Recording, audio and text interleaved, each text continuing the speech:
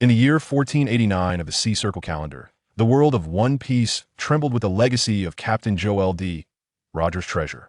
Countless dreamers flocked to the Grand Line, driven by their aspirations. The essence of dreams is simple. Persistently advance towards your desires, and others will follow in your wake.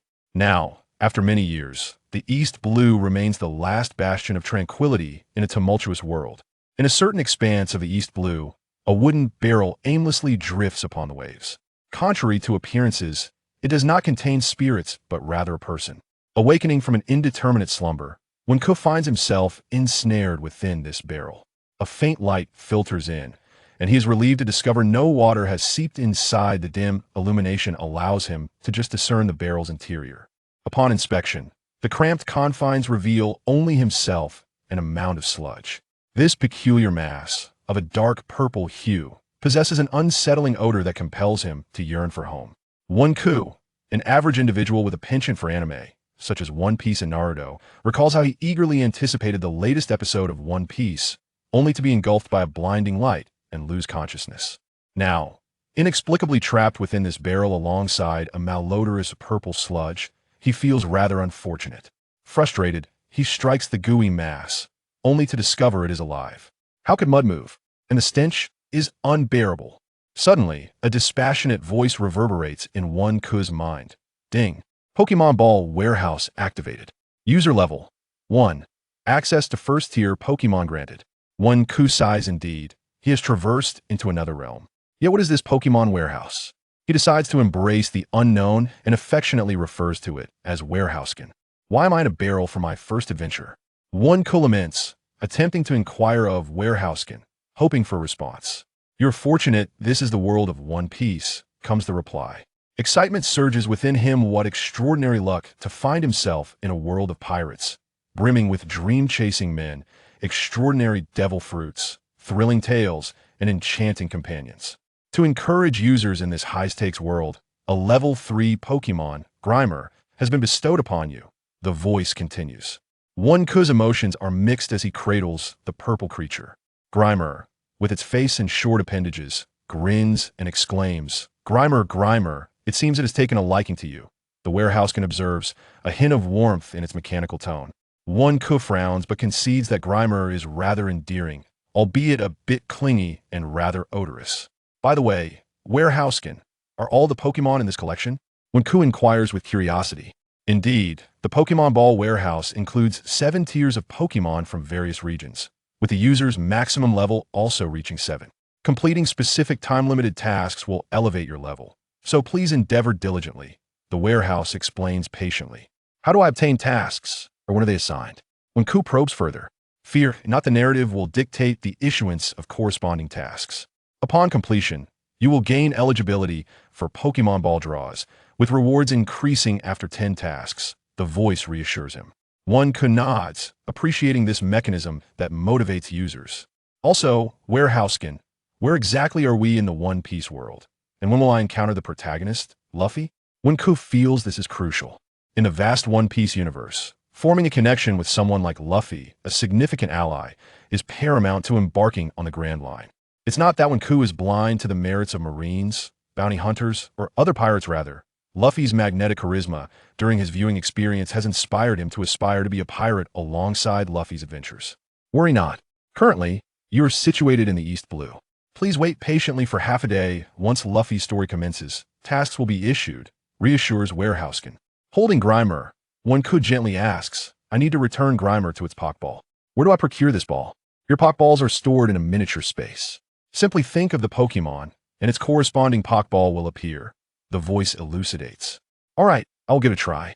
Wenku silently contemplates Grimer's name. Pop! A purple Pokeball materializes before him, complementing Grimer's hue. Just as he is about to return Grimer to the ball, the creature stubbornly clings to his face, the overpowering stench nearly rendering him faint. Grimer refuses to be captured, and Wenku cannot force it. At that moment, he peels Grimer away, tears brimming in his eyes. He recalls how the first Pokemon of the legendary Ash was Pikachu. Regardless of Pikachu's demeanor, it was undeniably cute. How then did he end up with Grimer as his inaugural Pokemon? It is not that he is superficial, but having a mound of sludge on his shoulder feels exceedingly peculiar. Warehousekin, despite its knowledge of Pokemon traits, has ironically gifted him a Grimer. Wait a minute, wasn't Grimer originally gray? Why is this one purple? When Ku wonders aloud, embracing Grimer, he resigns himself to the fact that capturing it in a Pokeball will have to wait. The Pokemon provided to users are unique to the warehouse, each far stronger than their original counterparts, but their personalities and temperaments remain unchanged. It is hoped that users will treat each Pokemon with kindness. Warehousekin clarifies. One Kun nods in agreement, recognizing that Pokemon are living beings, each with their unique traits, temperaments, and thoughts. It is hard to fathom the extent of wisdom possessed by godly Pokemon. With the situation clarified, when Ku can only patiently await the unfolding narrative. He reclines within the barrel, his initial excitement gradually calming. This marks his first day in the world of One Piece. It is ordinary yet extraordinary for him. Alas, no one welcomes him, and his sole companion is Grimer. Yet he believes that one day he too will stand at a greater height, surveying the boundless ocean and conquering the age of pirates. He will become a formidable figure admired by others.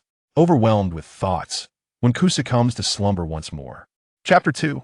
Luffy. I'm going to be the Pirate King. Meanwhile, aboard a passenger ship traversing the ocean, Nami, dressed in an elegant gown, gazes pensively at the sea. She wonders whether Cocoa Village is faring well. What was once a serene scene becomes chaotic as a sudden horn blares and a row of grappling hooks latch onto the passenger ship. It turns out that the pirate ship of Arlong has boarded, plunging the vessel into turmoil. Nami, having escaped to the deck, swiftly changed her attire, a mysterious smile gracing her lips as if lost in thought. Meanwhile, on the opposite side of the deck, a bespectacled young man struggled to maneuver two heavy barrels, the contents of which were unknown to him. Sweat poured down his face as he discreetly transported them. Kobe, what are you doing here? Suddenly, three pirates approached, loudly questioning him.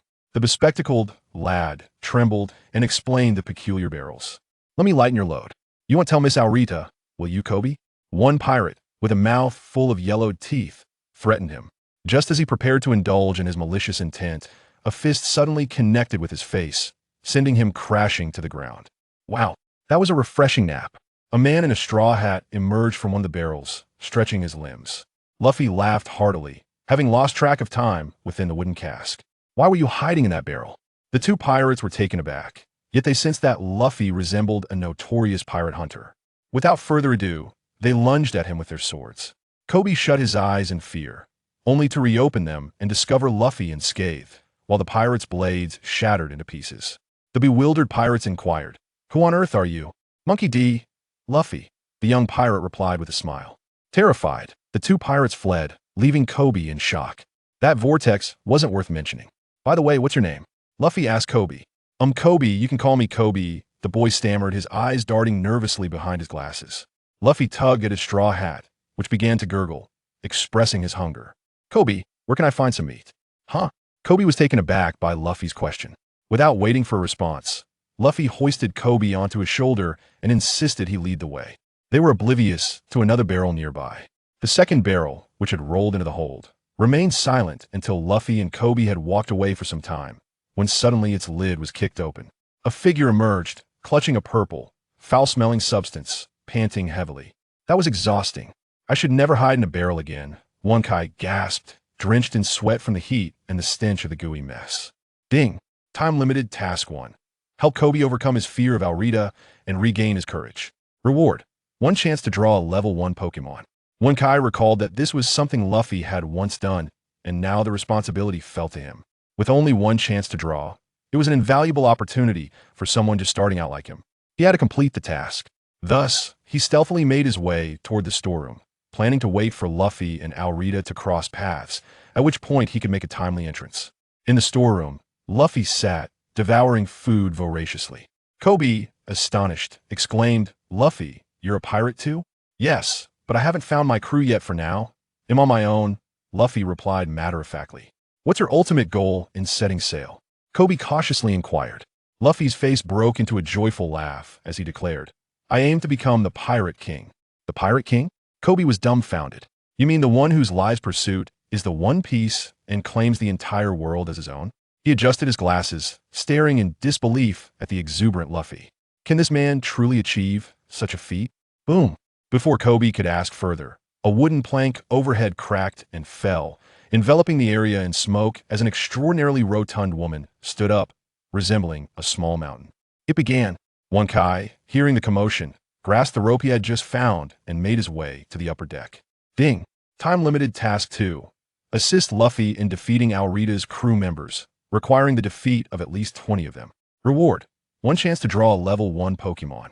When Kai smiled softly, Luffy was a leader worth following. For the sake of the task, he too had to fight. Upon reaching the deck, his eyes first fell upon the imposing figure of Alrida, followed closely by the straw hat-wearing Luffy. Finally, he noticed Kobe hiding behind Luffy. Alrida seemed to taunt Kobe, her expression mocking as he knelt in fear. Kai recognized that his moment had arrived. He moved closer to Luffy. Instead of being a lackey here, why not pursue your dreams? Isn't that right, Kobe? Kai shouted, brandishing the rope. Kobe turned in surprise to face Kai. Do you even know what your dream is? To become a Marine. Have you forgotten your childhood aspirations? A true warrior is one who faces their fears head-on. Have you forgotten all this? Stand up, Kobe. Kai continued to encourage him. Kobe removed his glasses and slowly rose to his feet. Indeed, his dream had always been to become a Marine, dedicating his life to upholding justice. That fateful day, he had merely gone fishing, only to unwittingly board Alrida's pirate ship, enduring countless beatings with a metal rod, leaving him nearly devoid of hope. Yet today, upon meeting Luffy and hearing Kai's words, Kobe slapped himself hard. What was he so afraid of? She was not the Grim Reaper, merely an ugly, rotund woman. Alrida, you grotesque hag. Kobe finally cast aside his fear of Alrida, shattering the shackles of his mind as he boldly voiced his thoughts. Ding! Time-limited task 1 completed. Would you like to draw a Pokemon? Just as the warehouse's notification chimed, Kobe's shout reached its peak. Success! Kai did not respond to the warehouse's prompt, but instead turned to the deck, where Luffy stood face-to-face with Alrida. Kobe's declaration twisted Alrida's expression into a near sneer. Enraged, she raised her metal rod and swung it down at Kobe, but Luffy interposed himself, absorbing the blow with his head. Meanwhile, Kai found himself increasingly surrounded by pirates, now numbering at least 20 or 30, their muscular forms brandishing long knives, exuding menacing energy. Stinky goo. The purple mess leaped in front of Kai, standing at nearly 1.5 meters tall, adopting a battle stance. The pirates regarded this unknown creature with caution, having seen many fearsome sea beasts but never anything like this. Ding! Would the user like to draw from the Pokemon in Task 1? Kai fixed his gaze on them, swung the rope, and calmly uttered a single word, draw. Chapter 3 Hello. You're incredible! Would you like to join my crew? Exclaimed Ku, brandishing a rope in his hand, silently conversing with the warehouse keeper. Ding! Time-limited task 1 completed. Begin drawing a level 1 Pokémon. Pidgey. Reward: 1 Pidgey. Reward has been recorded in the miniature space. A flying-type Pokémon. Pidgey. Ku felt quite satisfied with this draw. Pidgey's evolution is Pidgeotto, a formidable flying-type Pokémon acquired by Ji Yi during his early adventures. As long as it's a Pokémon at this stage, I can utilize its moves, right? You need to inform me of the moves it possesses. When Ku recalled an important matter, he needed to understand the characteristics of these 2 Pokémon. The moves available for Pokémon of this stage have been uploaded to the user's brain. They can learn and execute these moves with reduced learning time. Warehouse products are of absolute quality. The user need not worry. Great. Go Pokeball. A white Pokeball materialized in Ku's hand. Let's go Pidgey. The Pokeball burst open with a beam of white light, releasing Pidgey. Its appearance resembled that of a small bird, while its wing color was unremarkable. The system's craftsmanship rendered its wings as white as snow, save for the gray feathers on its belly and wing tips. Its black eyes glimmered with a hint of ferocity. And its beak and claws were also white, adorned with 3 tufts of white feathers atop its head. Ku's peculiar summoning method astonished everyone on the deck. Who was he? The pirates had never witnessed such a scene. They retreated in unison, mouths agape, astonished by Ku's bizarre summoning. Why did an animal emerge from a ball? KB was left dumbfounded, murmuring, this person summoned. Could he be a devil fruit user too? Luffy, having just deflected Alrida's iron rod, witnessed Ku summoning Pidgey and exclaimed, amazing. What a beautiful bird. This person is incredible. Meanwhile, Alrida was slightly taken aback but knew she had to deal with Luffy first. I have decided to become the Pirate King, so even if I die in battle, I will have no regrets, Luffy stated earnestly, gazing at the towering Alrida. That's why you will die. Alrida lifted her iron rod, swinging it down at Luffy with all her might. Boom. Dust erupted as Luffy nimbly dodged the iron rod's trajectory, causing the ground to crumble where it struck. He continued to evade her fierce blows. On the other side, when Ku was engaged in an overwhelming battle. Go, Grimer. Use grab. The purple Grimer, though slightly flabby, exhibited no loss of strength in its grip. In an instant, it leapt onto a pirate's face, landing a heavy slap that sent the pirate crashing to the ground, shattering the deck beneath him. Most of the surrounding pirates were filled with fear and dared not advance. Only a few bold ones charged forward with their machetes aimed at Grimer. To their astonishment, the blades sank halfway into its body but were halted by an unseen force, unable to penetrate further. What? The attacking pirates were struck with terror.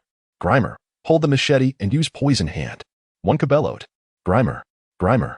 It swiftly melted the machete lodged in its body and took advantage of the pirate's momentary lapse in focus to unleash its foul-smelling poison hand, leaving deep impressions on the pirates' bodies. Some pirates coughed up blood, while others were sent flying. Ding. The user is now 80 closer to completing task 2. Number of pirates defeated, 4. Kid. We'll take care of you first. Among the pirates, some were clever. Although Grimer was rampaging through their ranks, the one who summoned it appeared extremely vulnerable. Killing Wenku would ensure their victory. But would Wenku allow them to have their way? Pidgey. Use quick attack. Pidgey swooped down like a flash of lightning, striking the pirates with its beak. The pirates in its path felt as if they had been shot, experiencing impacts akin to bullets. With just one strike from Pidgey, several pirates fell to the ground. Ding. The user is now 50 closer to completing task 2. Number of pirates defeated, 10. Pidgey. Grimer. Continue the assault. Wenku smirked. This was a farce. These pirates were mere cannon fodder in the East Blue, let alone in the Grand Line. If he couldn't defeat a bunch of cannon fodder, he might as well throw himself into the sea. Rubber. Rocket. A fist, stretched to its limit, propelled toward Alrida's abdomen with force and momentum. Alrida had not anticipated Luffy's rubber fist to be so swift. She felt a fleshy impact against her belly, yet no blood spurted out. Instead, she was sent soaring into the air. Ahe. KB stood in shock, witnessing Luffy, who had been dodging Alrida's iron rod, now send her flying with a single punch. After all, Alrida could lift a 100-pound iron rod. What kind of monster was Luffy? Luffy, unfazed, grinned as he turned to observe Wenku's battle, showing no intention of intervening. Meanwhile, Wenku's fight was nearing its conclusion, with fewer than 10 pirates remaining, the rest moaning on the ground, incapacitated. Grimer, use adhesive, then unleash another poison hand. Grimer moved with unusual agility, while the remaining pirates, now terrified, barely held onto their weapons. The dwindling numbers caused the remaining pirates to panic, tossing down their weapons and fleeing. Wenku did not pursue them. He had already defeated over 20 pirates and completed the time-limited task. Ding. Time-limited task 2 completed. Would you like to draw a level 1 Pokémon as a reward? The warehouse keeper chimed in with good news. Draw. Wenku responded without hesitation. Ding. Time-limited task 2 completed. Begin drawing a level 1 Pokémon. Squirtle. Reward. 1 Squirtle. Reward has been recorded in the miniature space. Perfect. Wenku was quite fond of this classic Pokémon, which had been one of Shi-Ye's main forces during his early adventures. At this moment, Pidgey perched on Wenku's shoulder, cooing cutely, while Wenku cradled Grimer once more. As long as Grimer learned to control itself, its notorious stench could be suppressed to a minimum. Suddenly, a rubber hand seized Wenku, and Luffy jumped in front of him, eyes sparkling with excitement. Wow, what's your name? That was amazing. Luffy bounced around Wenku like a monkey. My name is Wenku, he replied with a smile. Hello, I'm Monkey D. Luffy. Are you a devil fruit user too? Luffy inquired, poking at Grimer's skin with curiosity. I'm not a devil fruit user. You may refer to me as a Pokémon summoner, Wenku explained. A Pokémon summoner? I don't know what that is, but you're so impressive. Wenku, would you like to be part of my crew? Luffy blurted out, his candor shining through. KB gaped in disbelief. Luffy, are you really that direct? Of course. I've been waiting for you to say that. Wenku responded eagerly. Oh, that is fantastic. My first crew member has been born. Luffy beamed like a child. Wenku, join the Straw Hat Pirates. Chapter 4. The Rescue of Zoro, Part 1. In a certain expanse of the East Blue, a small vessel was moving slowly. It was none other than Luffy, Wenkai, and KB. After defeating Arlita, they had set sail, but without a navigator or a map, their supplies were dwindling. Had it not been for Wenkai's steadfastness in preserving their meager rations on the first day, Luffy would have likely devoured everything in one sitting.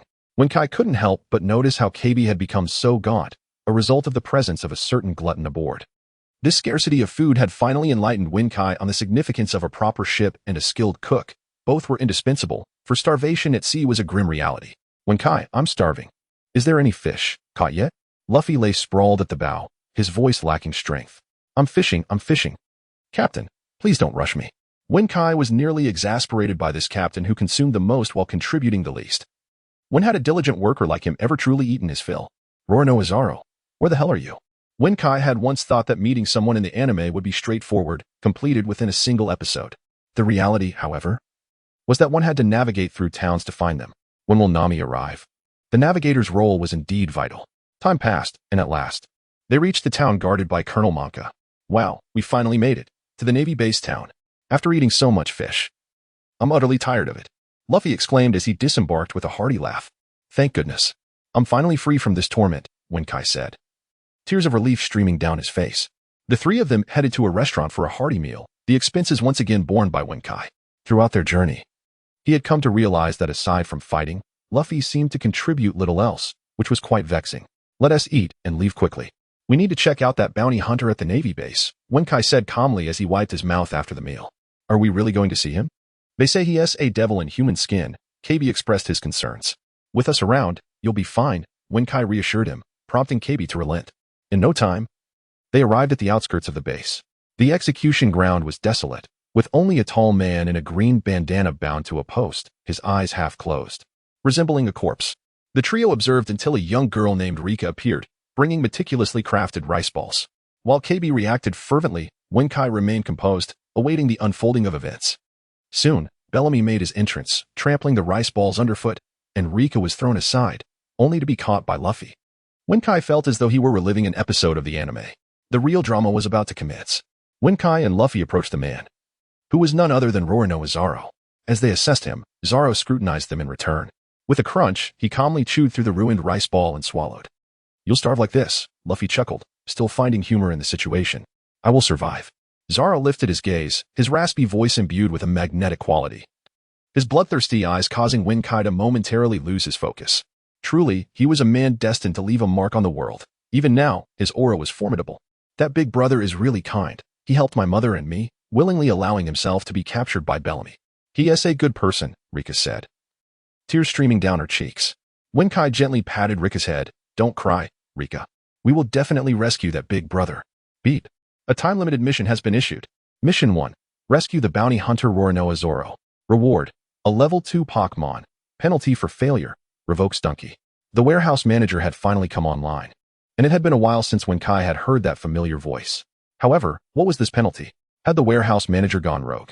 This venture was originally meant to save Zoro, Luffy's future right-hand man. Perhaps the warehouse manager recognized Zoro's importance to the plot and dared not treat it lightly. Beep. Mission 2 has been issued. Encounter Nami. Help her acquire the sea chart. Reward. A level 1 Pokémon Bulbasaur and a 10 beginner ability potion. Penalty for failure. None. Wenkai was astonished. Setting aside the word encounter, what was this ability potion? Its name sounded impressive. The user, upon using a Pokémon ability potion, can temporarily gain the abilities of that Pokémon. Such a boon exists? Wenkai pondered if the warehouse manager felt pity for him and began to offer benefits. Please do not become complacent. The revolution has only just begun. Ability potions are divided into 4 stages: beginner, intermediate, advanced, and permanent. The warehouse manager explained patiently. Wenkai nodded, realizing that this potion was indeed crucial for him at this moment. After the skirmish with Arlita, he had experienced the potency of Pokémon battles. But his own weaknesses had been glaringly exposed. His close combat skills were virtually non-existent. As a person who had traversed worlds, his body was still that of his original self. Currently, he was not even as capable as a novice pirate. Let alone facing those with close combat devil fruit abilities or Haki users, a single punch could easily end him before he even had time to summon a Pokeball. Among the Navy's 6 techniques, he yearned to learn Shave and Moonwalk, but he didn't know where to acquire them. Thus, Wenkai resolved to heed the warehouse manager's advice and proceed step by step. By the way, warehouse manager, are there any restrictions on this ability potion? Wenkai was not foolish. He needed to fully understand the potion's functions and characteristics. The ability potion allows the user to utilize various Pokémon abilities, including those of high-level Pokémon above level 5. However, the potion has a time limit. A beginner ability potion lasts for 1 hour, an intermediate potion for 1 day, an advanced potion for 1 month, unless one obtains a permanent ability potion.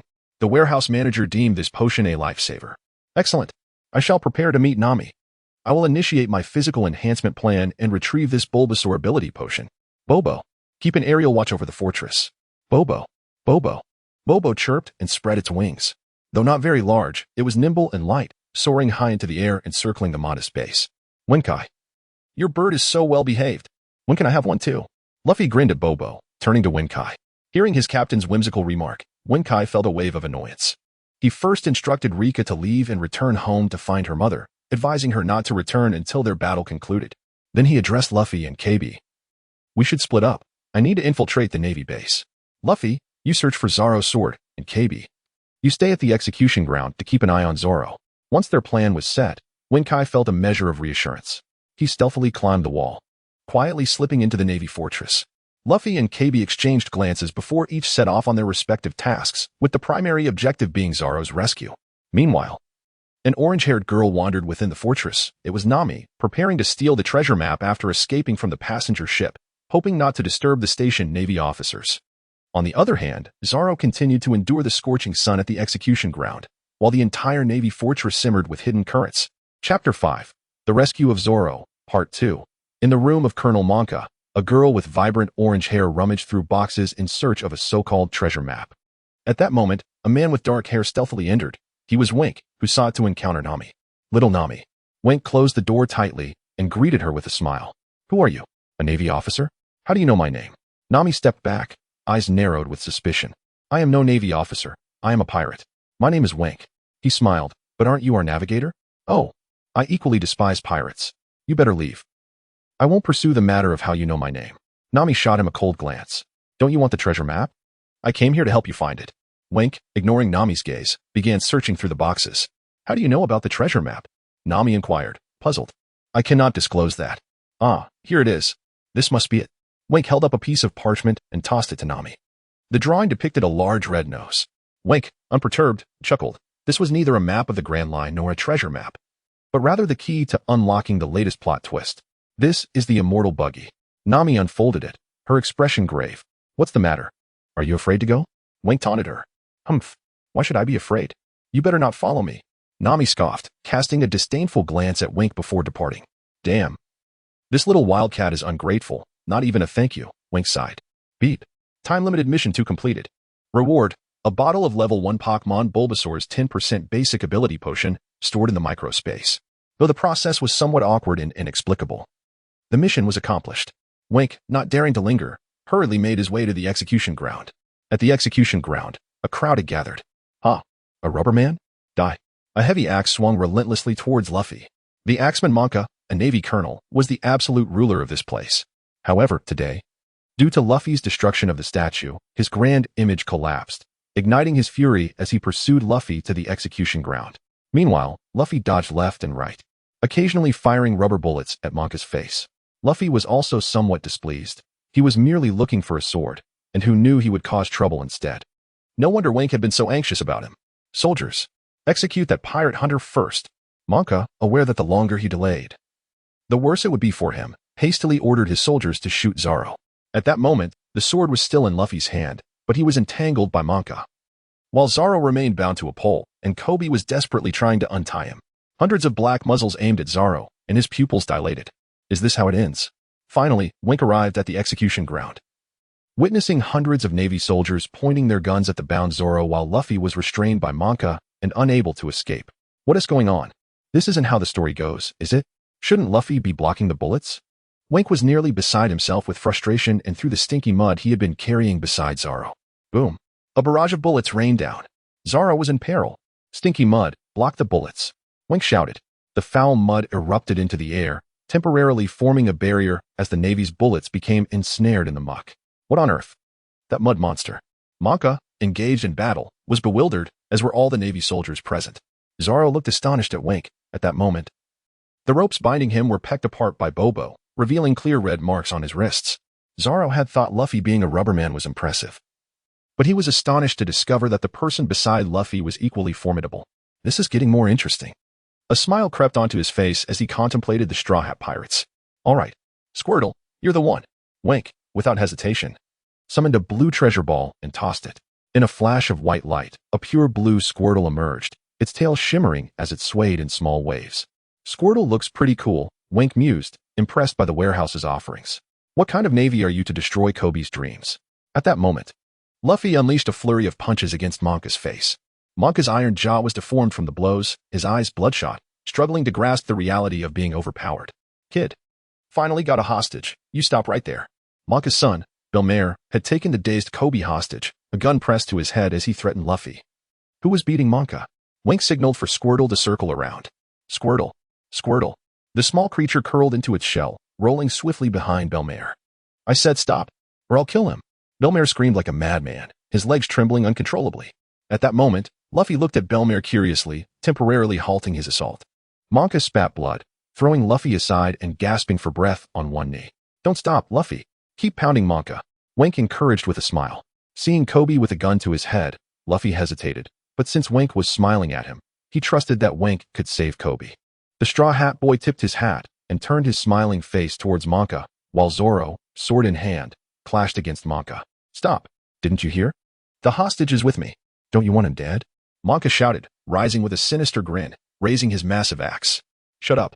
It's time to send you home. Squirtle, use the rocket tackle.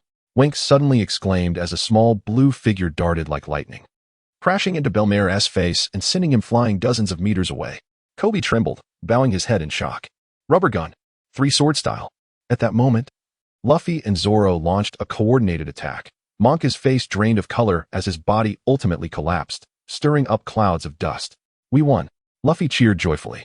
Zoro, ignoring Luffy's foolishness, instead focused on Wink, his eyes softening with gratitude. This time, he had been saved. Wink had played a significant role in that. Beep. Time-limited mission 1 completed. Does the user wish to draw a reward for level 2 Pokémon? Why not? Draw. Wink had been eagerly anticipating this moment, much like waiting for a weekly animated series. Beep. Time-limited mission 1 completed, commencing draw for 1 level 2 Pokémon. Reward, a crybaby tree. The reward has been stored in the microspace. Huh? Wink was dumbfounded. A crybaby tree? Did it really have one among the level 2 Pokémon? The Pokémon crybaby tree was not considered weak. Rather, its move, Mimic, was astonishing. This felt like a double blessing. Zoro's rescue coupled with the addition of crybaby tree would undoubtedly strengthen the Straw Hat Pirates. The user need not worry. The warehouse will soon release a new template. After training, the issues you face will be alleviated, and your bond with the Pokémon currently in use will also increase. Excellent. Wink felt that while the warehouse might not be omnipotent, its service was indeed thorough. With Zoro rescued and joining them, Nami should have already made her way to Buggy. Chapter 6, Pokémon Training Camp at the port. Luffy and Zoro had already boarded the small boat.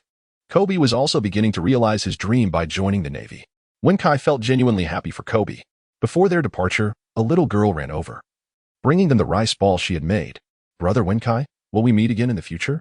Liwa's youthful eyes were fixed on Wenkai. We will definitely see each other again someday, Wenkai replied, gently patting Liwa's head. Yet, a heaviness settled in Wenkai's heart. A temporary farewell is still a parting. If the Straw Hat Pirates were to reach Wano one day, and then return to the East Blue, who knows how many years would have passed? Perhaps by then, Liwa would have forgotten the brothers who once helped her fend off the local bullies. This longing seemed mostly distant and uncertain. Wenkai was not a sentimental person. As the small boat drifted away from the port, Liwa's figure gradually faded from view, and the sea breeze brushed coolly against his cheeks. Meanwhile, in the town where Captain Buggy was stationed, Nami arrived, holding a sea chart. That rotten Wenkai, that scummy pirate, I will make sure you know my strength. Nami cursed Wenkai silently as she made her way toward Buggy's fleet. At that moment, Wenkai, who was fishing, began to sneeze inexplicably. Damn it, who was cursing me? He fumed, feeling irritated, especially since he was still working hard and had doubled his workload. Zoro and Luffy were carefree, eating and sleeping without a care for the arduous task Wenkai was undertaking, only concerned about whether the fish he caught would be delicious. Wenkai turned to see the two lazy ones had already dozed off again, exasperation washing over him. Let them starve, he thought, finally beginning to understand Sanji's greatness. Ding. A new template for the warehouse has officially opened. Would the user like to learn more? After a long time, the warehouse system finally spoke. I would like to learn more, Wenkai replied, finding himself with some free time to explore the new template. Ding. This template is called Pokémon Training Camp, which helps the user become familiar with the characteristics of each Pokémon and enhances the teamwork among them in battle. Wenkai pondered, what are the characteristics of Pokémon? Let's enter the training camp first, the warehouse system suggested, its voice fading away. Wenkai intended to ask more but suddenly found himself in a vast white space measuring 100 square meters. Is this the Pokémon training camp? Wenkai stretched his limbs and surveyed his surroundings. Welcome to the subspace, Pokémon training camp. Please summon your Pokémon. A mechanical voice, unlike the warehouse system, echoed throughout the space. Wenkai followed the instructions, tossing out 4 Pokeballs in purple, white, blue, and green. Grimer, Pidgey, Squirtle, Trico. Come forth. Instantly, the 4 Pokémon stood side by side. First, the user must familiarize themselves with their Pokémon's characteristics.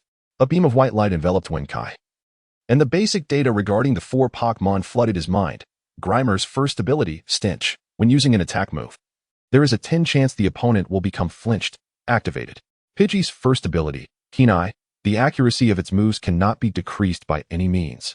Ignoring the opponent's evasion boosts, activated. Squirtle's first ability, Torrent, when HP is below 13, the power of water-type moves increases by 5 times, activated.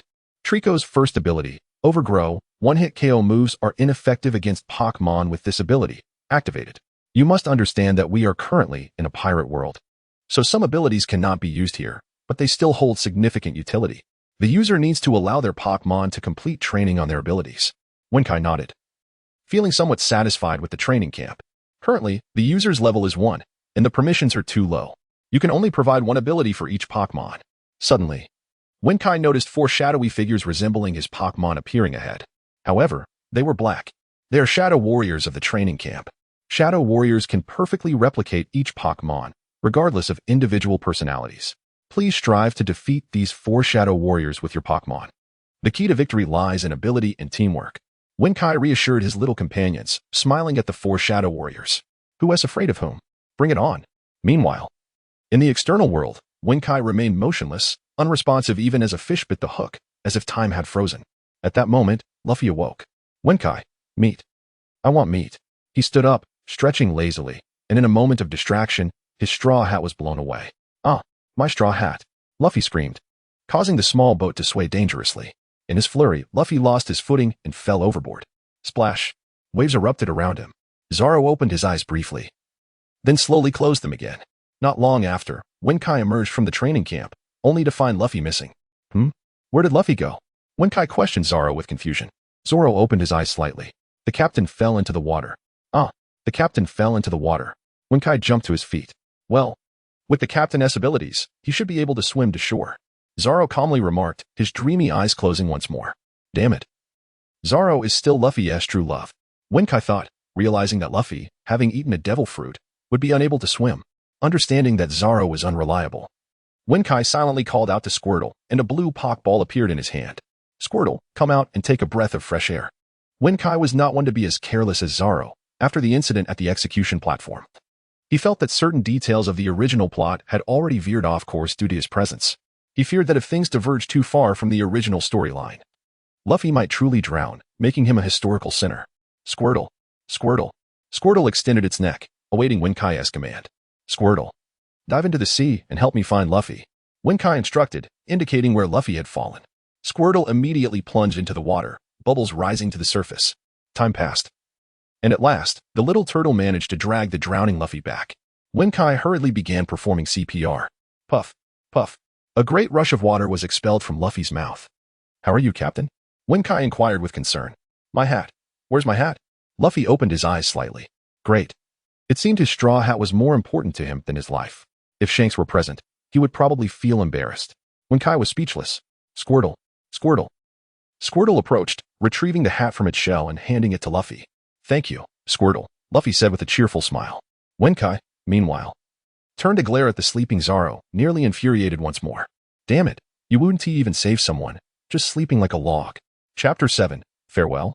Nami as they drew closer to the nearest town, Wenku continued to play the role of a devoted father, ensuring that Luffy and Zoro were comfortable and well-fed. During their journey, they encountered 3 pirates, and Wenku, aware of the narrative, recognized them as crew members of the infamous Buggy the Clown. These 3 could lead them to Buggy, adding an intriguing twist to their adventure. He wondered how Nami, that wild girl, was faring. In a rare moment, Zoro, instead of dozing off, requested to spar with Wenku's Mook. Seeing no harm in it, Wenku released Mook from its Pokeball. The 3 young pirates gazed at Wenku as if he were a celestial being, exchanging nervous glances. As Zoro sparred with Mook, the small boat rocked precariously. The already cramped space became even more chaotic. Unable to contain himself, Wenku stood up, recalled Mook, and delivered a sharp reprimand, causing Zoro to faint with ease. Luffy chuckled beside them, and the three pirates imitated his silly laughter, much to Wenku's satisfaction. Thus, the six of them finally arrived at the small town where Buggy's fleet was docked. The streets lay deserted, clearly having suffered an attack from pirates. Suddenly, a notification chimed. Ding. A time-limited mission has been issued. Mission 1. Humiliate Captain Buggy 3 times. Note: do not repeat methods. Reward: 1 level 3 Pokémon. Failure penalty: recall Mook and Squirtle. Wenku's pupils constricted. His greatest fear had materialized. The warehouse had begun issuing bizarre tasks. Ever since that first encounter with Nami, where the mission had ominously referred to a chance meeting, Wenku suspected the warehouse was up to no good. The stakes were high. Failure would mean losing 2 of his trump cards. The trio followed the 3 pirates toward Buggy's fleet, albeit Zoro had been reluctant from the start. Nonetheless, he tagged along. While Luffy found the adventure amusing, and Wenku was solely focused on completing the mission. Upon arrival, they witnessed a scene where a girl with orange hair was battling a horde of pirates. The pirates wielded their swords menacingly, but rather than kill her, they toyed with her like an eagle with its prey, creating utter chaos. "Oh, Nami, so you were here?" Wenku exclaimed with delight. Luffy also smiled upon seeing Nami, having shared a few fleeting glances with her before. In contrast, Zoro remained unfazed, having never encountered Nami before. The pirates soon halted their antics as one, a red-nosed clown, turned to face Wenku and the others. "Oh, quite the handsome fellow. I presume this is the infamous Buggy," Wenku thought, exchanging a smile with Buggy. "Who are you?" Buggy sneered. Nami's gaze fell on Wenku, her eyes sparkling with recognition as she leaped to join him and the others, keeping a wary eye on the armed pirates. "Wenku, help me. These people want to kill me," she exclaimed without hesitation. "What? Must you always prefix my name with stupid?" Wenku chuckled bitterly. "Oh, so you're with Nami, are you? Looks like there will be more corpses today." Buggy licked the short blade in his hand, his voice dripping with malice. "Big Nose, I'm not afraid of you," Wenku replied with a smile. An eerie silence enveloped the scene. As everyone present was taken aback, Nami felt a pang of anxiety. "Wenku, you shouldn't have called him Big Nose in front of Buggy." Luffy roared with laughter, finding Wenku's quip amusing, while Zoro scratched his head in confusion. Buggy bellowed, his clownish visage twisting in anger. "You little brat! Are you tired of living? A devil fruit user? Red Nose? A jester?" Wenku shouted back at Buggy. Buggy paused, his anger dissipating as he regarded Wenku with a cold smile. "Care to try your luck, little Red Nose? I won't even need my hands to defeat you." Buggy's body trembled slightly as he moved toward Wenku, his blade spinning ominously. Wenku signaled to Luffy, who, oblivious, failed to grasp the urgency. Wenku sighed. "Idiot Captain. Mook, entertain our red-nosed captain." He tossed out a purple Pokeball. In a dazzling flash of light, Mook emerged dramatically. The spectators were awestruck, witnessing the summoning of a creature nearly 5 feet tall. Nami stared in shock. Is he also a monster?" Buggy halted, astonished by Wenku and Mook. You're a devil fruit user too?" Wenku smiled. "In a sense, yes. You may call me a Pokémon summoner." Mook taunted Buggy, playfully beckoning him. Luffy and Zoro watched in silence, neither showing any inclination to intervene, fully respecting Wenku's desire to fight alone. Over the past few days, they had come to understand the true strength of Wenku's peculiar creatures, with Mook being the most formidable among them. Zoro confidently concluded that even if Buggy possessed a devil fruit, he would inevitably lose to Mook. "Let us have a go, you monster." "Die?" Buggy lunged forward, but Mook merely scratched its nose, feeling a tickle in its belly. With a swift motion, it yanked the 2 short blades from Buggy's grasp, the weapons sinking into Mook's form as it regarded Buggy with an expression of bemusement. How can this be? What are you, monster?" Buggy gasped, having never encountered such a creature before. "Mook, stop playing around. Use Mud Bomb to wake him up." Mook opened its mouth wide, launching a mud ball that splattered across Buggy's face. "Red Nose, you can't even handle a lump of mud? Look at you, covered in dirt. I told you I wouldn't even need my hands to defeat you," Wenku taunted, determined to complete his mission. Buggy was stunned. Mook, without hesitation, swallowed its own blade and then hurled another clump of mud at Buggy's face, leaving him utterly bewildered. The surrounding pirates exchanged incredulous glances, unable to believe that the undefeated Buggy was facing such humiliation for the first time. Buggy wiped the mud from his face, his heart swelling with an unfamiliar sense of inadequacy as he met the mocking gazes of those around him, his eyes narrowing into a glare at Wenku. It seems the jester is myself. I underestimated you." Ding. 1 humiliation of Buggy successful. Mission 1 progress. 1-3. Wishing the user continued success. Wenku nodded. "Very well, let us keep going." Chapter 8. The guardian of the pet shop. At this moment, Buggy suddenly retreated, issuing a loud command to his subordinates. "Load the cannon." Blast into bits. A cannon, approximately 1 meter in caliber, turned its direction towards the Straw Hat Pirates. Buggy's cannon. Winka nearly forgot that Captain Buggy possessed this formidable weapon. Luffy, you should be able to withstand a cannonball, right? Winka urgently turned to Luffy. Haha. I'm not afraid of cannonballs. Luffy boasted, confidently stepping forward. Winka, are you out of your mind? How can you send your captain to his doom? Nami exclaimed anxiously. Just watch closely. You'll witness Luffy's might, Winka replied nonchalantly. Fire. Boom. A black cannonball shot towards the Straw Hats. And Buggy gleefully anticipated the sight of Winka and his companions being blown to ashes. Rubber, balloon, Luffy exclaimed, puffing air into his mouth, causing his body to swell into a large balloon. The cannonball struck Luffy, but the impact was swiftly absorbed, and the projectile was propelled back. Ah, danger! The pirates scattered in a panic. With a tremendous roar, the shockwave obliterated Buggy's cannon, reducing it to scrap metal, and several pirates were severely injured. Buggy stared at Luffy.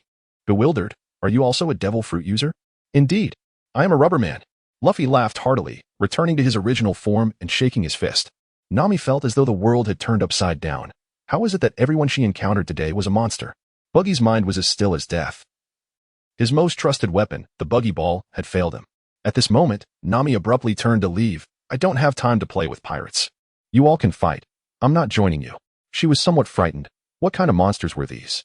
Was it truly safe for an ordinary person like her to be amidst them?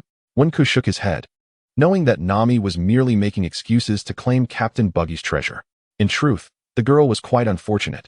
She had desperately gathered 1,000,000, only to discover it was merely Arlong's trap, resulting in a futile endeavor. Ding. Limited time mission 2. Protect the pet shop of the little dog Chiyo. Defeat the beast tamer Machi. Reward, level 1 Pokémon. Penalty, 1 vial of ability recovery potion. At that moment, the warehouse sent a mission notification, reminding Winka of the matter concerning little dog Chiyo. However, he was already stretched thin, and while Buggy was furious, he had begun to contemplate retreat. If the situation turned dire, he would undoubtedly flee. Yet, the mission remained unfulfilled. He could not allow Buggy to escape. Luffy, Zoro, I entrust SHISHISHI to you. Feel free to practice against these pirates. I need to make a quick trip to town. It's urgent, Winka instructed his companions. Sure, go ahead, we'll be fine. Luffy replied cheerfully, and Zoro nodded in agreement. SHISHISHI, keep a close watch on Captain Buggy and prevent him from slipping away. Wait for my return, Winka instructed. Patting SHISHISHI. Shocho. Shocho. SHISHISHI seemed to acknowledge his orders. In truth, Winka might have been overthinking, for Buggy, who was extremely greedy, would likely not abandon his crew, but he would never forsake his amassed treasures. If he fled, he would lose everything. Therefore, he dared not run. Buggy, observing Winka leave inexplicably, felt a twinge of unease, yet he hesitated to make a move seeing SHISHISHI fixated on him. Winka hurriedly made his way to the pet shop depicted in the narrative, where an elderly man and a small white dog awaited at the entrance. They were likely the town mayor and the little dog Chiyo. Winka listened patiently as the mayor recounted the story, silently awaiting Machi's arrival. Machi, the beast tamer of Buggy's crew, had come to town to procure food for his lion, Ricky, and upon spotting the pet shop, he noticed a black-haired man standing at the entrance. Who was this man?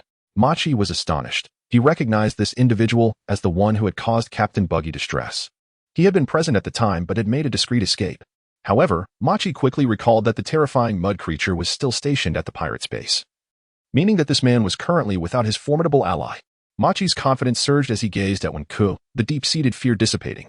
At that moment, Winka noticed someone approaching on a lion, his heart racing. Machi, you have finally arrived. I need to defeat you quickly. There are pressing matters at hand. One must commend little dog Chiyo for steadfastly guarding the pet shop in honor of the old shopkeeper's promise. This loyalty and responsibility filled Winka with admiration, further motivating him to protect the establishment.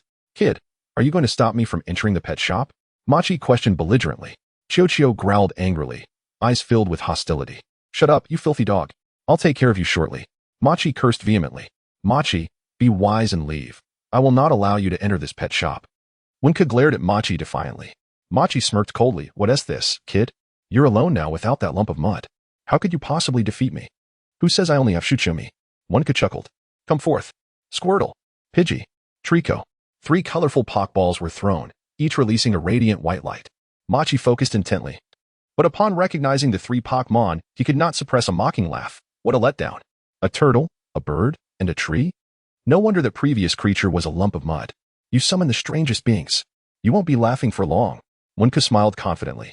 Machi leaped down, commanding his lion Ricky to charge at Wenku. Ricky, go bite that man. Squirtle, use water gun on Ricky. Pidgey, support Squirtle with quick attack. Trico, flank the attack. Use Leaf Storm for a decisive blow. Wenku calmly issued his commands. Squirtle and his companions had trained rigorously, and their team cooperation had reached new heights, far surpassing Machi's lion Ricky, who was swiftly brought down in mere moments. Ricky, my Ricky, Machi wailed. Stop your whining. You'll be next. Squirtle, use tackle. No, you can't treat me like this, no. Ah, ding. Limited time mission 2 completed. Would the user like to claim the reward? Claim it. Wenku was accustomed to this by now. Ding. Limited time mission 2 completed. Reward, level 1 Pokémon Charmander. Reward has been stored in the microspace. Wow, a little dragon. How delightful. Wenku's face lit up with joy. There is no need to visit the mayor. We'll wait for the moment we triumph over Buggy. After reassuring the mayor, Wenku rushed back. Upon returning, he found the two factions no longer at a standstill, but rather embroiled in chaotic combat. Zoro was unscathed. His three-sword style swift and fierce, having felled countless pirates. Meanwhile, Luffy and Shitsumi faced Buggy, their unique abilities rendering the outcome uncertain. Wenku approached Luffy, and upon seeing him return, Luffy beamed with delight. Conversely, Buggy felt an overwhelming pressure upon spotting Wenku. Wenku smiled mischievously as he assessed Buggy, plotting how to tease him. Suddenly struck by inspiration, he tossed out a red Pokeball, and with a dazzling flash, a red dragon emerged, its tail ablaze with unquenchable flames. Wow, so cool. Is this a new species? Luffy exclaimed, marveling at the Charmander for the first time. The surrounding pirates paused, cautiously dispersing, while Zoro halted, turning his attention to Wenku. Buggy, emboldened, stepped forward to scrutinize Charmander. Is this a dragon? Buggy asked, perplexed. Wenku smiled and suggested, shall we test its power? Buggy scoffed. What can such a trivial gadget do to me? Suddenly, Wenku commanded, Little Charizard, unleash your flames upon Captain Baki's head. A torrent of fire erupted from Charizard's mouth, scorching Baki's hat, and rapidly spreading to singe his hair. Ah, put it out, put it out, Baki cried, leaping up in distress as a few pirates hurried over to extinguish the flames. Thus, a new Baki emerged. His once blue hair, thanks to the powers of the Chop Chop fruit, could reassemble even when severed. However, the fire from Charizard had transformed his long locks into a frizzy mess, with a portion truly singed away, giving him the appearance of a jester with a bright red nose, utterly comical. Haha, Baki. My little Charizard has styled your hair. Wenku laughed until she was nearly breathless. Nearby, Luffy pointed at the bewildered Baki, rolling on the ground with laughter, while Zoro's lips curled into a slight smirk. The crew of pirates struggled to contain their laughter, finding their captain unexpectedly endearing. Wenku had not anticipated that Charizard's debut would yield such remarkable results, bringing them closer to completing their mission. Wenku, you shall perish. I have never wished to kill someone as fervently as I do now. And your dragon, I will slay it too. You are all complete fools. Fools. Baki transitioned from confusion to furious rage, directing his ire at Wenku. Image. Since encountering Wenku, did he even possess an image anymore? Ding. Successfully teased Baki. Progress for side quest 1 is now at 2-3. Wishing the user continued success. Ultimately, for the final challenge, Luffy's participation was essential to achieve perfection. Chapter 9. Each fighting their own battle. The afternoon sun had already passed its zenith. Baki was drenched in cold sweat, not from the sun's rays, but from Wenku's devilish grin. What was there to fear? I, the illustrious Captain Baki, quaking before a nameless underling? Wenku, however, still hoped that Luffy would send Baki flying, concerned that his casual interference might disrupt the overarching narrative. His greatest advantages in this world were, first, the presence of the warehouse master, and second, his comprehensive understanding of the plot. Thus, he turned to Luffy and inquired, Captain, would you like to challenge this devil fruit user? I've been wanting to knock him out. Luffy replied, adjusting his hat. So, Wenku, along with Luffy and Zoro, devised a plan. Luffy would face Baki with the assistance of Stinky Mud, while Zoro would contend with the acrobat Kabeji, and Wenku would take on the pirate crew. Naturally, Zoro voiced his dissent loudly, but Wenku swiftly quelled him with the threat of not feeding him next time they went fishing. The battlefield erupted into chaos, akin to a Roman Colosseum. Soon, Nami appeared around a corner, burdened with a heavy sack. Did you finish gathering the treasure? Wenku asked, having just commanded the Weeping Tree and Little Fire Dragon to dispatch some minor pirate soldiers, smiling at Nami. Why you? How did you know I got the treasure? Nami stammered, genuinely perplexed by this man before her. Just a guess, Wenku chuckled. Nami fell silent, her gaze fixed on the battlefield. At that moment, Zoro was battling Kabeji, and Luffy was engaged with Baki, their moves intensifying the fray to a fever pitch that left Nami awestruck. Acrobatics, flame-spitting old man, three-sword style, splintering escape, rubber, pistol. The four figures danced and clashed, unleashing tremendous energy in their wake. Meanwhile, Zoro faced off against Kabeji with a flourish. Acrobatics, divine wind 100 tops. Kabeji immediately released a flurry of wooden tops to confuse Zoro's vision. Please, Bobo, Zoro called out to the airborne Pokémon. Since every Pokémon had become acquainted with Luffy and Zoro, a tacit understanding had begun to form, which was when Ku's intention to bolster the Straw Hat Crew's overall strength. Among them, Zoro and Bobo shared the closest bond, making it hard to imagine that the future swordsman would hold any affection for birds. Bobo, aside from one Ku, often frolicked out of its Pokeball to stay with Zoro. Bobo, Bobo instantly grasped the situation and unleashed a powerful whirlwind. A fierce gale swept through, causing all the tops to crash to the ground. Damn bird! Kabeji seethed, gliding along the walls on his roller skates. Zoro leaped and slashed with his three swords, targeting Kabeji, while Bobo provided aerial support. Acrobatics, suspended will slash. Die. Kabeji swung his weapon at Zoro, who remained poised mid-air. Zoro smirked, waiting for Kabeji to descend. Demon, slash. In a sudden burst, Zoro leaped, his dual blades clashing in a whirlwind, parrying Kabeji's attack. The combined strike shattered Kabeji's waist. Roronoa Zoro, victory. Meanwhile, on the other side, Baki was cornered by Luffy and Stinky Mud. Splintering escape. Cannon. Baki launched his wrists toward Luffy with all his might. Stinky Mud instantly leaped onto Luffy's back, absorbing the impact of Baki's assault. Thanks, Stinky Mud. Luffy grinned. Stinky Mud. Stinky Mud chuckled back. Aside from Zoro and Bobo, Stinky Mud had the closest relationship with Luffy, as Luffy often used his rubber pistol to massage Stinky Mud.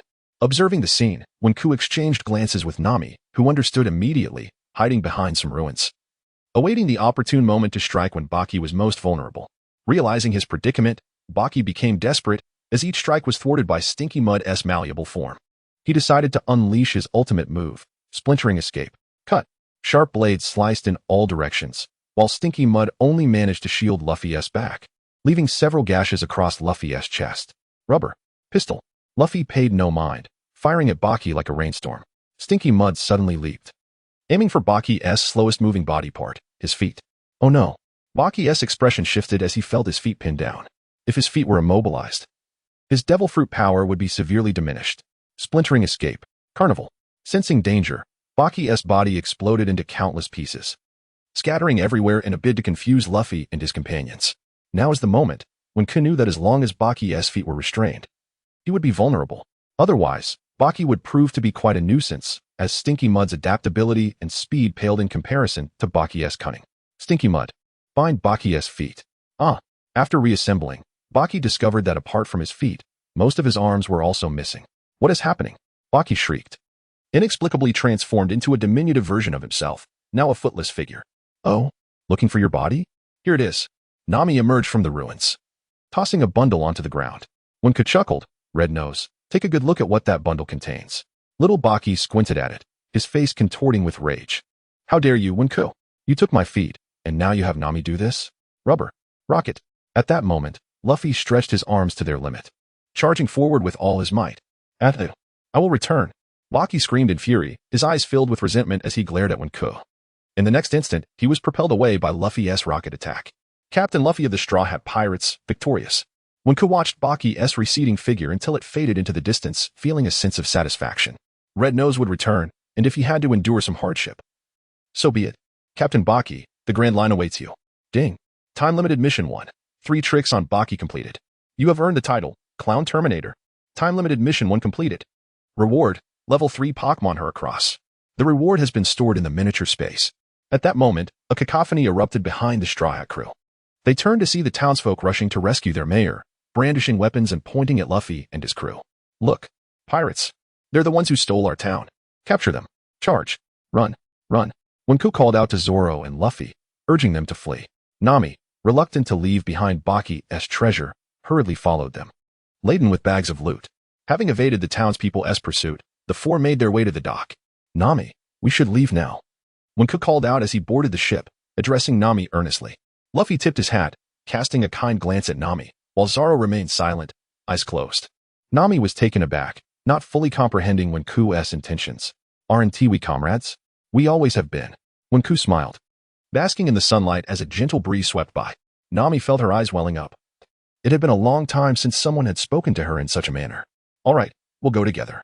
Chapter 10, New Training. The terrifying stone warriors' two small vessels adorned with the flag of Pakistan navigated across the sea, their movement slicing through the tranquil waters that surrounded them.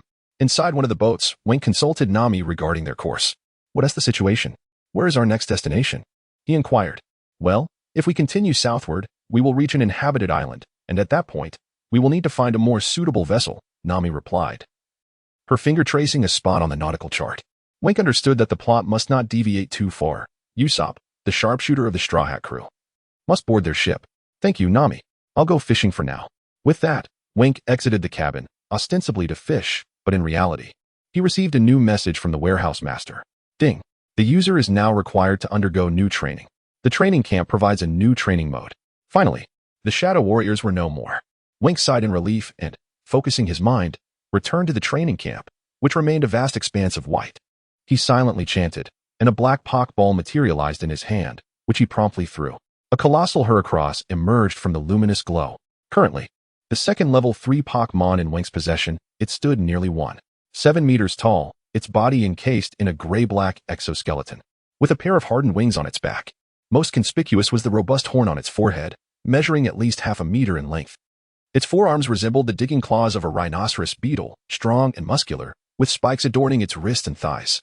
Heracross stood proudly, while Wink summoned his other Pokémon, Grimer, Squirtle, Charmander, Oddish, and Pidgey.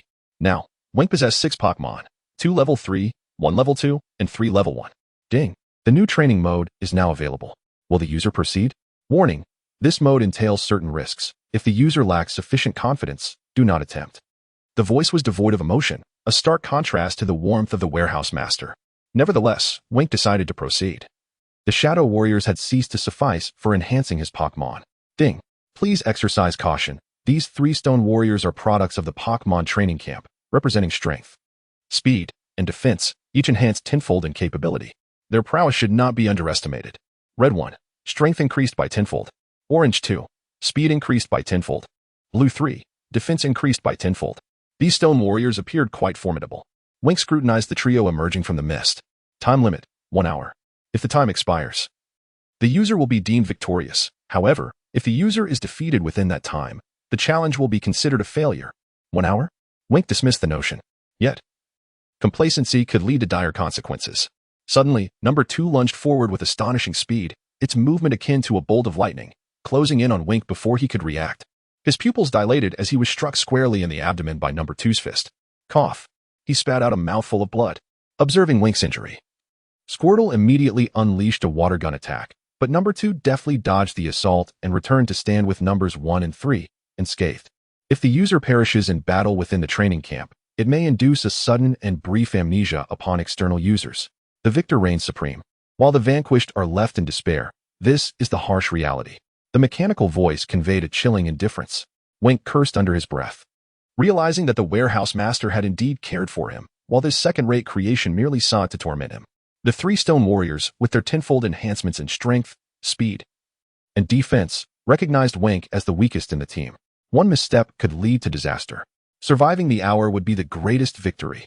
Heracross, use Horn Attack. The beetle Pokémon fixed its gaze on the trio, but its efforts proved futile. Grimer, use Mud Slap. Trap them. Grimer unleashed mud to encircle the stone warriors. But number 3 burst through the sludge with a sudden force. Number 3, I understand its defensive capabilities now. Meanwhile, number 1 approached Wink with a slow but steady gait, its powerful stone arms revealing its formidable strength. Heracross, let us use Tackle. With a mighty roar, Heracross charged at number 1, which caught it in a vice-like grip. The struggle was intense, and Wink's expression changed. He had expected Heracross, renowned for its might, to dominate. Double Edge. Heracross, taking a deep breath, summoned its strength to lift number 1 and throw it aside. Poof.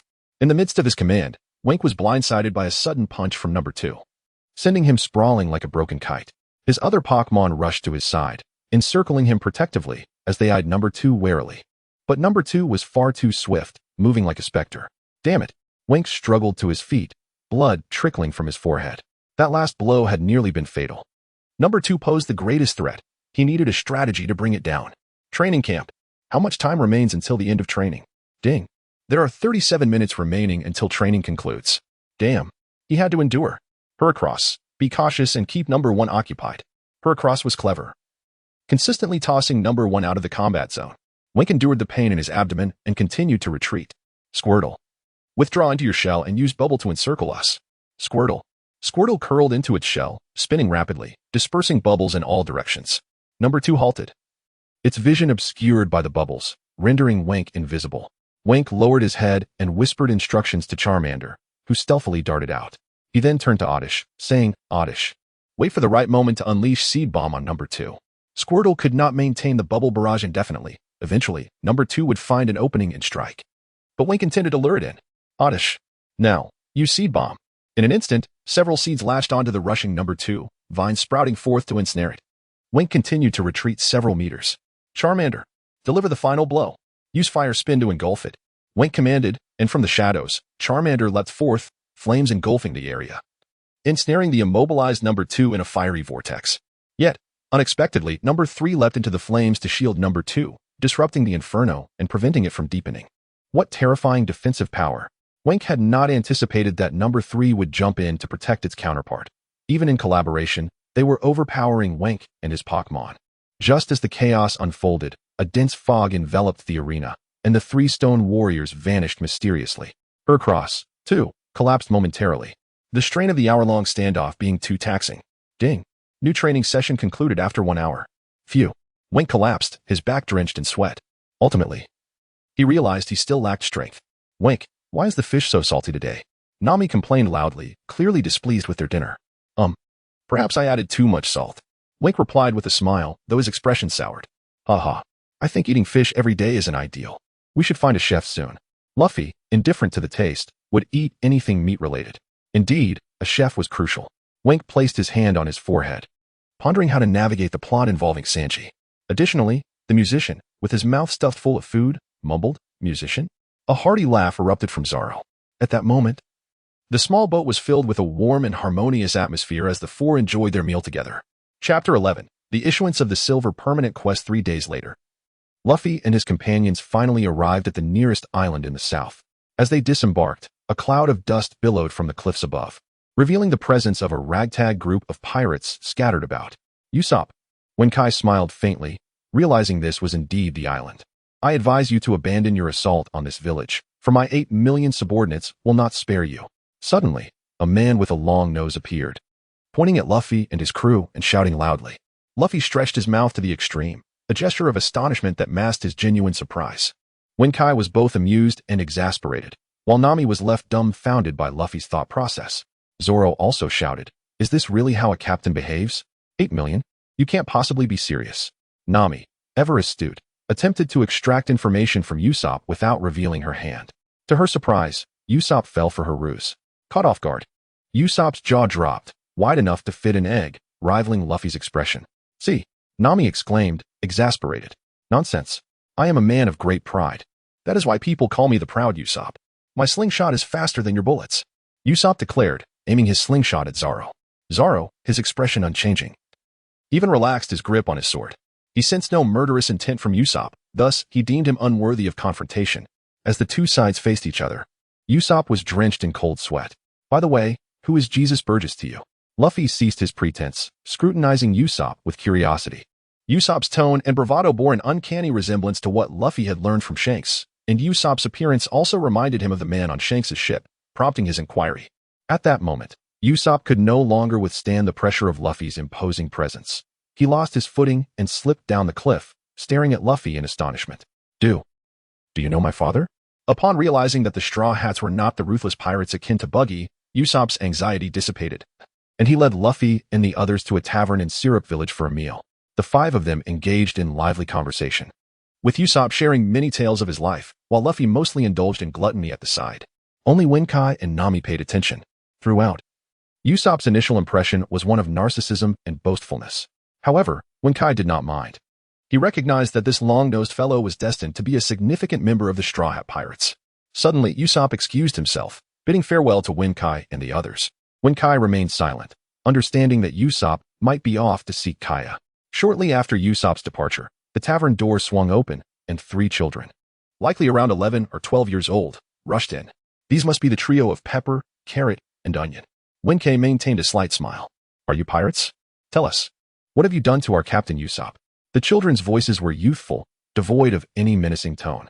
Zoro, having consumed some alcohol, sported a slight flush and feigned a fierce expression, saying, Your captain has already been devoured by us. Ah, a she-devil. The 3 children shouted at Nami. At that moment, Nami erupted into a tirade, effortlessly dispatching the trio of little rascals. Winkei, sipping his drink nearby, found the scene utterly amusing. Thus, the Straw Hats enjoyed their time in Syrup Village, and before long, the afternoon slipped away, with the moon now hanging in the sky. In a grand mansion somewhere in Syrup Village, a girl with playful golden hair lay on her bed, often beset by violent coughs.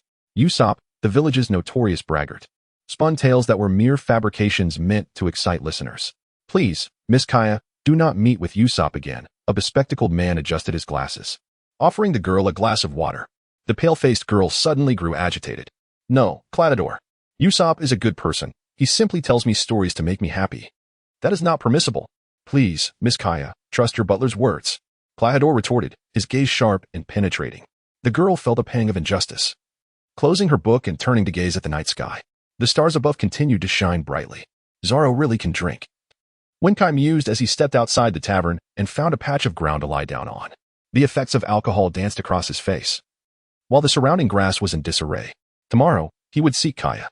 Winkei was aware that Kuro had disguised himself as Cladador to legally inherit Kaya's family fortune. It was likely that Kaya's illness in recent years was a scheme of Kuro's. After all, Kuro was a cunning strategist. Beep. Issuing time-limited Quest 1. Defeat Captain Kuro and thwart his nefarious plot. Reward: a level 2 Pokémon. Penalty: randomly reclaim 3 level 1 Pokémon. Ah, dear warehouse. You are my only confidant in this world. Beep. Issuing time-limited Quest 2. Ensure Kaya joins the Straw Hat Pirates. Reward: a level 3 Pokémon.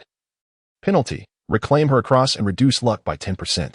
It seemed that the warehouse had been holding in these tasks for quite some time. However, Winkei gazed incredulously at the quest panel. The information was overwhelming, leaving him in disbelief. Why? Isn't this disrupting the plot? Winkei questioned the warehouse, feeling a twinge of unease, as he sensed that his arrival had already diverged from the intended narrative. Please trust, user, that One Piece is a real world, where every character is a living being, and the plot is merely a plot. The variability of the future has long since altered the original storyline. You and I must move forward, regardless of the outcome. Very well. I shall adapt to the changes.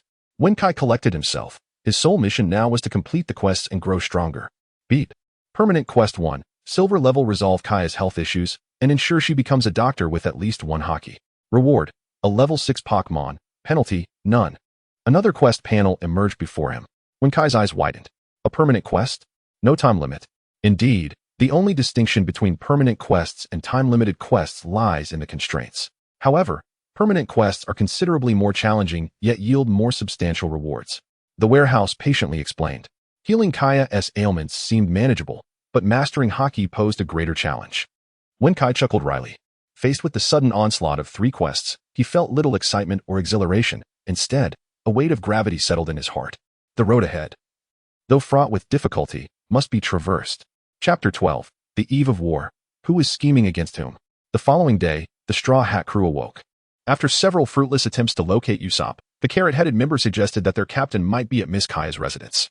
Wink laughed, expressing a desire to visit, to which Nami inexplicably agreed. As they journeyed, the crew gradually spotted a grand estate in the distance, and the mischievous Onion had stealthily led them inside. The Western-style architecture, resplendent and opulent, accentuated its nobility. The estate was vast, its size beyond mere description. The playful blonde girl was indeed Miss Kaya, a young lady of considerable means. She possessed a gentle demeanor, a fondness for literature, and was adored by many local gentlemen, including their captain. It seemed their captain was indeed present. Green Pepper head pointed upward toward a tree. Luffy and the others craned their necks and spotted Usopp boasting to Kaya. Upon noticing Luffy below, Usopp eagerly introduced his friends to her. Kaya waved in greeting and Wink smiled. What a delightful girl. She could certainly make a fine crew member. Suddenly, the butler, Kurohao, approached with a disdainful air, adjusting his spectacles. Wink turned to face the butler, his expression growing cold. This was indeed Kuro. Kuro proceeded to deliver a sanctimonious tirade. mocking Usopp and his father in the process. Hero Hell, you will apologize to Usopp. Kaya interjected, unable to tolerate Kuro's insolence any longer. Why should I apologize to such a barbaric man, miss? Kuro retorted with a stern visage. You may not believe me, but pirates are indeed brave warriors. Usopp declared loudly. Kuro scoffed. Pirates are brave warriors? That assertion is quite dubious. Wink stepped forward, casting a cold gaze at Kuro, leaving Usopp momentarily taken aback. Kuro's eyes deepened with contemplation, and he fell silent, creating a palpable tension. Ultimately, both parties departed in discontent, and as Wink left, he glanced back at Kuro standing on the steps. Kuro, do you think your schemes can outwit someone from another world? Wink sneered. Later that evening, Wink noticed Luffy had not returned to the inn, so he ventured to the cliffs by the coast with Nami and Zoro in search of him. Nami and Zoro were perplexed by this decision, questioning the need to go to the cliffs, yet they trusted Wink and strolled along. Eventually, they discovered Luffy asleep in a hollow. Upon waking him, Luffy was bewildered, piecing together fragmented memories with Wink's imaginative input. Revealing a simple backstory, Kuro had locked the estate's gates and was discussing treasure with his subordinate, Zango. Usopp and Luffy overheard this conversation, and Zango had put Luffy to sleep, causing him to tumble down the cliff, yet Kuro had spared Usopp's life. Wink nodded, acknowledging that events were still unfolding. However, he remained cautious, knowing Kuro's intelligence rivaled that of the red-haired pirate's first mate, Beckman. Wink chose to lay everything bare, revealing Kuro's schemes to Nami and Zoro, who were taken aback, while Luffy remained oblivious, struggling to believe that the conniving butler could deceive even his own master. Yet, based on Wink's words, Zoro chose to believe unconditionally, while Nami hesitated, selectively questioning Wink. If that is true, Miss Kaya is in danger. What is your plan for tomorrow? At the coast, Wink shared his strategy with Nami and Zoro, while Luffy scratched his head, finding it hard to comprehend. Our great strategist is so impressive. Even if I don't understand, we'll just follow your lead, Luffy exclaimed, rallying support. Wink had firmly established himself within the Straw Hat Pirates, to the point where Luffy occasionally referred to him as strategist. Matters of strategy and planning were generally entrusted to Wink by the entire crew, including Nami. In that moment, Wink silently summoned 2 blue and white treasure balls into his hands. He handed the Pokeball containing Bobo to Zoro and the one containing Jenny Turtle to Nami. And Captain, here's the stinky mud for you, he said, tossing a black treasure ball to Luffy, who caught it and promptly wiped it off. Wink, just give me the stinky mud, Luffy chuckled. Observing Wink's eye roll, Luffy laughed and dropped the subject. It was peculiar how carefree Luffy appeared before Wink, resembling a child. Despite his carefree nature, he harbored unwavering concern and protection for Wink. In Luffy's heart, Wink's status was second only to his brother Ace, and he trusted him implicitly. Once everything was settled, Wink signaled for Luffy and the others to depart, as he had further matters to attend to. Watching their retreating figures, Wink addressed the nearby thicket. Come out, it's just me now. A figure emerged from the bushes, trembling. Wink focused and realized it was Usopp. Oh, who are you? How do you know everything? And what is the sorcery of conjuring balls from thin air? Are you a magician? Usopp gazed at Wink in astonishment, feeling an inexplicable pressure despite Wink's seemingly frail appearance. He had not been present at the time. Could it be that he possessed foresight? Wink did not explain, merely watching him as he spoke slowly. We are simply good pirates. Tomorrow we shall. But Miss Kaya doesn't believe me, and neither do the villagers. Is this still the village I love? Why has it come to this? Usopp cried, kneeling in despair.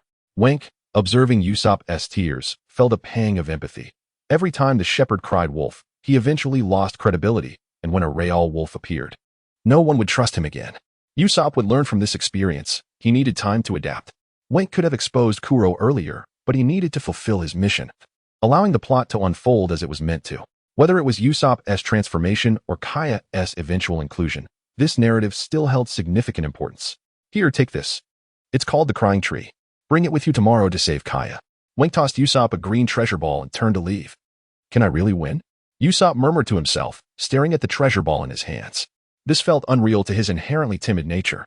Yet, amidst the blur of reality and illusion, who could discern the truth? However, Wink was determined to tear apart Kuro's hypocritical facade the following day. Let us witness who truly schemes against whom. Chapter 13. The divergent path as the night fell and the crescent moon ascended high in the sky. The once tranquil atmosphere of the lavish residence belonging to Koya was suddenly disrupted by the jarring sound of metal scraping against metal. Why? What are you saying? Mary, a servant of the Koya household, was astounded to discover that the butler, Klahadal, had concealed his true intentions for 3 years. merely to claim the young lady's inheritance in a legitimate manner. This revelation left the usually gentle and wise butler appearing shockingly malevolent.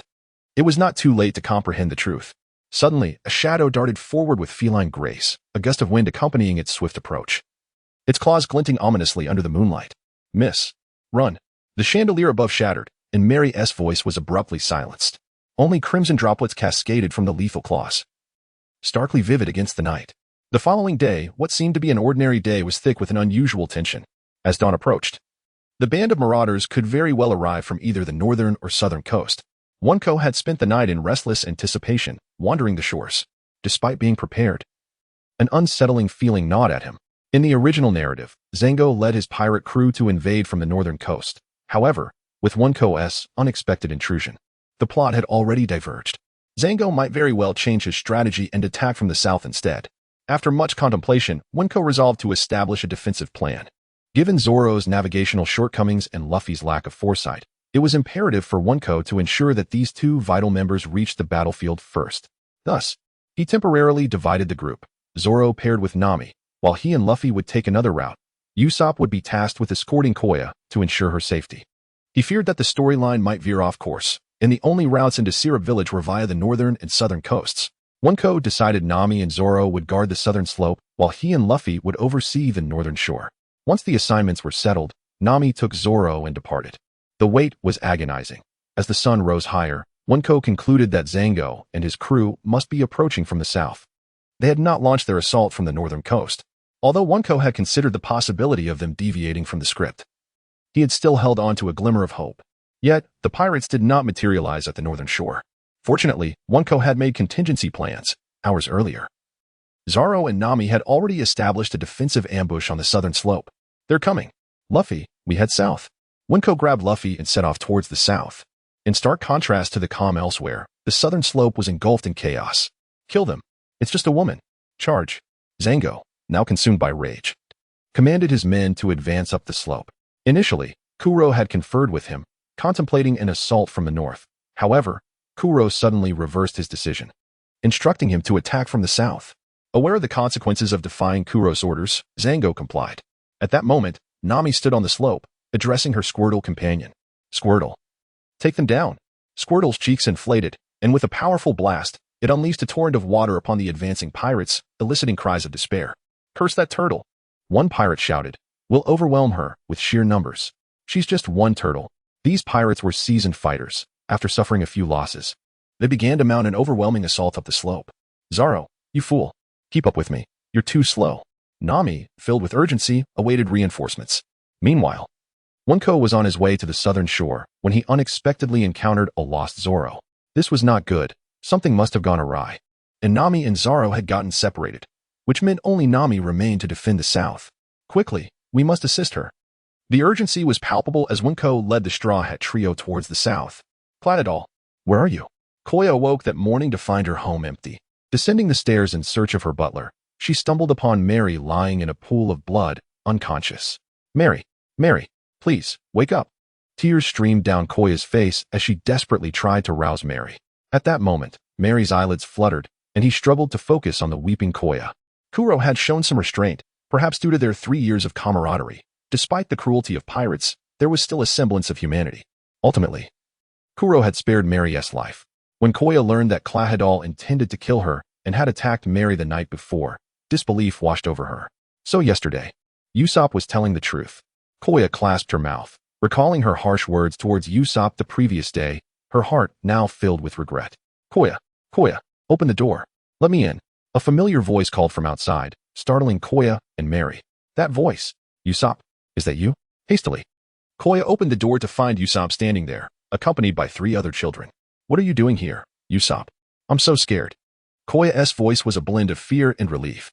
Usopp's brow furrowed as he grasped Koya's hand, urging her to flee. "We have to leave. Your butler is a villain. I was wrong. Usopp, I shouldn't have doubted you." What does that matter now? We must escape. I'm here to protect you." Usopp tightened his grip, glancing around anxiously for Kuro's return. In truth, Kuro had grown impatient waiting for Zango and his crew and had ventured to the southern shore himself. Even if he returned, it would not be for a while. "We can't go yet. Usopp, Mary is still here. He's hurt. I can't just leave him," Koya explained, feeling ashamed for her earlier doubts about Usopp. As she faced him, Koya felt her cheeks flush, an unexpected flutter in her heart. Upon hearing her concerns, Usopp rushed into the room. And upon seeing Mary in such a state, his surprise morphed into fury. To protect Mary, he, along with the other three, carefully concealed him in a hidden corner. Plahadal desires my inheritance. We can negotiate with them. Negotiate? Usopp questioned, skeptical about the feasibility of such an approach. How can we know unless we try? This is our village, Usopp. Haven't you always wanted to protect it? Koya implored, gripping his hand tighter. Usopp dreamed of becoming a hero for the sake of his home. What was one more fight? We can go, but you must stay behind me. I'll protect you. Kuro won't be able to touch you. Usopp donned his goggles and brandished his slingshot, embodying the spirit of a true hero. Koya's tears transformed into a smile. Yes, my valiant hero. I shall never doubt you again. Chapter 14, Zoro's first battle against the cat beast. Bobo evolves. At this moment on the southern slope, Nami stood alone against a horde of pirates, the situation gradually turning dire. Meanwhile, Zango orchestrated his strategy from the shadows, launching a flying blade ring towards Nami. Just as it was about to strike, the massive horn of Heracross deflected it. Finally, Wunk and the others arrived. Rubber, machine gun, free sword style. In an instant, the pirates' offensive was subdued. Wunk scanned the pirates, spotting the small spectacled Zango. He chuckled, so this is Zango? If I don't eliminate him now, I might encounter him again during the war at the top. This Zango has joined the Navy. What a trivial matter. The stalemate was overturned by Luffy and his crew. Squinting his eyes, Zango summoned the cat beast duo. Zoro's eyes lit up at the sight of them. What do you think, Zoro? This rotund one and the slender one are quite the rarity. Want to take them on? Wunk laughed. Of course, but you all stay out of it. Zoro leaped into action, with Bobo following closely behind. The ensuing battle became increasingly apparent.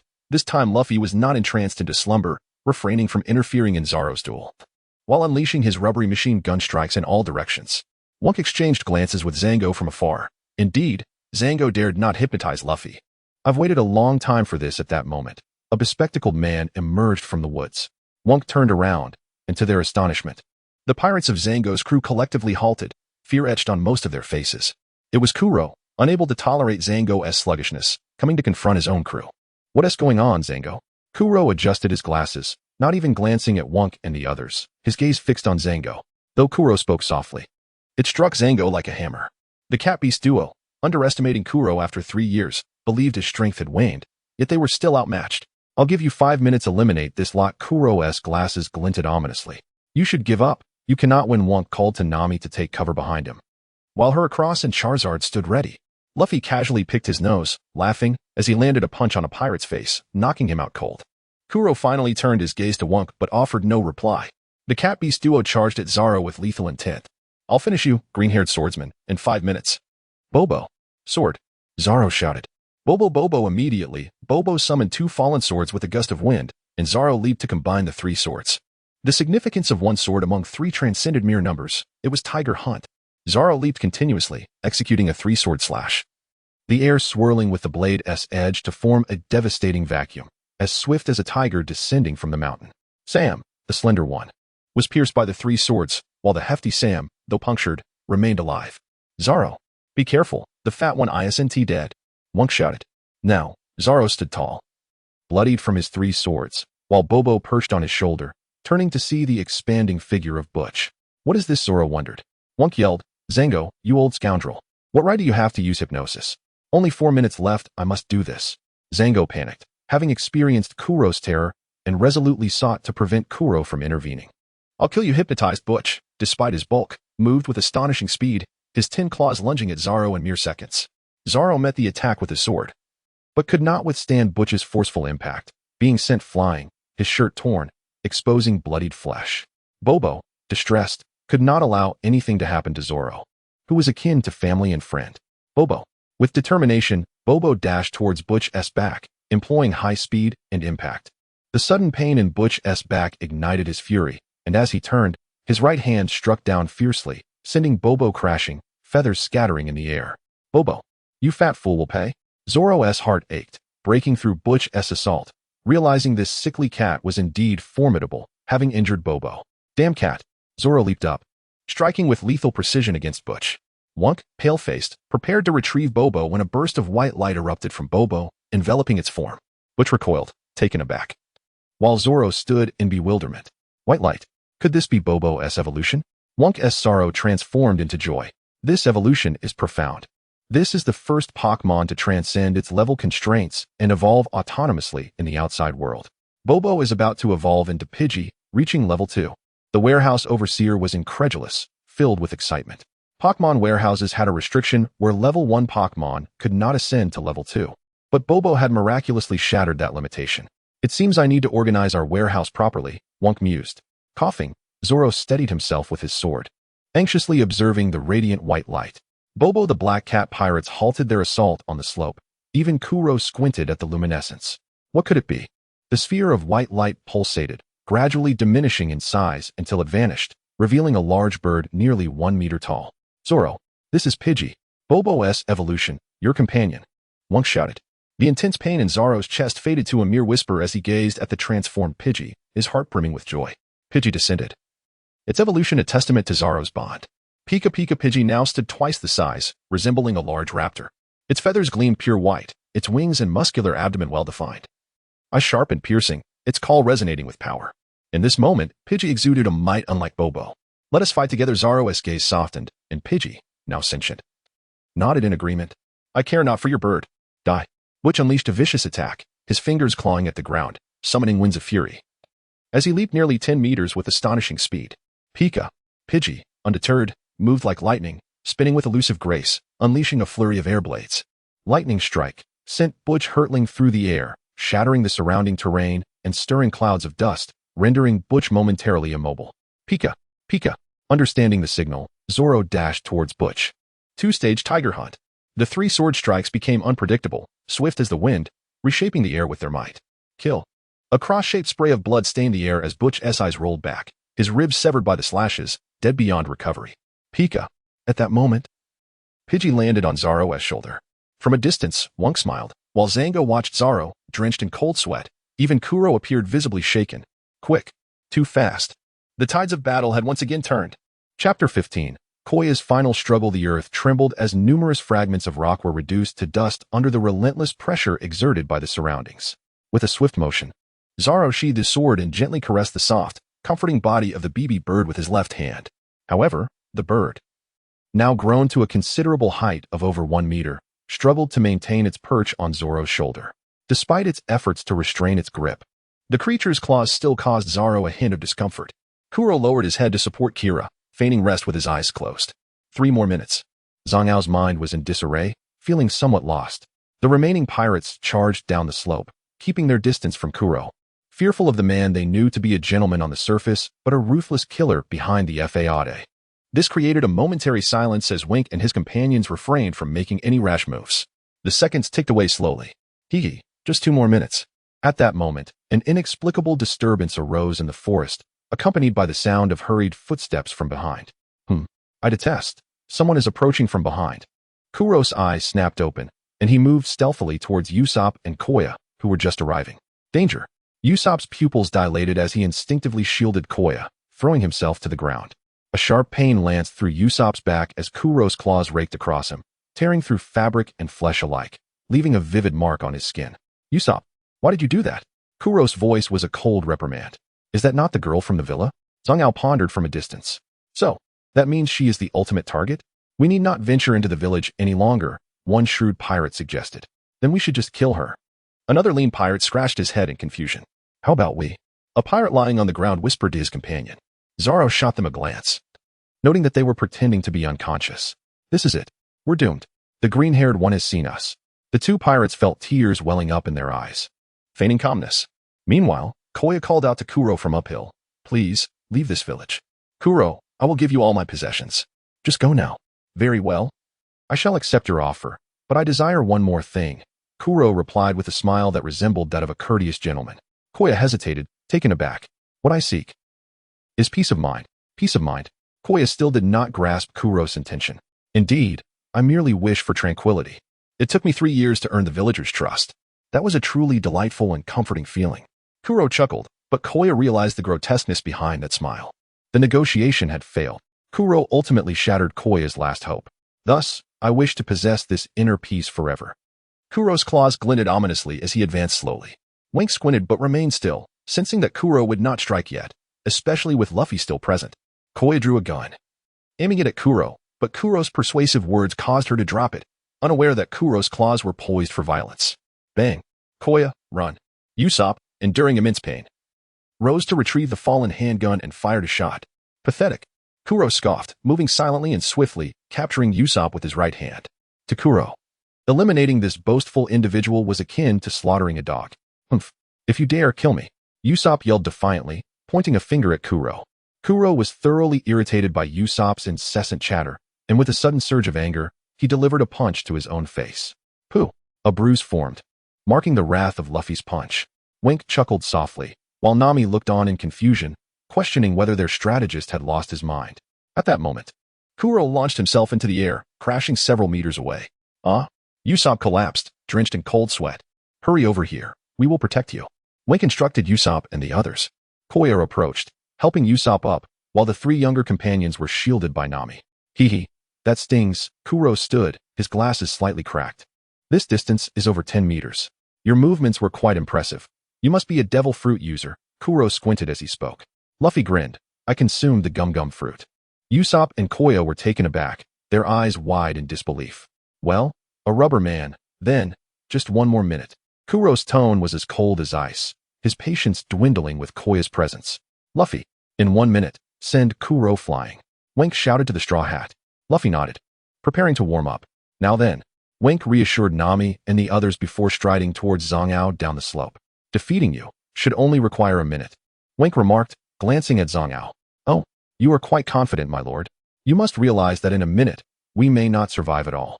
Zhang thought dismissively, for he had never heard of Wink. If such a figure existed in the East Blue, he would have surely known, and the Navy would have issued a bounty. If Wink were truly formidable, he would have some notoriety. Yet, the reality was otherwise. Do you truly consider me a nameless wretch? Wink felt a pang of frustration. Noticing Zhang producing a hypnosis ring, Wink instructed Little Fire Dragon, use smoke screens continuously. Prepare yourself, kid. I declare strong hypnosis. 1, 2, 3. You shall sleep. Zhang shouted confidently.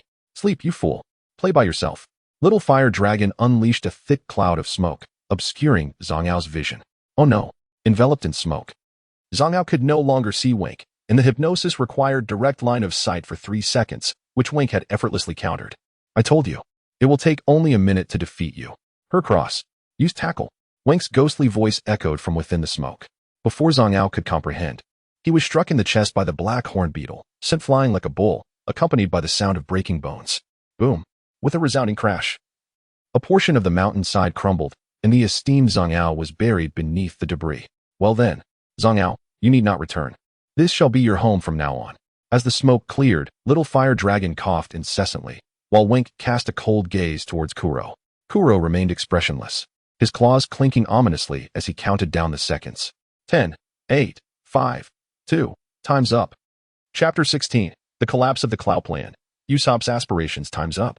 In an instant, Clow dashed forward while Luffy engaged in a fierce brawl, delivering blows with unwavering resolve against the Black Cat. Rubber. Pistol. Luffy's agile rubber arm struck Clow, creating varying depths of indentations on his body, causing Clow to spit blood as the sounds of impact drowned out the gruesome tearing of flesh. Clow, somewhat disheartened by Luffy's fearless approach, retreated several meters to evade the onslaught. Yet, Luffy paid no heed, relentlessly pursuing Clow. Suddenly, Clow ceased his attacks, lowering his claws and standing in silence. This bizarre behavior momentarily halted Luffy, but the experienced pirates hundreds of meters away were in a frenzy, pleading with Clow not to unleash that technique. Death by Spoon. Captain Clow is going to use Death by Spoon. We're doomed. Nami, anxious, attempted to move forward but was restrained by Wink. This is Luffy's battle alone. We must not interfere, Wink explained to Nami. Zoro, too, was merely tending to his sword, showing no intention of joining the fray. Death by Spoon is Clow's most formidable technique. Once unleashed, it indiscriminately attacks friend and foe alike. Usopp, Kaya, come here. Gather the 3 little ones together. Wink shouted. Then turn to the large bug, Hercross. You must protect them. Upon hearing Wink, Hercross spread its gigantic wings, shielding Nami and the others closely. Death by Spoon. In an instant, the rocky cliffs bore countless scratches as Clow moved at an incredible speed, his claw attacks becoming increasingly rapid. With a sudden tear, Wink was caught off guard and brutally clawed on the shoulder, the sharp pain causing her to gasp in shock. Meanwhile, the pirates hundreds of meters away were inexplicably assaulted. cries of agony echoing throughout. What have you done to your comrades? Luffy shouted in fury. Luffy, use the stink bomb to protect yourself.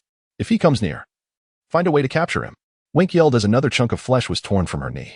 No, Wink, I can't let the stink bomb get hurt again. I can defeat him on my own. Luffy rejected Wink's advice, disregarding his growing wounds, his keen eyes spotting a flaw in Clow's defense, which he seized upon. Got you. Luffy executed a shoulder throw, hurling Clow away, but Clow immediately performed a backflip and regained his footing. It's useless. I will kill everyone here.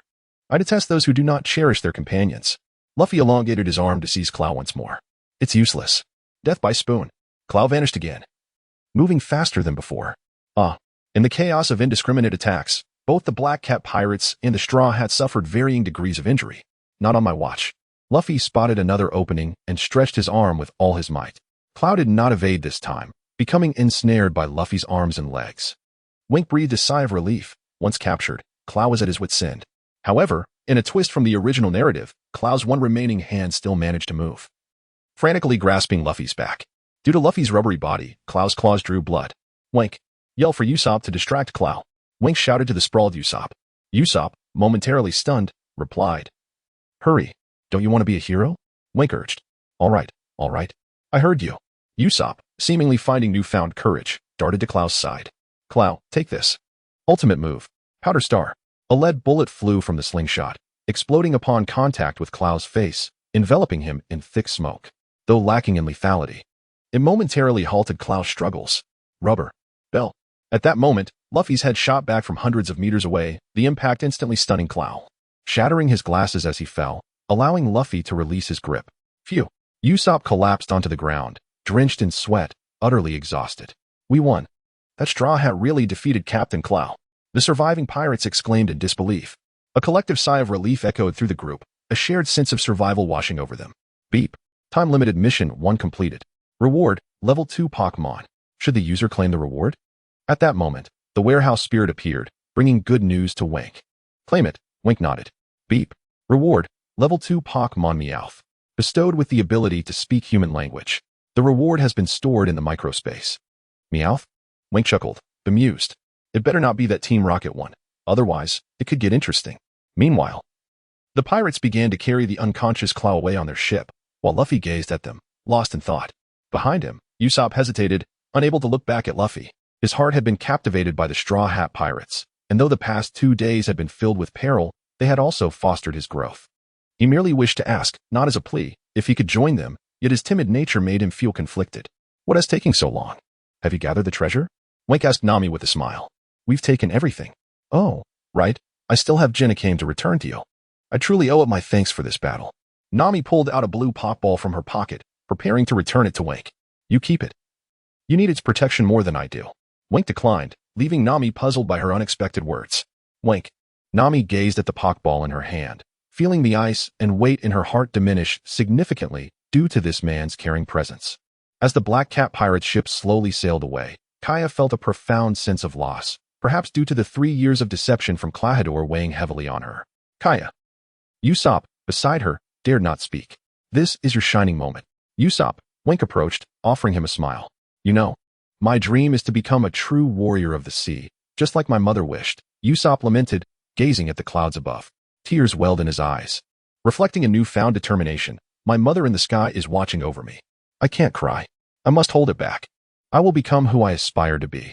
Wink felt a wave of contentment. The lofty aspirations of a pirate resonate deeply. And though Usopp's cowardice may keep his dreams at a distance, his journey of growth continues. In the pursuit of piracy, life and death, honor and disgrace are remarkably simple. This is the world of pirates, harsh yet filled with warmth. Chapter 17, Koya joins. Favorability roulette 2 days after the battle. The Straw Hat crew prepared to set sail once more. During this interval, Koya sought out Wink to discuss certain matters. Is there something on your mind, Miss Koya? Wink inquired with a smile, feigning ignorance, as he wished to gauge her intentions first. I would like to join the Straw Hat pirates, Koya confessed, somewhat shyly. As the ship's strategist, Wink had always earned Luffy's trust, so Koya chose to express her aspirations to him first.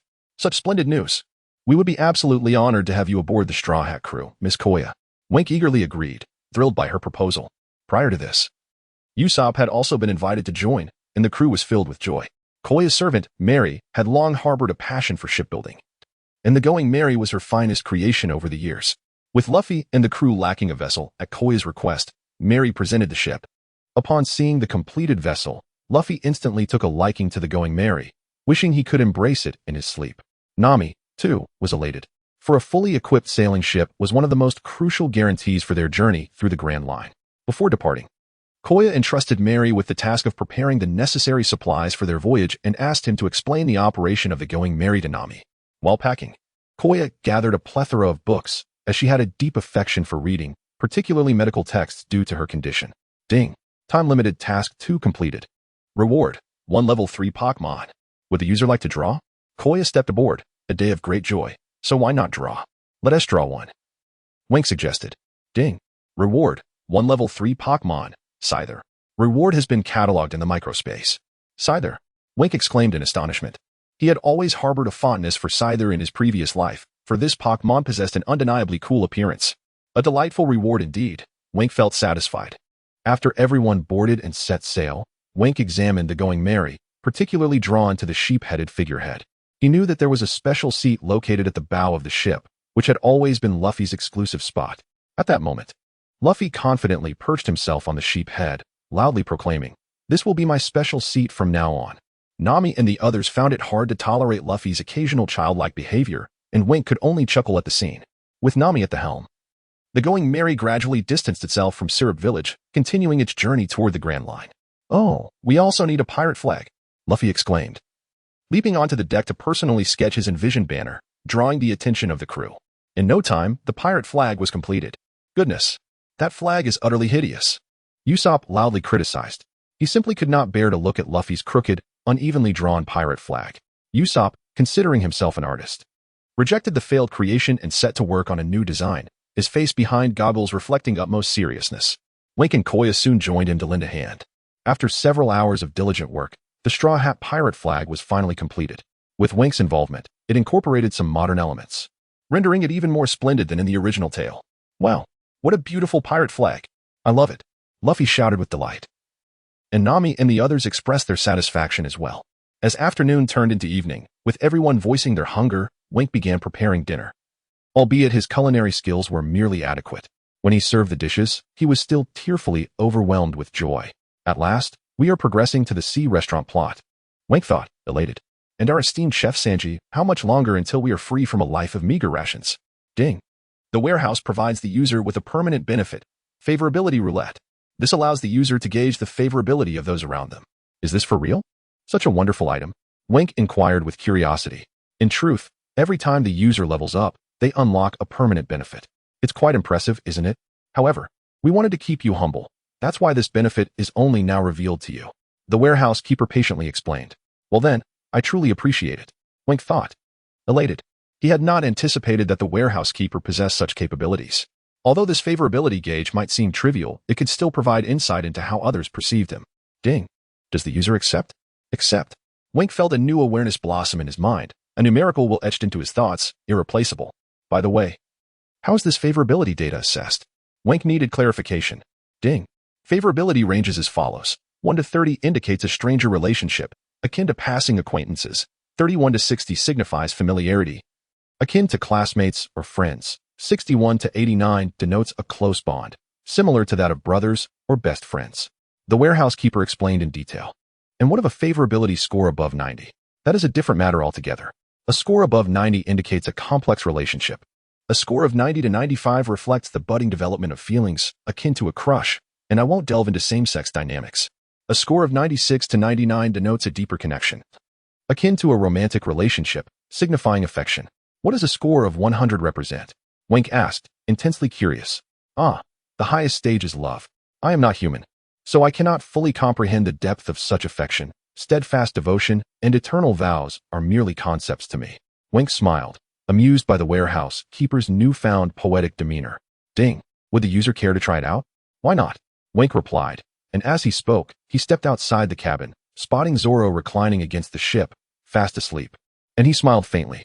Warehouse keeper, please check Zoro's favorability toward me. Instantly, the favorability will provide data, revealing Zoro's feelings. Zoro's favorability, 88. Wow, that's quite high. An 88 indicates a very close friendship, Wink felt a warm glow in his heart. It seemed Zoro held a favorable view of him. Wink then proceeded to assess the favorability of the other members of the Straw Hat crew, finding Usopp's favorability, 77, Koya's favorability, 72. However, he was perplexed by Luffy and Nami's scores. Luffy's, 89, 5, was particularly baffling. How should I interpret this? I cannot make any guarantees, but in the future, Luffy may develop feelings for you. I mean in the future, the warehouse stammered. What? Wink was taken aback, utterly flabbergasted. Given that his favorability has yet to reach 90, the warehouse is somewhat hesitant to affirm this, but it will depend on future relationship developments. And what of Nami's favorability score? Wink inquired, puzzled, as the roulette indicated her score was 90. Congratulations. This indicates that Nami currently harbors a budding crush on you. The revolution has yet to succeed, so please continue your efforts, the warehouse keeper stated. Wink smiled wryly, bemused. Nami likes him? How could that be possible? Chapter 18, Daily Side Story. Adventure on Treasure Island. The Mary, steadfastly continuing its journey along the Grand Line, had long since departed from West Rob Village. Life aboard the ship was orderly and unhurried. Luffy enjoyed sitting atop the ship's figurehead, gazing out over the vast expanse of the East Sea. Kaya, currently serving as the ship's doctor, filled her quarters with an extensive collection of medical literature, which occupied nearly half the space. Her passion for medicine was evident, as she was genuinely intrigued by the field rather than merely a bookworm. Usopp, the ship's sharpshooter, harbored feelings for Kaya and often visited her cabin to regale her with tales of their adventures, boasting about being the captain of the Straw Hat Pirates. Each time, Kaya would smile and see him off, while Usopp, feeling bored, would seek Luffy out to engage in playful banter. Luffy absorbed everything, but the competition for the captaincy would invariably rouse his temper. Wink, the ship's strategist, often referred to as the vice captain in private, spent his days fishing while secretly honing his bond with Pokémon. Navigator Nami remained steadfast at the helm, managing navigation while also training her coordination with Squirtle. Yet, her thoughts would occasionally drift to Wink, which inexplicably irked her, leading to her physically reprimanding him on multiple occasions. Wink found himself in a rather unfortunate situation, cooking for the crew daily while enduring Nami's seemingly random torment. The most idle of them all was Zoro, who spent his days sleeping. As there were no battles to engage in, the Mary continued its voyage until it reached the renowned Treasure Island, a place steeped in legends of hidden treasure, where many pirates had ventured only to vanish without a trace. Rumors spoke of divine beings residing there, while the others were curious about the island's tales. It was Luffy and Nami who were most animated. After braving turbulent storms, the Mary successfully docked at Treasure Island, and the Straw Hat crew disembarked. This land, with its ancient trees overshadowing the sky and its lush, tangled vegetation, was indeed an undeveloped paradise seldom tread by human feet. Ding. Limited time mission 1 issued. Unravel the mystery of Treasure Island's treasure. Reward: 30 intermediate ability potion for level 3 Pokémon. Wylord. Penalty: none. The warehouse manager announced a new task. As they ventured deeper into the island, the crew encountered increasingly bizarre occurrences, and after several encounters, they fortuitously discovered Common and his treasured beasts. The crew was astonished to find the man nestled within a treasure chest, and after learning of his 22 years of experiences, they were filled with a sense of empathy. Once Common realized that the Straw Hats had no intentions of seizing the island's treasures, all conflicts dissipated. With their assistance, he ultimately located the fabled treasure. However, when he excitedly opened the chest, he found it utterly empty. It dawned on him that his decades-long ambition amounted to nothing but stagnant waters. The so-called treasure was a mere illusion. Overwhelmed with shock and a tinge of disappointment, Common felt a heavy burden lift from his heart, as the pressures of 22 years vanished. Ah, so the legends of Treasure Island are false. There is truly no treasure, Nami remarked, slightly disheartened. In truth, the real treasure lay in the precious creatures surrounding Common, rather than in gold and jewels. Wink smiled, believing this to be the essence of their journey, and Common nodded in agreement. Luffy cheerfully asked, Uncle Common, now that you've found peace, do you wish to continue pursuing your dreams? We need companions like you. Upon hearing Luffy's invitation, Common shook his head, smiling with a sense of release. Wink is right. I have spent over 20 years here. This island, along with these treasured beasts, is something I cannot let go of. While I can no longer chase my dreams, I can certainly protect my home. With the matter of Treasure Island resolved and having eased Common's heartache, it was time for the Straw Hats to depart. Ding. Limited time mission 1 completed.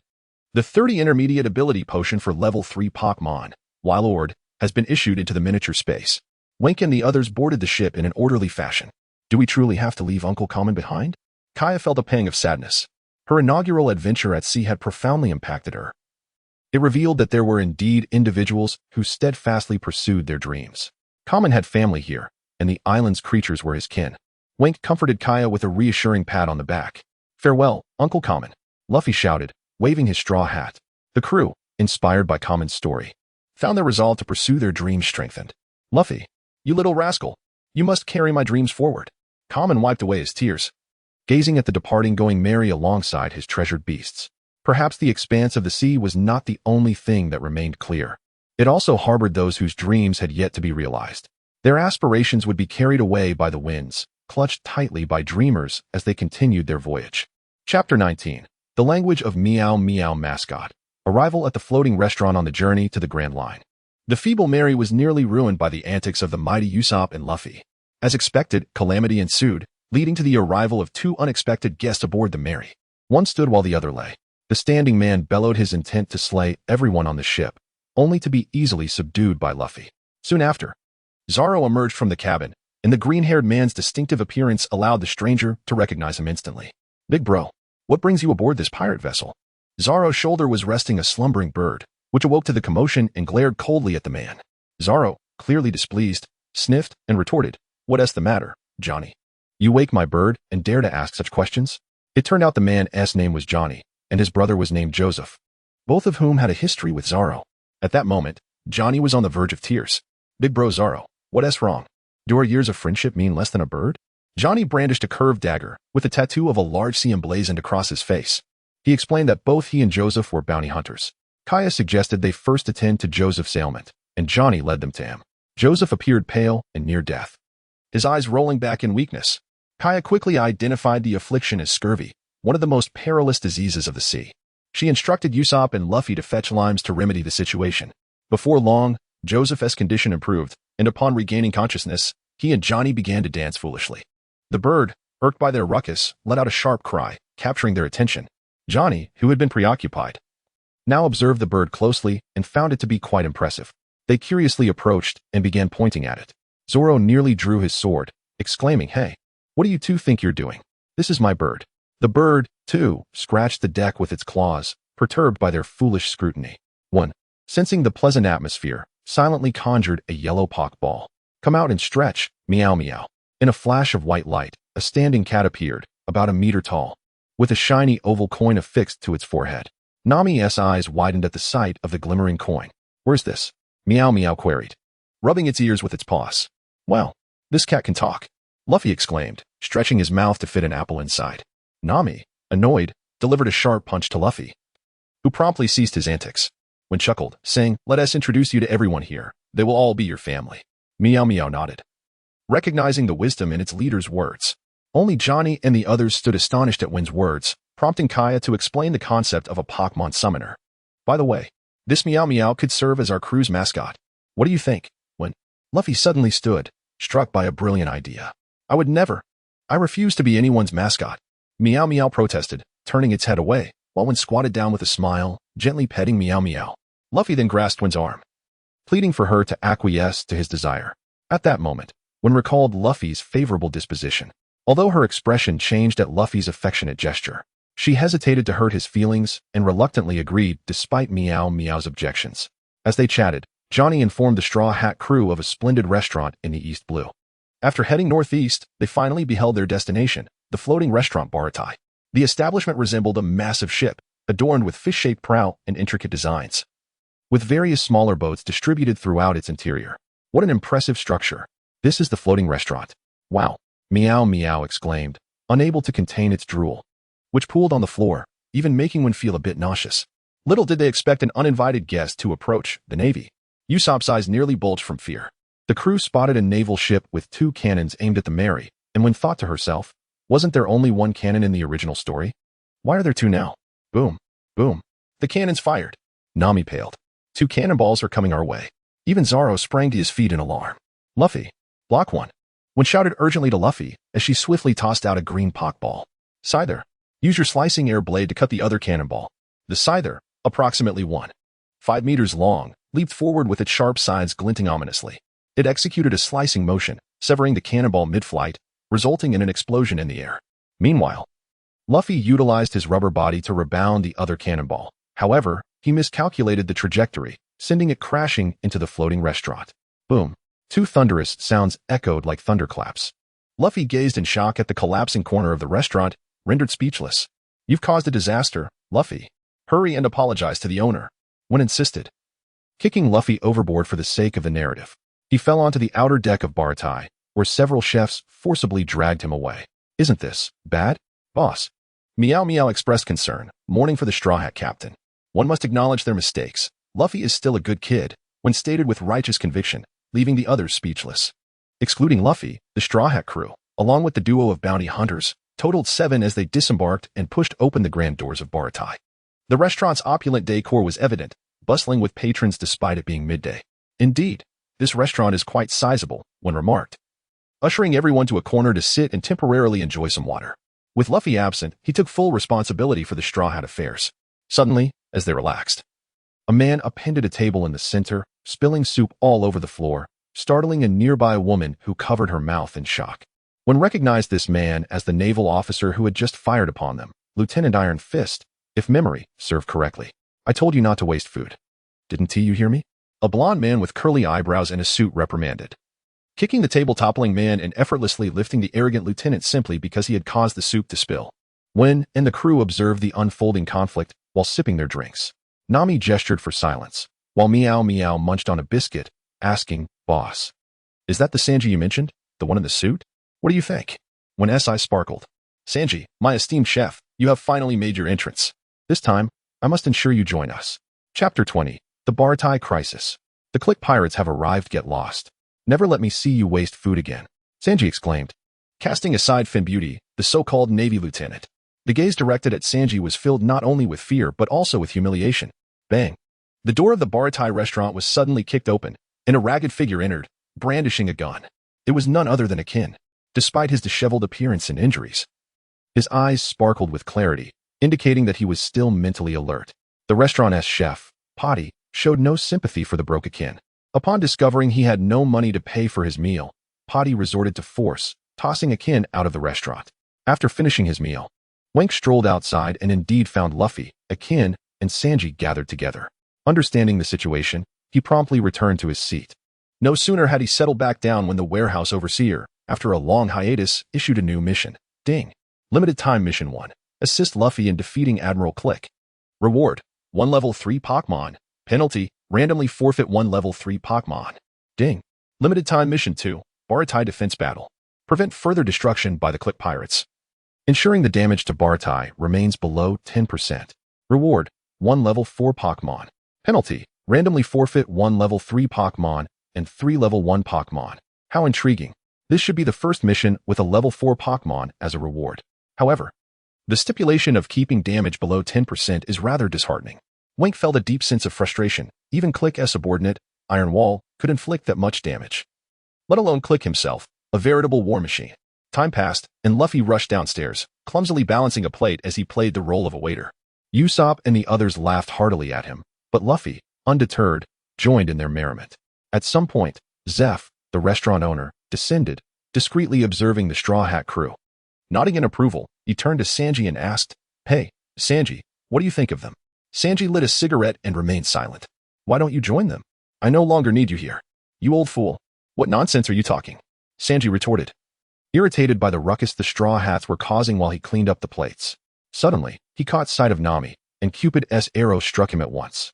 "Oh, what a beautiful girl," Sanji exclaimed, producing a bouquet of roses from who knows where and approaching Nami to profess his feelings. Nami, slightly annoyed by his antics, inadvertently glanced at Wink, who was also observing her. Flustered, she quickly turned away, feeling an inexplicable mix of embarrassment and anger, and landed a punch on Sanji's head. "Ah, Miss Nami hit me. I'm so happy," Sanji cried, a large bump forming on his head as he fainted with a serene smile on his face. Kaya and the others stifled their laughter while Wink found the scene both amusing and exasperating. Bang. An even louder noise than Akain's earlier outburst resonated at the restaurant entrance, abruptly halting all conversation. Everyone turned to face the door. A towering figure, at least 2 meters tall, clad in golden armor, stepped inside. His face was gaunt from prolonged starvation, yet his hawk-like eyes radiated a fierce malevolence. Akainu was unable to budge the man and was easily thrown aside. Wink narrowed his eyes, Click. Is it? At that moment, Sanji awoke. His expression grave as he regarded the newcomer, his pupils constricting as he glanced at Akin. I'm sorry. I couldn't stop the Admiral. Akin lamented, feeling ashamed to face Sanji, as he had already incurred too many debts of gratitude. He knew Click well and did not hold him in high regard. Click, limping, ascended to the outer deck of Baratai, causing the wooden planks to creak ominously. After enduring the most terrifying ordeal of his life, this maritime overlord had lost all semblance of his former bravado and courage. When he first entered the Grand Line, he was filled with ambition, eager to carve out a legacy, but all that was shattered by a single strike from one of the 7 warlords of the sea. That strike had been like the heavens collapsing, sweeping away his fleet of 5,000, leaving countless dead, with many reduced to mere fragments by the sheer force of the sword. Click could hardly fathom that such formidable beings existed in the world. Thus, he had fled back, knowing his remaining subordinates required sustenance. Akin's plight led Click to Baratai as well. After hearing Click's request, Sanji felt a twinge of compassion and hoped Potty and the others would consider Click's plea, but they vehemently disagreed, nearly coming to blows with Sanji. It was only when Zeph presented Click with 100 portions of food that Click, without a hint of shame, sought to exploit Zeph further. He had heard of Zeph's legendary status. After all, Redleg Zeph had managed to traverse the Grand Line for a year and return unscathed. Thus, in Click's mind, Zeph surely possessed some secrets and techniques for navigating the treacherous waters. Zeph, you must have discovered certain secrets to survive a year in the Grand Line. So hand over your nautical log. Click declared presumptuously. On what grounds? Potty interjected loudly, challenging Click. It's remarkable that the person before you has allowed you to starve. How dare you make demands? Yes. How dare you? That is your savior. The chefs of Baratai collectively protested. Do you know who you're speaking to? Do you think I want to take what I want, Zeph? Click retorted, his displeasure palpable as he regarded the ungrateful chefs who dared to defy him. The overlord of the East Blue. You cannot. That food was given to us. You cannot do this. It is morally wrong. Akin murmured, though he was known for his ruthlessness. He still held on to his principles of loyalty and gratitude. Click's intentions to breach that boundary put Akin in a state of deep conflict. Firstly, I do not possess any nautical log as you claim. And let me be clear, should you force your way into Baratai, we will fight you. Zeph stated calmly. Very well, then I shall not hold back. Click roared, his anger flaring as he retreated to his flagship to feed his men before launching a collective assault on Baratai. Wink sensed that battle was imminent. Zeph, stroking his beard, turned to Luffy and said, Luffy, if you and your crew can drive Click away, I might consider sparing you from menial tasks. Luffy was overjoyed. He could not afford to waste a year here doing chores. His destination was the Grand Line. Wink also prepared for the impending conflict. Come forth. Hercross, Scyther, Charmeleon. 3 beams of light materialized, and the 3 Pokémon stood ready in formation. The remaining Pokémon had been allocated to the crew, and Wink instructed Meowth to protect Kaya. Observing Wink's actions, Zeph did not display the same astonishment as Sanji, but his eyes reflected a profound understanding.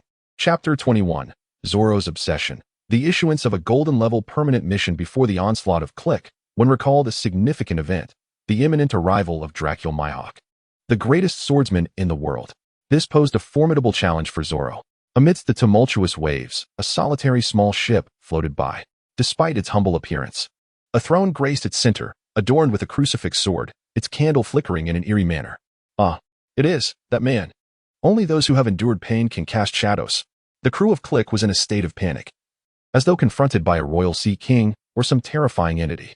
Click's eyes were bloodshot with confusion. Why? I managed to escape, yet he has followed me here. With a roar, Mihawk's sword cleaved the air. The sound resonated like thunder, shaking the very earth, and Click's vessel was shattered into splinters. The remnants of Click's pirate crew howled in fear, having once again encountered the terror of Hawkeye. Cold sweat drenched Click.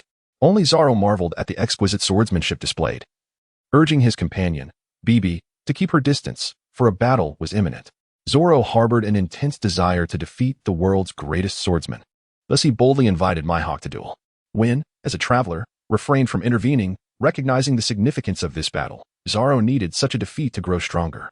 Unfortunately, Mihawk regarded Zoro as merely another swordsman of little consequence. However, to maintain the atmosphere, he unsheathed a small knife from his chest to engage in the duel. Only when comprehended that this was no ordinary knife. Insulted, Zoro unleashed his ultimate technique, Onigiri. In a mere strike, the outcome was determined. How could this be? Zoro was initially perplexed, but as the small blade pierced his chest, the excruciating pain coupled with Mihawk's nonchalant demeanor shattered his understanding. How could such a blade lead to defeat? I know if I succumb to fear, Kuina will be saddened, so I cannot allow myself to be afraid. Ultimately, Zoro came to a realization. The despair of defeat dissipated. He refused to embody the mark of a loser. His indomitable spirit would not permit him to be vanquished. What a powerful heart he possessed. Would he rather perish than accept defeat? What's your name, boy? Mihawk inquired. Roronoa Zoro. He replied. I shall remember that, you long-lost warrior. Mihawk unsheathed the great sword from his back. When's pupils constricted, was that the supreme blade, Yoru? The black blade, Yoru, was currently the strongest sword in existence. In respect to you as a swordsman, I shall wield this blade, Yoru, to send you on your way. Mihawk knew how to honor a swordsman. Thank you. The world's greatest, Zoro murmured. In this moment of silence, Zoro had no time to ponder the value of a swordsman's existence. He understood that losing equated to death, and he was prepared to die in battle. This would be the final strike. A true swordsman knows no fear of death. Kuina, please transform into the sword in my hand. May you guide me to soar through the world. With the essence of 3 blades surging forth, 3,000 worlds. The force of 3 swords crashed like a tidal wave, shattering clouds and skies, yet the disparity remained insurmountable. Mihawk, awestruck by the marvel of 3,000 worlds, found the gap too vast to bridge. At that moment, Zoro was nearly spitting blood, his blade being gradually severed. Bibi cried out from above, desperately wishing to protect Zoro. Defeated. Is this the power of the world? Zoro's vision blurred, not from physical exhaustion, but from a newfound mental fatigue, a rebirth. The scars on his back were the shame of a swordsman. Zoro turned with a smile, blood spilling from his mouth, resolutely exposing his chest, yearning only for Mihawk's strike. Remarkable. Mihawk responded with a smile, touched by the courage of this young swordsman. Years of solitude from other strong warriors had allowed Mihawk to glimpse the dawn anew. Do not rush to die, young swordsman. As day turned to night, Zoro ultimately fell into the sea, while one anxiously watched as Johnny and others plunged into the water to retrieve him. The surroundings were enveloped in silence. Each person was struck with awe at the might of the world's greatest, while the conversation surrounding Zoro's defeat faded, leaving only mockery or dismissal in its wake. The vicissitudes of life are but this. When Zoro resolved to become the strongest swordsman in the world, he had already cast aside the notions of life and death. The criticisms of others would only serve as further motivation. Fear not, that man still lives. Mihawk declared to the approaching Luffy. Bloodstains on Zoro's chest mingled with seawater, the extent of his loss unknown, yet he retained a fragment of awareness. Solely for the sake of the world's greatest. You wish to die too soon. I am Dracula Mihawk. See clearly. Understand the world. Grow stronger. Surpass this sword. Roronoa Zoro. Mihawk shouted, acknowledging him. Did I make you worry? If I do not become the strongest swordsman in the world, you would be troubled. Wouldn't he you? So before I conquer him, I will never lose again. Do you have any objections? Zoro bellowed at the Pirate King. None. Luffy replied with a grin. When looked towards Zoro, the path of growth was still long, yet nothing would hinder Zoro's strides. Ding. Issuing permanent mission 1. Golden level obtain 1 supreme grade sword and 2 great swords for Roronoa Zoro before he achieves the title of Great Swordsman. Rewards. A level 7 Pokémon and a level 6 Pokémon. Super Charizard X with a 70 ability permanent potion. Penalty. None. What the hell? When felt like cursing, this mission was nearly impossible to accomplish. Firstly, the supreme grade sword requires 12 artisans, and even one, as a traveler, only knew of Yoru.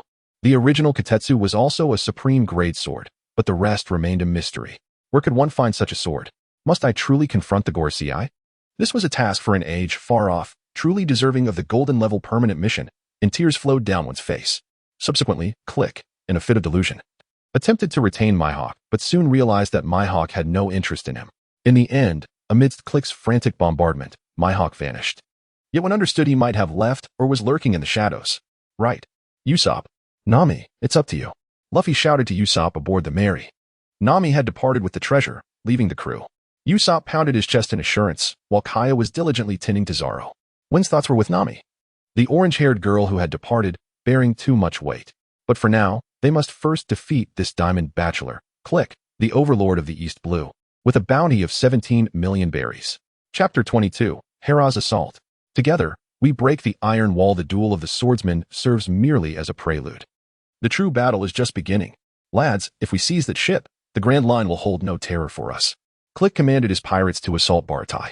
Sanji signaled the chefs to unfurl the fish fins, for extraordinary times call for extraordinary measures. Sanji, the fins are about to be unleashed. A massive underwater deck slowly ascended from the depths of Baratai, ultimately assembling into a grand wooden disc centered around the dining area. Upon seeing this vessel, Click recognized it as a battleground designed to avoid damaging the establishment, which only heightened his admiration for the ship. This infuriated the chefs even further, prompting them to deploy formidable naval artillery. The weaponry utilized by Patty consisted of 3 heavy cannons, which, after a simultaneous volley, revealed that Click remained unscathed, likely due to the exceptional hardness of his golden armor. "I'm the strongest." Click felt deeply humiliated by Patty's attack, effortlessly lifting the 1,000-pound artillery with one hand and hurling it away, leaving Wink unable to suppress his astonishment at Click's prowess. Wink gestured for Luffy to refrain from intervening, as he intended to confront Click first. "Hercules," Wink called to the large beetle. "Can you handle him?" The beetle nodded, undaunted by Click, and charged in for close combat. "What a colossal insect. That little brat is also a devil fruit user? Quite peculiar," Click mused, unwilling to tolerate any challenge to his authority, as he relentlessly struck Hercules with his diamond fists. "Well, a giant bug is fighting our captain. Who will emerge victorious?" The watching pirates wondered.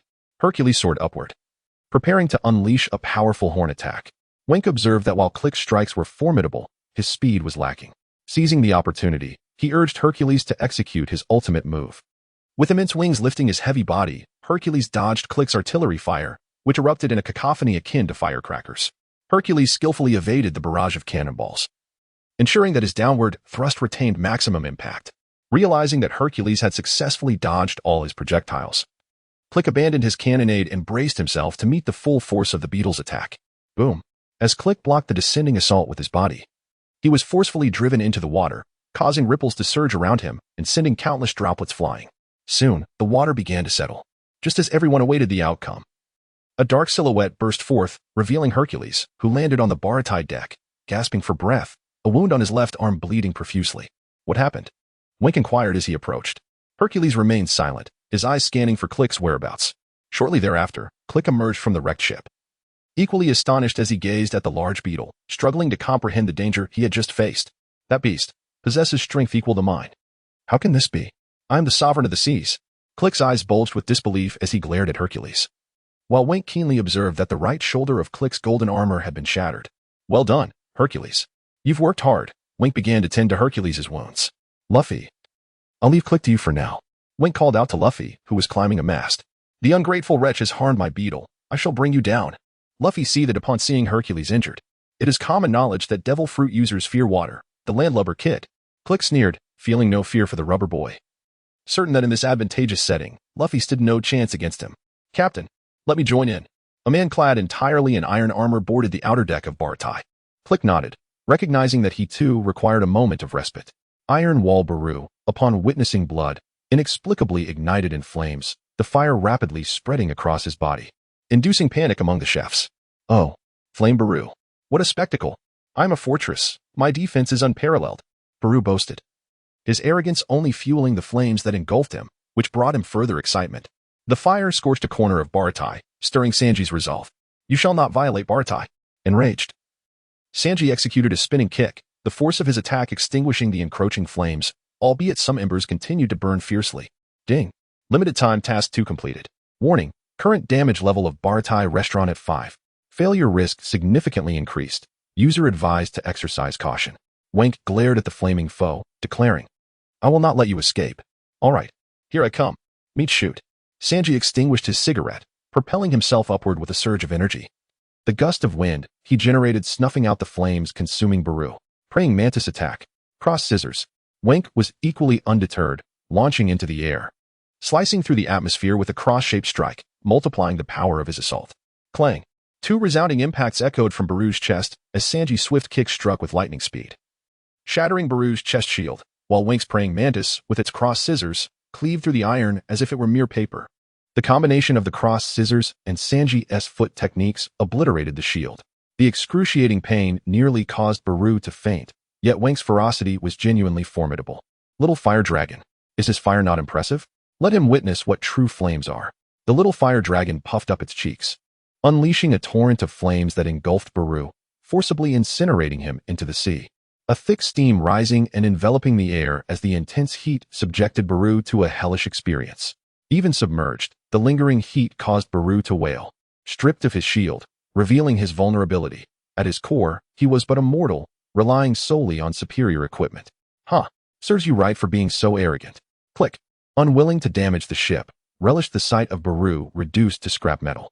Sanji lit another cigarette, genuinely grateful for Wink's assistance. Otherwise, his current kicking skills would have only inflicted superficial damage on Baru. Humph. I should have stepped in earlier. Useless trash. Click observed the groaning Baru as he crawled ashore, his eyes filled with disdain and arrogance.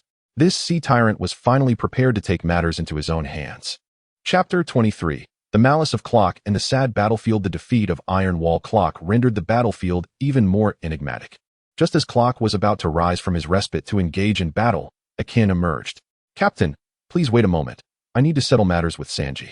At that moment, Akin wielded two weapons resembling hooks, each crowned with an iron ball, and spoke in a deep voice. This piqued Clock's interest, and he granted Akin permission to duel Sanji. As Akin confronted Sanji, they initially exchanged words in a calm manner, but for reasons unknown, they soon found themselves embroiled in a fierce struggle. Ultimately, Sanji's leg techniques were no match for Akin, and he was brought to the ground.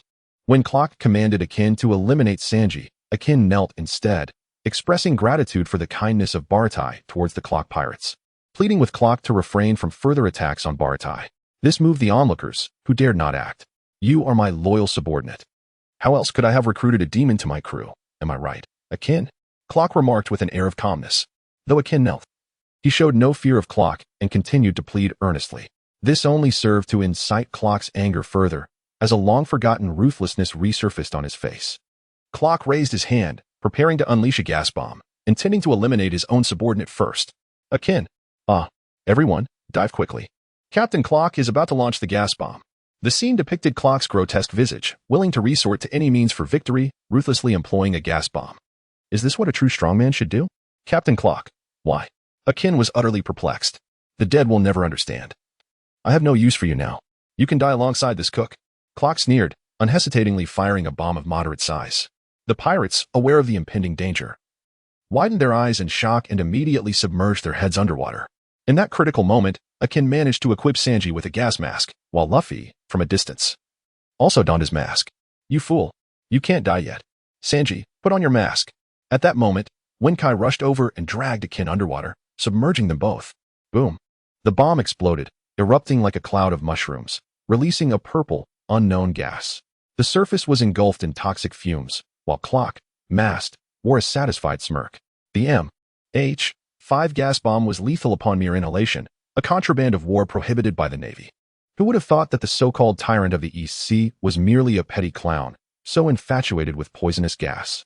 As the toxic haze dissipated, Baratai remained unchanged. Once the gas cleared, the crowd resurfaced, and Winkei managed to pull Akin back up. At that moment, Akin was weak and breathless, possibly from heartache. He couldn't comprehend the feeling, only that it was painfully suffocating. Captain Clock, I have given you my loyalty, but what have you given me in return? Ultimately, Akin's inner voice faded into silence, but Luffy needed to fight, and he must inform Luffy about Clock's more terrifying weapon. Luffy, be wary of the great gun. It is a truly fearsome weapon, he warned Luffy. Luffy removed his mask, and Sanji gazed at Akin with a complex expression. The captain has lost his mind. I am sorry for bringing you all this calamity, but I still implore you, do not kill him. I beseech you to spare his life. I, Akin, will be eternally grateful. I will serve you like an ox or a horse. Akin's face was sorrowful, his voice trembling. Even though he was saved from the gas bomb by Wenkai, he was utterly exhausted from his battle with Sanji. Wenkai observed the weeping Akin, his heart a tumult of emotions. What a loyal person he was. Clock, you squander your talents. You will never become a true strongman. All due to your arrogant and selfish nature. In the midst of battle, Clock's cannon fire was dazzling and thunderous, yet it caused minimal damage to Baratai, maintaining only about a 7% impact. However, Wenkai could not afford to let his guard down. Clock still retained a sliver of reason. He realized that the era of his fleet had come to an end, and Baratai was the best ship for his potential resurgence, which he was reluctant to destroy. Unexpectedly, you are still alive. How unfortunate.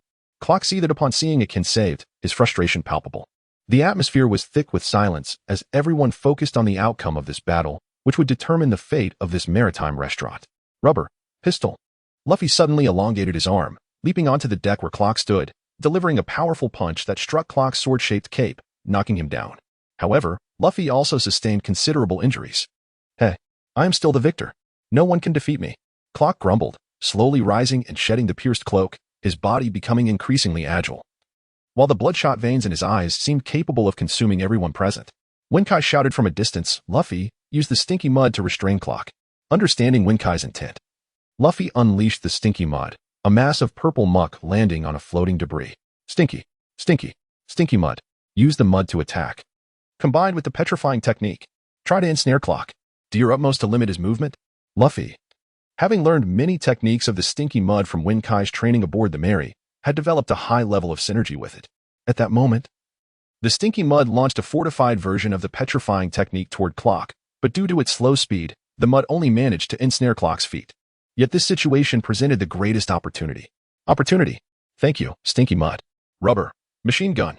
Luffy unleashed a barrage of rubber punches, unaware of how many he had thrown. Bang bang clang. The sound of fists striking Clock's golden armor rang out, the rapid and heavy blows overwhelming. Clock, infuriated, extricated his feet and prepared to confront Luffy once more. All the cannonballs rained down in a furious assault, and Luffy could only maneuver using the remaining parts of the ship. The stinky mud, not adept in water, became soft upon contact. But the sudden mud attack temporarily restrained Clock's feet. At this juncture, the battle had reached a stalemate. Chapter 24. The dream of the Overlord of the East Sea shattered. The broken spear, whether it be the despicable nature of Cleek or his well-equipped arsenal. The drawn-out battle proved to be quite unfavorable. After several clashes with Cleek, Luffy had lost considerable blood and found his legs trembling beneath him.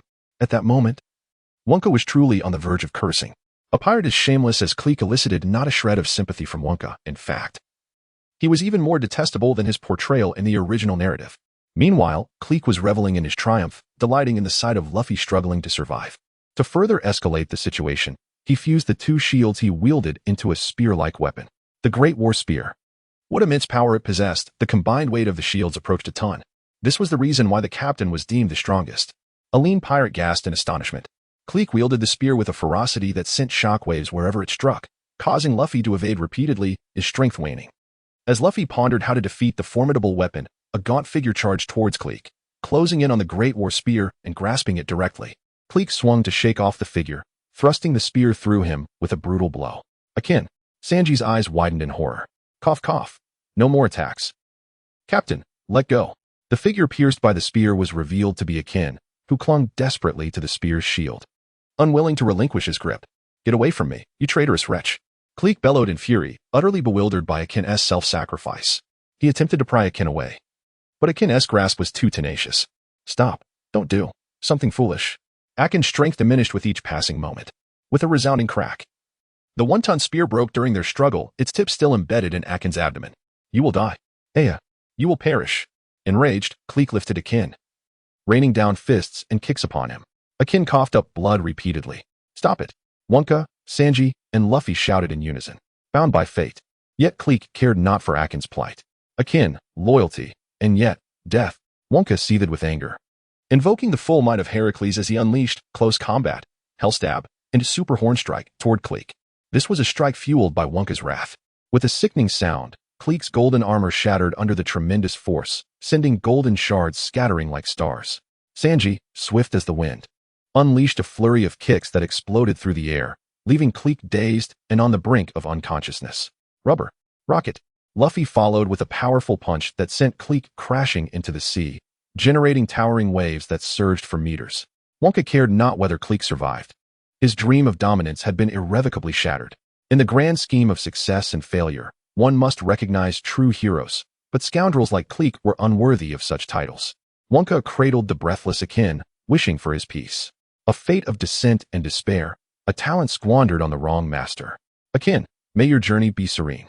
The sea breeze blew gently, heralding the dawn after battle, yet those who perished, friend or foe, were forgotten by all. In the aftermath, the remnants of Cleek's pirate crew scattered in flight, leaving Bartai secure.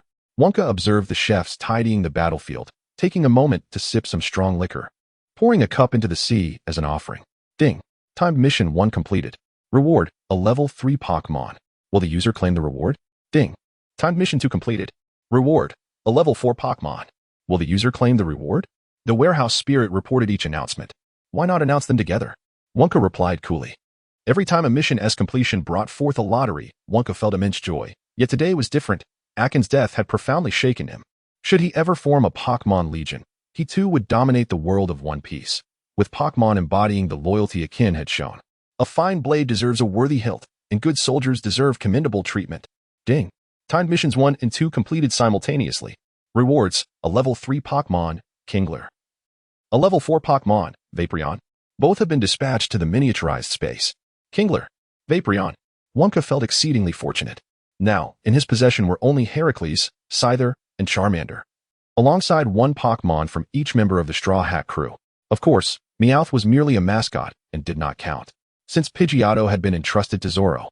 Kingler filled the void of his missing flying-type Pokémon, while Vaporeon compensated for his lack of water-type Pokémon. Nami had taken the treasure, the ship, and even his Squirtle, along with his emotions. Ugh, what emotions! With the going merry commandeered by Nami, Usopp and Koya had already set off in pursuit, and Wonka-S group needed to follow suit. Arlong, that fish, dares to bully Nami. I shall ensure you pay dearly.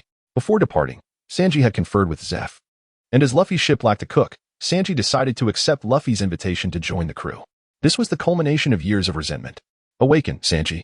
Patty and the other cooks had longed to deal with Sanji, who had always disregarded the rules in cooking, treating all with equal disdain, regardless of wealth.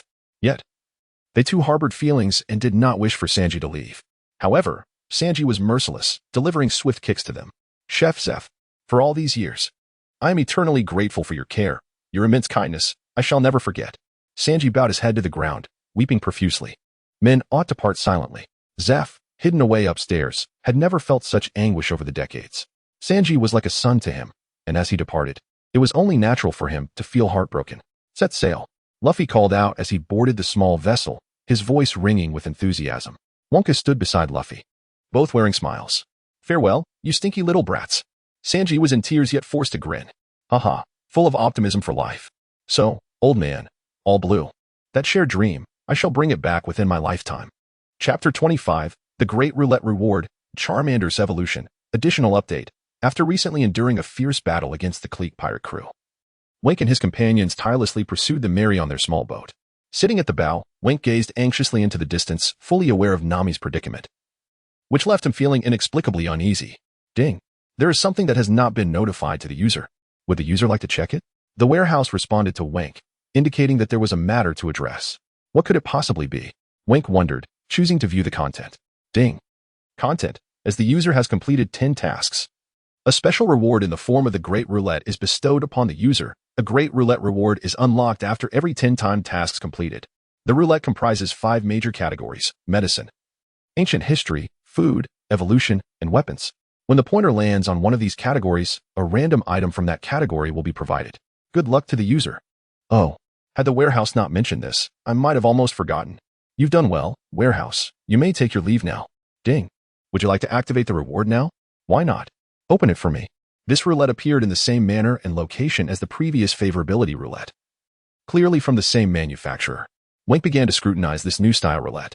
It consisted of a pointer and 5 colored modules: medicine, ancient history, food, evolution, and weapons, represented by white, brown, yellow, gold, and red, respectively. Ding. Does the user wish to spin the pointer? Just spin it. The roulette commenced its rotation, spinning back and forth as Wink patiently waited. As the pointer slowed upon reaching the brown segment, Wink grew anxious. Robin had not yet boarded the ship, rendering ancient history rather futile at this moment. The pointer then shifted left, stopping at yellow, causing Wink to fret further. With a glutton aboard, acquiring food would be utterly pointless. Ultimately, the pointer continued its leftward movement, finally halting at gold, ceasing its rotation. A brilliant golden light radiated forth. Wow, a golden legend. Wink nearly squinted from the dazzling brilliance. Ding. Congratulations, user, for obtaining the evolution plate. Reward details. The user may designate one Pokémon for its initial evolution, with a restriction of level 3 or below. Incredible! A phenomenal gain. Wink could scarcely believe it. In his past life, he had purchased countless lottery tickets without success. Yet here, in this world, fortune seemed to favor him immensely. He began to strategize. Both Heracross and Scyther were immediately ruled out, as these formidable creatures no longer required leveling up. The newly acquired Swellow and Vaporeon were at levels 3 and 4, respectively, making them temporarily unfit for this reward. Thus, it was his little Charmander, at level 1, who stood in need of evolution to bolster its strength. The last evolution of Pidgey had been a serendipitous event, one which Wink did not feel confident in encountering again. Therefore, external evolution was the clear choice. Warehouse, I intend to apply this reward to my Charmander, evolving it directly into Charmeleon. Ding. Accepting user request, reward being distributed, Charmander evolving. Ding. Evolution complete. Congratulations, user, for obtaining a level 2 Pokémon, Charmeleon. Excellent. Wink silently recited its name as he released a fiery red Pokeball. Under the glow of white light, a creature appeared, significantly larger than Charmander. Luffy and Sanji approached to observe Charmeleon. Its skin was a deeper hue than Charmander's, its eyes more vibrant, and atop its head, a horn-like protrusion had emerged, with its tail's flames burning more fiercely. Cool. Wink, is this a new species? Luffy eagerly clung to Wink, his face close in curiosity. No. It's just my Charmander evolved. Ah, my Wink is so impressive. Luffy chimed in. Wink felt a swell of satisfaction as he recalled Charmeleon. However, Luffy remained attached to him, chattering away. Sanji leaned back, observing the affectionate exchange between the two. Why does the air seem to be thick with a certain camaraderie? Meanwhile, on the sea route in pursuit of the Mary, another small boat was embroiled in incessant bickering. Usopp, we need to speed up. Haven't you eaten? Meow, meow, meow. The persistent cat urged Usopp to row faster. I'm putting in all my effort. Can't you see I'm rowing with all my might? Why don't you lend a hand? Usopp, exhausted, felt as though his arms might cramp, his ears nearly growing calloused from the noise. I would never row with a petty pirate like you. The only ones who can command me are the captain and Luffy. My aspirations reach for the stars and the sea. Meow, meow, meow. It waved its arms passionately. Why does Luffy get to command you? I am the captain of the Straw Hat Pirates. Usopp retorted angrily. Haha, you're amusing. Keep dreaming. Meow, meow, meow. The cat laughed at Usopp. You best stay in your lane. You're merely a mascot, little kitty. Usopp mocked in return. Ah, dare to mock me, the great king. Meow, meow, meow. The cat leapt onto Usopp, employing random scratches, leaving Usopp in tears, bewildered as to why he was encountering such hardship. All right. Let us not cause a ruckus and wake Zoro. Kaya intervened as a peacemaker, prompting a slight lull in their squabbling. Suddenly, Zoro sat up and slapped Usopp and the cat on their heads with both hands. How are you both doing? Well, a resurrection. You scared me to death. Only Kaya's laughter mingled with the cries of the beaten. At that moment, across the vast ocean, a moderately sized ship with a sheep's head sailed toward Cocoa West Village in the East Sea. An orange-haired girl, feeling the sea breeze, gazed into the distance. It was none other than Nami, the navigator of the Straw Hat Pirates, who had stolen a ship and made off with treasure. As the Mary sailed smoothly, Nami wore a stoic expression, yet her heart was filled with concern over whether the evil dragon would keep his promise. Suddenly, Wink's figure flashed through her mind. This may be the last time I think of you. Wink, farewell. Chapter 26. Usopp is captured. The Straw Hats arrive at Cocoa West as time passed. Usopp and his companions arrived at Cocoa West ahead of the Mary. Kaya, wait for our captain to arrive. Johnny, Joseph, ensure Kaya's safety. If anything happens, I will hold you accountable, Usopp instructed. He anchored the ship in a discreet location, preparing to scout the village first. You can't leave me behind.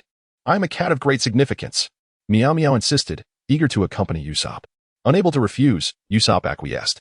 As Usopp and Meow Meow entered the village, they encountered the patrolling officer, Gio, a fishman favored by Arlong, accompanied by several others, exuding an air of arrogance. These fishmen, brimming with confidence, approached Usopp for questioning. However, Usopp had no intention of complying. He fled with the speed of a rabbit. Sensing something amiss, Gio concluded that Usopp was not from the area and, upon witnessing his hasty escape, dispatched 3 of his subordinates to pursue him. Terrified, Usopp and Meow Meow dashed away as the 3 fishmen relentlessly chased them. You are also under the command of Wenku. Your strength should not be underestimated, right?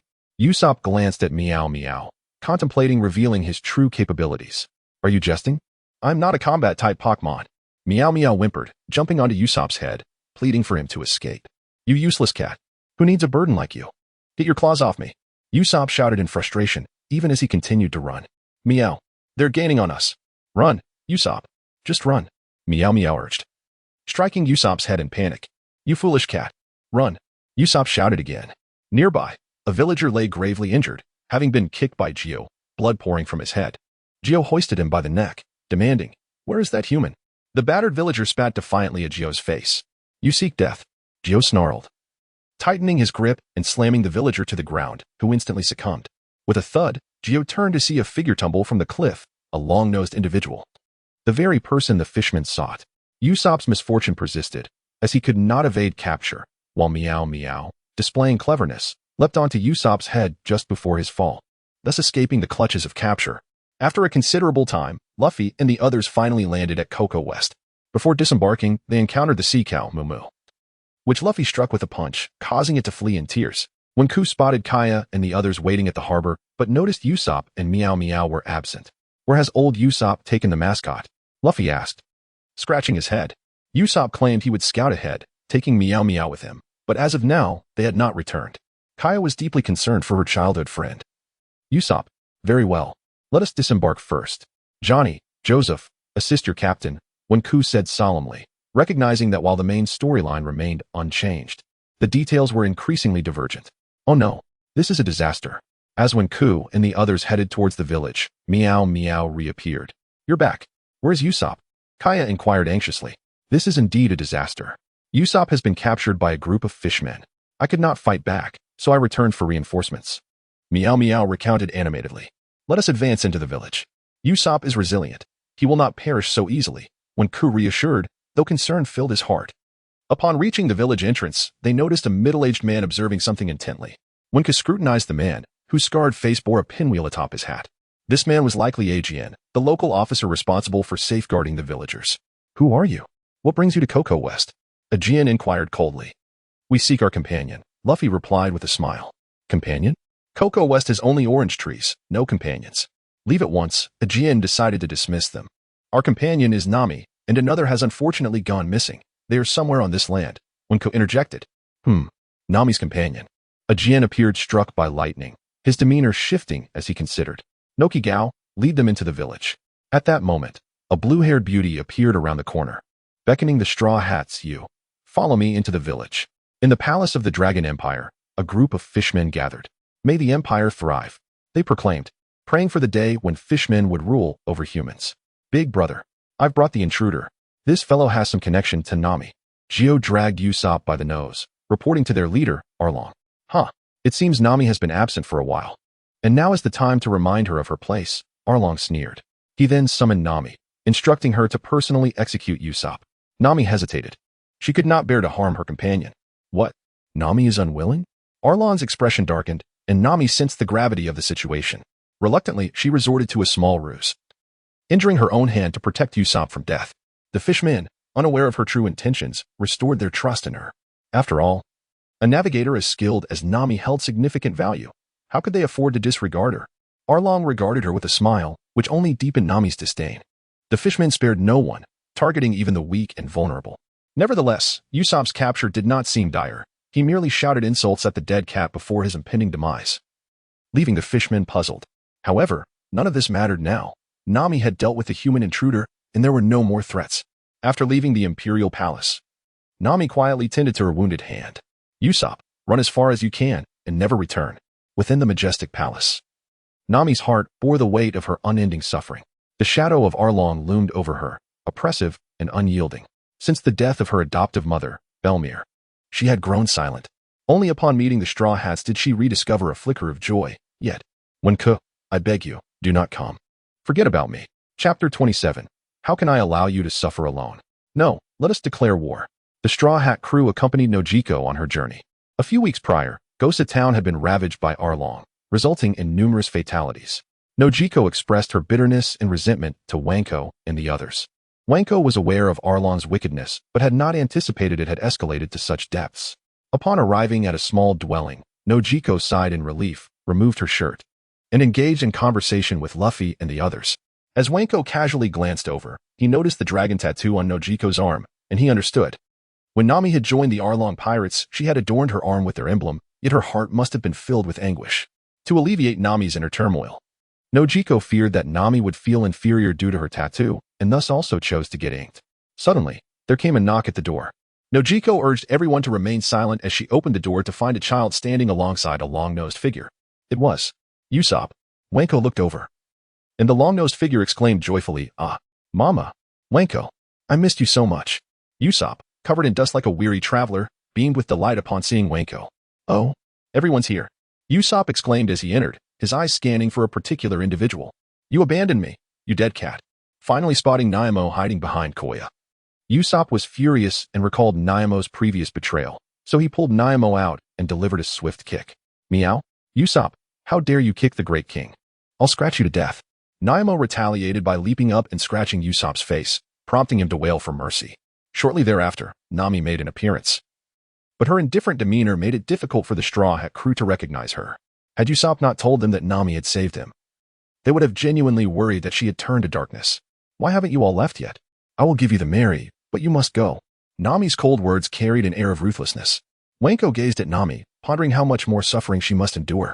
After Nami failed to convince the Straw Hat crew, she departed in haste. Ding. A limited time mission has been issued. Save Coco Yasi and defeat Arlong. Reward: 1 level 4 Pokémon. Penalty: randomly lose 2 level 3 Pokémon. The warehouse messenger sent a notification. Later, Nami wept uncontrollably, realizing that the Navy and Arlong had conspired against her, shattering her hopes. She had once believed that a fortune of 1 million berries would save the villagers of Coco Yasi. Now she understood it was merely a fleeting dream. How can this be? Arlong, we must settle the score. Indeed, we cannot allow them to exploit Nami any longer. But to the death, what is there to fear? Let us go. The villagers of Coco Yasi recognized the sacrifices Nami had made for them, and this betrayal ignited their fury. They were determined to confront the Arlong pirates in a final showdown. Better to be shattered than to remain intact. Thus, Aiken and Nojiko, disregarding Nami's warnings, led the villagers of Coco Yasi in a grand march towards the Arlong Empire's palace.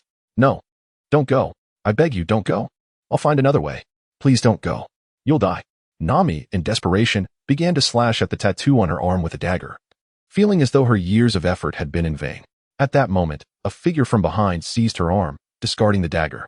Nami turned to see a familiar visage from her dreams, accompanied by her former companions. Wanko, why? Did you come back? Nami stammered, her tears clouding her vision. Go away. Go away. You don't need to come back. Nami cursed Wanko like a child, wishing for him to leave. Fool. A hoarse voice pierced Nami's ears. How can I allow you to suffer alone? Since they show no mercy, we shall wage war. The Straw Hat Pirates have never known fear. Wanko gently caressed Nami's head, holding her close.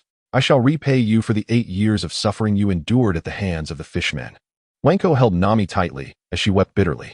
Nami had once envisioned a different outcome, but now she questioned, can we truly win? I told you not to come back. People will die. Those who refuse to yield are few and far between, but when pushed beyond their limits, everyone has a breaking point.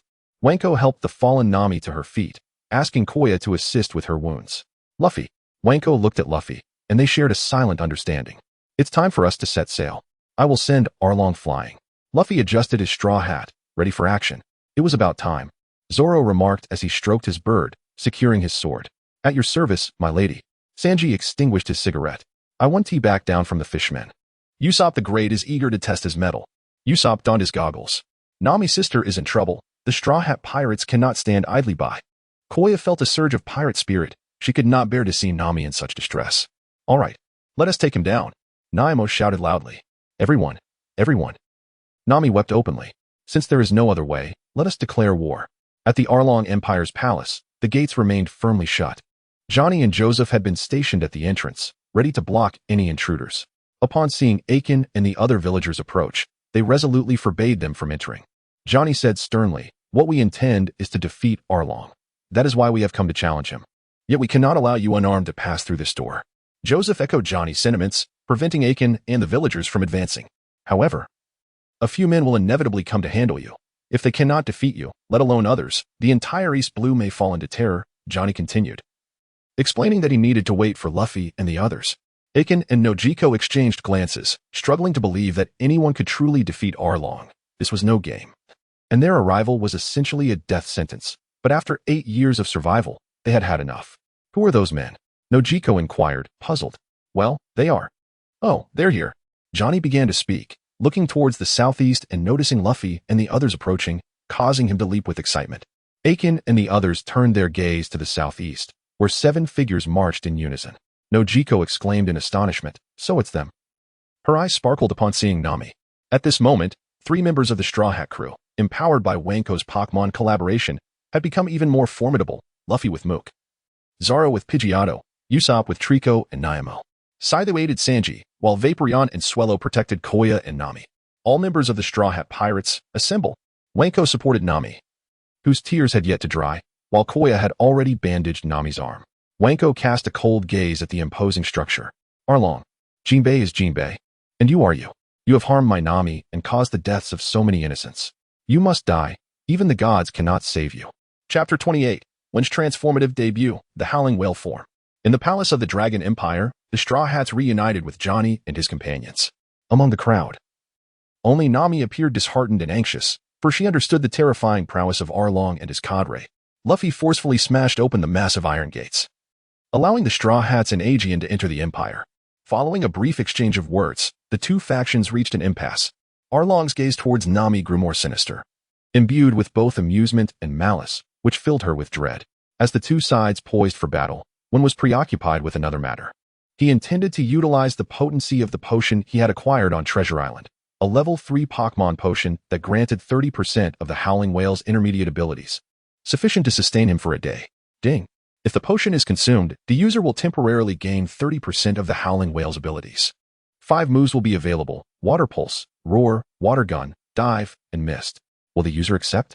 When nodded in acquiescence. Transformation. Suddenly, when leapt into the air, his voice resonating with power. In an instant, a radiant light illuminated the surroundings, capturing the attention of all present. Was one about to summon a new creature? Luffy, picking his nose, glanced skyward, inquiring of Zoro and the others. Meanwhile, within the brilliance, Wen's bones crackled, his muscles inflating painfully, a sensation akin to being carved by a knife. If only Wen had known the intensity of this pain, he would never have dared to attempt it. His shirt tore apart due to the transformation, yet miraculously, his pants remained intact. As the light dissipated, a circular figure materialized before the crowd. Wow! Wen had transformed into a large blue figure. Luffy nearly fainted, while everyone else stood in stunned silence, Nami's eyes widening in disbelief. Wen's body expanded to a critical point before rapidly contracting back to human form, albeit with a striking azure complexion, his dorsal fin intact, and 2 gas exit holes adorned with ochre spots on his head, releasing gas. Wen landed and examined his transformation. His voice, once hoarse, now resonated melodiously. Incredible! Even his voice had changed. Wen was astonished. The potion's effects were astonishingly potent. I have always warned users not to underestimate the Pokémon repository. As levels increase, so too do permissions and benefits for the user, the repository murmured, satisfied with Wen's transformation. Perhaps due to the novelty of his metamorphosis, Wen's limbs felt somewhat restrained, unable to fully extend. Are you also a fishman? Arlong gazed at Wen with complexity, noticing the resemblance in appearance, but upon closer inspection, the fin on Wen's back was far too extravagant, with patterns that felt both real and surreal. I am not one of your kind. I am human. Wen remained unfazed. Even with 30% of the Howling Whale's abilities at his disposal, enough to confront Arlong. Oh, in that case, you must be a devil fruit user. Arlong deduced that Wen had consumed some type of paramecia fruit, making sense of the situation. The other fishman subordinates nodded in agreement, acknowledging one as a human who must possess devil fruit powers. Wen chose not to respond, his blue eyes surveying the Straw Hat pirates. He noticed Usopp and Meow Meow staring wide-eyed in astonishment. I'm the Captain's creation, yet I had no idea he could transform. Meow Meow exclaimed, his mouth agape. Zoro gripped his sword tightly, an inkling of surprise flickering in his eyes. It seemed the first mate had quite a few tricks up his sleeve. He definitely should not be underestimated. Nami, however, exhibited the most profound reaction. Initially devoid of hope for the battle, having witnessed Arlong's terror firsthand, she now felt a glimmer of expectation with Wen's display of what resembled devil fruit abilities. Perhaps they truly could win. At that moment, Luffy, using his rubbery arms, wrapped around one and drew closer. So cool. So cool. Is that what summoners can do? Luffy inquired, pinching Wen's face in curiosity. Captain, focus on the battle. Wen protested, feeling his carefully cultivated image of grandeur being undermined by Luffy's antics. You hold racial superiority as your creed. I disdain you from the depths of my heart. So, you won't mind if I eliminate a few of your fishman brethren, will you? Wen retorted coldly to Arlong. Haha. Humans are the most cowardly creatures in this world. It is only natural for fishmen to dominate them. You may have changed your skin, but you remain human, ultimately unable to rival the greatness of fishmen. Arlong, having regained his composure after initial shock, spoke with disdain. Wen smirked, enunciating clearly. Come and try me. The unparalleled Howling Whale would not concede to the land-dwelling fishman. With a wave of his hand, Arlong commanded several fishman subordinates armed with knives and forks to charge at Wen. Luffy, stay back and observe. Wen declared, relishing his moment as the first mate and strategist. Intrigued by Wen's transformation, Luffy complied and retreated to spectate. Behold, mist. A plume of steam erupted from the 2 gas exit holes on Wen's head. enveloping the surroundings in a dense fog. This mist, infused with otherworldly energy, compromised the fishman's keen vision, limiting visibility to mere half a meter. What the hell? The fishman's subordinates swung their weapons in vain, attempting to disperse the mist, but to no avail. When smiled, ghost-like within the fog. Water pulse, activated, he declared. Visible ripples emanating from beneath his feet, serene and eternal. This ripple granted one a 10% speed boost in water and was equally effective within the mist he had conjured. In my domain, all shall perish. With piercing eyes. One emerged from behind a fishman's subordinate, who had no time to react before his neck was snapped. As one glided effortlessly, he dispatched fishmen without warning. After approximately half an hour, Arlong grew impatient outside the mist, having dispatched over 20 elite fishmen to capture one, yet none had returned. Meanwhile, Luffy remained calm, contemplating his newly acquired gum-gum windmill technique. Suddenly, Arlong noticed the mist rapidly receding, revealing the ground littered with over 20 lifeless subordinates, devoid of breath. How dare you slay so many of my men? Arlong seethed with rage. Since arriving in the East Sea, his subordinates had dwindled, and the loss of 20 elite fishmen, each capable of matching 10 humans, was a significant blow to him. This is merely the beginning. Line up, you are the main course. One chuckled. In the distance, Noki and the others cheered, their spirits lifted by this resounding victory. Nami gazed at Wen, her heart stirring with hope. Perhaps they truly could win. Chapter 29. The Battle on Land and Sea. Wenku versus Arlong. Arlong fixed his gaze intensely upon Wenku. The ground littered with the corpses of fishmen, igniting an unparalleled fury within him and his subordinates. They had always been the ones to take lives, never anticipating that they too would fall prey today, and at the hands of humans, whom they deemed inferior creatures. In a fit of rage, his aide, Xiao Ba, summoned the sea beast Momo, only for it to tremble in fear at the sight of Luffy and attempt to flee. Arlong, grinding his teeth and licking his bloodied lips, menaced Momo, who then charged wildly towards Wenku and his companions. Luffy, utilize your rubber fruit abilities. Propel that beast away. Wenku commanded. Got it. Perfect time to try out my new move. Luffy grinned, inserting his feet into the rocky ground, twisting his body into a helix-like shape, readying himself. His hands elongated in an instant, seizing Momo rubber. Windmill. His body spun like a whirlwind, striking Momo with incredible force, leaving the creature disoriented as Luffy hurled it away. Unbelievable. He actually managed to throw that monster. The villagers gasped in astonishment. Arlong fell silent, realizing that the straw had also possessed devil fruit powers. A crew with 2 devil fruit users. Naturally, Arlong included Wenku in that count. Oh no, Wenku, I can't pull my feet out. Luffy swayed unsteadily, his feet firmly lodged. Idiot. Fool. Zoro cursed as the others prepared to assist. Nokigao, Jinshu, help me get Luffy out. Zoro, Sanji, Usopp, you must handle those subordinates while I deal with Arlong until Luffy is freed. Wenku quickly assigned tasks. The group exchanged glances and readily complied. Thus, Zoro approached Xiao Ba, Usopp targeted Gio, and Sanji moved towards Kirby. Splitting our forces? Very well, we fishmen shall entertain you. Arlong sneered, snapping off one of his teeth, only for it to regenerate instantly. Iron Tooth skill. The ability to regenerate teeth was a trait of the Saw Shark, a move that had claimed countless human lives. Water gun. Wenku puffed his cheeks, unleashing a high-pressure stream of water that struck Arlong, halting his advance as he braced against the force of the water. How do you like that? Wenku paused, smiling at Arlong. Huh, mere child's play. Arlong scoffed, yet hesitated, his feet reluctant to move forward. Ding. Issuing timed mission 2. User must defeat Arlong in the water, instilling fear. Reward. A store voucher and the title of Fishman Terminator. Penalty. None. What a store voucher? Asked the warehouse keeper. Do you think this is the time for such inquiries? I'll explain later when the battle concludes. Let us fight in the water.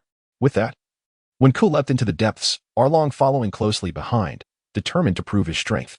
With the enhancements of diving and wave of water, Wenku's speed in the water increased by 15%, a feat far beyond Arlong's expectations. The level 3 howling whale, in its aquatic domain, represented an overwhelming force, capable of self-preservation if not domination. Little Arlong, I'll make sure you can't even see my backside. Wenku smiled, his dorsal fin rippling away, making his movements increasingly elusive, provoking a sense of unease in the pursuing Arlong. You dare mock me. Shark on darts. Arlong shot forward like a torpedo, propelled by rage. White mist. A thick cloud of mist erupted, mingling with seawater. Despite its dilution, Wenku maintained visibility at approximately 1 meter. Arlong halted his charge, scanning the obscured surroundings, his iron teeth poised as he searched for Wenku's presence. I'm right here. Winka suddenly struck from behind, delivering a powerful blow to Arlong's back. The unmistakable sound of bones cracking resonating through the water. "You filthy human!" Arlong shrieked, gnashing his iron teeth at Wenku, managing to slice away a piece of flesh from Wenku's waist. Wenku's expression shifted to one of alarm as he retreated swiftly. Arlong attacked again, but Wenku's speed allowed him to vanish into the mist. "Have the guts to stay and fight. Despicable coward. Damn human!" Arlong bellowed in a frenzy. "Had I a fraction of your shamelessness, I would revel in it. Take this." Roar. A thunderous roar erupted from Wenku's dual air vents, sending a powerful sound wave crashing into Arlong and his subordinates, akin to a heavy hammer. The visible white sound waves formed a shockwave that hurled Arlong away, causing him to collide violently with a wall, which crumbled under the impact. What just happened? Johnny and the others watched in alarm, having heard the roar followed by Arlong's fall. Wenku emerged leisurely from the water, regarding the fallen Arlong in silence. At that moment, Arlong's mind reeled as if struck.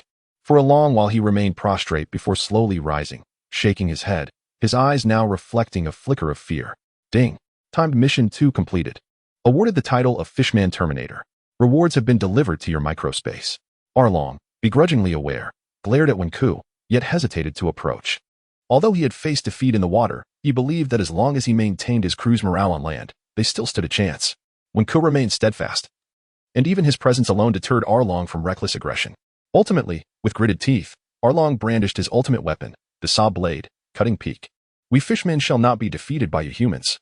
I refuse to believe it." Arlong bellowed, charging forward with the blade. Though his bravado was merely a facade to mask his inner trepidation. "You incorrigible fool." Roar. An even more resounding roar emanated from Wenku, the resulting sound wave striking Arlong and his subordinates like a leaden weight. The visible white sound waves manifested into a violent gust, propelling Arlong away, crashing him against a wall dozens of meters distant, which collapsed under the force. Aegean and the others covered their ears, incredulous as they observed Wenku. That same move. It's too powerful. Arlong, utterly defenseless, was easily overwhelmed, leaving Nokigao in shock, covering his mouth. Nami and Koya hid in a corner, quietly observing the unfolding drama. "Nami, who do you think will win?" "Wenku," Nami replied resolutely, her gaze unwaveringly fixed on Wenku in the distance. "You bastard. You bastard. You filthy bastard." Arlong clawed his way out of the debris, cursing Wenku vehemently. Wenku disregarded Arlong's rage, signaling Nokigao and the others to hastily free Luffy's feet while he continued to confront Arlong, discreetly pressing his hand against the bite on his waist. His expression now serious. "Injured even while dominating underwater? It seems I must train further to enhance my combat experience." The ability to suppress Arlong stemmed primarily from the novelty and uniqueness of my techniques, catching him off guard. "Is it not my turn to dominate? Shall we dive back into the fray?" Wenku called out cheerfully to Arlong, who, rendered speechless, could only stare blankly. Indeed. The earlier terrifying sound wave attack and overwhelming strength had nearly brought Arlong to his knees, the audible crack of bones still echoing in his mind, evoking a sense of being an imposter. 1, 2, 3. Pull. 1, 2, 3. Pull. Behind Wenku, Nokigao and the others continued to tug at Luffy's feet, while Luffy, engrossed in picking his nose, observed the unfolding events with amusement. What is going on with my brother overpowering Arlong? Chapter 30. Usopp's Cat Battle. The warriors hammer on the other side of the battlefield. The atmosphere was rather dull and peculiar. "You, with those dead fish eyes. Come here, Usopp the Great. I have no intention of bullying you. I found you displeasing for quite some time. Meow, come here. Displeasing. Meow. Ah, it's coming. Usopp, run." The cat deftly climbed onto Usopp's shoulder and began to strike his head with all its might. What a familiar sensation. "You dead cat, how dare you act like this?" Usopp nearly lost his temper. Turning around, he saw Chu approaching and was so startled that he nearly lost his wits, hastily leveraging his speed to escape. "Right. Usopp, why are you running? Use the crying tree that the captain gave you." The cat pounded its head with a coin, urging Usopp to stop and prepare for battle. "You reminded me. Yes, yes. Crying tree, come forth." Usopp summoned the crying tree, casting a radiant light that halted Chu in his tracks, leaving him perplexed by the medium-sized potted plant before him.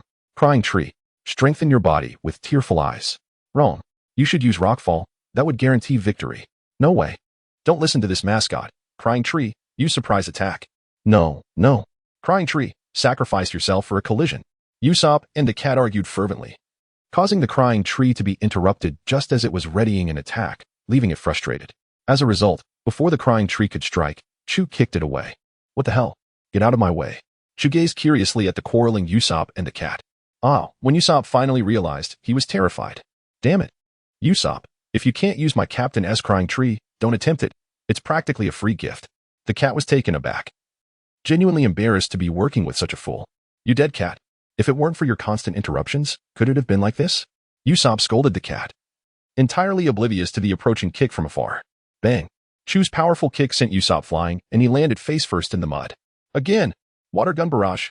This time, Chu seized the opportunity, unleashing a torrent of water bullets from his thick lips toward the distance where Usopp lay trembling and shielding his head. While the cat hid behind him, one of the projectiles struck Usopp, launching him away. His body twitched a few times before going still. Chu did not check to see if Usopp was alive. He simply walked away, deeming it unnecessary. Little did he know, Usopp slowly sat up. Sigh, how embarrassing. Luffy, Wink, Zoro, and Sanji are all warriors on the ship. And here I am, Usopp. With tears welling behind his goggles, his vision blurred. I also should not have run. I refuse to be a mascot anymore.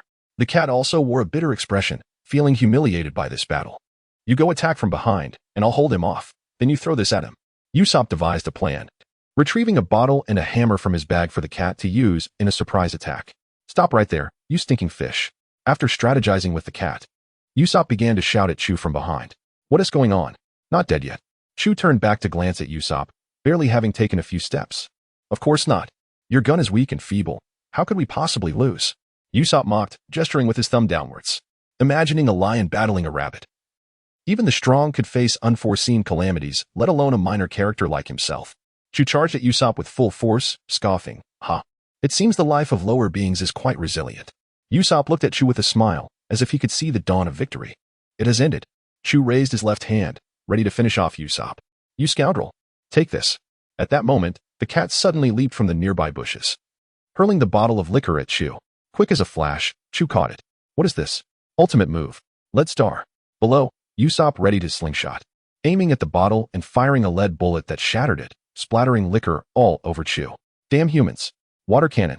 Chu retreated to the pond, beginning to draw water into his mouth with all his might, his body swelling with the liquid. Now is the chance.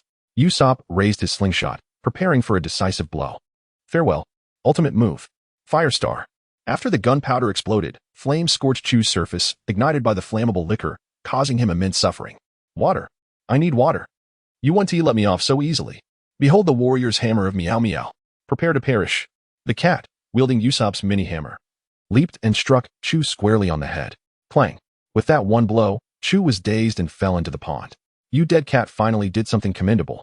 Usopp, drenched in cold sweat, smiled at the cat.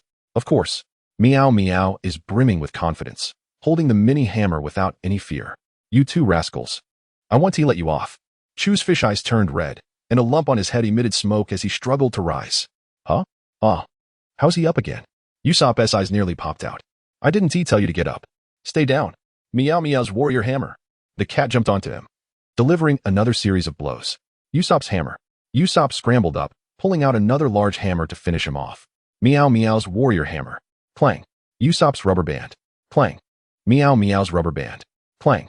Thus, under relentless strikes, Chu foamed at the mouth and entirely lost the ability to resist. Haraha. I have defeated the fishman. Usopp dropped the hammer and lay on the ground, gasping for breath and laughing heartily. Don't forget me. I am the main force. The cat tossed aside the hammer, adjusted the coins on its head, and muttered. By the way, where did you get this mini-hammer? The cat inquired, puzzled. You can thank me, Usopp the Great. That little hammer was specially made for you. I just never gave it to you, so don't mention it. Usopp replied without hesitation. The cat paused, gazing at Usopp with newfound tolerance and warmth in its eyes. The mini-hammer is quite nice. I'll keep it for beating people. You have a kind heart. Ha ha ha, of course. Who do you think I am? Usopp. All right. Let us hurry back and check on the captain and the others. Meow. Chapter 31. The bond between Zoro and BB Bird combined technique. Storm Tornado as the scene shifts. We find Zoro of the Straw Hat Pirates engaged in combat with the formidable cadre, Shachi. At this moment, Shachi remains unrepentant, akin to Arlong, exhibiting extreme brutality. The octopus is undeterred by Zoro's presence, flaunting his prowess and toying with him for a while. Zoro, already severely wounded by Mihawk, is now succumbing to a fever. He had hoped for a swift resolution, yet the fever intensifies, causing his steps to falter and his mind to cloud. Come on, save Zoro. Nami cries out. her voice filled with urgency. Wenko, observing Shachi's increasingly rapid attacks, sees Zoro's condition deteriorating and steps forward, ready to intervene. Wenko, this is my battle. Step back. Zoro roars. Startling Wenko, who, upon gazing into Zoro's fiery eyes, halts in place, conceding to his resolve.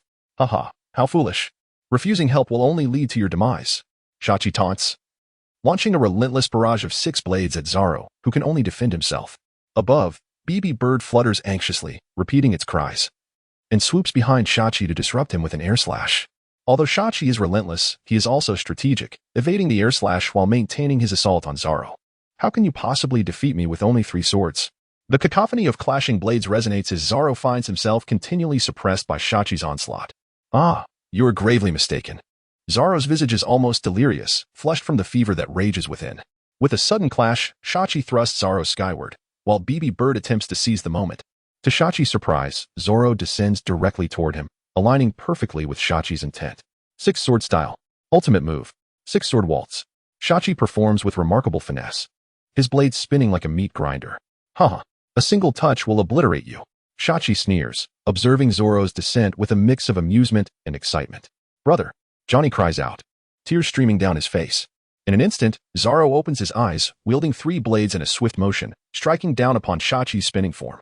Ah, that brat. He flipped off my blade while following my rotation. Shachi bellows in rage, now seething with anger. Ah, I will truly end you. Johnny, momentarily relieved, finds his heart racing again at the sight of Zoro's apparent suffering. It looks like he might have reopened his wounds. Joseph speculates mournfully, like a cornered beast. Zoro fights against the odds, and Wenko, anxious about the unfolding events, nearly rushes in to assist. Yet Zoro's gaze silently implores him to trust in his strength. Even with injuries that would incapacitate an ordinary person, I shall not fall, for my hawk awaits me. 6 sword style. Octopus hold. This ends now. Shachi charges with all 6 blades poised against Zoro. To conquer someone as extraordinary as Mihawk, I too must transcend the ordinary. Zoro looks up at BB Bird, who meets his gaze, a silent understanding passing between them. Suddenly, BB Bird unleashes the storm, spinning rapidly in a clockwise motion, creating a vortex.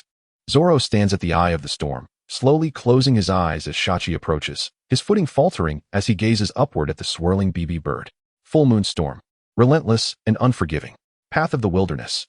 Zoro's eyes snap open, his blades moving in harmony with BB Bird's wind, propelling him into a full-speed spin, perfectly synchronizing with the tempest.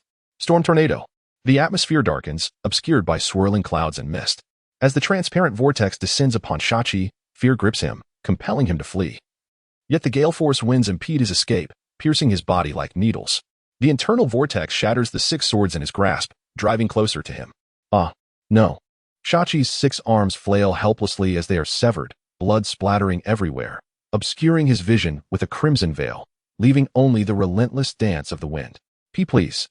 Spare me. Shachi trembles, unable to articulate his words, his weakened body lifted by the fierce winds, his cries fading into the distance. Panting, Zoro halts his assault, relinquishing his blades, half kneeling as he gasps for breath. The exertion, compounded by his unrelenting fever, has drained him, yet he has miraculously triumphed over Shachi. With a gentle touch, BB Bird lands on Zoro's shoulder, lightly pecking at his ear. How terrifying.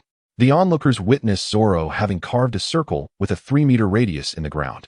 The stone beneath gouged deeply, surrounded by countless scratches. Thud. A shattered figure plummets from above, crashing to the earth. Zoro strokes BB Bird, exhaling deeply, struggling to rise as he glances at Shachi, uncertain whether he lives or dies after his earlier exertion. Cough. I never thought I would be defeated by the 3-sword style. I concede. Shachi lies in a pitiful state, all 6 arms severed. His legs gone, countless scars marring his body, his breath shallow and faint. His survival now rests in fate's hands. Now do you understand the disparity in our swordsmanship? And the power of bonds? Are you satisfied? Zoro speaks gravely. Shachi closes his eyes, utterly exhausted. Shachi. Arlong's eyes blaze with fury, fixating on Zoro, his teeth grinding in rage. Wenko approaches, and Arlong recoils as if faced with a plague. How is he, Zoro? Wenko inquires with concern. Wenko, I am managing, Zoro replies, a slight smile forming despite his unsteady stance. What fills Zoro with hope is the realization that his 3-sword style has glimpsed a broader path, igniting optimism for his future confrontation with Mihawk. I promised, until I become a great swordsman, I shall never lose. Wenko moves beside Zoro, signaling Johnny and the others to help him away from the battlefield, while keeping a vigilant eye on Arlong, ensuring he does not lash out at the villagers in anger. At this moment, the battle between the two pirate crews becomes increasingly clear. Chapter 32, Sanji's Mantis Blade Dance, Luffy's Escape, additional update, returning to Sanji's perspective. At the front of the Imperial Palace, witnessing the grievous state of Little Eight, not only was Arlong heartbroken, but so too was Kruby. Little Eight had been his comrade for many years, fighting alongside the dragon pirates across the seas, and now, with his life hanging in the balance. Kruby was filled with unbridled fury. The man before him, casually smoking a cigarette, ignited Kruby's wrath to a boiling point. Sanji faced Kruby in a battle against the Flying Mantis. I am Kruby, master of the Fishman Karate at the 40th level. Here to seek your counsel and claim your head. You are well aware of my dedication to the chivalric spirit, and yet you speak thus. Sanji suddenly leaped, maneuvering past the oncoming mantis. Do you dare challenge me, little insect? Kruby countered with a swift kick, but the mantis evaded effortlessly, employing rapid movements and consecutive strikes. Showing no fear of Kruby's formidable reputation, Kruby's expression turned serious. He understood that the longer he delayed, the worse it would be for him. He resolved to eliminate Sanji before dealing with the mantis. Ultimate move, Thousand Tiles Fist. Kruby's punches reached near supersonic speeds, creating shockwaves that disturbed the air. Sanji squinted, retreating repeatedly to evade Kruby's onslaught, yet the velocity of the strikes caused him to cough up blood. His gaze remained composed as he analyzed the openings in Kruby's attacks, refusing to be disheartened. Such speed, but you are still no match for the old man. If your karate is at level 40, then his leg techniques must be at level 400. Shoulder shoot. Sanji's speed surged to a new height, and in a breathtaking moment, his left leg met Kruby's fist with precision. How can this be? How can anyone be faster than my fists? Kruby was incredulous, his confidence shaken as he faced an unassuming pirate. In a frenzy, Kruby unleashed a flurry of punches, while Sanji maintained a stoic demeanor, unfazed by the barrage. Meanwhile, the Flying Mantis signaled from above, and Sanji acknowledged it with a nod, as if following a hidden strategy. Suddenly, Sanji retreated sharply. Kruby, confused, pressed forward, convinced Sanji was on the verge of defeat. Yet, Sanji merely discarded the cigarette from his mouth. You are indeed strong, that cannot be disputed. But you should never provoke a chef. Consider this a lesson. Shoulder kick. Sanji executed a side kick that struck Kruby's left shoulder, halting his punches and causing a sharp crack as the bone misaligned. Though unbroken, the dislocation forced Kruby to seize his Thousand Tiles Fist. First meet shoot. Sanji's magical kick followed, ensnaring Kruby's neck and lifting him skyward, channeling force through his ankle to send Kruby soaring. Final strike. Chest meet shoot. Sanji delivered another upward kick, leaving Kruby utterly defenseless. The cumulative damage had taken its toll. His eyes bulged, bloodshot and wide. Yet, the assault was far from over. The Flying Mantis, poised in midair, split into 4 shadow clones, encircling the descending Kruby and preparing to unleash the blade dance. The whirlwind of scythes struck mercilessly, silencing Kruby's cries. In an instant, the air was filled with carnage, leaving no trace of Kruby behind. Sanji did not glance upward. Instead, he lit a cigarette, unfazed by the gruesome spectacle. Perhaps due to the brutality of the scene, the seasoned chef regarded Kruby merely as an ephemeral adversary. Never underestimate a chef, and in your next life, strive to be a better person. With Zoro, Sanji, and Usopp emerging victorious in their battles, Arlong found himself utterly isolated. This ignited newfound hope among the villagers of Cocoa West, and within Nami's heart, a voice echoed, assuring her they would triumph. Usopp, you're back. How did the officer fare? Kaya turned to greet the newly returned Usopp and Nyam, eager for news. Haraha, I did not fail my mission. The officer was nothing to write home about. These fishmen will surely fall to us, Usopp proclaimed, brimming with heroism. Indeed, indeed, you should have seen us in our prime. Nyam chimed in. Kaya sighed in relief, her heart swelling with pride and satisfaction at the thought of adventuring alongside someone she cherished. Meanwhile, Luffy finally extricated himself. Ah, how delightful it feels to be free. Watch me send Arlong flying, Luffy exclaimed joyfully, stretching his limbs. Beside him, Wink sighed, goodness. We are nearing the end of our battle, and you just now escape. Arlong, witnessing his comrade's fall, felt the familiar pang of humiliation from years past. He knew he must unleash his full power. Behind him lay his dragon empire, his paradise. Just moments ago, he had dominated the East Blue, and now, an unknown pirate crew threatened to upend everything. How could this happen? I have never heard of the Straw Hat Pirates. Their strength should not be so obscure. Yet, such thoughts were futile now, as Luffy's sudden punch landed squarely on his face. Rubber. Gatling. With a resounding impact, Arlong was sent crashing into the palace, shattering multiple walls. That brat, I wouldn't dare kill him. And you think you can? Arlong sneered, gripping his sword, gazing at Luffy with disdain. Rubber. Pistol. Luffy's arm stretched out again, but Arlong dodged, biting down on Luffy's arm with his teeth. Water gun. Wink, ever vigilant, recognized Luffy's peril and unleashed a water blast toward Arlong, causing him to loosen his grip. Luffy seized the moment to retract his arm, revealing 2 distinct bite marks. Blood seeping from the wounds. Thank you, Wink, that was truly perilous. Wink remained silent as new missions began to erupt one after another. Chapter 33, Warehouse Lord's exciting hidden mission, The Road to Freedom. Wenku remained silent, for at that moment, new tasks were being issued in rapid succession. Ding. Announcement of time-limited Task 3. Shatter the drawing room. Break the shackles in Nami's heart. Reminder, the user must personally destroy it. Reward, level 4 Pokémon, Onyx. With a 50 advanced ability potion, penalty, the user will lose half of their Pokémon. Ding. Announcement of time-limited Task 4. Defeat Colonel Mouse. Reminder, the user must collaborate with Nami. Reward, 1 level 4 Pokémon. Penalty, retrieval of 1 level 3 Pokémon. Ding. Announcement of time-limited Task 5. Golden level hidden task 4. Please have the user break off Arlong's sawtooth nose to collect materials. Indeed, the user has heard correctly. Remove Arlong's sawtooth nose and take it away. Reward, 1 level 5 Pokémon.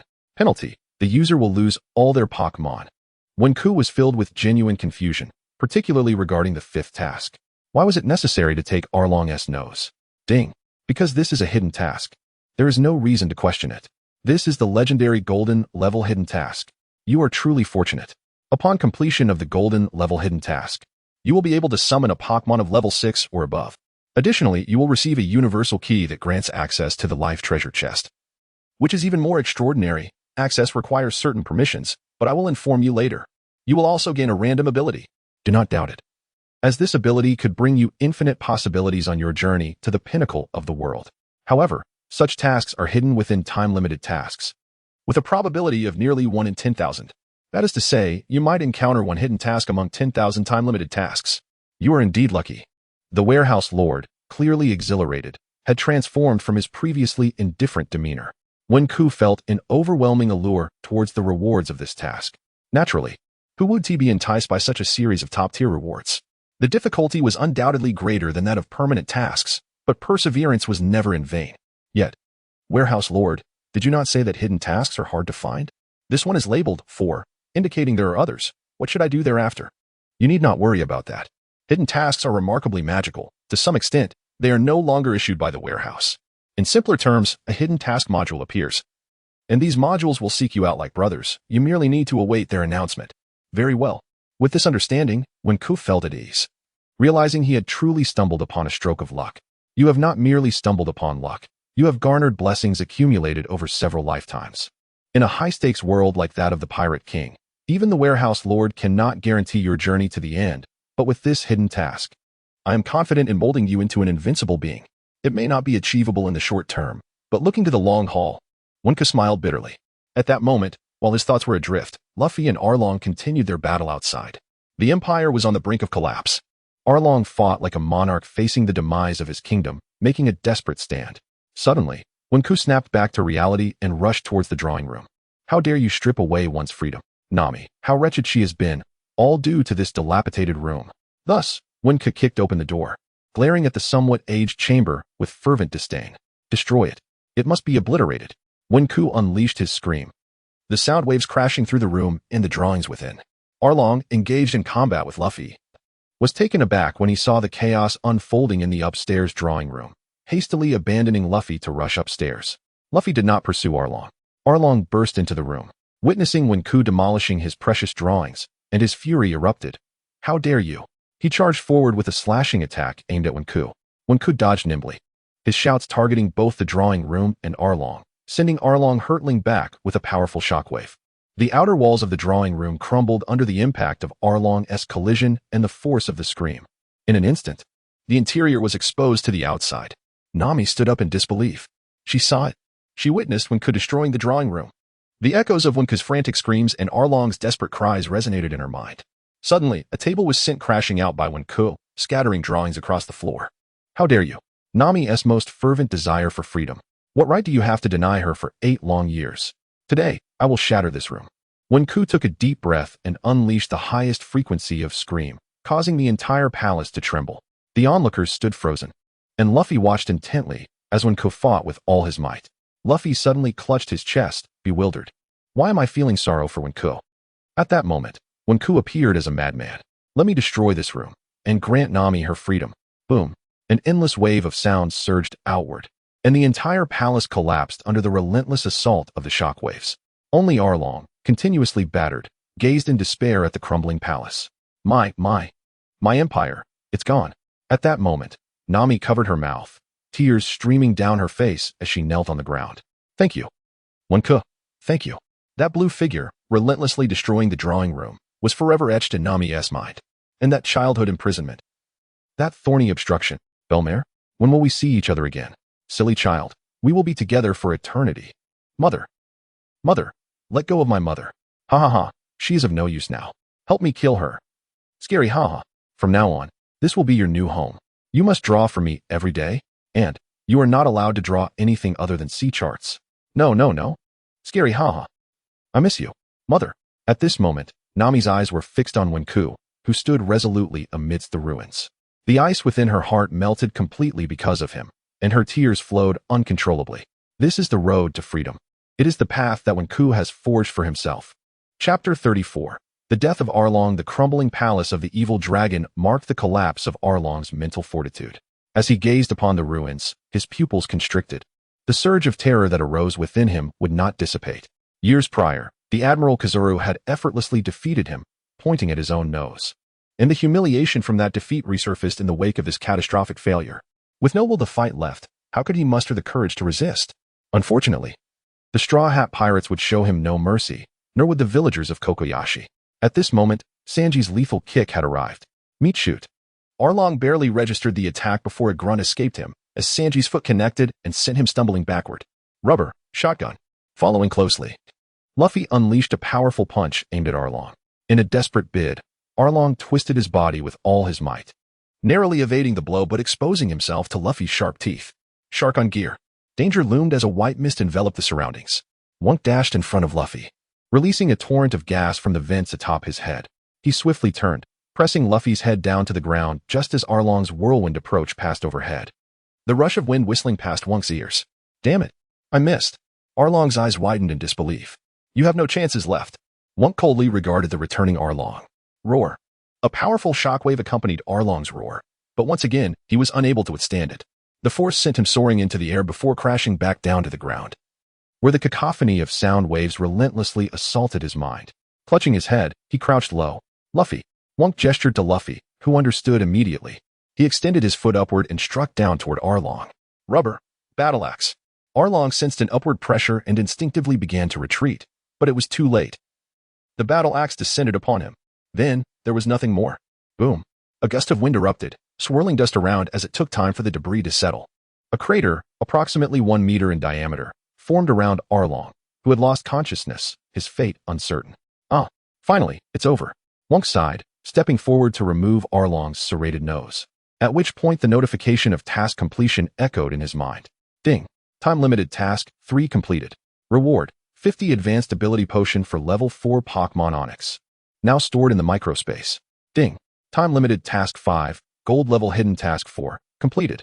Reward, 1 level 5 Pokémon. Will the user claim the reward? The warehouse system reported triumphantly. I shall not claim it for now. Wunk replied without hesitation, gazing at the serrated nose in his hand. He felt a flicker of sympathy for Arlong's demise, yet the conflict between foes was irrevocable. One must perish. However, it must be acknowledged that from the original Sun Pirates to the tyrannical Arlong pirates dominating the East Blue, Arlong indeed possessed the demeanor of a tyrant, yet lacked the capabilities expected of one. The brutal slaughter and discrimination merely sowed the seeds of discord. His death would evoke no lamentation, no sorrow. As Arlong fell, the villagers of Kokoyashi found themselves in a dreamlike state. We won. Noki muttered to himself. We really won. All the villagers of Kokoyashi erupted in joy, while Nami wiped away her tears, her heart feeling infinitely lighter. Arlong was dead. Arlong Park had been destroyed. We are liberated. Nami approached Wunk, contemplating a hug, but hesitated, halting her steps. In the midst of the villagers' jubilations, a disruptive presence emerged. This ends here, you lot. It was the previously encountered Captain Mouse, flanked by 2 or 3 Navy soldiers to survey the scene. Hee hee. What a stroke of luck today. I've been treated to an exhilarating battle. Though it was a mere coincidence, I truly did not expect the fishmen to be bested by you nameless pirates. Luffy scratched his head, remaining silent. Thanks to you, all the money intended for Arlong and that hidden within his palace now belongs to me. Ha ha ha ha. Captain Mouse beamed with unwarranted pride. Nami narrowed her eyes, glaring at Mouse. And your contributions? I, Captain Mouse of the 16th Navy Division, shall claim them. Captain Mouse greedily sought to appropriate the Straw Hat Pirates' achievements. Shut your mouth. Prepare for a punch. Seizing the opportunity, Wunk dashed forward and delivered a punch that distorted Captain Mouse's face. Following up with a series of kicks, his subordinates fell incapacitated. Who are you? Captain Mouse lay on the ground, pointing a trembling finger at Wunk. Wunk reached for Usopp's hammer and began a relentless barrage. Clang, clang, clang, clang. After several strikes, large lumps formed on Mouse's head, rendering him dazed and nearly unconscious. Wunk noticed the daze setting in and slapped him awake, transforming his face into an unrecognizable mess. Try hitting me again. I will make you regret it.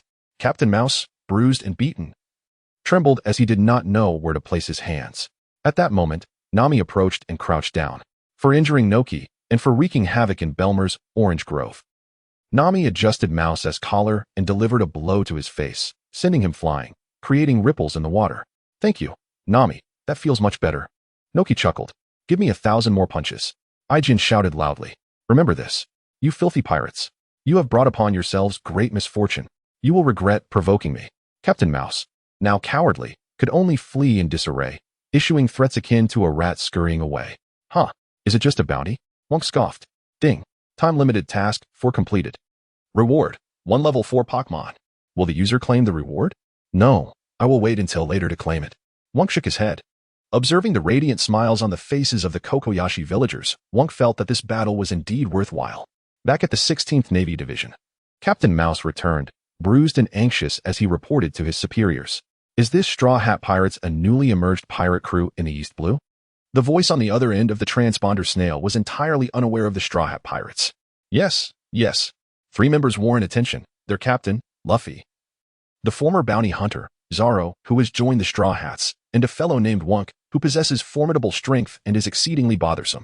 Captain Mouse emphasized the core members of the Straw Hat crew, wincing as he recalled Wunk's ferocity, a tremor of fear coursing through him, harboring resentment. Captain Mouse hoped to see a bounty issued for their capture. Confirmation was required for the bounty to be sanctioned, and the other party assured him that it would be addressed. With a sigh of relief, a shadow lingered in Captain Mouse's eyes, refusing to fade. Chapter 35, My Heart is Truly Fond. In the present day, Coco West is in the midst of a 3-day revelry. Aha! Let everyone indulge in joy and dance. The villagers are celebrating with laughter and merriment echoing all around. After feasting, they continue their festivities. Luffy devours meat voraciously, leaving no plate unscathed. Usopp finds a tall tower and begins to serenade with his Usopp song, while Meow Meow joins the villagers in an eccentric dance that earns applause. Meanwhile, Wenku and Sanji enjoy drinks and playful games of chance. The only place of tranquility on the island remains the infirmary. How is he? Nami, preparing to get a new tattoo at the infirmary, accidentally spots Zoro still lying there. Ah, his fever has finally subsided. There is no need for concern. Koya suddenly appears from behind, carrying some antiseptics. Nami breathes a sigh of relief, thankful that their pirate crew would not feel complete without anyone. As night falls, the moonlight bathes the ground. Where's Wenku now? At Nokigao. Nami approaches with a cup of specially brewed sobering tea. Oh, why is little Nami suddenly so concerned about Wenku? Nokigao chuckles while holding a drink. Don't say that, sister. I care for others just the same. Nami blushes, though the darkness conceals her embarrassment. All right, you just head east to old Buji's house. He is inside lying down, likely drunk. So you can just go in. Nokigao directs Nami and then ignores her. Nami smiles wryly and sets off to find Wenku. Creek.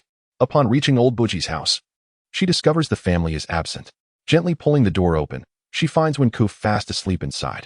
Nami places the sobering tea down and quietly approaches him, the moonlight illuminating his face. She squats closer, tenderly caressing Wenku's cheek and smoothing his short black hair. Although he may not fit the mold of a conventional handsome man, his features possess an undeniable charm. As she gazes at him, lost in thought, she murmurs, "You are like a beam of light, a lighthouse, guiding me toward freedom," shattering the moment in the drawing room. That blue figure standing resolute like a god of war. When you embraced and encouraged me, I never considered letting go. Your usual gentleness. Sharing your spirit with your comrades. By the way, I've taken good care of Squirtle, so there's no need to worry. The fish dishes you make, while average, are truly delightful. I find that you often anticipate my thoughts before I even voice them. Truly, I wish for you to be solely mine. I should have acknowledged my feelings long ago. I genuinely. Alas, when Ku, in his drunken state, remains oblivious, as if he hears but comprehends nothing. Unable to restrain herself, Nami suddenly leans down, her lips brushing against Wenku's cheek, before quickly rising with a flushed face, tucking him under the blanket as she departs. In the late hours of Cocoa West, most are still reveling. The stars shining brightly yet obscuring direction, revealing the essence of human hearts. As the morning sun shines brightly, the Straw Hat crew prepares to set sail for their next adventure. Though they have only stayed for a few days, this island is indeed filled with memories. Usopp reflects, feeling he has truly lived a heroic life here. Wenku chuckles. Indeed, I am immensely grateful for the care of my older brothers. We must return to our duties as bounty hunters. Johnny and Joseph come to bid farewell to the Straw Hat crew. Noticing Nami's absence, the crew begins to speculate, exchanging glances with Noki Gao and Ajien. Only Wenku remains unperturbed, confident that Nami will undoubtedly arrive. Just as the crew is about to depart, a commotion arises from behind. Well, you little rascal, how much money did you steal from us? A figure darts left and right, leaping aboard the Mary. Wenku smiles. Nami is still willing to engage in their escapades. Nami lifts her skirt, and a cascade of wallets rains down. Ah, Miss Nami, splendid work. Sanji praises her with a thumbs up, while Luffy laughs heartily beside him. Wenku glances at the pile of wallets, instinctively checking his own pocket, only to find it empty. Panic rising as he calls out to Luffy. Luffy, have you seen where my wallet went? After a moment of contemplation, he realizes he has no recollection after becoming inebriated. It's right here. Nami jumps up from below, speaking with a feigned authority. Why did you take mine too? Wenku exclaims, nearly exasperated by this madcap girl. Not just now, but from now on, your money is my money. Anything you wish to purchase must go through me. I'm declaring this without consultation. Do you agree? Nami stands with her hands behind her back, slightly anxious as she awaits Wenku's reaction. Wenku pauses, pondering whether to acquiesce to her demands. After all, he remembers that Luffy and Zoro let Nami manage their finances, and truth be told, she has a knack for it. After a brief silence, Wenku concedes, fine, I'll abide by your wishes. From now on, you shall manage the finances, and all my earnings will be entrusted to you. Is that acceptable? Nami trembles with excitement, her cheeks flushed as she scurries away. Ah, Miss Nami, will you truly manage my finances? Sanji, eager to follow, jumps up but is swiftly knocked down by Nami's strike, blood streaming from his nose. Goodness, Koya, please assist him. Wenku calls to Koya. Certainly. Miss Koya's ministrations invigorate me greatly. Sanji's nosebleed worsens, inciting Usopp's displeasure. How dare you provoke Koya? Perverted chef, keep your distance from her. A beautiful flower belongs to someone else, that is not my concern. But if the flower is unclaimed, isn't that my opportunity? Fair game. Sanji and Usopp bicker. Wenku shakes his head, bemused by the absurdity of his companions, and suddenly feels compelled to test the affection meter to gauge his comrades' current impressions of him. Warehouse keeper, please retrieve the affection meter for assessment. Certainly, I'll have it ready shortly. In no time, the irreplaceable numerical wheel reappears in his mind. Wenku embarks on his evaluation. First up is Zoro. 89? This is the highest degree of brotherhood. Splendid. The wheel continues to spin, revealing Usopp's affection level at 87, Koya's at 84, and Sanji, who joined later, with a current score of 79, as their bond has yet to deepen. Now, Wenku glances toward Luffy and Nami. One is boasting and bragging with Usopp, while the other is tending to the orange tree's branches. What is the matter? User, do you wish to continue measuring the affections of Luffy and Nami? This, never mind. I'll postpone their assessments for another time. To be honest, Wenku feels a twinge of cowardice. Luffy and Nami had already rated high before, and he is uncertain of their current standings. Understood, user. The warehouse has retracted the affection meter. Welcome for next use. Wenku sighs. Alas, I am indeed a coward, hesitant, and timid. Chapter 36. Daily Extra. The Straw Hat Crew's bounty is revealed. Shaking the East Blue, it was yet another ordinary and unremarkable day. The Going Merry continued its journey towards the Grand Line. At that moment, Luffy, with a mischievous glint, stealthily approached an orange tree, tiptoeing in anticipation of plucking a fruit to indulge in.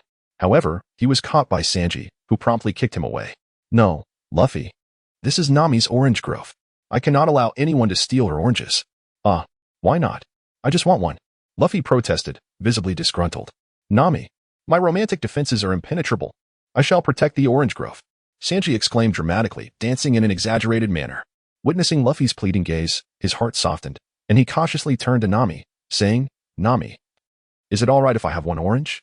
Of course, Sanji. Just let me have some too. Nami replied cheerfully, ever accommodating to the request of her crew. What? This? Sanji felt like a mere tool in this situation. Don't worry, just give 2 to Usopp, Nami instructed Sanji. Thus, Usopp easily acquired 2 oranges. Luffy, here you go. Usopp tossed one to Luffy. Haraha. Thank you, Usopp. Luffy exclaimed, overjoyed, clutching the orange but unsure how to peel it. Preparing to swallow it whole. Silly, Usopp remarked, reclaiming the orange to peel it for Luffy, who, filled with delight, began to savor it piece by piece. Eh? Why has the newspaper price gone up again? Nami remarked to a pigeon that had just flown by. The pigeon appeared equally baffled. Just 100 berries? Are you truly impoverished, or merely pretending? If Nami had heard, she would have surely scolded. If you don't understand the cost of living, refrain from commenting. While the pigeon remained silent, Usopp grumbled, What? This time I can finally earn some money for myself. I refuse to be a poor pirate without even enough for my attire. After making her point, Nami settled back into her lounge chair. Sigh. This world is growing increasingly turbulent. Nami mused as she perused the recent newspapers for updates. Suddenly, 3 bounty notices fell out, prompting her to pick them up in astonishment, covering her mouth. Everyone, come quick, she called out, and the crew gathered to see. The 3 bounty notices read, 1. Straw Hat Monkey D, Luffy Bounty, 50 million berries. The cover depicted a beaming Luffy with his enormous face, with Usopp's silhouette in the lower left corner. 2. Summoner Master Usopp Bounty, 28 million berries. The cover displayed Usopp's side profile, without showing his full face, but prominently featuring her across. 3. Pirate Hunter Roronoa Zoro Bounty, 15 million berries. A green-haired swordsman, shrouded in a bandana, walked with bandages wrapped around his torso, not fully revealing his face. Ah, Usopp gasped, his mouth agape. My goodness, the captain has a bounty too, he exclaimed in excitement. How impressive. Kaya, having spotted Usopp first, felt her spirits lifted despite only seeing his silhouette. Yay, we have become fugitives. Luffy laughed heartily, while Usopp, holding his own bounty notice, felt a sense of glee. This was the exhilarating feeling of being wanted for the first time. What? I too have a bounty. Zoro observed his own notice, a smile gracing his lips, satisfied with the recognition. Ah, but it seems you all have yet to grasp the gravity of the situation. This indicates that your lives are now being targeted. Nami interjected anxiously. Usopp signaled her to remain calm. No way, how can we not worry? It seems we can no longer take it easy in the East Blue. With a total bounty of 93 million berries amongst us, we must be cautious of the dangers that lurk around us. Many will seek to end your lives. Nami's expression grew increasingly grave. Usopp assured her with a smile. We need not fear. We will adapt to any circumstance. The road ahead is still long. Meanwhile, within a certain branch of the Navy, Kobe was tidying up when he chanced upon the 3 bounty notices newly posted on the wall. Inspired by the thought of Luffy and his crew striving for their dreams, he felt a surge of motivation. Wow, Luffy and Usopp are truly remarkable.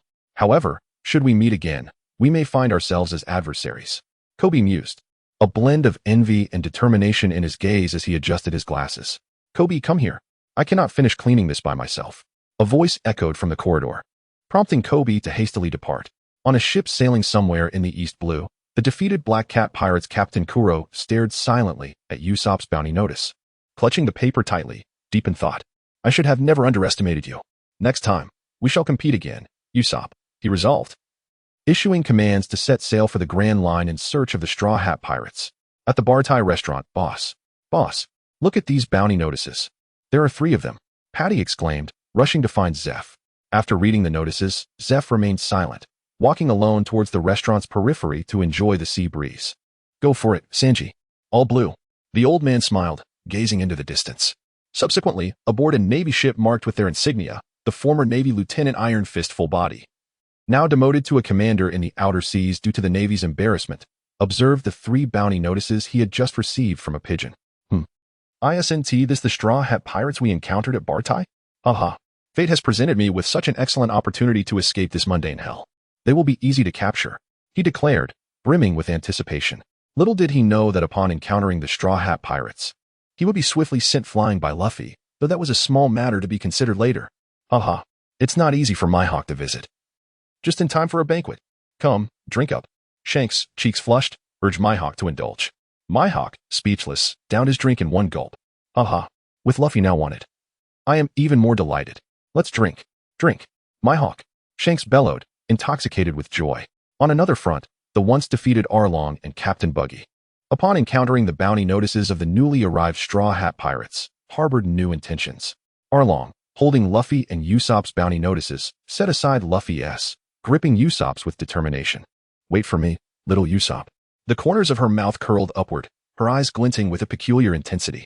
Usopp, I shall kill you.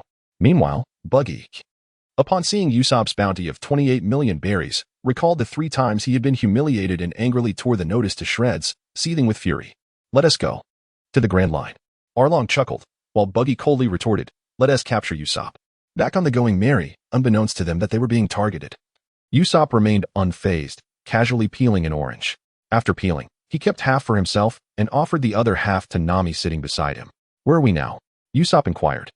Nami, smiling as she accepted the orange, analyzed the sea chart. We are nearing the Grand Line. Ahead lies Logtown, and then we shall encounter Reverse Mountain. This is the only route to the Grand Line.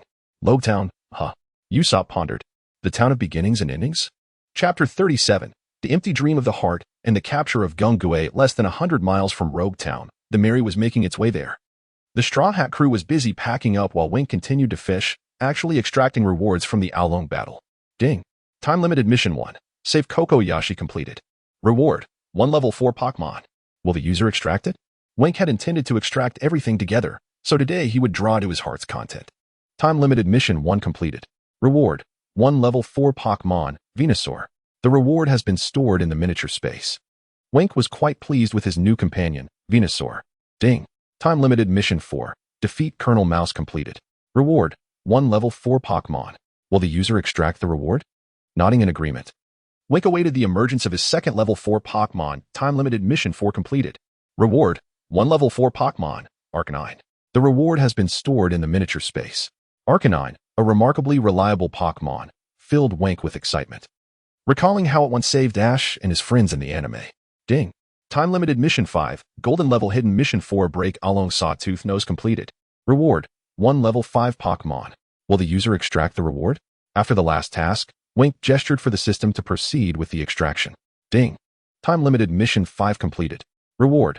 1 level 5 Pokémon, Gung-Gue. The reward has been stored in the miniature space. Gung-Gue. How powerful.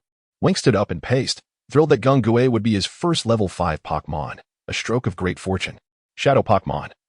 Possessing a fragment of psychic abilities, Gung-Gue was no less formidable than any ordinary Devil Fruit user, serving as a potent boost to Wink's confidence. Ding. Ding. Ding. Gung-Gue refuses to enter the miniature space.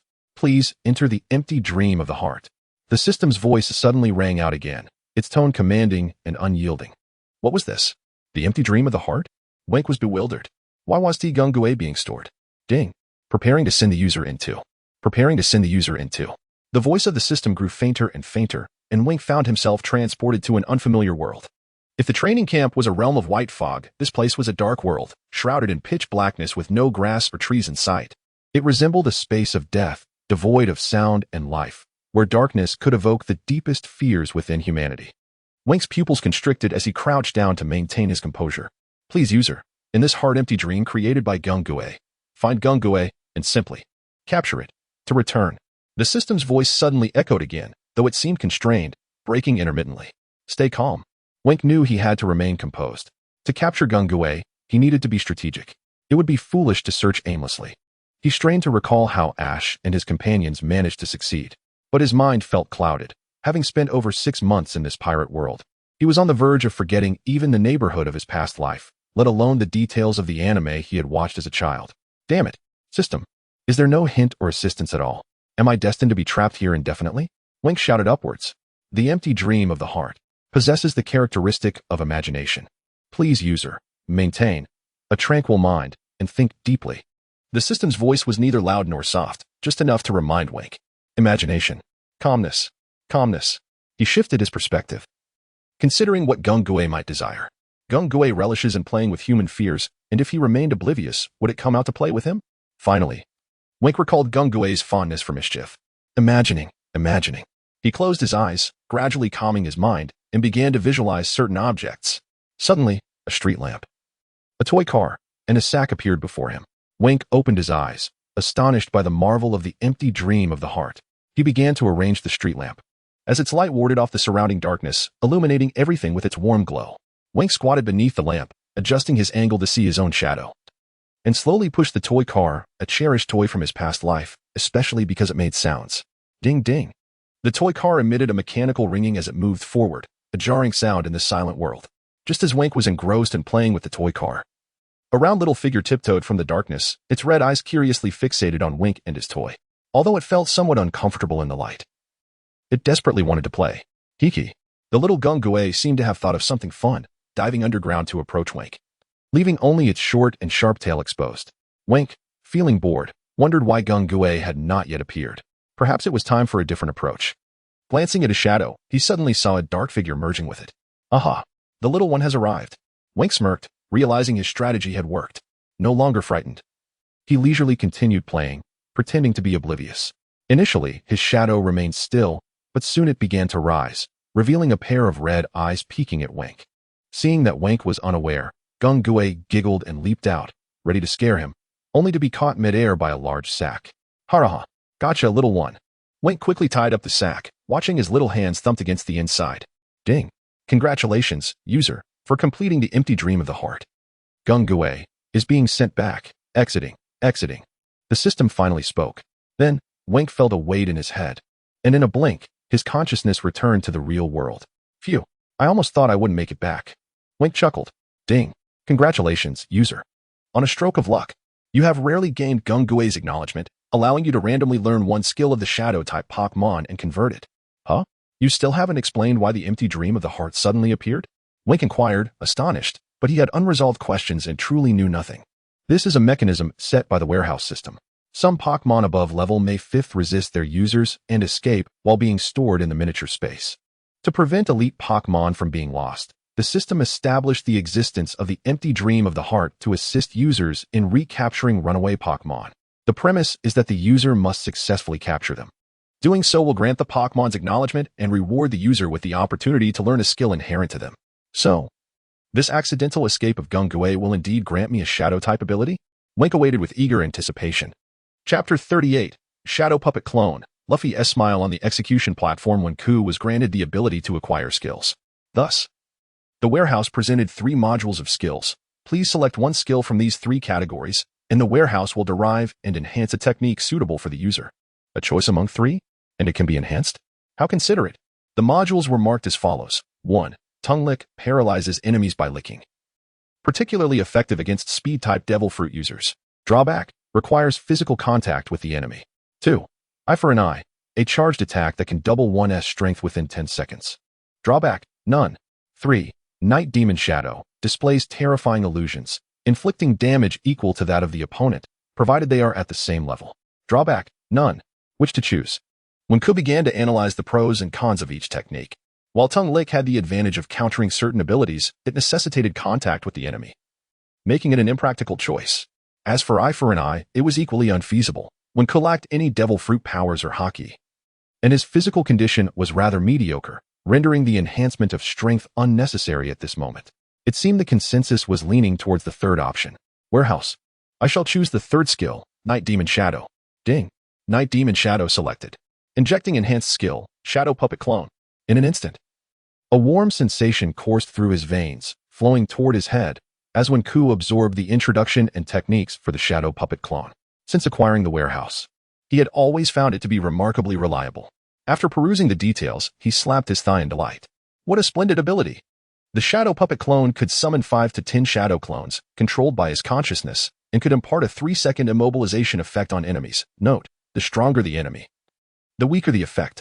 Quite commendable. The Shadow Puppet Clone, derived from Gungue's Night Demon Shadow skill, qualifies as a mid-tier combat technique in the realm of shadows. The warehouse was equally pleased.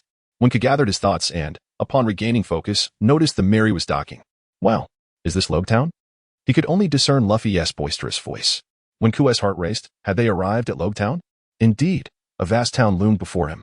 Soon, the Straw Hat crew disembarked, preparing to temporarily part ways. Yet Zoro, when Ku, and others were fixated on Nami. There was no choice. The treasurer was guarding the money, and they could only wait patiently. Nami remained composed, handing Zoro some cash, which visibly delighted him. At this moment, Nami suddenly decided to withhold money from Wenku, insisting he accompany her on a shopping spree. Despite his reluctance, familial obligations compelled him to comply. Thus, the group parted ways, and Wenku embarked on a tedious and lengthy shopping excursion. Done. Wenku, how does this look? Nami flaunted a stunning dress for Wenku's approval. He smiled each time, though internally he cursed. Nevertheless, Nami's figure was undeniably appealing. She looked good in anything. At last satisfied with her shopping, Nami allowed Wenku a moment to procure something for himself. However, he needed to make a stop at the execution platform first. Arriving on the main street, he beheld the very platform where Roger had once met his end and spotted some long-lost friends. Haha. Below, you are about to witness a spectacular performance. His old acquaintance Buggy held a blade to Luffy's neck, while the striking woman beside him was likely the transformed Alvida. Wenku observed Luffy's smile, a visage reminiscent of an undaunted warrior. In that moment, life and death seemed inconsequential. It was a manifestation of open-mindedness, a lack of fear. Truly, you are indeed the Luffy I know. In a daze, Wenku glimpsed the future Pirate King. Still the same dreamer, adventuring for the sake of adventure. Kneeling on the execution platform, Luffy scanned the crowd below, catching sight of Wenku, and flashed a toothy grin, exclaiming, Wenku, I'm about to die? Wenku. Buggy and Alvida followed Luffy's gaze, noticing Wenku, each reacting differently. Buggy, infuriated, had his hat thrown askew, revealing his previously singed hairstyle. That damned Wenku, Buggy thought, haunted by his devilish grin, had tormented him countless times with thoughts of vengeance. All right, you've finally shown yourself. I'll kill your captain first, then torture you mercilessly. Buggy roared with rage. Alvida, however, exhibited a contrasting reaction. Her demeanor was markedly different from Buggy's. She bit her lip, nearly overflowing with emotion at the sight of Wenku. My Wenku, I observed your gallant figure when your captain knocked me away. This time, I shall reclaim you. Who could have imagined that the once portly Alvida had transformed into a stunning beauty after consuming the slip fruit? Yet, Wenku felt no stirrings of affection. She was no longer the little sister he once knew, and Nami was far more appealing. Luffy, Zoro, who had been elated with his acquisition of Snow Walk and the Sandai Kitetsu, approached the execution site only to find a throng gathered, drawn in by the commotion, only to discover their captain was the one in chains. The sky darkened ominously, thunder rumbling in the distance. A storm was brewing. Wenku looked up, his heart gradually settling. Buggy raised his blade, his face a mask of excitement and madness at the prospect of slaying his rival. Boom. A deafening clap of thunder erupted. The sky lit up as a bolt of lightning cleaved through the heavens, illuminating the execution platform. Buggy fell, unfortunate victim of fate. As it appeared, the thunder favored the D family. Luffy, an excellent conductor of such energy. Wenku glanced around, pondering the whereabouts of Luffy's father. Not spotting the individual he desired to see, he quickly signaled for Luffy and Zoro to flee. No, I want to allow you to escape. Wenku, don't go. Alvida pursued him, licking her lips. Wenku, eager to avoid complications, prioritized his escape. As Alvida chased him, a sudden white mist enveloped her, ensnaring her in place. At that moment, a man in white smoking a cigar, accompanied by a woman and a cadre of Navy soldiers, approached, gazing in Wenku's direction as he fled. The Straw Hat Pirates. The man in white morphed into smoke, swiftly pursuing Wenku's escape route. Just then, the warehouse issued a task. Ding. Issuing time-limited Task 1. Prevent Smoker from pursuing the Straw Hats. Ensure the safe departure of all members of the Straw Hat Pirates. Reward: 1 level 4 Pokémon. Penalty: randomly reclaim 1 level 4 Pokémon. Smoker? A user of the smoke fruit. Luffy, Zoro, you go on ahead. I'll hold him off. Luffy, feeling anxious, chose to unconditionally trust Wenku upon seeing his determined gaze. Wenku turned to face the approaching white figure. Gung-Goei, now calm on his shoulder, ready to confront the impending battle against a user of a Logia-type Devil Fruit for the very first time. Chapter 39, Shadow Path vs. Smoke Fruit. In the midst of battle, Wenku prepared to intercept Smoker. Smoker scrutinized Wenku and asked, Are you the Straw Hat Crew's vice captain worth 28 million? Without a response, Wenku unleashed a new technique against Smoker. Clones of shadows, bind him for 3 seconds. Shadow puppetry clone. 8 dark figures of Wenku emerged from the ground, converging with another 8 shadows from the puppets toward Smoker. Are you a Devil Fruit user? Smoker questioned, perplexed. He did not evade the shadowy forms, only to suffer the consequences. At that moment, Smoker was rendered immobile, unable even to perform basic elemental transformation. Wenku was elated. This move proved effective. The shadow puppetry clone could immobilize for 3 seconds. However, it had its drawbacks against true warriors. Yet it was exceedingly effective against someone like Smoker, who had yet to master Haki and had low fruit development. White Gale. After 3 seconds, Smoker regained his strength and launched the White Gale towards Wenku. Sees his weakness. Suddenly, Gengar emerged, and as Smoker spotted it, he aimed to capture it first. His smoke-formed arm reached for Gengar but failed to grasp it, as Gengar easily slipped away. What is going on? Smoker mused, feeling as though he was attempting to catch a slippery egg. Wenku noticed the purplish gas surrounding Gengar and was momentarily startled. What is that gas? But there was no time to ponder. Wenku rolled closer to Smoker. Shadow Puppetry Clone. Smoker's pupils narrowed. This time, there were 5. Retreat. White Smoke Elementalization. Smoker evaded the gathering shadows on the ground, having learned his lesson not to approach them again. Wenku concentrated as the 5 shadow clones charged at Smoker, who transformed into white smoke to rush towards Wenku. Capture the leader first. Smoker was aware that Wenku was the orchestrator of these bizarre techniques. If he could capture him with Sea Stone, everything would be resolved. Just wait until you get here. Wenku managed to time his actions with newfound finesse. Now, Gengar. Just as Smoker's Sea Stone-laden strike was upon him, a small black shadow, Gengar, erupted from the ground and unleashed hypnosis, its red eyes appearing surreal to Smoker. He staggered, losing his usual spark. Let us go, Gengar. Wenku scooped up Gengar and fled the scene, leaving Smoker in a daze, repeating his previous motions. Meanwhile, at the port, the rain continued to fall steadily. It's over. The ship has left. What do we do? Zoro shouted at Luffy, who, along with Usopp and Sanji, shared similar concerns. Luffy seemed oblivious to Zoro's words, fixated on the direction where Wenku had retreated, patiently awaiting his return. Only when he finally spotted Wenku sprinting back did Luffy's smile return, and he began to stretch his arms in excitement. Wait a minute. Zoro's expression shifted. It can't be. Sanji pondered. I have a bad feeling about this. Usopp said gravely. It's over. Wenku remained unfazed. Haha. Rubber. Rocket. With that, the 5 of them propelled towards the departing Going Merry. Just then, Smoker and Tashigi arrived. Smoker gazed at the receding ship, murmuring to himself, Straw Hat Crew. Wenku, thanks to Luffy's rocket. Wenku and the others safely caught up with the ship. One by one, they tumbled onto the deck, with Wenku landing at the bottom. My back. He lamented, tears streaming down his face. Are you all right, Wenku? Nami rushed over, concerned. When did Miss Nami start caring for me? Sanji stood up, clutching his chest in feigned agony, only to be promptly reprimanded by Nami. Seeing that everyone was unharmed, the Straw Hat Crew quickly resumed their usual banner. As night fell and the crew fell into slumber, Wenku sat outside, savoring the sea breeze.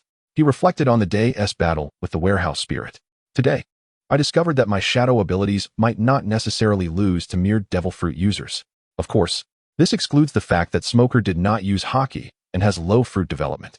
I feel that with a few more shadow techniques, combined with Shadow Puppetry Clone, I could even defeat him. Indeed, you must not underestimate the Pokémon world. These creatures are not mere fodder. Regardless of their strength or weakness, they possess fundamental paths. The warehouse spirit replied. Path? What exactly is a path? Is it the shadow path? Wenku wondered. For instance, during his fight with Smoker, he realized that the smoke fruit could not bind Gengar. What was that purplish gas surrounding Gengar? It was certainly not Haki. Could it be a form of path? In the Pokémon world, even ordinary spirits are purified by the water of life, naturally developing their own pathways. The Pokémon path is no less formidable than Haki or devil fruits. The strongest life paths can summon souls from the realm of the dead, embodying the essence of eternal life. Even Gengar reflects the shadow path. Within this pirate world, the shadow path holds the ability to evade the binds of all natural devil fruits. Some Pokémon possess unique pathways that can rival or even surpass Haki. Therefore, I hope you can acquire a truly powerful ability. Your current Shadow Puppetry Clone is merely a basic technique of the shadow path. You still lack your own true path. Right. I remember. Zoro once told me that one night he dreamed of conversing with a Pidgey. The Pidgey even taught him the techniques of the wilderness sword style. Could that be considered a form of path inheritance? Wenku recalled, making connections to Zoro's strange dream. Indeed, it theoretically counts as a form of path inheritance. Dreams are shackles linking to reality. Zoro's encounter with the wilderness path is fortunate. The Pidgey lineage is merely a branch of the wilderness path, and when your Pidgey arrived, it had already touched upon the wilderness path. The exploration of paths is an endless journey. Even the simplest path can yield a myriad of varied techniques and combat styles. Paths are not like fruits. Their initial combat power may be weaker, but they will undoubtedly rise in strength. Indeed, the warehouse spirit revealed an important piece of information about Zoro.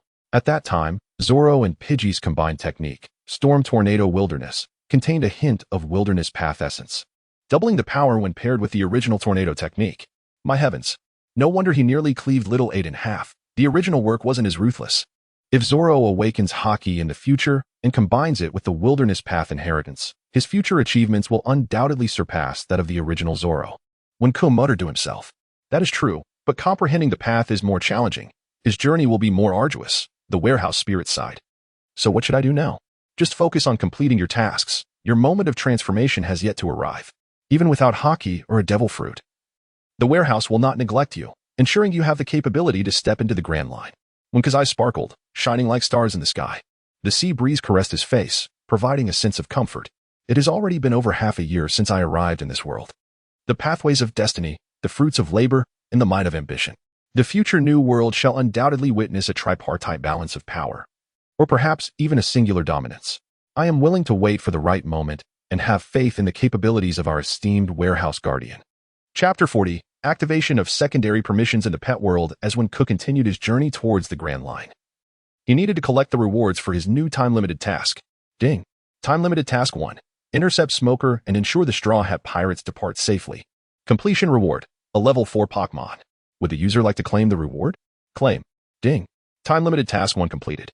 Reward, a level 4 Pokémon, Tauros. The reward has been stored in the miniature space. Tauros, quite satisfactory, albeit with a rather temperamental nature, as expected from a raging bull Pokémon.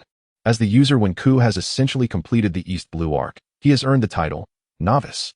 The warehouse is about to upgrade to level 2, activating secondary permissions. Upgrading in progress. Upgrading in progress. At that moment, the warehouse suddenly announced its upgrade. "Oh, an upgrade?" Wenku exclaimed with delight. "In that case, let the warehouse upgrade at its own pace."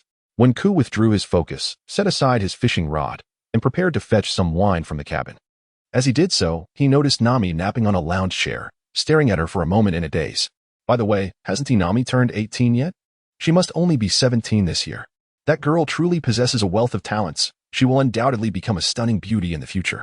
Having pondered this, Wenku hurried to retrieve the wine. Speaking of which, he had found that his tolerance for alcohol had notably increased lately. He did not see Sanji in the cabin, as he should be cooking at this hour. Without much thought, he grabbed the wine and returned to his fishing.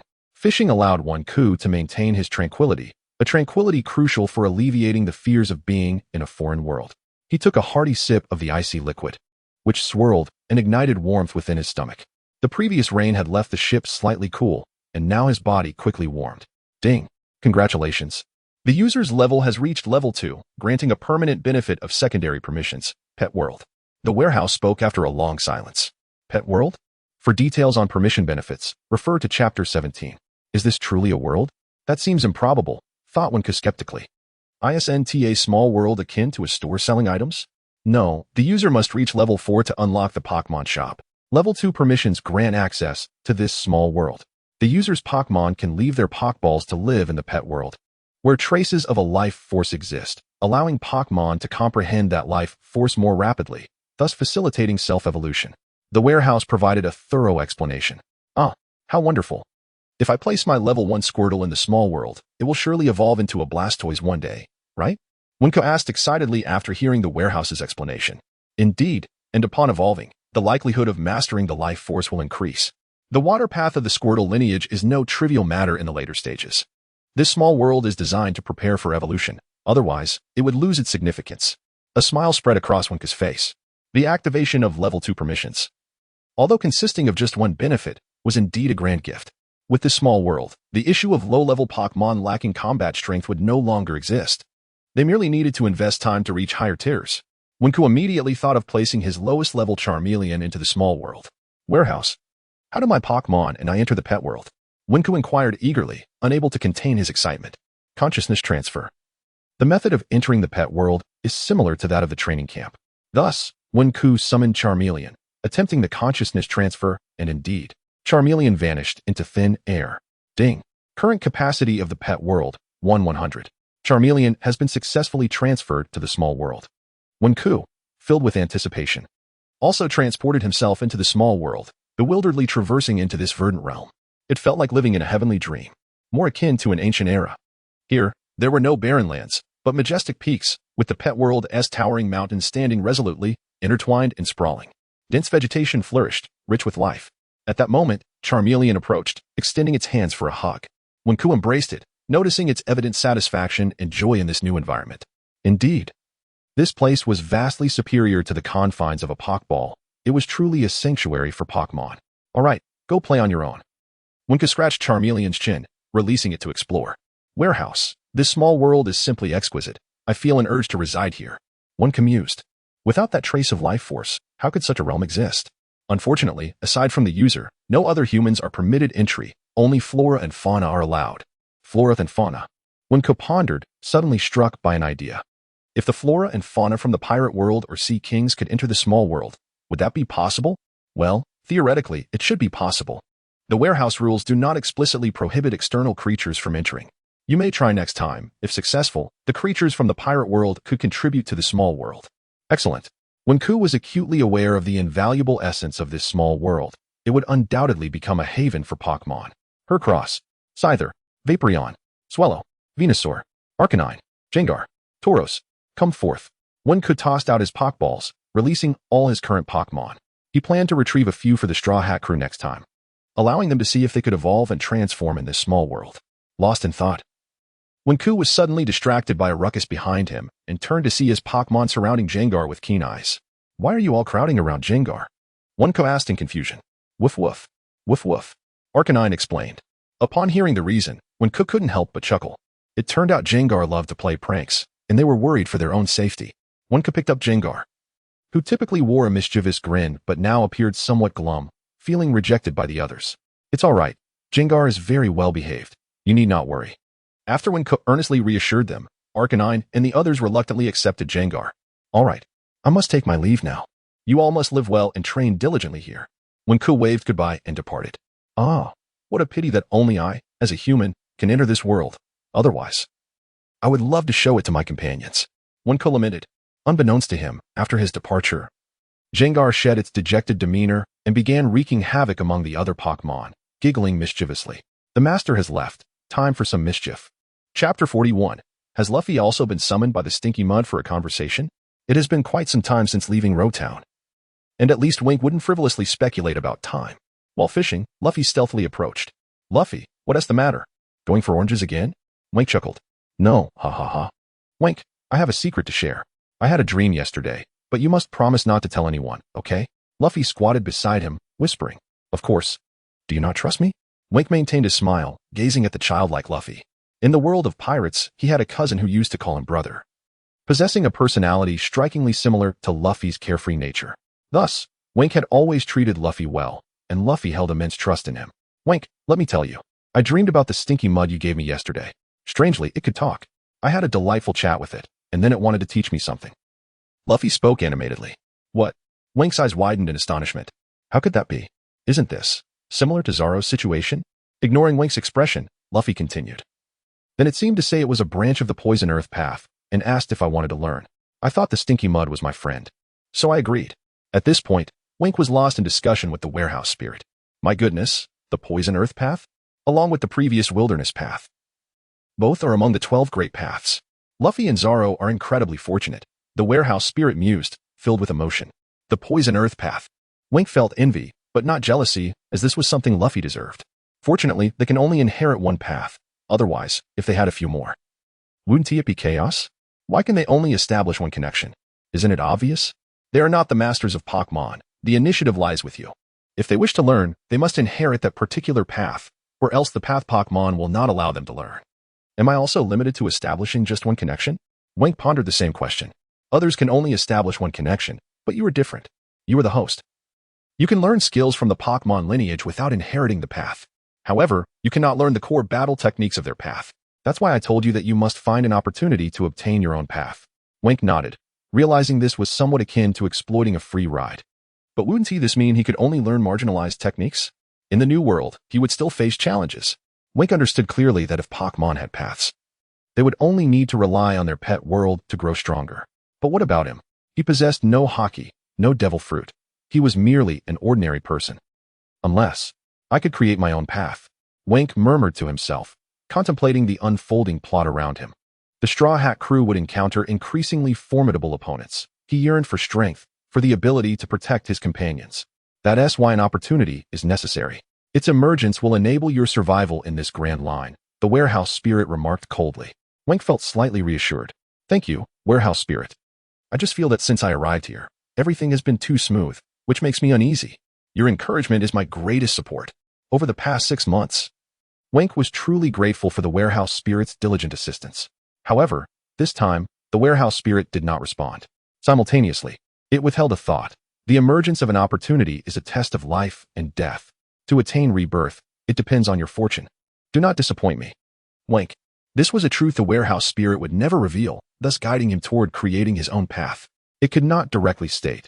The complexity of creating one's own path destined it to be a road of no return. The warehouse spirit simply sought to experiment. As transcending countless dimensions to arrive in this pirate world was no small feat, encountering Wink, who also hailed from another timeline, was a destined connection.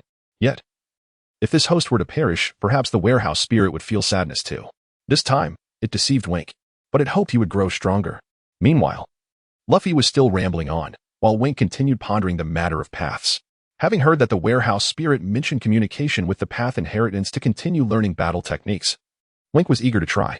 What must I do to communicate with Gingue's inner path inheritance? Wink inquired of the warehouse spirit. The user must converse with Gingue. Wink frowned, thinking this was rather redundant. Did he need to ask such a question to know that? The so-called conversation does not require dreams or other means. This is where Zoro and Luffy have narrowed their paths. The warehouse has a construction system imprint, but it requires purchase. We can discuss it after reaching level 4. The warehouse explained. Wink was speechless, realizing that after all this, he was given an empty promise. Never mind, I want to dwell on it. After all, I possess a shadow puppet clone that is still better than having nothing to eat. Wink subsequently withdrew his focus. At that moment, Luffy had finished his monologue. Wink had not heard a single word, feeling a bit guilty for not acknowledging Luffy's earnestness. Luffy, oblivious to Wink's distraction, continued on. Wink then patted Luffy's shoulder and solemnly said, "Young man, your future is boundless." Luffy erupted in laughter, delighted by Wink's praise. The two chatted for a while longer. With Luffy in full flow, and Wink felt a bit overwhelmed. Just then, they heard Usopp shouting from the observation deck, calling for them. "Hey, come quickly. I see a flock of birds in the distance. There's a ship below, and it looks like there's a person on it." Usopp exclaimed loudly. The Straw Hat crew gathered, deciding to investigate. They discovered a young girl on the ship. Wink noticed she was unconscious and asked Kaya for assistance. Soon, the little girl awakened on her own. Nami poured her a glass of water and sat down comfortably. "Who is this little brat?" Wink, sitting in a corner, stroked his chin, puzzled. "Who are you calling a little brat?" "You're the little brat," the girl suddenly retorted, glaring fiercely at Wink. "Little sister, what is your name?" Wink genuinely did not recognize this character from the pirate world. Perhaps she was just a lost traveler. I won't tell you my name is ABIs. "Oh, so it's you." Wink suddenly recalled an interlude from the original plot before heading to the Red Line, which involved the story of the Millennium Dragon and ABIs. Observing the girl with dirt-colored hair tied into 2 small braids and a delicate face, he realized, "So you are ABIs." Not at all. Chapter 42, Escape from the Doldrums. The reappearance of a hidden mission at the break of dawn. Wink awoke to find Nami still poring over the nautical charts. And he nodded slightly. The girl was indeed quite diligent. One had to wonder, when would they reach Battleship Island? After rescuing ABIs, Luffy had decided to escort her home, who could disregard the captain's orders. Furthermore, Wink was intrigued by the legend of the 1,000-year dragon. Could it be true that dragons existed in the world of pirates? At this moment, Nami was examining the charts, noting the windless weather and the calm sea. She meticulously cross-referenced the landmarks, her pupils narrowing, and quickly summoned all crew members to gather. ABIs had just risen as well, observing that the pirates were rather amiable, treating her with kindness and often offering delicious food, far better than the Navy who had captured her. This ship was also home to many marvelous creatures, at least from her perspective. Among them, the talking fortune cat left her utterly astonished. It was her first encounter with a being that could communicate like a human without the use of devil fruit powers. Of course, beneath this idyllic surface lay certain imperfections, particularly in the form of Wink, which vexed ABIs to no end. This fellow sometimes teased her, though, to be fair. He treated her decently, discounting the time he spent fishing and ignoring her. "Stop lounging about. We entered the doldrums. Quickly paddle back to our previous course," Nami exclaimed loudly. "Understood, Nami-san." Sanji was undoubtedly the most enthusiastic among them. Zoro and Usopp, lacking prior experience with the doldrums, expressed their skepticism. Leave it to us. We must return. Otherwise, we're in serious trouble, Nami shouted. Listening to Nami, it was evident that the doldrums were indeed perilous. Wink spoke in a low tone, taking up a paddle to begin rowing. The crew exchanged glances. They trusted Wink, their reliable strategist, more than they did Nami, and without further hesitation, they began to row. Why are we rowing? Luffy genuinely did not comprehend. The doldrums are a region devoid of wind and ocean currents. This completely tranquil sea is exceedingly dangerous for sailing vessels reliant on wind. Unable to bear Luffy's barrage of questions any longer, Nami began to explain in earnest. Luffy appeared to grasp only part of it, and Wink knew the captain had not fully understood. Row, put your backs into it. If you don't blame me for turning against you. Wink instructed, fervently rowing on his own. Is it really that dangerous here? Usopp asked, raising his hands in confusion. While Koya beside him felt the situation was being exaggerated. Dangerous? Sea kings. This is a breeding ground for sea kings. Nami shouted just as enormous marine creatures erupted from the surface of the sea. All the crew's faces paled, and Wink felt a torrent of sweat trickle down his back. Sailing with such unreliable companions necessitated a readiness for an untimely demise. Why was the plot still following the original script? As Wink beheld a colossal frog leaping toward them, he was drenched in cold sweat. Damn, that frog is enormous. At that moment, ABI's lost her balance and plummeted toward the gaping maw of the abyss, screaming loudly. Luffy stretched out his arm with all his might, catching the falling ABI's. With remarkable presence of mind, ABI's used Luffy's elastic arm to snag a nose hair from the enormous sea king below. What a remarkable girl, what a pity, Wink thought, beaming as he observed their vessel rising higher. Truly what a spectacle. Suddenly, the sea king sneezed, unleashing a gust that effortlessly propelled the Going Merry forward. Once they had distanced themselves from the doldrums, the crew exhaled in relief and continued their search for Battleship Island. At last, through a shroud of mist, an island shaped like a battleship emerged in the distance. ABI's was overjoyed upon seeing Battleship Island. After the Merry docked, Wink and the others noted that many villagers were already on the shore, armed and on guard.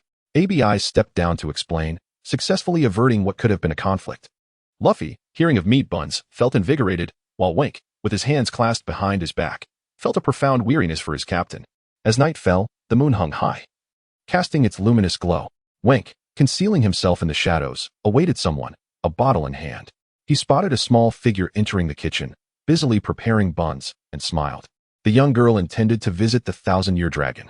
Just then, Luffy sleepwalked into the kitchen, and as he dozed off again, ABI's managed to slip past him and hurriedly leave. Coincidentally, Nami arrived at the kitchen shortly thereafter, and Wink seized the moment to emerge. Oh, Wink, what are you doing here? Nami's eyes brightened upon seeing him. Haha, I came to the kitchen for some wine, and it seems you all are here, Wink replied, effortlessly deflecting her query.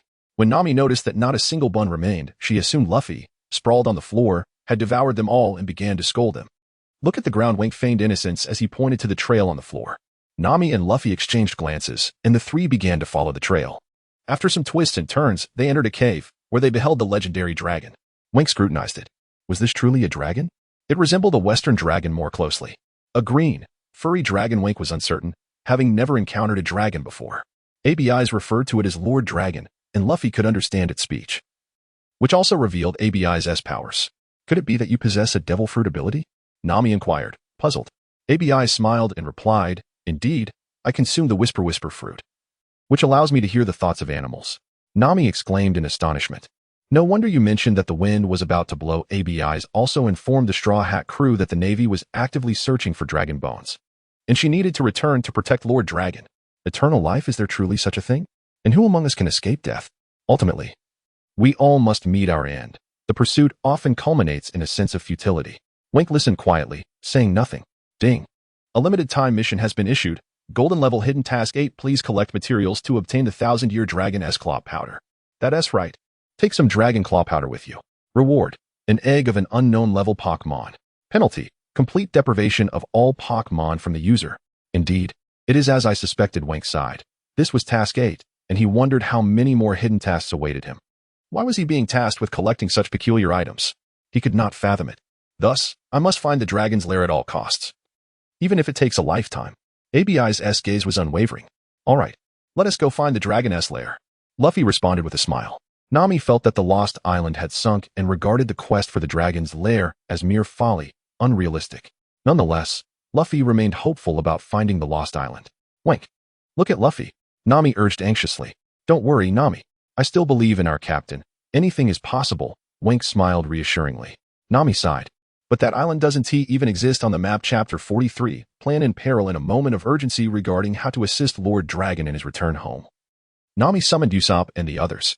Upon witnessing the legendary Millennium Dragon, they were filled with awe and astonishment, with Kaya particularly captivated as she touched it repeatedly. The group commenced deliberations, resolving to construct a raft to aid Lord Dragon's escape. Wink, eager to share the situation of the pet world, hesitated to speak up. Ding. Issuing time-limited mission 2. Protect the Millennium Dragon and escort it away from Marineford. Rewards. 1 level 4 Pokémon. Penalty. Withdrawal of 3 random level 3 Pokémon. Given the existence of the pet world, he contemplated the possibility of transporting Lord Dragon there. However, even the Warehouse King had warned of inherent risks, and he could not guarantee against unforeseen circumstances. Should anything happen leading to the demise of the old dragon, it would be an irrevocable loss.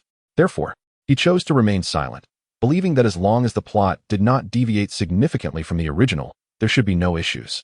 Another concern loomed. The port was now blockaded by the Navy. How were they to cross? What would become of the ship? Sanji's expression grew grave. Fully aware of the peril they faced, there must be a way, Luffy stated with determination. Should we storm in? Zoro suggested recklessly. We cannot force our way through. Lord Dragon is still here. How can we transport him? Nami detailed her plan, indicating that the Mary would need to circle around to the other side of the island first. Wink nodded, recalling that this was indeed how it happened in the original story, thus believing it would be fine. Very well, it's good for Nami to take the lead this time. Consequently, Nami began to assign roles.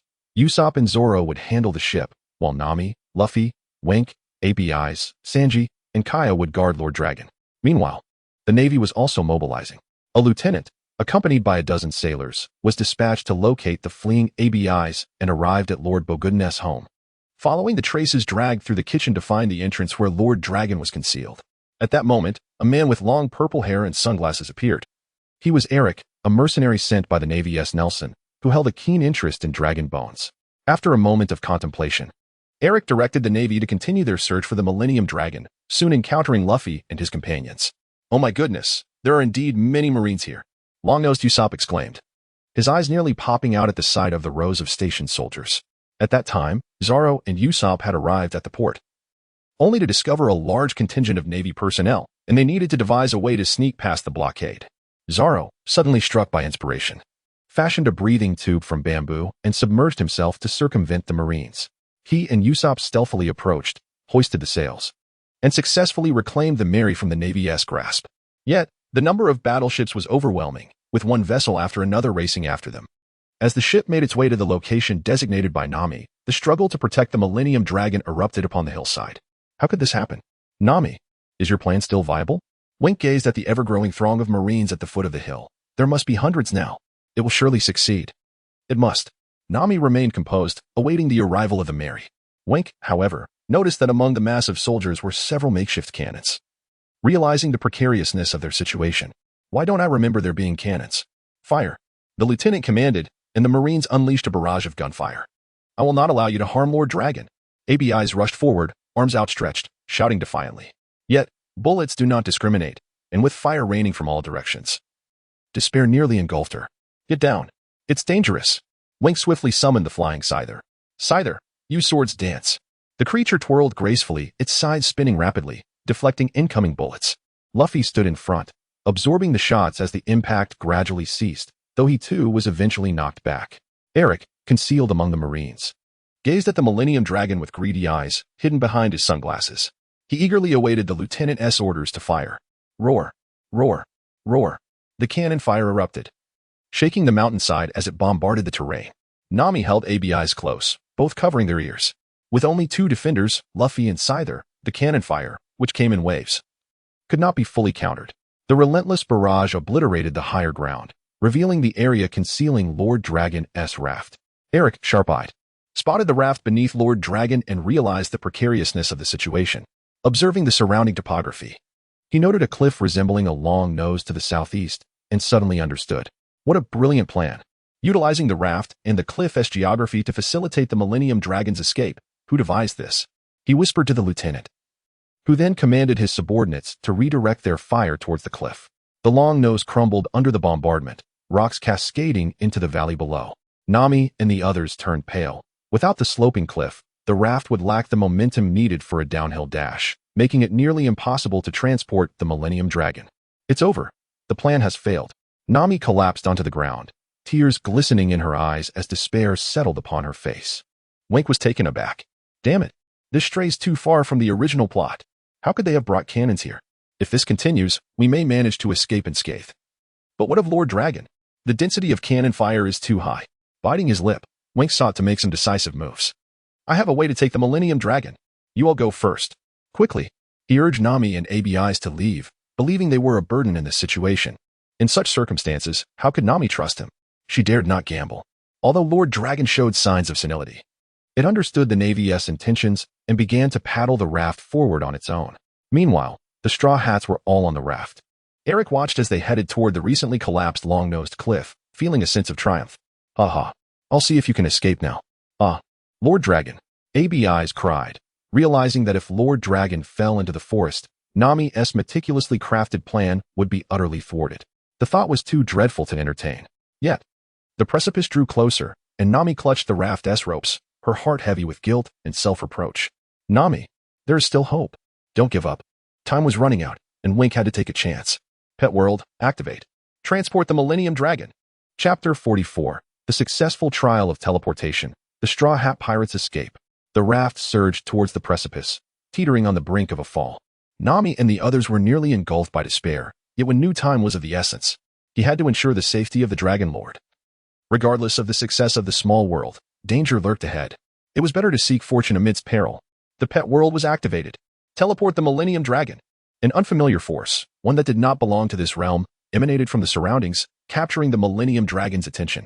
Its eyes opened wide, reflecting astonishment as it gazed into Wind's eyes. Rather than succumbing to despair, it truly believed that these individuals could liberate it. The figure of the Dragon Lord gradually became translucent, like the fleeting beauty of a flower on a distant isle, slowly dissipating from sight, temporarily departing from this world. Ding! The Pet World now has a capacity of 10,100, and the Millennium Dragon has been successfully teleported into the small world. Splendid. It truly succeeded. One was elated. Yet the reactions of the others varied. However, there was no time to ponder further. The raft had finally reached the edge of the cliff and plummeted downwards. Everyone plunged into the water, and one was aware that Luffy could not swim, so he immediately dove under the surface to pull him onto the floating raft. Nami and the others were drenched, but Sanji managed to rescue Kaya and ABIs in the end. As they gazed at the approaching Going Merry, one smiled. The plan wasn't a complete failure.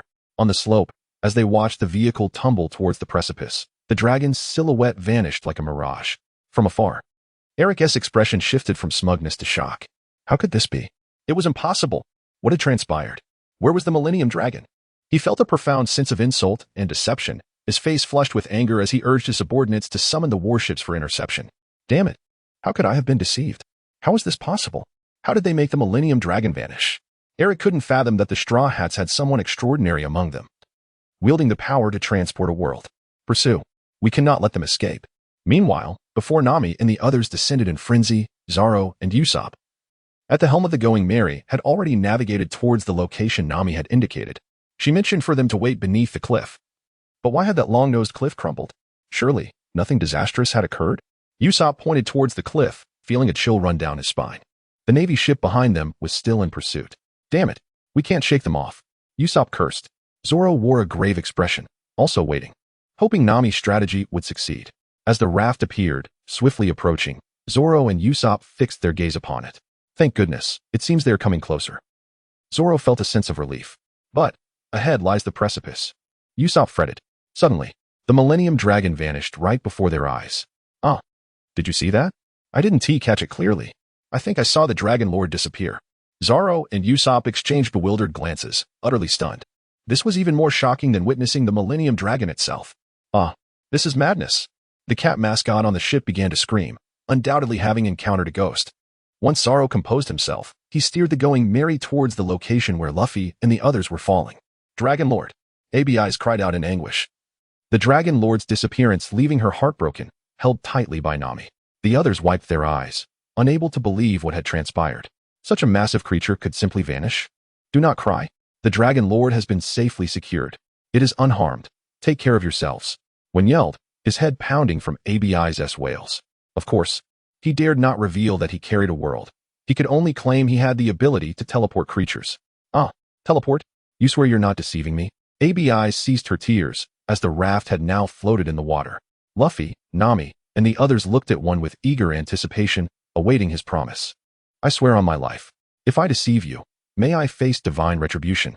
When the time comes, I will release it. For now, there are too many Navy forces, and I cannot let it out. One assured them with a serious countenance, which momentarily convinced them, turning their despair into hope. The Dragon Lord is safe. It seems the ending is still favorable. ABI's finally smiled through her tears. Haraha. Indeed. In dire straits, we turn to one. Luffy laughed heartily, grateful to have such a capable first mate who resolved so many unnecessary troubles for the crew. Nami stole glances at one, captivated by his composure, unable to tear her eyes away. What other secrets do you possess? I truly desire to unravel them all. Nami found one enigmatic, yet her longing to draw closer intensified. Throughout their journey, his presence had consistently stirred her emotions. The Going Merry began to approach the raft. Meanwhile, the Navy was attempting to encircle the ship. Pursue. We must not let that vessel escape. Since they hadn't collided with the mast this time. The warship continued to sail. When urged everyone to board quickly, we must depart. When glanced at the approaching Navy and called out, Hurry, hurry. There is no need to rush. Usopp replied, It seems we have no choice but to fight our way out. Zoro had already drawn his sword, Pidgey anxiously scratching its claws on his shoulder. Breakthrough. We must fight our way through. Everyone nodded in agreement. No need to worry. Kingdra, Pidgey, soar to the sky and create a whirlwind. Propel the sails with your winds. One had to remain calm, guiding Zoro and the others without rashness. He instructed the two flying Pokémon to assist in generating stronger winds, and they flapped their wings above, creating a powerful airflow that filled the sails. Wow, the speed is truly increasing. You're amazing, Win. Usopp shouted. Haha, my great strategist. In dire times, we rely on Win. Luffy grinned widely, filled with confidence in one. The Going Merry accelerated, gradually widening the distance from the Navy ship, ultimately evading their pursuit. Yay, we finally lost them. Usopp wiped the sweat from his brow. The two Pokémon returned to the ship, their fur slightly ruffled, yet displaying cheerful expressions. Thank you both for your assistance. You've worked hard. One expressed his gratitude to Pidgey and Kingdra. Pokémon are also living beings with emotions. One would never force them into anything they disliked. Set sail. To the Lost Island. Nami took the helm, yet her heart felt heavy. The Lost Island, an island that did not exist on any map. Where could it possibly be? Chapter 45. The Return of Lord Dragon to the Lost Island, Battleship Island. As the Straw Hat crew departed, the Major and Eric could only watch helplessly as their quarry slipped away. To this day, Eric remained perplexed as to why the Millennium Dragon had vanished. Yet a new idea began to form in his mind. Damn it, that gang of pirates, they fled so swiftly, the Major muttered. His frustration directed at his inept subordinates. Do not fret. Allowing them to escape for now is acceptable, Eric replied. His hands tucked into his pockets as he gazed in the direction of the Merry. Look, they are willing to take such great risks to leave this island. Do you not remember the legend associated with it? The location of the dragon's lair. Eric chuckled. What? So they are. The Major was astonished. Eric adjusted his sunglasses with a sharp fingernail and said, We only need to monitor their course and wait. Haha. The elixir of immortality shall be mine alone. Meanwhile, Admiral Nelson of the Navy was also informed of the news. The Millennium Dragon had reappeared. That Eric. Does he intend to hoard it all for himself? The corpulent man, his face glistening with grease, harbored suspicions about the mercenary in sunglasses. Order the fleet to set sail for Battleship Island immediately. All ships advance. On the other side, aboard the Golden Mary, Wink was being pestered by ABIs. Wink, just summon Lord Dragon. I want to see it. I want to see it. ABIs leaped onto Wink, tugging at his hair. What on earth is wrong with you? You are being utterly unreasonable. The ship is so small. If we summon it, there will be no room left, Wink replied, irritation creeping into his voice. Without the raft, summoning Lord Dragon now seemed inappropriate. Would it really be all right to keep it aboard? Please. I apologize for my earlier behavior, ABI said earnestly. Her hands clasped together. Indeed, Wink, it might be best to keep it on the ship for now. It will be a bit cramped. But we need information about the dragon's lair from Lord Dragon, Nami added, her expression slightly grave as she stood behind. The Lost Island, a directionless, uncharted island, left the Straw Hat crew in a state of confusion. Yes, Wink, I also wish to have a chat with Lord Dragon, Luffy said, seated at the helm. Turning to Wink. Fine, do as you wish. Wink waved his hand, signaling the others to clear the deck, creating a space. Everyone eagerly focused their attention on Wink. In a dazzling flash of white light, the realm expanded, symbolizing the return of Lord Dragon to this world. "Wow, this is incredible!" Luffy exclaimed, removing his straw hat, astonished, as were the others. "It is not merely wonderful, it is truly miraculous." Usopp's mouth gaped wide enough to hold a ball. "Wink, is this transportation also a gift from the Pokeball? Can it transport humans?" Sanji inquired, smoking a cigarette. "Indeed. It resembles a space where items can be stored, but alas, humans cannot enter," Wink explained. "Even Wink, the master of this world, could only send his consciousness within. Let alone other humans, it was merely a paradise for flora and fauna." The figure of Lord Dragon gradually materialized, transitioning from transparency to solidity. Tears welled in Abi's eyes. Her beloved Lord Dragon was truly back. "Lord Dragon, I missed you so much," Abi's exclaimed, leaping onto Lord Dragon and caressing it, ensuring its safety. "So, how was your time there?" Wink smiled, as he had previously asked the Pokémon in that realm to take good care of Lord Dragon. Lord Dragon opened its eyes and gazed at Wink, its expression profound. "Wink, Lord Dragon says it was indeed beautiful there and expresses gratitude to you," Abi's translated. "Well then, that is good," Wink smiled. "By the way, how do we get to the Lost Island?" Zoro inquired. Given Lord Dragon's age and potential memory loss, Wink mused. He had forgotten how the Straw Hat crew had awakened Lord Dragon's memories in the original story. There must be a way. Luffy maintained his optimistic demeanor. Usopp and the others huddled together, discussing matters regarding the Lost Island. Observing their deliberation, Wink, feeling somewhat bored, decided to leave and went fishing instead. Only Nami noticed Wink's departure and returned to the helm. Ding. Time-limited task 2. Protect the Millennium Dragon and depart from Battleship Island. Complete. Reward. A level 4 Pokémon. Does the user wish to claim the reward? The report from the warehouse arrived after a delay. "Claim it," Wink calmly said, as he sat down fiddling with bait. Ding. Time-limited task 2 complete. Reward. A level 4 Pokémon. Sandlash. The reward has been recorded in the miniature space. Sandlash. A Pokémon from the Kanto region, known as the Mouse Pokémon, is the evolution of Sandshrew. Warehouse in the future.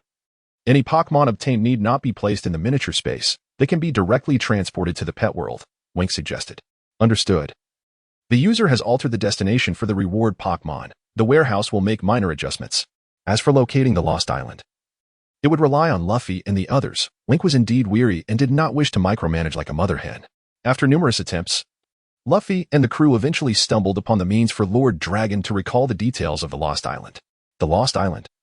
The dragon's lair is located to the east of Battleship Island. ABIs learned from Lord Dragon. Thus, the Straw Hat crew adjusted their course, and simultaneously, Eric and the Major, who were monitoring, received the same information and changed their direction as well. As they journeyed eastward, they saw no sign of the so-called Lost Island. What is that? Smoke?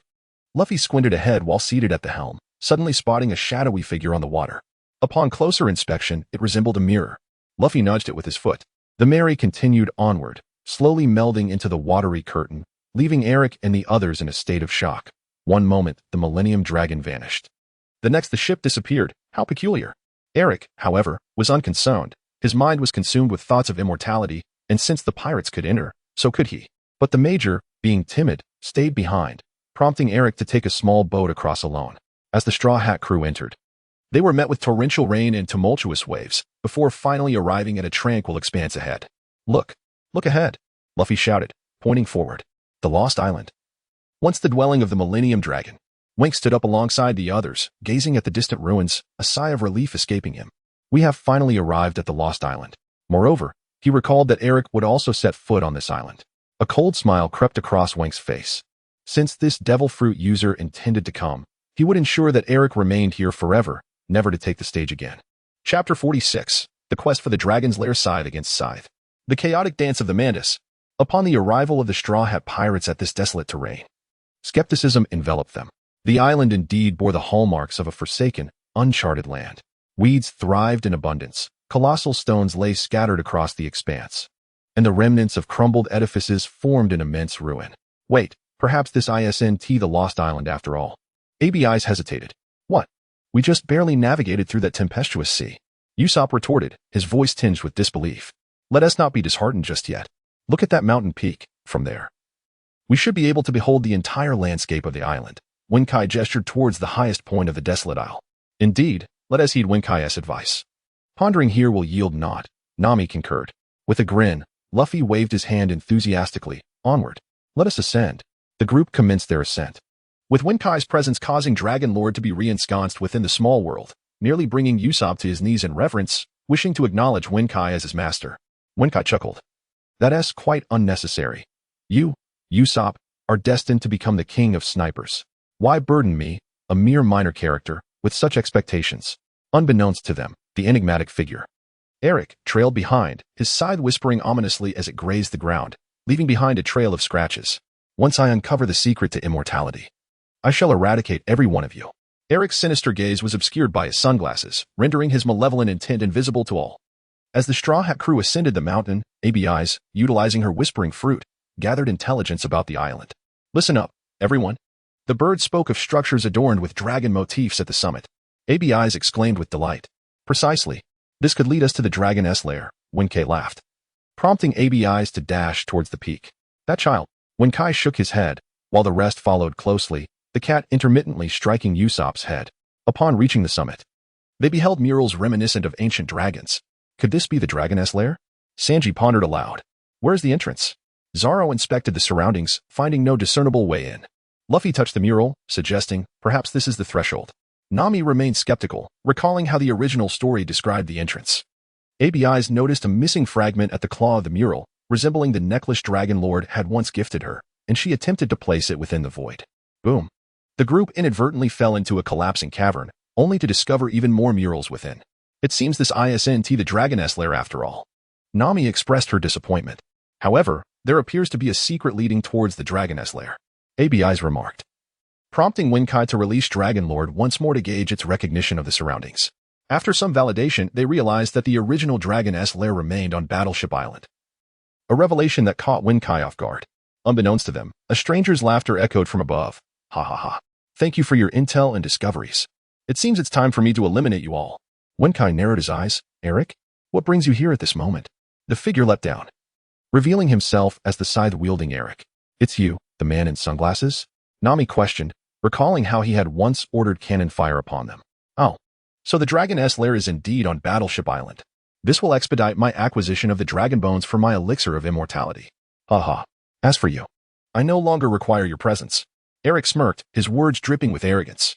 You are the scythe-wielder, aren't you? Wenkai inquired. Oh, you know of me? Eric responded, puzzled. Naturally. At that moment, Wenkai felt a call from deep within, originating from the flying mantis in the small world. Eager to join the fray. Come forth, mantis. Wenkai summoned the creature, which, disregarding the astonished gazes of the Straw Hats, approached Eric. Fear not. We shall observe from a distance. Eric is a scythe-wielder, and the flying mantis wishes to test its mettle, Wenkai instructed, urging everyone to step back. Yet, inexplicably, ABIs broke free from Nami's embrace, rushing to Eric's side to protect Dragon Lord, causing Wenkai's expression to darken. Luffy, bring her back. Eric 1T, kill Dragon Lord. Don't let this situation spiral out of control. Get her back. Understood. I will bring her back for sure, Luffy assured with a grin.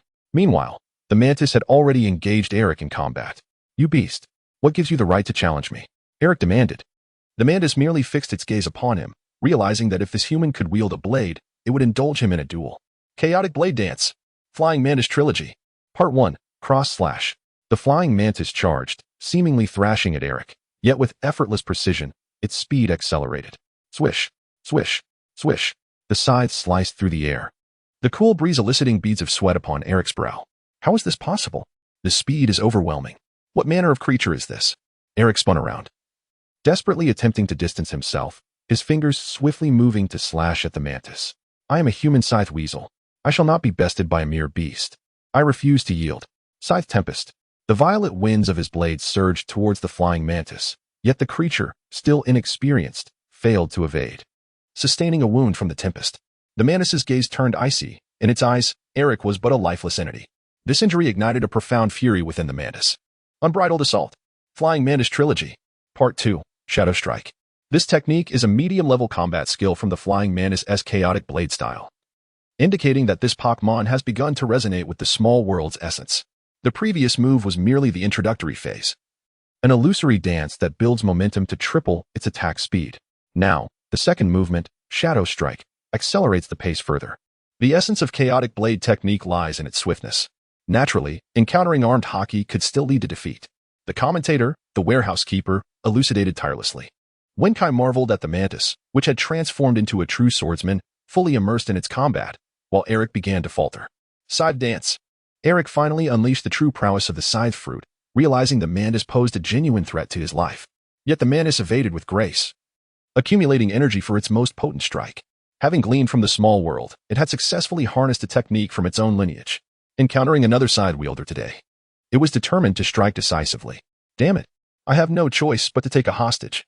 Eric leapt, performing a backflip to position himself behind ABI's, who was still encouraging Dragon Lord.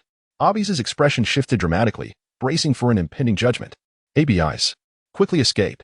Dragon Lord will not perish. You must run. Wenkai nearly exploded with frustration at the girl's recklessness. Everyone else remained outside the combat zone, and yet she ran in. Who could she blame? You shall not succeed. Gum. Shotgun. Luffy rushed forward, placing himself protectively in front of ABI's, his left fist aimed at Eric, who swiftly maneuvered his fingers, unleashing a violent wind that slashed through Luffy's arm. Rubberman. Merely an insignificant challenge, Eric sneered. Chapter 47. Luffy's new ability, softening rubber body. Eric. At the end of his road, the Rubberman. Merely a shadow of his former self, Eric sneered, just as he prepared to launch another attack. The flying mantis charged towards him. Wenku, aware of the imminent danger, urged Luffy to retreat, stating that with the mantis around, it would at least be an even match. You need not worry about me. Wenku, let me show you the fruits of my training with stinky mud. Luffy, undeterred by the blood streaming from his left arm, wore a radiant smile as he prepared to unleash his new technique. He firmly planted his feet, gathered his energy, and shouted, softening rubber body. At that moment, a light purple gas enveloped his body. This was reminiscent of the earlier encounter with Gungue. Wenku's pupils constricted, could it be? Meanwhile, Eric dodged the mantis's flurry of slashes, rolling forward to launch a fresh assault. His sharp claws aimed at the fleeing ABI's. I told you, do not touch ABI's. Get away from her. Rubber. Machine gun. Luffy reappeared before Eric, his fists raining down upon him. Aren't you afraid of getting hurt? Whirlwind. Aerial assault.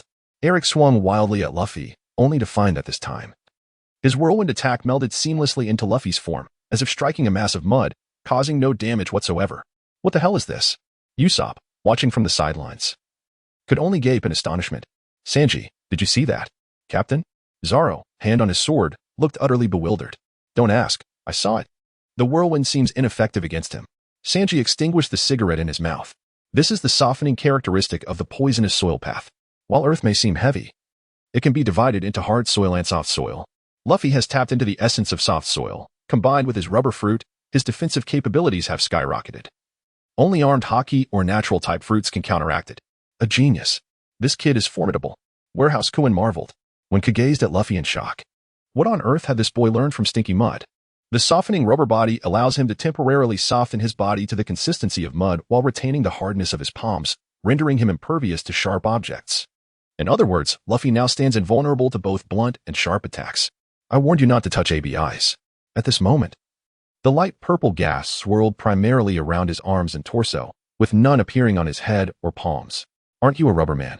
Eric glared at Luffy. Indeed, I am a rubber man, but I have learned a remarkable ability. I can soften my entire body, even my bones. Haraha. Luffy adjusted his straw hat and laughed heartily. Eric, drenched in cold sweat, could hardly believe he had transformed from predator to prey. His scythe was undoubtedly powerful, but Luffy's softening rubber body countered it, rendering his strikes ineffective, and to make matters worse, a flying mantis was also in pursuit. I can't believe it. The mighty whirlwind Eric would ever face such a downfall.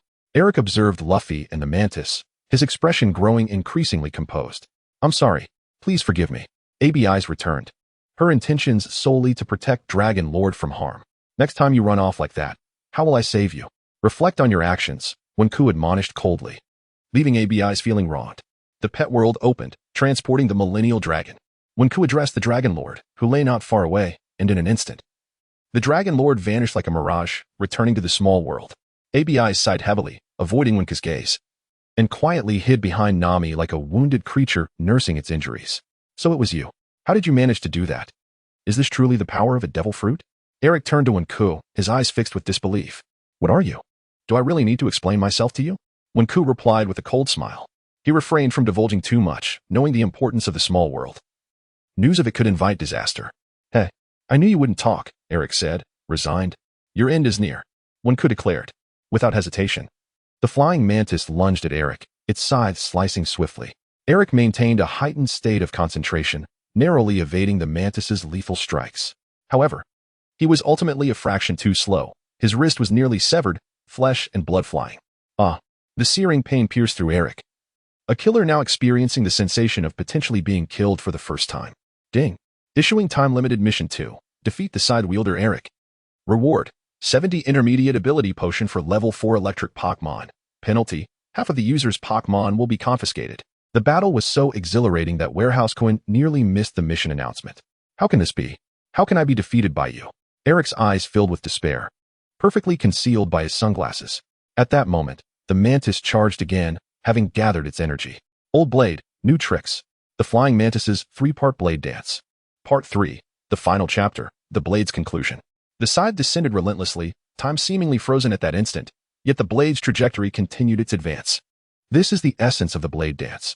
Eric barely had time to react, a shadow flashing past, and before he knew it, he knelt upon the ground, his chest covered in gashes.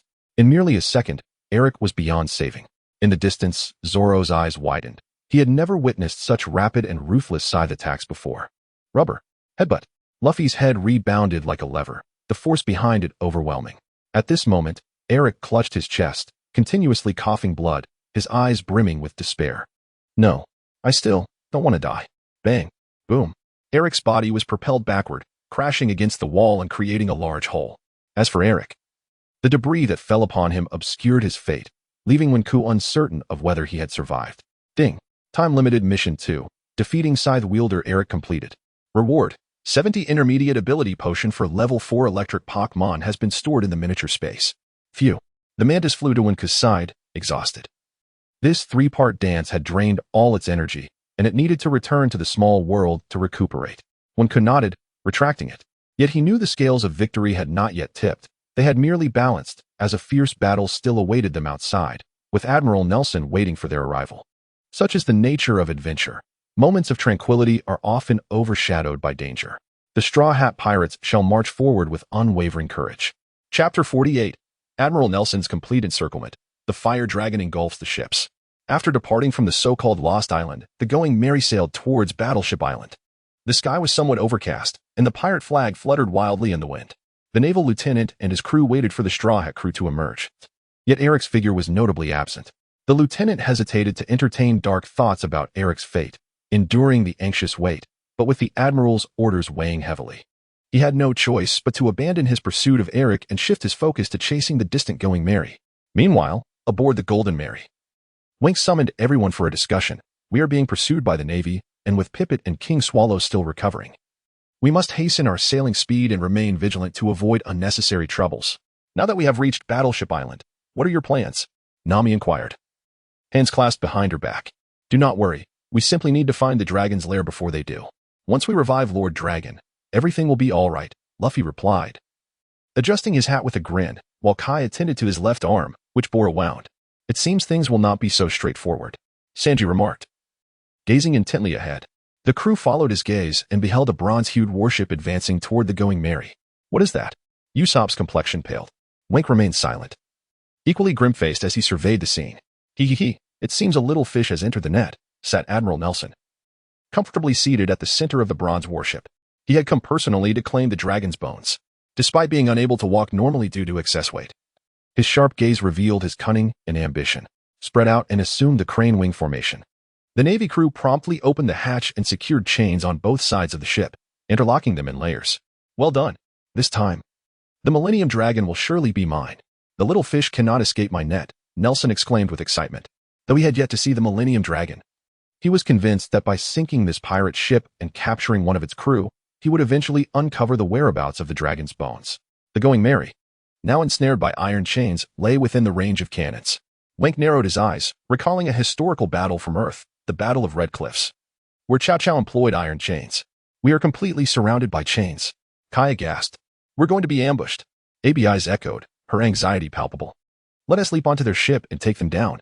We can cut the chains, Usopp proposed with a grin. Usopp, you truly are a talent, Kai praised. Wink pinched his brow, casting a sidelong glance at Usopp. That is, if you can even make it over there, Wink replied, surveying the multitude of warships. With so many cannons, Luffy could not possibly shield against projectiles from all directions. The flying Mantis was too fatigued to engage, leaving them with little choice but to resort to a reckless strategy. All right, let us charge ahead. Luffy and Zoro enthusiastically supported Usopp's idea. Wink, unable to conjure a better plan, resolved to advance. Boom, boom, boom. The air was filled with the incessant roar of cannon fire. With the absence of the raft, the accuracy of the warships improved, and several cannonballs narrowly missed the hull, only to be intercepted by Luffy and Zoro. Navigate around the central bombardment zone and move to the flanks, Wink urged. The Going Merry altered course, skirting the edges where the cannons could not reach due to distance or fear of friendly fire. Yes, with Captain Usopp's momentum, let us break through. Usopp donned a pair of goggles as Kaya sharpened her claws, rallying the crew to prepare for battle. Wink remained pensive. If it were chains, they could easily be dealt with using fire. The wind was favorable today, and if they could draw closer, they are merely densely armed with cannons. Summon the fire dragon, Wink commanded, and the fiery creature appeared, its tail ablaze with vibrant flames. Ding. Limited time mission issued. Crush Admiral Nelson's plot. Reward, level 3 Pokémon. Penalty, none. Fire dragon, once we get closer, unleash your flames upon the warship, ensuring accuracy, Wink instructed. Yes. Yes. The fire dragon nodded eagerly. Damn it. Why haven't they sunk yet? What are you waiting for? Use the supersized cannon. Nelson's impatience was palpable as he grew increasingly agitated. The naval soldiers hurriedly complied, scrambling to prepare the massive artillery. What is that? Usopp, with his keen eyesight, spotted the immense cannon being raised. Its size and caliber were unlike any other artillery. That cannon is colossal. If it strikes us, our ship will be obliterated. Nami rushed to Wink for a decision. I cannot deflect that kind of shell. Zoro's eyes narrowed. Ha ha ha. Worry not. I shall send it back. Luffy remained blissfully unaware of the gravity of the situation. Change course. Adjust the sails, Nami commanded, skeptical that a rubber balloon could repel such a gigantic cannon. At that moment, Usopp stepped forward. Why fear him? An eye for an eye? I'll return fire. He and Kaya immediately began repositioning the ship's cannon towards the enormous artillery. A cannonball was launched into the main cannon just as the Navy fired. Fire. Boom. Bang. Due to Usopp's unexpected gift within the giant cannon, it backfired spectacularly, exploding and sending a powerful shockwave that knocked Nelson off his feet. What happened? The naval crew scrambled to regain control. Ha ha ha. Did you see that? Captain Usopp always succeeds when he sets his mind to it. Usopp proclaimed triumphantly. So do I. Without me, this victory would not have been possible. Kaya added proudly, basking in the glory. Well done. Wink genuinely praised. Now is our chance. Cut the chains and create an escape route, Nami urged. I think we should hold off for now. Let us use fire instead. Wink chuckled. Fire? Nami was perplexed. Exactly. Luffy, create a bridge. We'll be back soon. Wink instructed Luffy. All right. Wink, rubber, bridge. Luffy unwaveringly trusted Wink. Forming a bridge as Wink dashed forward, the fire dragon clinging to his back. Shall we go? Sanji asked. I'll follow Luffy. You all stay behind, Zoro decided, opting to accompany Wink while Sanji and the others guarded the ship. Upon reaching the battleship's deck, they found numerous naval soldiers gathered. Wink laughed. Fire dragon. Directly unleash flames and create a fiery tide towards the chains. Aim with the wind. Yes. Who? The fire dragon unleashed a torrent of flames, the inferno igniting the warship, forcing hundreds of soldiers to abandon their weapons and leap overboard. All right, let us move. Wink called to Luffy to form a bridge again. Retreating back to their ship with Zoro, the roaring flames, driven by the wind, began to consume the surrounding warships. Nelson bellowed, reel in the chains. Pull back the chains. Damn pirates. My warship. His priority was to save his vessel. To avoid further casualties, he ordered his fleet to abandon the crane wing formation. Aside from the few ships that had been burned through, the remaining intact vessels hastily began to retract their heavy chains. Let us depart. Walking through the gaps of the retracted chains, it was evident that Nielsen must be in a state of utter disarray. We must hasten our departure, one advised Nami. All right, let us set sail. Luffy laughed heartily. The Mary set forth, gracefully navigating through the sea of flames. Chapter 49. The Millennium Dragon's affairs conclude, when Ku's child-rearing plan begins. When Ku gazed at the distant sea of flames, feeling a slight sense of relief. This formidable challenge had been surmounted. Ding.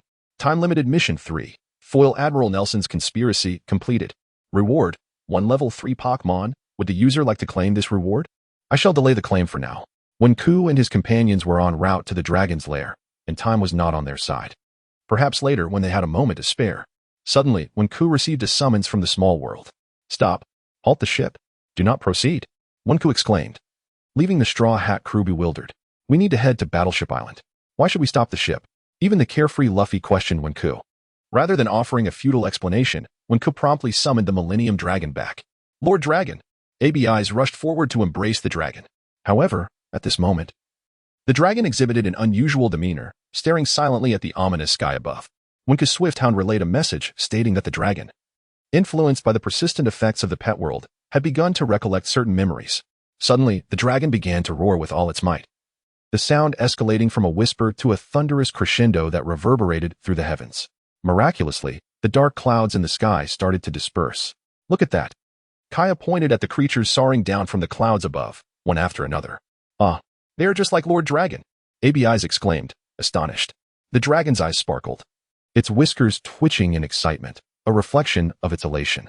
As the crowd marveled at the ancient dragons, the ship began to sway violently once more. Look, something's happening below. Usopp shouted. Is that an island? Sanji gasped, his cigarette falling to the ground. At that moment, the verdant Isle of Purity emerged from the depths of the sea like a mirage, gradually becoming more tangible as it ascended to the surface. I understand now.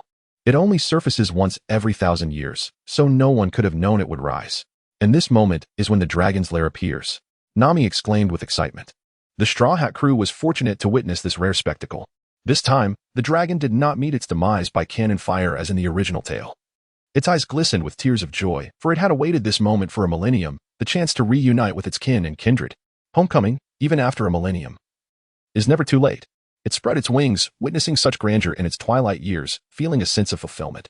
ABIs wept, recognizing that the only transformation in the dragon was the rebirth and solace of its spirit. Wenku smiled, his eyes also shimmering with emotion.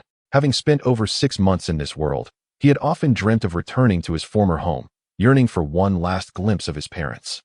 Though this was a mere fantasy, Wenku held no regrets. The world of pirates still had many roads to traverse. He still needed to place the straw hat on Luffy's head and protect his companions, regardless of Wenku's sentiments.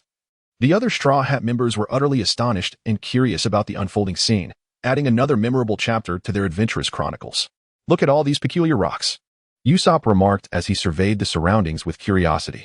Perhaps those are dragon bones. If you closely observe the shapes of the surrounding rocks, do they not resemble dragons?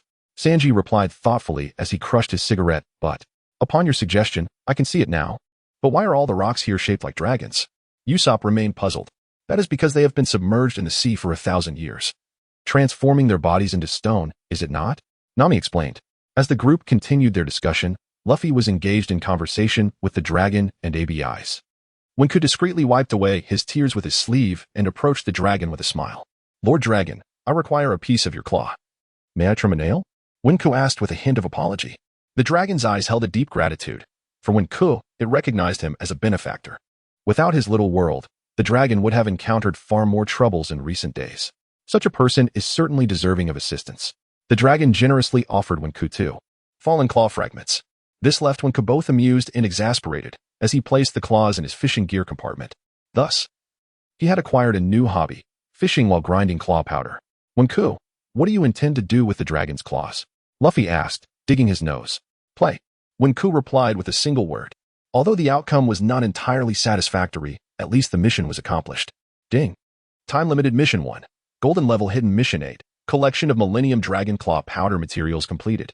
Reward, an unknown level Pokémon egg. Would the user like to extract it or place it in the pet world? What exactly lies within this egg? How long will it take to hatch? Wenku was determined to uncover the nature of the Pokémon residing within this egg. The eggs produced by the warehouse typically yield Pokémon ranging from level 2 to level 7, with attributes and types unknown. Hatching times vary, and the time to break the shell remains uncertain. The more care given to the egg, the higher the intimacy level with the user. Sigh, what a vague response. Is this the kind of dialogue one expects from a warehouse system? However, since I have an egg, I must take responsibility, Wenku declared, determined to nurture this little one with utmost care. Dear warehouse, how do I hatch this Pokémon egg? Wenku spread his hands, indicating his lack of experience in this matter. Methods to hatch the Pokémon egg. Firstly, using your body temperature. Secondly, nurturing within the small world. It is best to employ both methods. I understand the nurturing aspect, but body temperature. When Ko began to suspect that the warehouse was harboring some ulterior motive, a hint of conspiracy lurking in the air. Indeed, the first method enhances the bond between the Pokémon and the user. If you neglect to utilize it, the Pokémon inside may not take a liking to you. The warehouse's tone was peculiarly insistent. When Ku realized that there was no room for negotiation, so he resolved to proceed with the task at hand. After all, being a caretaker was not fatal. Thus, he envisioned a pastoral life of fishing and nurturing a little one. As Wenku's imagination ran wild, a flash of white light enveloped him, and a round, yellow egg appeared before him. Wenku picked up the egg, examining it closely. Was it smeared with mustard? Why was it so yellow? Are you not satisfied? Would you prefer a green one instead? Wenku shivered with a chuckle. Let's skip the green one. As he pondered the method of hatching with body warmth, inspiration struck him.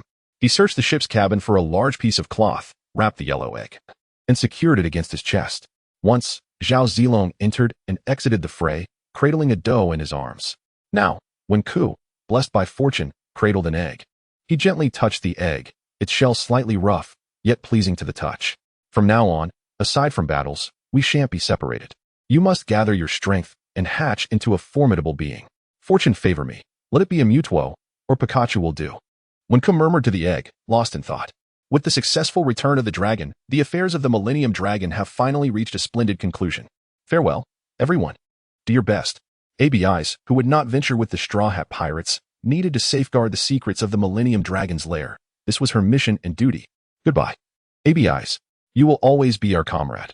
Luffy laughed heartily, and the Straw Hat crew waved their farewells. Abis's eyes glistened with tears. Good luck, my friends. Go forth. Go forth and astonish the world. Chapter 50, Daily Extra. Arrival at the Red Soil Continent. A new adventure is about to begin in the days following the conclusion of the Millennium Dragon Saga. The Straw Hat crew found themselves subdued by Wank's somewhat motherly antics. However, as time passed, they grew accustomed to it. Usopp and Meow Meow, on the other hand, relentlessly mocked Wank, leaving him feeling somewhat melancholic. The essence of his maternal role seemed to encompass eating while cradling an egg, sleeping while hugging an egg, and even tending to nature's call with an egg in hand. Until once again, the warehouse master relayed a message, urging Wank to promptly collect his task reward, which provided him with a brief respite. Ding. Time-limited Task 3. Foil Admiral Nelson's conspiracy completed. Reward. 1 level 3 Pokémon. Will the user claim the reward? Claim. The warehouse master had become quite humanized, having already reminded Wank 4 times today, its voice tinged with impatience. Have I kept you waiting long? I still have a child to care for, so let us just claim it now. Wank chuckled. Ding. Time-limited Task 3 completed. Reward. 1 level 3 Pokémon. Chansey. The reward has been transferred to the pet world. Chansey. A Pokémon that possesses healing abilities. Wank recalled the Silver-tier permanent quest regarding Kaya. Perhaps Chansey could indeed heal her. In order to establish trust, Wank transported Chansey back and entrusted it to Kaya for her tender care. Kaya was well aware that Wank was the most generous person on the ship, and whenever a crew member faced troubles, they would invariably seek him out. To which he always responded with grace. As the warehouse master remained silent, Wank continued to navigate the days with both pain and joy. Meanwhile, the Mary continued its voyage for several days, with Nami fully immersed in her nautical duties. They should be nearing the Red Soil Continent soon. Nami diligently charted the ship's approximate location each day, calculating the distance to the Red Soil. What is the matter? Are we almost there? Wank inquired, cradling the egg as he approached Nami. Upon seeing him, Nami's furrowed brow relaxed instantly, and she was eager to engage in conversation. Not yet, Nami replied with a smile. No rush. By the way, do you have something on your mind? Wank could still discern a hint of weariness in Nami's countenance. Sigh. I do have some concerns. Nami hesitated. Do share. Perhaps I can assist you. Wank smiled gently, causing Nami's cheeks to flush slightly. Well, I am somewhat worried. Is the Red Soil Continent truly as depicted on the nautical charts? Nami sighed, seemingly troubled. Wank paused, recalling the so-called Red Soil Continent. It was the only landmass in the world that divided it into 2 parts. And it further fragmented the world into 4 regions, corresponding to the 4 seas of East, West, South, and North, thanks to the Grand Line. Wank narrowed his eyes, recalling that place, the holy land of Mariehua, the territory of the celestial dragons. To reach the New World, one must enter through it in Fishman Island. Forget it. It seems you cannot provide an answer either. Nami was not particularly disheartened as a navigator. There were aspects she too was unfamiliar with. Let us gather the crew. Share your thoughts on this matter. Wank responded after a prolonged silence, prompting Nami to nod in agreement. At Nami's command, All members of the Straw Hat crew assembled in the ship's cabin, with the mascot, Meow Meow, attentively listening as Nami expressed her concerns. According to the nautical charts, the entrance to the Grand Line may be on this mountain. Nami pointed to a landmark on the chart, and everyone gazed around. What? Are we supposed to crash into a mountain? Usopp scratched his head in confusion. I honestly cannot believe it. This seems impossible. However, the canals all lead toward the mountain peak, which is quite peculiar. Are we meant to climb it? Nami had been perplexed by this for days. As a navigator, she felt somewhat at a loss. What are you even saying? Regardless of whether there are canals, how could a ship possibly ascend a mountain? Zoro questioned skeptically. But that is how it is depicted on the chart. Nami retorted. Throughout the exchange, Zoro and Nami argued while Luffy played absent-mindedly, Sanji listened while smoking, and Usopp and Kaya flirted in the corner. Wink was lost in thought, preoccupied with playing in the pet world with his Pokémon. Hey, Jengar, you dare to steal my precious egg? As punishment, you shall remain in the Pokeball for 3 days. Just as Jengar was about to evade, Wink, amidst the blockade of Pokémon, managed to pry open a thicket and finally discovered the precious egg. Upon touching the eggshell, he found it rather warm, igniting his fury. Charizard, are you attempting to roast my egg? Wink thought the creature was utterly clueless. How could he even think of cooking an egg that might evolve into a level 6 or 7 powerhouse? If you're hungry, I might as well offer you my arm to gnaw on. Charizard's eyes brimmed with tears, feeling unjustly treated. Wink's heart softened, allowing it to cling to his pant leg, while the egg remained cradled in his arms. At that moment, Tauros noticed Charizard's greedy antics and, feeling unsatisfied, charged forward to seek a hug as well. Whoa, Big Hornbull, you really don't need to hug me. Wink, seeing Tauros approaching, was filled with dread. Any collision would leave him incapacitated. He hurriedly returned to reality, the egg appearing in his arms once more, while the rest of the Straw Hat crew continued their bickering and playful antics. You troublesome women. I am asking you how to get the ship up there.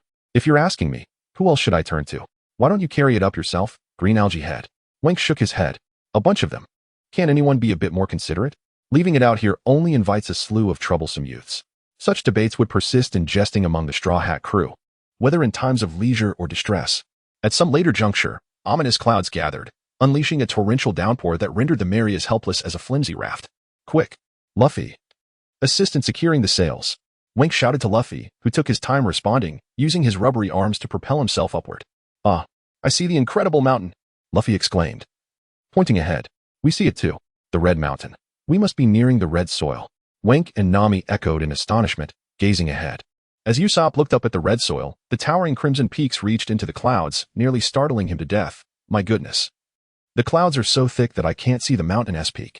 Chapter 51. The giant whale Laboon and the clocks within the waves crashed against the rocks. In the inverted water domain above the red Earth continent defied the laws of physics, its influence vast and profound. Fantastic. We are slowly sailing towards the clouds, Luffy exclaimed, laughing heartily from atop the ram's head. This was the first time Wink saw such a spectacle. A ship sailing upward was a sight only witnessed at the reverse mountain. We're nearing the summit. Nami pointed ahead. The miraculous intersection marked the way to the Grand Line, as the ship veered forward, rushing towards its destination. The turbulent waters surged incessantly, and the Straw Hat crew pressed on, each pursuing their own dreams. The path of the great swordsman. Zoro gazed ahead, all blue. Sanji puffed out smoke rings. A perfect sea chart. Nami's eyes shone with determination, a testament to brave warriors of the sea. Usopp's aspirations soared, to heal ailments and become a renowned doctor. Kaya held her happily, her gaze lost, to pursue strength and the power to protect. Wink smiled. I will become the Pirate King. One Piece is right there. Luffy beamed with enthusiasm. A new chapter was beginning, as the Mary continued its descent. A thick mist enveloped them, obscuring their view of what lay ahead.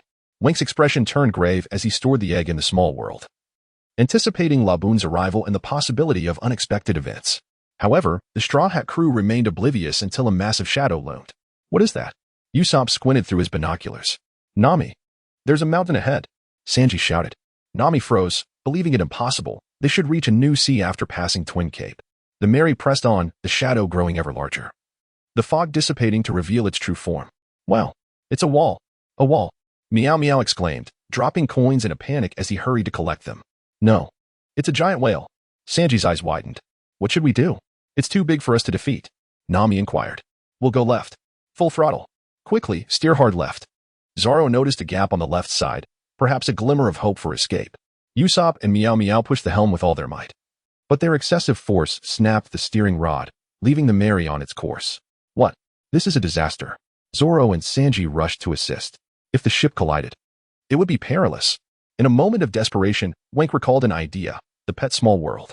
Pet Small World. Activate. Teleportation. Just as Wank was about to initiate the process, Luffy dashed into the cabin and fired a cannon at Laboon, causing the Mary to stop due to the recoil. Unfortunately, Luffy's prized ram head was shattered upon impact with Laboon's body. My prized seat. Luffy was uncharacteristically furious. Are you insane, Captain? Zoro and the others shouted in alarm. Wank's mouth fell agape, momentarily forgetting about the teleportation. You dare destroy my prized seat. I will defeat you. Luffy was not satisfied and launched a gum-gum pistol at Laboon. The giant whale finally noticed the small vessel, its eyes reflecting annoyance. You little creature. You've hurt me. A thunderous roar echoed as Laboon opened its cavernous mouth, forcefully sucking in the Mary. Captain, you fool. Teleport Laboon. Activate the Pet Small World. Wank urged, his gaze fixed on Laboon. Beep. The giant whale's emotions are highly unstable. The probability of teleportation failure will significantly increase. Do you wish to proceed? The warehouse AI calmly responded. Teleport. Teleport. Teleport. Wank persistently attempted to initiate the teleportation. Beep. Teleportation failed. Beep. Teleportation failed. At that moment, Luffy lost his balance on the deck and fell overboard, using his rubber arm to propel himself outward. Forget it. If it's meant to be, so be it. Wank abandoned the teleportation attempt, and as Laboon engulfed the Mary, it was finally consumed. No. I will not allow you to devour them. Wank, come back. Luffy struck Laboon's exterior with all his might. Once inside Laboon's belly, Wank felt as if he had entered a new world. The emerald waters stretched endlessly, and at the center was an island with simple structures. Am I dreaming? Zoro surveyed the surroundings. What is the story behind that house and island? Nami pointed towards the island. Perhaps it's an illusion. Sanji chuckled, puffing smoke. Suddenly, a sea king octopus appeared unexpectedly in their midst. If it's an illusion, then why is there an octopus king? Usopp and Nami gasped in shock. Wank and the others braced themselves, Zoro unsheathing his sword. Whoosh! From the island, 3 fish arrows shot forth, piercing the octopus king, its massive form crashing into the water. Wank squinted at the structures on the island, and the sound of uneven footsteps grew closer as a figure emerged. What? It's a flower! Usopp exclaimed, noticing the vibrant colors atop the figure's head. No, it's a person. Zoro remained vigilant. That old man just took down the octopus king. Nami murmured. The figure before them was an elderly man with a weathered face, his white beard indicating a life of hardship. Wank could sense the old man's aura. Despite his casual attire, there was an undeniable presence that commanded respect. Clox, the ship's doctor of the Pirate King. However, the tense atmosphere was easily shattered by Clox's self-introduction as the old man continued to read his newspaper. My heavens! So we are truly inside the whale? Nami gasped in disbelief. If you wish to leave, there's an exit. Clox pointed to a distant door. Why would there be an exit inside a whale? Before Clox could explain, the seawater began to surge and churn, the whale's stomach acids mixing violently, producing a cacophony beneath. This water is corrosive. Look at the old man's ship. Nami pointed to the steel base of Clox's island. Clox explained that the turbulence was caused by Laboon colliding with the red earth. We should leave. Otherwise, the ship's bottom will be in danger, Zoro proposed. Wank frowned, his mind occupied with a newly issued time-limited mission. Beep. Time-limited mission 1. Help Laboon release its fears and extend its hope for life. Reward. Learn a fighting-type Pokémon move, with the reward given in a 3-choice format. Penalty. Revoke 3 level 3 Pokémon. Chapter 52. The Little World Departing from Laboon. A new promise as a result of Laboon's impact. Kurox approached to soothe Laboon's turmoil, while the Straw Hat crew sought a way to escape. Help. Save me. Wanko.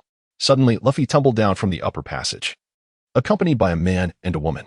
Spotting Luffy, Wanko feared for his safety and immediately summoned a kingfisher to fly over and catch him. Hey, hey, hey. Rescue us too, cried a blue-haired girl who fell alongside Luffy. Indeed, below us lies the sea of stomach acid, lamented the man beside her. Recognizing them, Wanko commanded the mantis to grasp the two as well. The pair, upon seeing the flying mantis, exhibited a mix of curiosity and fear, tightly shutting their mouths as they were deposited onto the deck of the Mary. Pirates. They are pirates. The duo exchanged apprehensive glances. Wanko scrutinized them closely. One was Mr. 9, and the other was the future Princess Vivi, currently masquerading as Miss Wednesday. Not bad. Vivi looks quite lovely. At least our Sanji has already begun to swoon. They stealthily glanced at Wanko, the black-haired man who had summoned the peculiar creature that fetched them. Wanko, thank you. You've saved me again, Luffy exclaimed, embracing Wanko once aboard. nuzzling against him. Wanko, bemused, accepted Luffy's proximity, unable to shake him off. Suddenly, a fierce roar from above silenced them. As long as I draw breath, I shall not permit you to harm Laboon, Kyrox declared angrily. Wanko was at a loss for words. His strength undoubtedly surpassed theirs. What a jest. The power to vanquish the king of squids was beyond the capabilities of those present. By the way, who is that old man?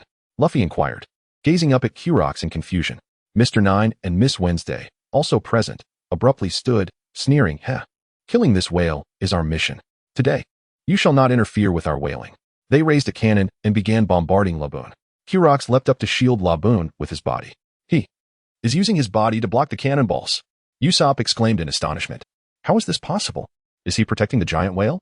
Sanji, who had initially believed Kyrox to be a threat to Laboon, realized he had misjudged. Luffy. Wanko squinted at Luffy, who, disapproving of their actions, leapt beside the two and swiftly knocked them down with 2 punches. Mantis, retrieve Kyrox. The Mantis complied, promptly lifting Kyrox from the sea of stomach acid, while Wanko bound Vivi and Mr. Nine. Subsequently, Kyrox understood that the Straw Hats were not villains intending to harm Laboon, and he recounted the events of the past, detailing Laboon's bond with the Brook pirate crew. This was 50 years ago. The Straw Hat crew gazed wide-eyed, astonished that Laboon had awaited the Brook pirates for half a century. Thus, it struck with its body, still calling out. Nami exclaimed in shock. Having grasped the situation, Kyrox prepared to send the Straw Hats and the Mary out of Laboon's body, revealing that he was the ship's doctor. Why not join us as our ship's doctor? Luffy suggested with a grin. Nonsense. I no longer possess the strength to accompany you on your reckless escapades. Kyrox firmly declined. He opened the exit door, ushering Luffy and the others outside. Haha. We finally emerged into the true sky. Luffy laughed heartily.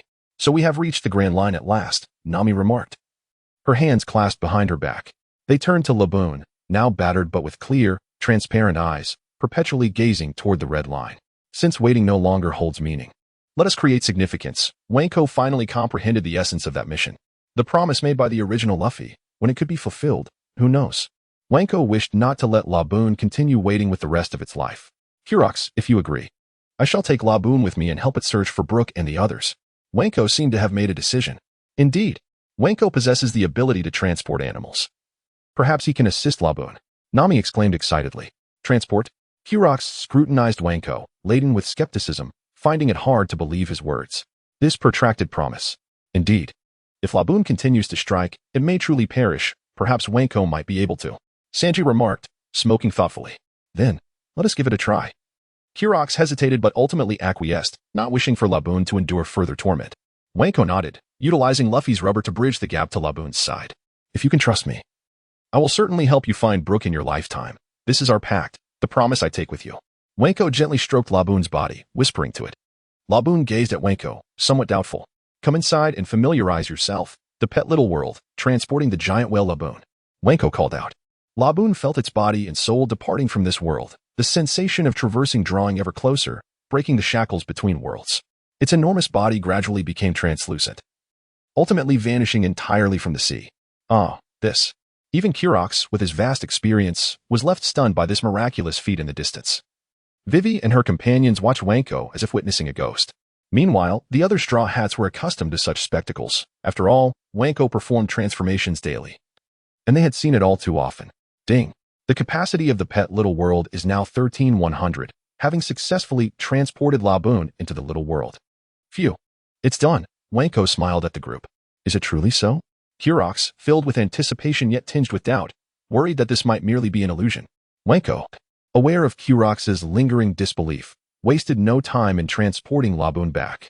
At that moment, Laboon's eyes sparkled with joy, understanding Wanko's intentions, and finally accepted his help. Only then did Kyrox wholeheartedly believe. Haha, Laboon has found a home. I no longer need to fret every day with this old body. Kyrox rejoiced, perhaps experiencing the happiest day of his life in decades. Wanko remained silent. The ship's doctor, aged 71, was the guardian of Twin Cape and a friend to Laboon. Taking Laboon away felt abrupt. Young man, do not concern yourself with an old man like me. I do not know what your existence may bring to this world, but one must have ambition in their endeavors, without regrets, mustn't they? Kyrox chuckled, his beard quivering with his smile. Wanko stroked Laboon, nodding with a smile. As the Straw Hats prepared to depart, Mr. Nine and Vivi approached, pleading for passage to Whiskey Peak. Unbelievable, they are certainly not good people. Kyrox coldly warned. Nonetheless, Luffy accepted their plea. While we appreciate your kindness, may I audaciously inquire, who are you? Vivi asked Luffy. He looked at them and replied with a grin. I am a man who will become the Pirate King. Kyrox smiled gently, recognizing that both Luffy and Wenko inspired a sense of unconditional trust. Perhaps their next encounter would unveil another identity. Chapter 53. The Straw Hat Crew lands on Whiskey Peak. New ability, incredible strength. As the Mary sailed towards Whiskey Peak, white snowflakes began to descend from the sky. How could it suddenly start snowing? It had been so warm just moments ago. Nami trembled in the cold. Only Luffy insisted on making a snowman with Wenkai. This is you, Wenkai. Wenkai was speechless, but to avoid dampening Luffy's spirits, he praised him, which delighted the little straw hat wearer. Waha, is that a snowman, Wenkai? It's rather hideous. Allow me to show you what a true snowman is. What high art really looks like. Usopp laughed heartily at Luffy, then stepped aside to showcase his own creation. Look, this is the art of Usopp the Great. The Snow Queen. Wenkai, hurry and compliment me. Usopp chuckled. It's beautiful, Usopp, the best. Wenkai smiled softly. No. Wenkai says yours is not good. Mine is the best. Mine. Luffy, in a fit of mischief, tossed a stick, smashing the head of the Snow Queen, driving Usopp into a rage. Thus, a snowball fight ensued. While Wenkai shook his head and returned to the cabin, cradling the egg in his arms, he had recently started feeling an odd sensation about it. Every night, he dreamed of swinging on a swing, with the egg present, sprouting feet and calling him daddy. A chill ran down Wenkai's spine as he sensed things were taking an irreversible turn. Hey, doesn't this ship have any heating? A sudden voice came from behind him. It was Vivi, all wrapped up in blankets. Enough already, you're not guests. Before Wenkai could respond, Nami began to shout at them. Thunder rumbled. Nami and Wenkai glanced out the window, watching as the storm brewed. It started with clear skies, followed by snow, and now thunder. This weather is truly chaotic. Kurikat's was not mistaken. Nami was filled with concern. She possessed Kurikat's record pointer, yet she couldn't guarantee how many dangers lurked in these waters. Wenkai remained silent, pouring Nami a cup of hot water before retreating to his room, intending to catch up on sleep like Zoro. Unfortunately, he did not escape the frantic commotion of the Straw Hats dealing with the weather. At that moment, Wenkai was yanked from his cabin, nearly collapsing on the deck as everyone shouted for him. Wenkai, help patch the ship's bottom. Wenkai, take the helm. Wenkai, help me with the sails. Wenkai, brew me a cup of coffee. All right, I joined your crew for adventure, not to play nursemaid. Wenkai retorted, rushing into the cabin only to scramble up to the lookout to manage the sails. He caught sight of Zoro lounging about and nearly exploded. Get up and work. You lazy green-haired fool. In a fit of frustration, Wenkai kicked Zoro, burying him in snow. After a flurry of repairs and patching, calm finally descended, and everyone breathed a sigh of relief. Nami, drenched in cold sweat, realized the unpredictable weather of the Grand Line. Exhausted, Wenkai lay on the deck, holding the egg, tears streaming down his face. You're the only one who treats me well. They're all bullying me. Look, Whiskey Peak is here, Usopp shouted, prompting Wenkai to lift his head and indeed see an island materializing ahead. Why does this island look so peculiar, with mountains shaped like cacti? As they approached Whiskey, Vivi and Mr. Nine departed, and Wenkai knew trouble awaited them, yet he decided to focus on the present moment. User, have you learned the combat ability from the previous task yet? I've reminded you 4 times today. The voice of Warehouse Kuin interrupted his thoughts. Recently, Wenkai's procrastination had begun to irritate Warehouse Kuin. Just extract it. Isn't it a choice of 3? Wenkai reclined on the deck, ready to choose a new ability to soothe his weary body and mind. Beep. Time-limited task 1. Help Laba release his inner fears and prolong his hope for life. Reward. Learn a move from the fighting-type Pokémon, Teddiursa. Warehouse Kuin promptly listed 3 modules of skills. Please select one of the 3 combat skills, and the warehouse will derive and enhance a suitable move for the user. The 3-choice module pleased Wenkai. Having options was indeed splendid, especially considering his own Shadow Puppet clone. Module designations. 1. Share pain, connect with an ally, entering a state of shared life and death. If one falls, both perish, but injuries can be shared. Cons. High risk. If one dies, the other follows. 2. Incredible strength amplifies one's strength by 1 to 5 times, using all one's might to strike the opponent. Cons. Temporary paralysis of 10 minutes post-use. 3. Eye for an eye, charge attack, capable of doubling strength within 10 seconds. Cons. None. Wenkai frowned. Truthfully, all 3 abilities had drawbacks. Share pain certainly posed risks, functioning as a supportive move that could mitigate a teammate's damage. Meanwhile, incredible strength came with a brief after effect, and eye for an eye had been seen previously during the extraction of shadow techniques, leaving Wenkai unsatisfied. Sighing, he finally made his choice. All right, Warehouse Kuin, I choose Incredible Strength. Beat. Selecting Incredible Strength. Infusing user with enhanced skill. Incredible Strength. Derived from the medium fighting technique of the frenzied fighting path. In an instant, a familiar warmth coursed through his veins, ascending towards his head, introducing him to the knowledge and techniques of Incredible Strength. After reviewing the details, Wenkai smiled. This was indeed a commendable ability. Incredible Strength, Enhanced Version, amplifies strength by 2 to 6 times, allowing the user to unleash all their might against an opponent. Note: highly effective against heavy objects. With a 100 success rate for moving objects weighing 100 pounds, 90 for 300 pounds, 80 for 500 pounds, and so forth. If calculated this way, moving 1,000 pounds should pose no issue. Wenkai felt this ability favored him more than it disadvantaged him, and while the 10-minute paralysis was unavoidable, the capacity to manipulate weight was far superior. It possessed a hint of that delicate balance of strength, yet not entirely so. Teddiursa is inherently adorable but possesses immense strength. After being blessed by the warehouse's life-giving waters, its moves become even more formidable. Satisfied, Wenkai withdrew from his thoughts, noticing the Mary navigating the inner river towards the island's interior. Nami, Luffy, and the others engaged in conversation, momentarily ignoring Wenkai. He reflected on the original narrative. Whiskey Peak. Baroque Works. Crocodile. Robin. Things were becoming increasingly intriguing. Chapter 54. The Whiskey Trap in the haze of smoke that enveloped the inland river. Visibility diminished significantly. As the Mary advanced toward Whiskey Peak, the crew sensed movements all around. Is that a person? Sanji scanned the surroundings, noticing shadows emerging unexpectedly, and the Straw Hat crew remained on high alert. Damn it! Whatever monsters lurk here, let them come. I'm ready for anything today. Usopp trembled with his slingshot in hand. Wink, however, remained silent. On the surface, Whiskey appeared to be a welcoming town for pirates, yet in reality, it was a haven for bounty hunters. He understood that a conflict was inevitable. As the mist dissipated, the Straw Hats found themselves surrounded by a crowd that seemed eager to greet them, celebrating their arrival as if it were a festival. Usopp and the others were taken aback. What is going on? Sanji muttered, bewildered. Haha, they are welcoming us. Luffy exclaimed joyfully. Be cautious. This may be a trap. Wink warned, his gaze serious as he surveyed the area. The Straw Hat pirates, worth 93 million berries, were in grave danger if these seemingly friendly faces turned hostile. To ensure the safety of their ship and treasure, Wink summoned his water EV and Windspeed dog, instructing them to guard the Mary, as intruders might board at night. The Windspeed dog safeguarded the ship while the water EV kept watch below to prevent any sabotage. Zoro acknowledged Wink's preparations with a nod, sensing that only they remained skeptical of the situation. As the Mary docked, the townsfolk of Whiskey gathered excitedly around the ship. Welcome. My name is Ikelam, the mayor of Whiskey Peak, greeted a Western man with curly hair, smiling warmly at Luffy and his crew. Filled with delight, they made their way into the town, and Wink exchanged a knowing glance with Zoro, both of them nodding in silent agreement. Inside the town's central tavern, Ikelam began to host a banquet.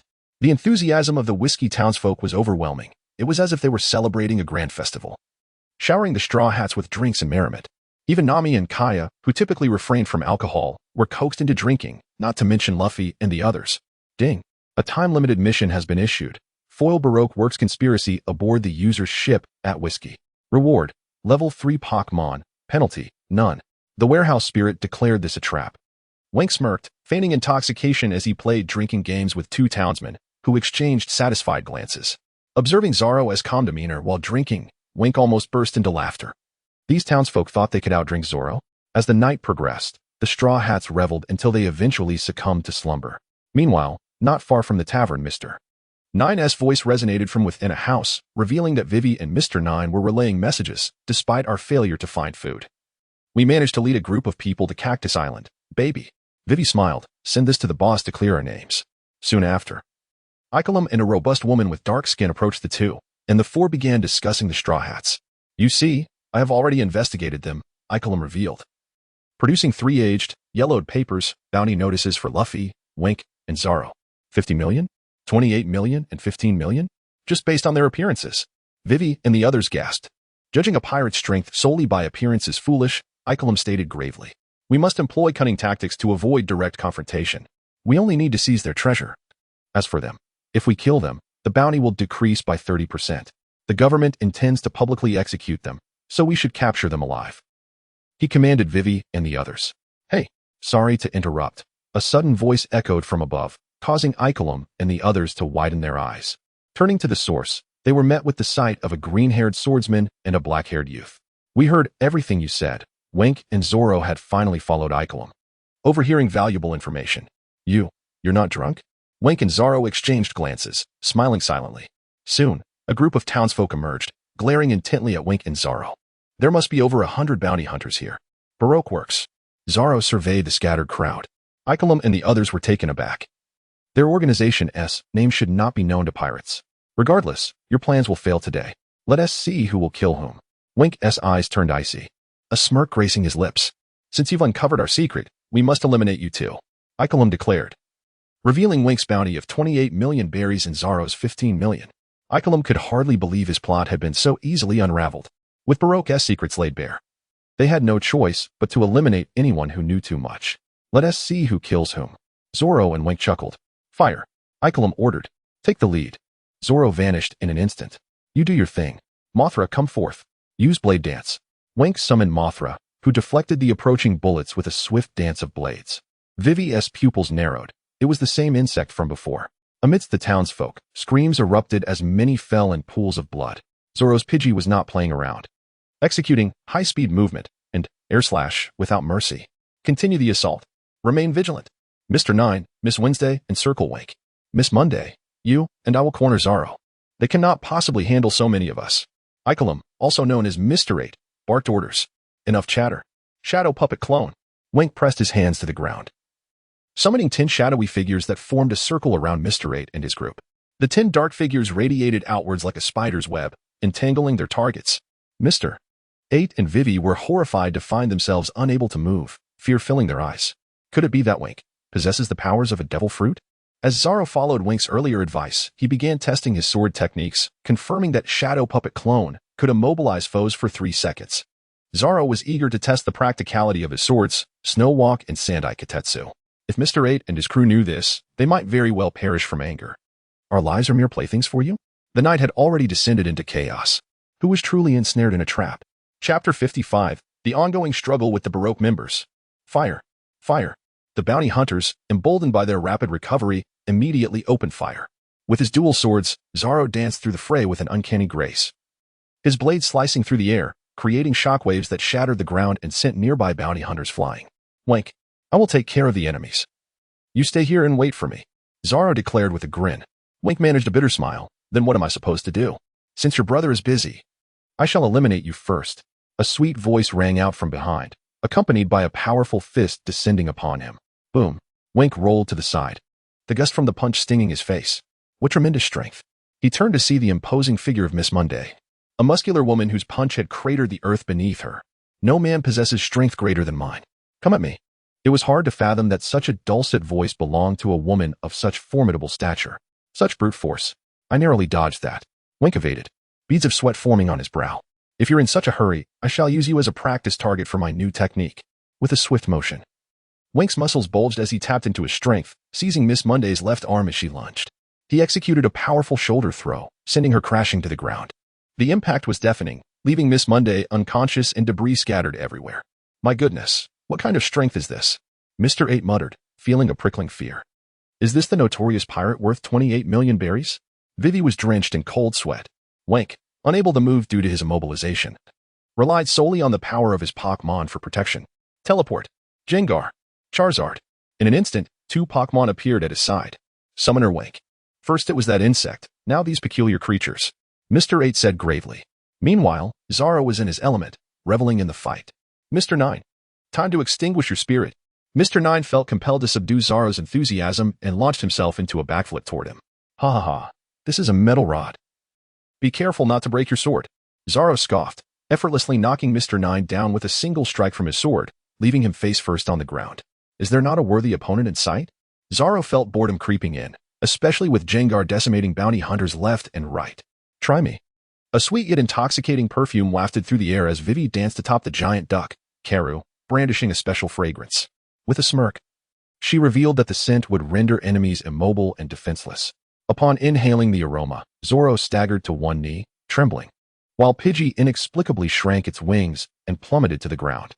Wink frowned, estimating he had about 2 minutes before his body succumbed to paralysis. So he directed Gengar to assist Zoro. "Looks like it's working." Final move. Peacock display. Vivi twirled, her fingers adorned with a peacock saw, which began spinning rapidly as she commanded Karu to charge at Zoro.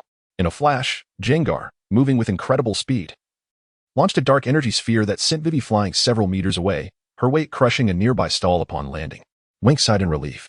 Although the original story suggested Zoro faced no trouble, the butterfly effect demanded vigilance to ensure their safety. He felt a twinge of sympathy for Vivi. Zoro cast a grateful glance at Wink, but suddenly, an unpleasant saxophone sound pierced the air.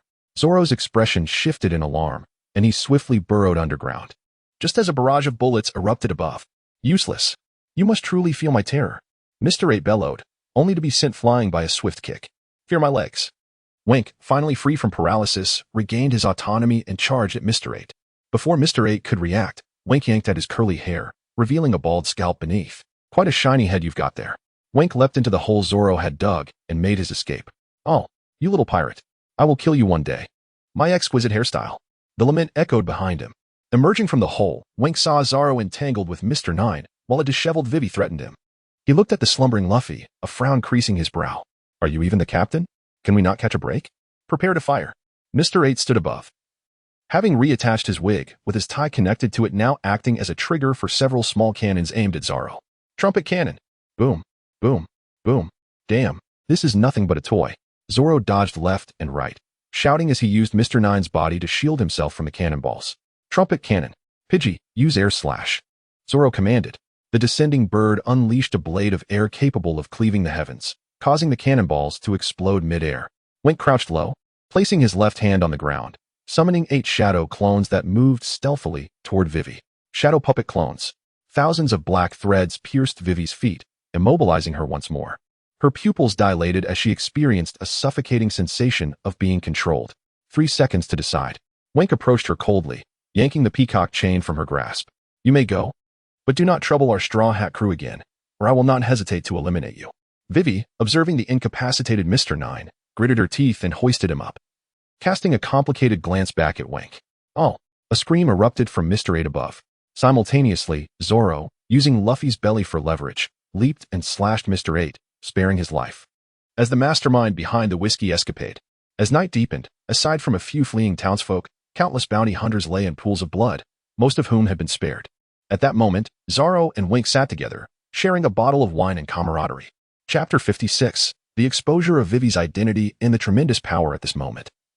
Zoro and Wenko sat together, sharing a bottle of wine. Suddenly, a series of deafening explosions erupted beneath them. Ding. A limited-time mission has been issued. Protect Princess Vivi's safety. Ensure she evades the pursuit of Mr. 5 and Mississippi Valentine. Reward. A level 4 fairy-type Pokémon. Penalty. None. Ugh. What a hassle. I'll be back shortly. Remember to keep an eye on Luffy and the others. With that, Wenko quickly departed after finishing his drink. What is that guy up to now? Do we really need to save those people down there?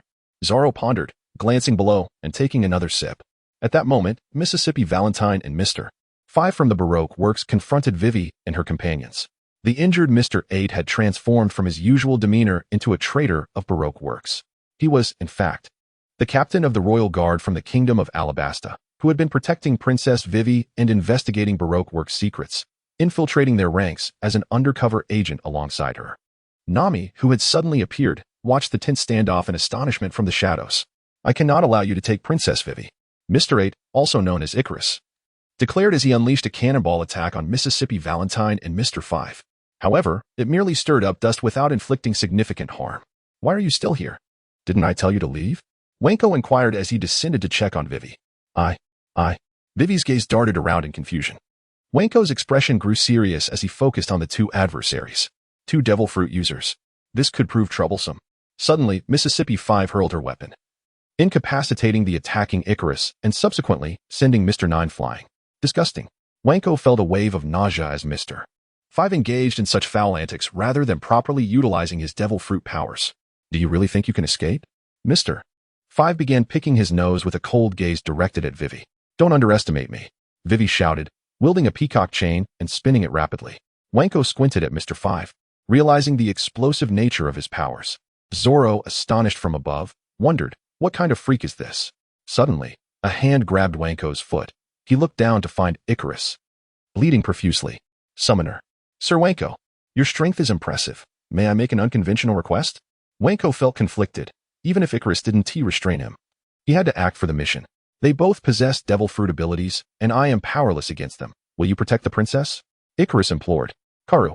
Vivi prepared to ride Karu away. Wanko shouted, Vivi, take Jengar and Charmeleon with you. I'll follow shortly. The little Jengar and Charmeleon leaped onto Vivi, urging her to flee. Mr. 5 and his cohort disregarded Wanko entirely, fixated on pursuing Vivi. Let go of me. I promise you. Icarus insisted. No. You must vow to deliver Princess Vivi safely to the kingdom of Alabasta, and you shall be generously rewarded. Indeed. We promise. A sudden voice from the alley interrupted, revealing Nami. A reward of 1 billion.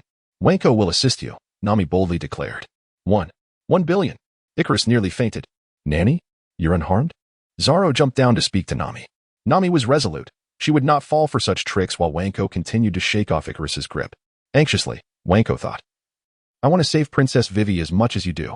This is my mission reward. So, will you comply with my request, Captain of the Guard? Otherwise, your princess is doomed, Nami teased, as Icarus clung desperately to Wanko, his other hand grasping his throat in a fit of panic. Enough of this discussion. I'll go save Vivi first. Wanko broke free from Icarus's grasp and dashed toward the direction Vivi had fled, summoning his Kingler to aid in his swift pursuit. Meanwhile, Luffy awoke, witnessing a scene filled with bounty hunters, his jaw dropping in shock. What on earth transpired while I was asleep? On another front, Mississippi Monday, previously defeated by Wanko, also attempted to intercept Mr. 5 and his cohorts pursuing Vivi, but suffered a similar fate. Mississippi Monday. Vivi cried out in despair as her friends fell one by one, her heart aching. Are you not Wanko's crew? Please, help me save Mississippi Monday. Vivi pleaded, tears streaming down her blue-haired visage. Unfortunately, Jengar and Charmeleon were only tasked with protecting Vivi. The plight of others was beyond their concern. They ignored her cries, one cleaning its ear while the other made a silly face. Farewell. The fallen Miss Monday gazed at Miss Valentine as she plummeted, a smile gracing her lips. Ha ha. 1 pound. 10 pounds. 100 pounds. The mocking voice of the light-as-a-feather fruit user echoed in the air. Though you may not be the most attractive, we pirates revel in aiding those in need. A figure suddenly appeared beside her, his presence resembling that of a deity descending from the heavens. That, Wanko, Vivi and Miss Monday murmured in unison, while Jengar and Charmeleon cheered for Wanko. Wanko observed the descending Miss Valentine with mounting anxiety. I've never attempted to lift over 1,000 pounds. The heavier the load, the lesser the chance of success. A single misstep could turn me to paste. Yet, the relentless missions continued to pile up, and he had just received another. Ding.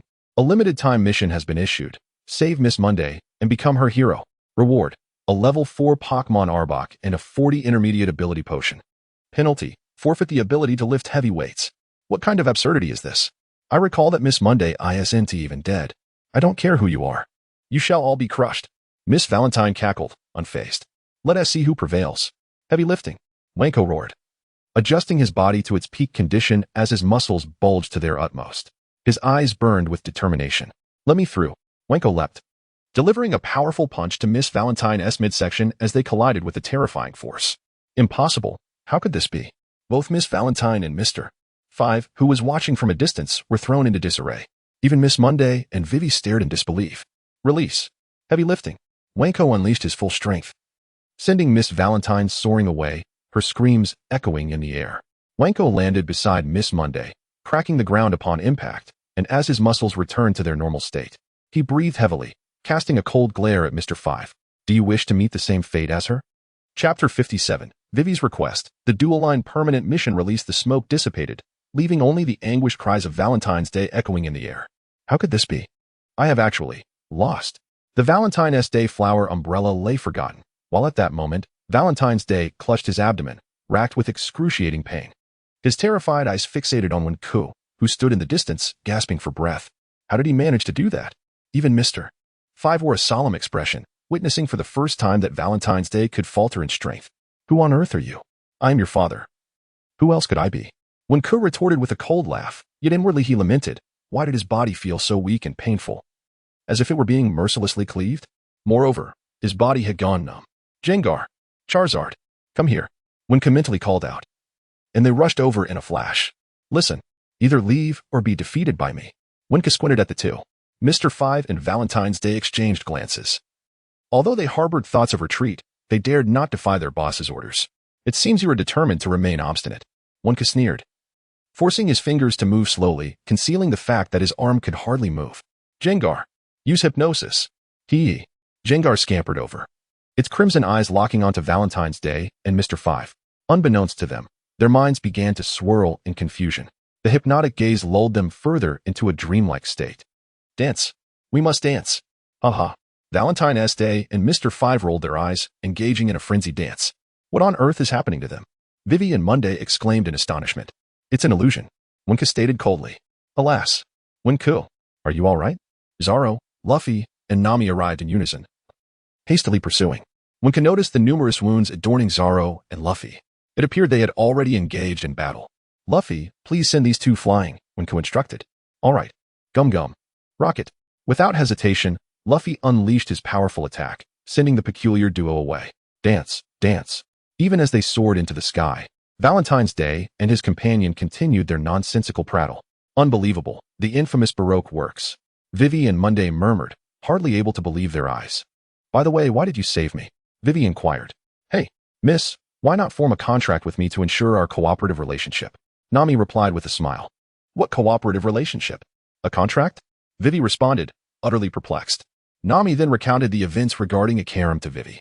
After a prolonged silence, when Kur regained his composure 10 minutes later, he sat down and turned to see Monday gazing at him, her dark eyes filled with admiration and gratitude, along with a hint of something different. Goodness, strong man. You really don't have to go that far. Ding.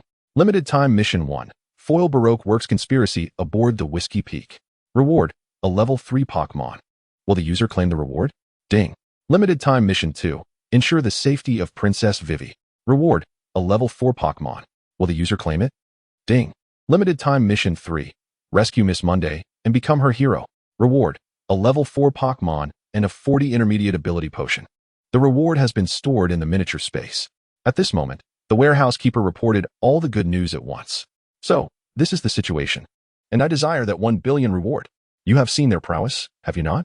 Nami glanced at Vivi, seeking her final opinion. Vivi appeared troubled. Beneath her blue hair lay features sculpted with exquisite detail. She did not respond immediately to Nami's proposal, but instead began to narrate her nation's plight and her infiltration into Baroque works to construct an ideal nation.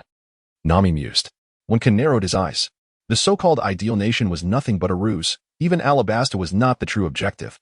The actual aim was to obtain the ancient weapon Pluton to wield greater power. Pluton, the weapon of the gods, alongside Poseidon and Uranus, possessed terrifying might. The existence of Pluton was documented in the historical texts within the royal tomb beneath the Alabasta Palace, which is why Crocodile coveted the kingdom. Thus, I must return swiftly to my homeland to quell the uprising and protect my people, Vivi declared, her eyes brimming with determination. Is that so? The Straw Hat crew nodded in understanding. Ding. New mission dispatched. The Alabasta chapter officially begins. Will the new mission be accepted? The warehouse keeper's message echoed once more. Accept, Winka nodded. Ding. Limited time main mission 1. Safeguard Princess Vivi to Alabasta and collaborate with the Straw Hats to quell the uprising and stabilize the nation. Reward, a randomly selected ability of a Pokémon from level 1 to 5. Penalty, user annihilation. Ding. Limited time main mission 2. Defeat one of the 7 warlords, Crocodile, and Baroque works alongside the Straw Hats. Reward, a level 5 Pokémon. Penalty, user annihilation. Ding. Permanent main mission 3, silver level, uncover the secrets of Pluton and recruit Robin aboard. Reward, a level 6 Pokémon, Rayquaza, with a 40 permanent ability potion. Penalty, none. Wenku sighed softly. It seemed there was yet more to attend to. Once he regained his focus, he heard Vivi mention Crocodile's name just as 2 vultures departed. While Nami sat despondently on the ground. There will be nearly 1,000 assassins coming after us. Vivi said gravely. Perhaps we should reconsider our plans. Nami hesitated. Is Crocodile really that formidable?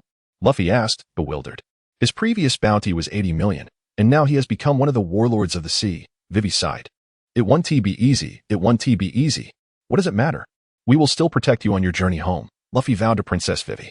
Observing Luffy's naive demeanor, Winka silently nodded in agreement. Chapter 58. The hatching of the spirit egg after Vivi boarded the ship.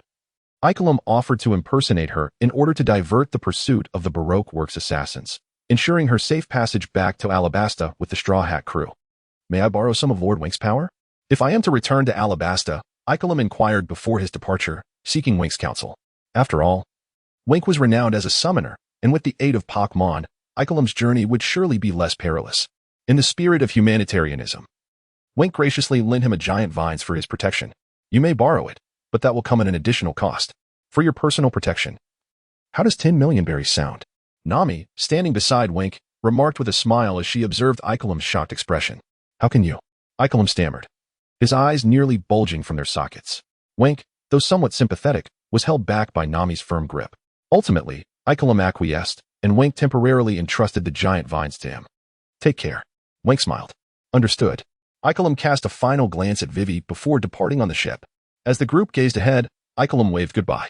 Suddenly, a faint sound echoed from an unknown source, and a powerful shockwave shattered Ikelem's vessel, causing the pupils of Wink and his companions to constrict in shock. Ikelem! Vivi cried out in despair. My mind. Wink stared into the billowing smoke, abruptly recalling that in the original narrative, Ikelem had been attacked by Robin at their parting, though Robin had spared his life. Ding! The giant vines is currently in a severely injured state. Should the user teleport it away? A message from the warehouse spirit emerged. Let us teleport it back to the small world. Wink responded with a nod. One must lose a beast to save a person, sacrificing the small for the greater good. Robin could not possibly be unaware of Ikelem's intentions. Hence, she had to destroy Ikelem's ship to conceal Crocodile's schemes, while secretly ensuring Ikelem's safety. In essence, from the very beginning, she and Crocodile were not aligned. At that moment, Luffy turned around, pressing his straw hat down firmly, and dashed towards the tavern where Usopp and the others were inebriated. Wink, we must depart, Zoro declared, his sword raised towards them, while Nami's log pose was nearly restored. Wink nodded, observing Nami comforting Vivi and urging her to leave. He then instructed Gungue to discreetly protect Vivi and her companions while he headed to the port to secure a ship. The group hastily departed to gather at the Going Merry. Luffy, displaying his strength, grasped old Usopp by the nose with one hand and Sanji by the leg with the other, even carrying Kai on his shoulder. Nami and Wink boarded the ship first, followed closely by Vivi and Zoro. Luffy tossed them aboard with little care as the crew began to set sail, adjusting their course to continue their journey away from Whiskey Peak. On the deck, Vivi wore a troubled expression, lost in contemplation. How many assassins could possibly come? Zoro approached, his demeanor calm. Vivi paced, attempting to calculate. The Baroque Works likely has over 2,000 members. I've heard there are several bases nearby similar to this town. Could there really be 1,000? Nami questioned, cold sweat beading on her brow. Hey, can't we stay another night? Why are we setting sail? Stop the ship. We still want to have fun. On the other side, Usopp, Sanji, and Kaya were waking up. Kaya touched the bump on her head, tears welling in her eyes, while old Usopp and Sanji cursed Luffy and the others. Nami, displeased, helped Kaya up and knocked the two of them out. Wink gazed with cold eyes at the foggy horizon when suddenly the warehouse spirit relayed news regarding the spirit egg. Without hesitation, Wink's consciousness entered the small world. What is happening, warehouse spirit? Is there an issue with the spirit egg? Wink inquired upon entering, finding the small world increasingly lush and picturesque. Upon his arrival, the giant whale Labu swam over from the inner river. Thanks to the small world's essence of life, Labu's scars had nearly healed completely. Now in robust health, Labu rushed over, bumping against Wink, who affectionately stroked it, bemused. Please check on the spirit egg, it brings good news. The warehouse spirit spoke with a hint of joy. After calming Labu, Wink proceeded to the hatching base he had established, which was essentially an elegantly named grass nest. Within the nest, the spirit egg emanated a soft glow, illuminating every part of its shell with a striking brightness in the dimness. Is this the golden legend? Wink exclaimed in delight, his eyes sparkling. What golden legend? The shell shining brightly indicates that the spirit egg has entered the later stages of hatching. The warehouse spirit, bemused by Wink's naivety, patiently explained. So, what should I do? Feed it? Wink asked. During this period, it's best if you personally care for the spirit egg and avoid letting it roam freely. The little one inside has already begun to express dissatisfaction with you. Do not provoke its ire, or else. The warehouse spirit seemed to envision a grim future, foreseeing Wink's plight. Wink felt a cold sweat run down his back. My heavens, do I truly have to become a full-time caretaker? After just a day or two of free range in Whiskey Peak, the spirit egg was already displeased. The warehouse spirit's tone was increasingly ominous, leading Wink to feel that the situation was spiraling out of control. What can I do? I suppose I must care for it alone. He had no choice but to teleport the spirit egg back to the real world, his consciousness departing from the pet small world. Meanwhile, a hat-wearing girl was seen departing atop a turtle. Wink snapped back to reality, catching only a glimpse of her silhouette, while his companions exchanged bewildered glances. Is that Robin? Wink thought, regretting missing her. Why would she help us by entrusting such a crucial item to us? Nami scrutinized the eternal pose in her hand. I don't want her belongings. I despise her. Luffy boldly stepped forward, snatching the log pose and crushing it in his grip, inciting Nami's fury as she kicked him over. I will not allow that woman to dictate our course, Luffy asserted, displaying an unusual determination. Wink remained silent. The small garden was fraught with peril, and Baroque Works would undoubtedly deploy even more formidable agents capable of ensnaring the Straw Hat crew once again. By destroying the log pose, they were left to confront an even bleaker situation. Wink could only strive to ensure the survival of each crew member. However, the battlefield was often a realm of sudden and unpredictable changes, capable of altering the entire course of events, a reality that even Wink, as a time traveler, could not influence. Can I truly join your ship? I might become a burden. Vivi surveyed the Straw Hat crew, her anxiety palpable. Why say such things? We must face what comes. Just stay on the ship, Nami replied, pressing her finger against Vivi's forehead. Wink gazed at the softly glowing yellow egg in his arms, sensing an invisible bond connecting them. He gently caressed the eggshell, letting out a quiet sigh. May we smoothly traverse our way into Alabasta. And Chopper, Robin. This journey was destined to be extraordinary. Chapter 59. The Strongman pursues Wink. All members have arrived at the ancient island. Princess. Just as the Straw Hat crew was preparing to depart from Whiskey Peak after the incident with Robin, a robust figure was calling out urgently not far beneath the ship. The crew turned their gaze towards the source of the voice, revealing Miss Monday, who, unlike in the original story where she was left in peril after being defeated on Valentine's Day, had been rescued by Wink. Now, she could no longer return to Baroque Works, and her heart ached for Vivi. She simply wished to see if she could join the Straw Hat crew. The crew exchanged glances, and Vivi expressed her gratitude towards Monday for advocating on her behalf, as she could also contribute to the crew's strength. Luffy had no objections, and everyone decided to accommodate Monday aboard the ship. However, the moment she stepped on board, chaos ensued. She relentlessly pursued Wink, demanding his attention and calling out Coco incessantly, which resulted in Wink neglecting his meals. Eventually, Monday brought him food. Ah, this is amusing, Wink mused, realizing that love had finally come knocking at his door.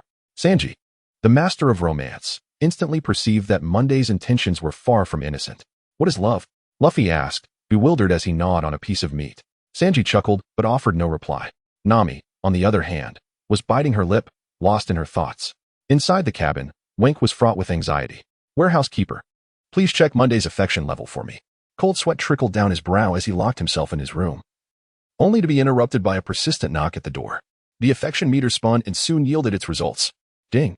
Monday's affection level for the user is currently at 97. Please continue your efforts. Efforts? Oh, dear. Wink lamented. Coco, I've prepared something delicious for you. Please try it. A sweet, soft voice echoed from outside, but the visual impact was overwhelming. Coco. Wink shivered, unable to fathom the implications. Monday, why don't you go eat first? You don't need to follow me every day.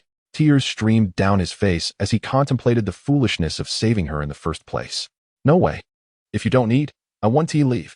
Monday stubbornly stood her ground at the door. With no other choice, Wink relented and stepped out to retrieve his meal, allowing Monday to bounce away cheerfully. For the next 2 days, Wink did his utmost to avoid Monday. Yet she persistently delivered meals and suggested games like arm wrestling and tug-of-war. Sister, are you genuinely foolish or merely pretending? Do you think my slender frame can compete with you? He nearly gasped in disbelief. Meanwhile, Nami seemed unusually restless. Though typically carefree, she was preoccupied, fearing that Wink might spontaneously agree to date Miss Monday. Realizing this could not continue, Wink sought a moment to converse with Monday, but unbeknownst to him, the Straw Hat crew had gathered outside, waiting for an explanation. When Wink emerged, the crew's expressions were filled with amusement, and Nami stood at the back, clenching her fists. Unable to meet his gaze, her dissatisfaction evident. What are you all thinking? I merely regard Monday as a sister, Wink stated with a forced smile, tinged with irritation. Is that truly the case? Nami shouted, startling everyone. Wink nodded slightly, prompting Nami to flash a smile, though her thoughts were undoubtedly deeper than they appeared. Good. Just a sister. As long as there is nothing amiss. Nami, what is troubling you? Vivi inquired with concern. But Nami hesitated to respond. Could it be that you? Vivi's eyes widened as she seemed to grasp the situation. I am not. The typically bold Nami was uncharacteristically reserved, her head lowering at the peculiar light in Vivi's eyes. Sanji, I'll borrow your special kitchen for half a day to prepare something delicious for everyone. You don't mind, do you? Wink mentioned to Sanji. Go ahead, Wink.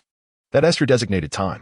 Sanji disregarded Wink's words, convinced that Wink and Monday were fated to be together. Wink sighed and headed to the kitchen, where he gathered a half basket of sago rice and began to grind it. He was surprised to discover that this rice, common in coastal regions of his previous life, also existed in the pirate world. This rice, white and glutinous, was quite nutritious, and Wink attempted to recreate a dish from his past, rice cakes. After a few hours, he emerged from the kitchen, holding a large bowl of white rice cakes, beaming at the ravenous crew. Come, taste my culinary skills. Did you think I only knew how to cook fish? He distributed several pieces to each member, who eagerly devoured them. Wow, so crispy, so fragrant. Usopp exclaimed in astonishment. What is this food? Vivi remarked, savoring the unfamiliar dish, as rice cakes were non-existent in the pirate world. Here, Nami. I'll give you a few extra pieces. Wink offered more to Nami, but she instinctively recoiled when their hands met. Wink furrowed his brow, perplexed by her behavior. It had been a while since he last checked her affection level. He had previously refrained from doing so, but resolved to assess it next time. Nami avoided looking at Wink, her head downcast and fidgety, prompting Vivi to explain that Nami was feeling unwell. Wink advised her to rest, dismissing his doubts, and then approached Luffy, who was eagerly watching him. For you, take it. Wink kept 10 rice cakes for himself and handed the rest to Luffy. Huh? Luffy was confused. You eat more, so I'm giving you the bowl. You can snack on the leftovers. Wink chuckled, bemused. Laughter erupted among the crew as Luffy, unfazed, accepted the bowl. By the way, Wink, when will you take those rice cakes to see Monday? Sanji called out, while Zoro smirked with amusement. Sanji, what are you talking about? If there is no relationship, then there is no relationship. I'm eating these rice cakes. Wink truly did not harbor any feelings for Monday.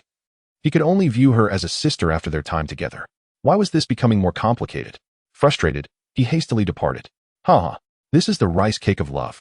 Will Monday ever get to taste it? We shall see. Sanji bellowed, thoroughly misinterpreting Wink's intentions, believing he had finally bested him. What exactly is love? Why did Monday desire to partake? Luffy, throughout, remained oblivious, munching on Wink's specially made rice cakes, repeatedly asking Sanji the same question. It is Wink's love. Wink will end up with Monday, marry her, and live happily ever after. Ah, I can feel the sudden sweetness of this knightly spirit. Sanji exclaimed, relishing the chaos. The rice cake in his mouth suddenly fell to the ground as Luffy murmured, Wink, will be with someone else? Hey, everyone. It seems we are approaching the small garden. At this moment, the excited voice of Usopp resonated from the lookout, having just finished his rice cakes. He ascended to survey the course ahead and beheld the shadowy outline of an island shrouded in mist. The turbulent waves crashed against the ship as the Mary finally reached its destination, the island of Taiku, also known as Little Garden. After enduring 2 days of journey, the Straw Hat crew had finally arrived in full. Chapter 60. The underlying currents of the Little Garden. The roulette spins again. Fragments of Joy Boy's diary from ancient history. At this moment, the Little Garden Resort. How utterly tedious! Exclaimed a young girl with a pink cap and ponytail to a bespectacled boy. What's the matter? Aren't you also adapting to this job? Why not savor this delightful time before undertaking the mission? The bespectacled boy replied with a smile. After all, enjoying such leisurely vacations is a privilege of elite agents. He placed a cup of red tea on the table, where the surface of the tea danced in harmony with the sunlight. Did you see the directive from the boss? The girl handed a piece of paper to the boy. Ah, Mr. 5 has been defeated. Quite unexpected, but it's unfortunate that Mr. 2 was not among the fallen. The boy said with a hint of regret. If that had been the case, you could have leveled up, sighing, the girl remarked. Exceptional criminals accomplish their tasks through superior intellect. They would not flounder like Mr. 5, incapable of wielding their own abilities. Since they have arrived, allow me to teach them a lesson. The glimmer behind his glasses belied a chilling resolve. The Mary, after 2 days, finally reached the Little Garden, also known as the Island of Antiquity. Entering through the inner canal, encircled by towering mountains, the pristine beauty of the water and trees was laid bare. A panorama of primordial forest. Wow, this is the Little Garden, Usopp exclaimed, surveying his surroundings with curiosity. Where exactly is the little part? Zoro questioned, perplexed. Hey, Luffy, what's wrong? Nami asked, seeing Luffy unusually eating rice cakes alone. Nami was puzzled. Usually, Luffy was the most exuberant person upon arriving at any island. What has gotten into him today? Luffy sat silently on the deck, deviating from his usual voracious appetite, instead savoring the rice cakes with a contemplative demeanor. The others continued their discussion about the island. Disregarding Luffy, doesn't he seem to resemble a lovely island? Nami said slowly, chewing her rice cake, her expression grave as she surveyed the island's surroundings. Vivi and Karu remained silent on the deck, casting wary glances around. The Little Garden. Vivi recalled Robin's warning about this island. But since Luffy shattered the compass, The Straw Hat crew had no choice but to pursue this course. Do you think there could be monsters lurking? Perhaps we should just skip this place and head straight to the next island, Usopp suggested, wavering. Nami disagreed. After all, she was using a permanent compass and needed to recalibrate the magnetic force at each island. Moreover, Sanji required provisions for the ship. Ah, look, there's an estuary.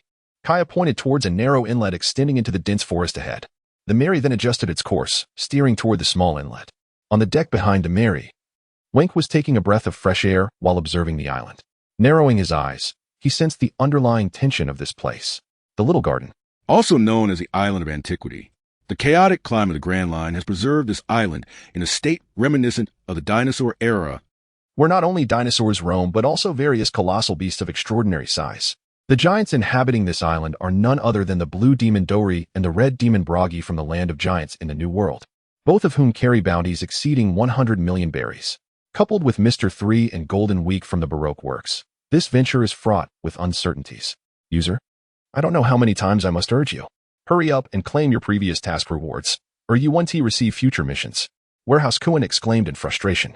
At that moment, Wank recalled that due to his recent endeavors in crafting the treasure spirit egg pouch and evading the dark-skinned girl, he had nearly forgotten the rewards from the tasks completed in Whiskey Peak, despite Warehouse Kuin's daily reminders.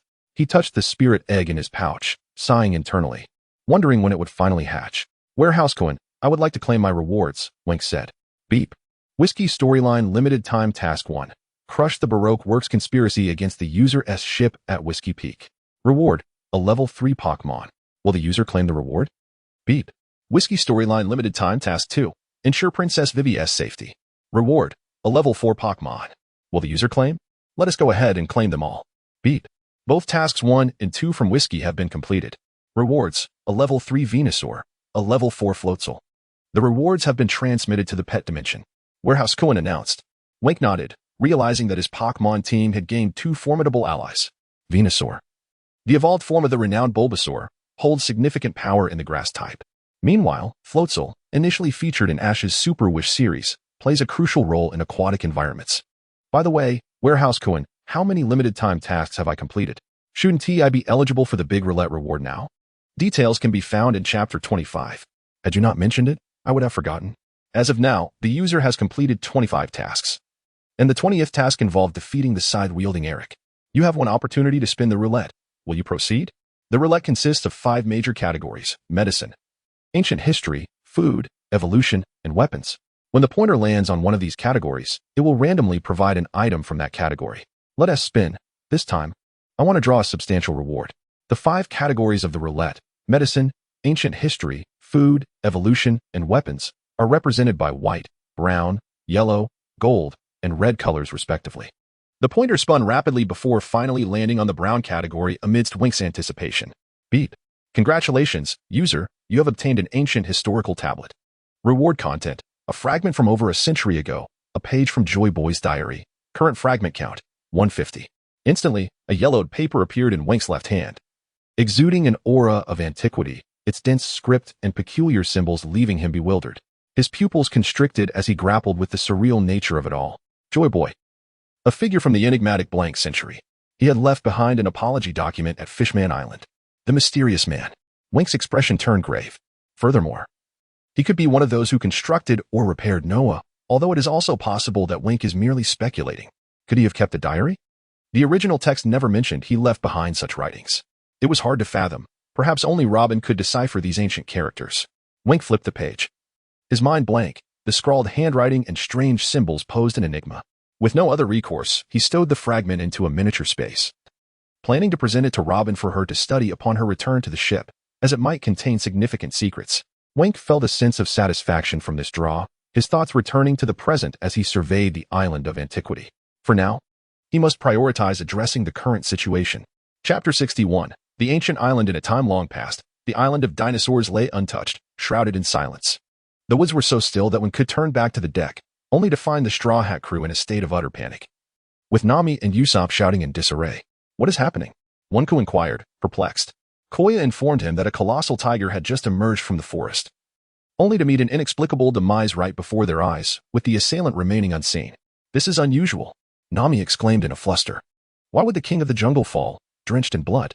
Usopp, drenched in sweat, humorously declared, "I have decided against landing on this island. What do you think?"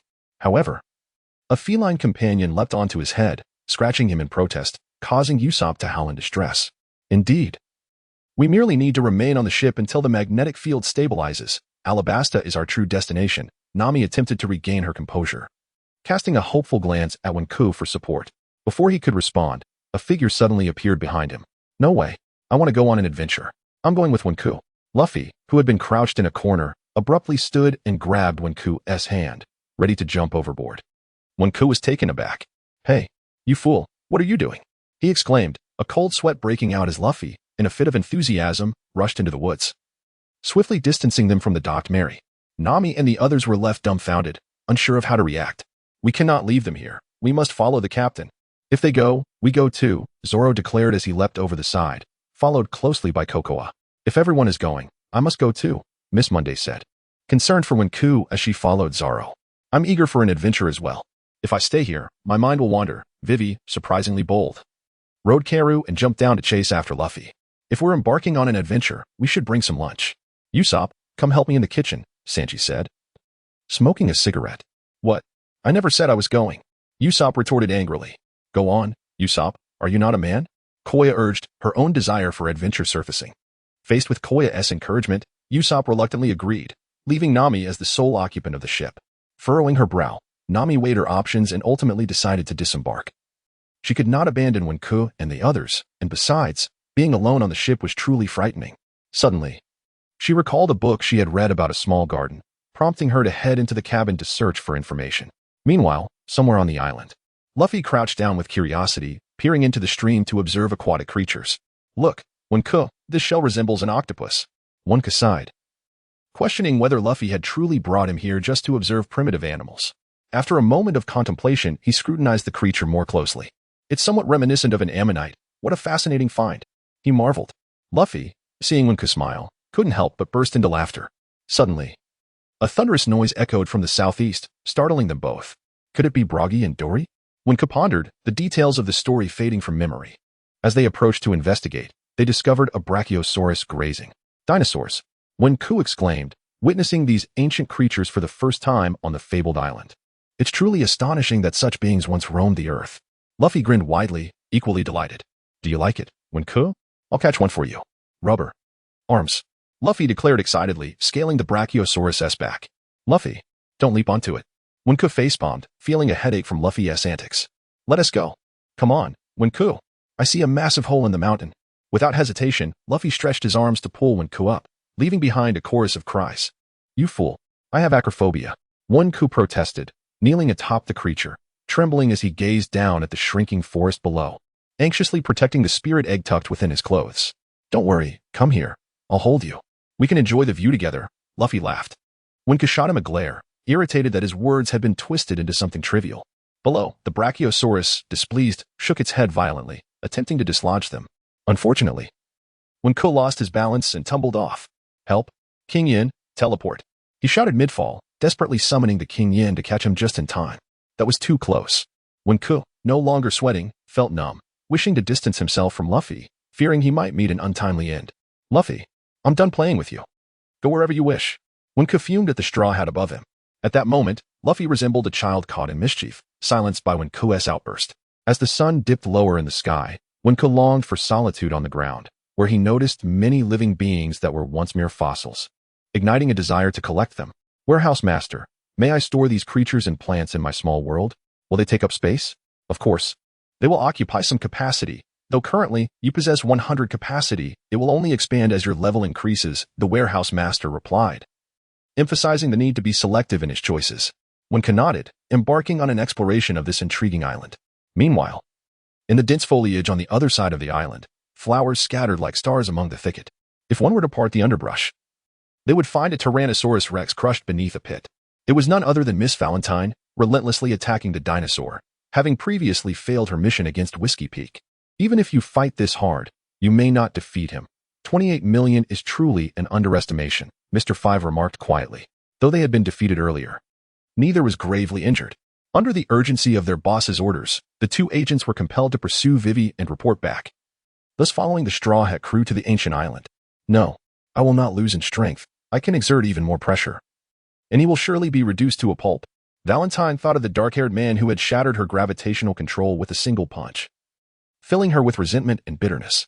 All right, let us find Mr. 3 and the others, Mr. 5 suggested, shaking off his previous arrogance, and Valentine, recognizing the gravity of the situation, followed him deeper into the island.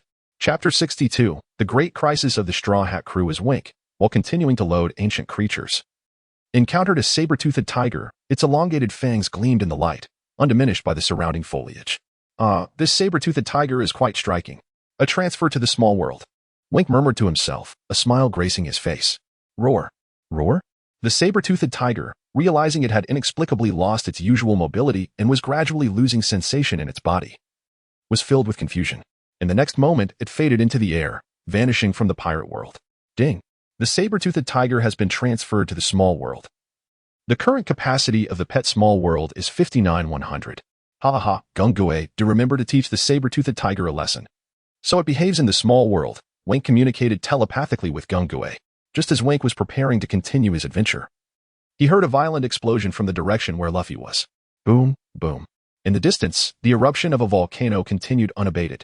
Wink recalled the century-old duel agreement between Broggy and Dory, realizing that a brawl had commenced, since a fight had already broken out.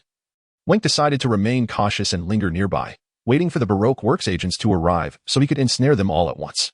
Ding. A limited-time mission has been issued. Save Broggy from being defeated by Mr. 3 and thwart Mr. 3's schemes.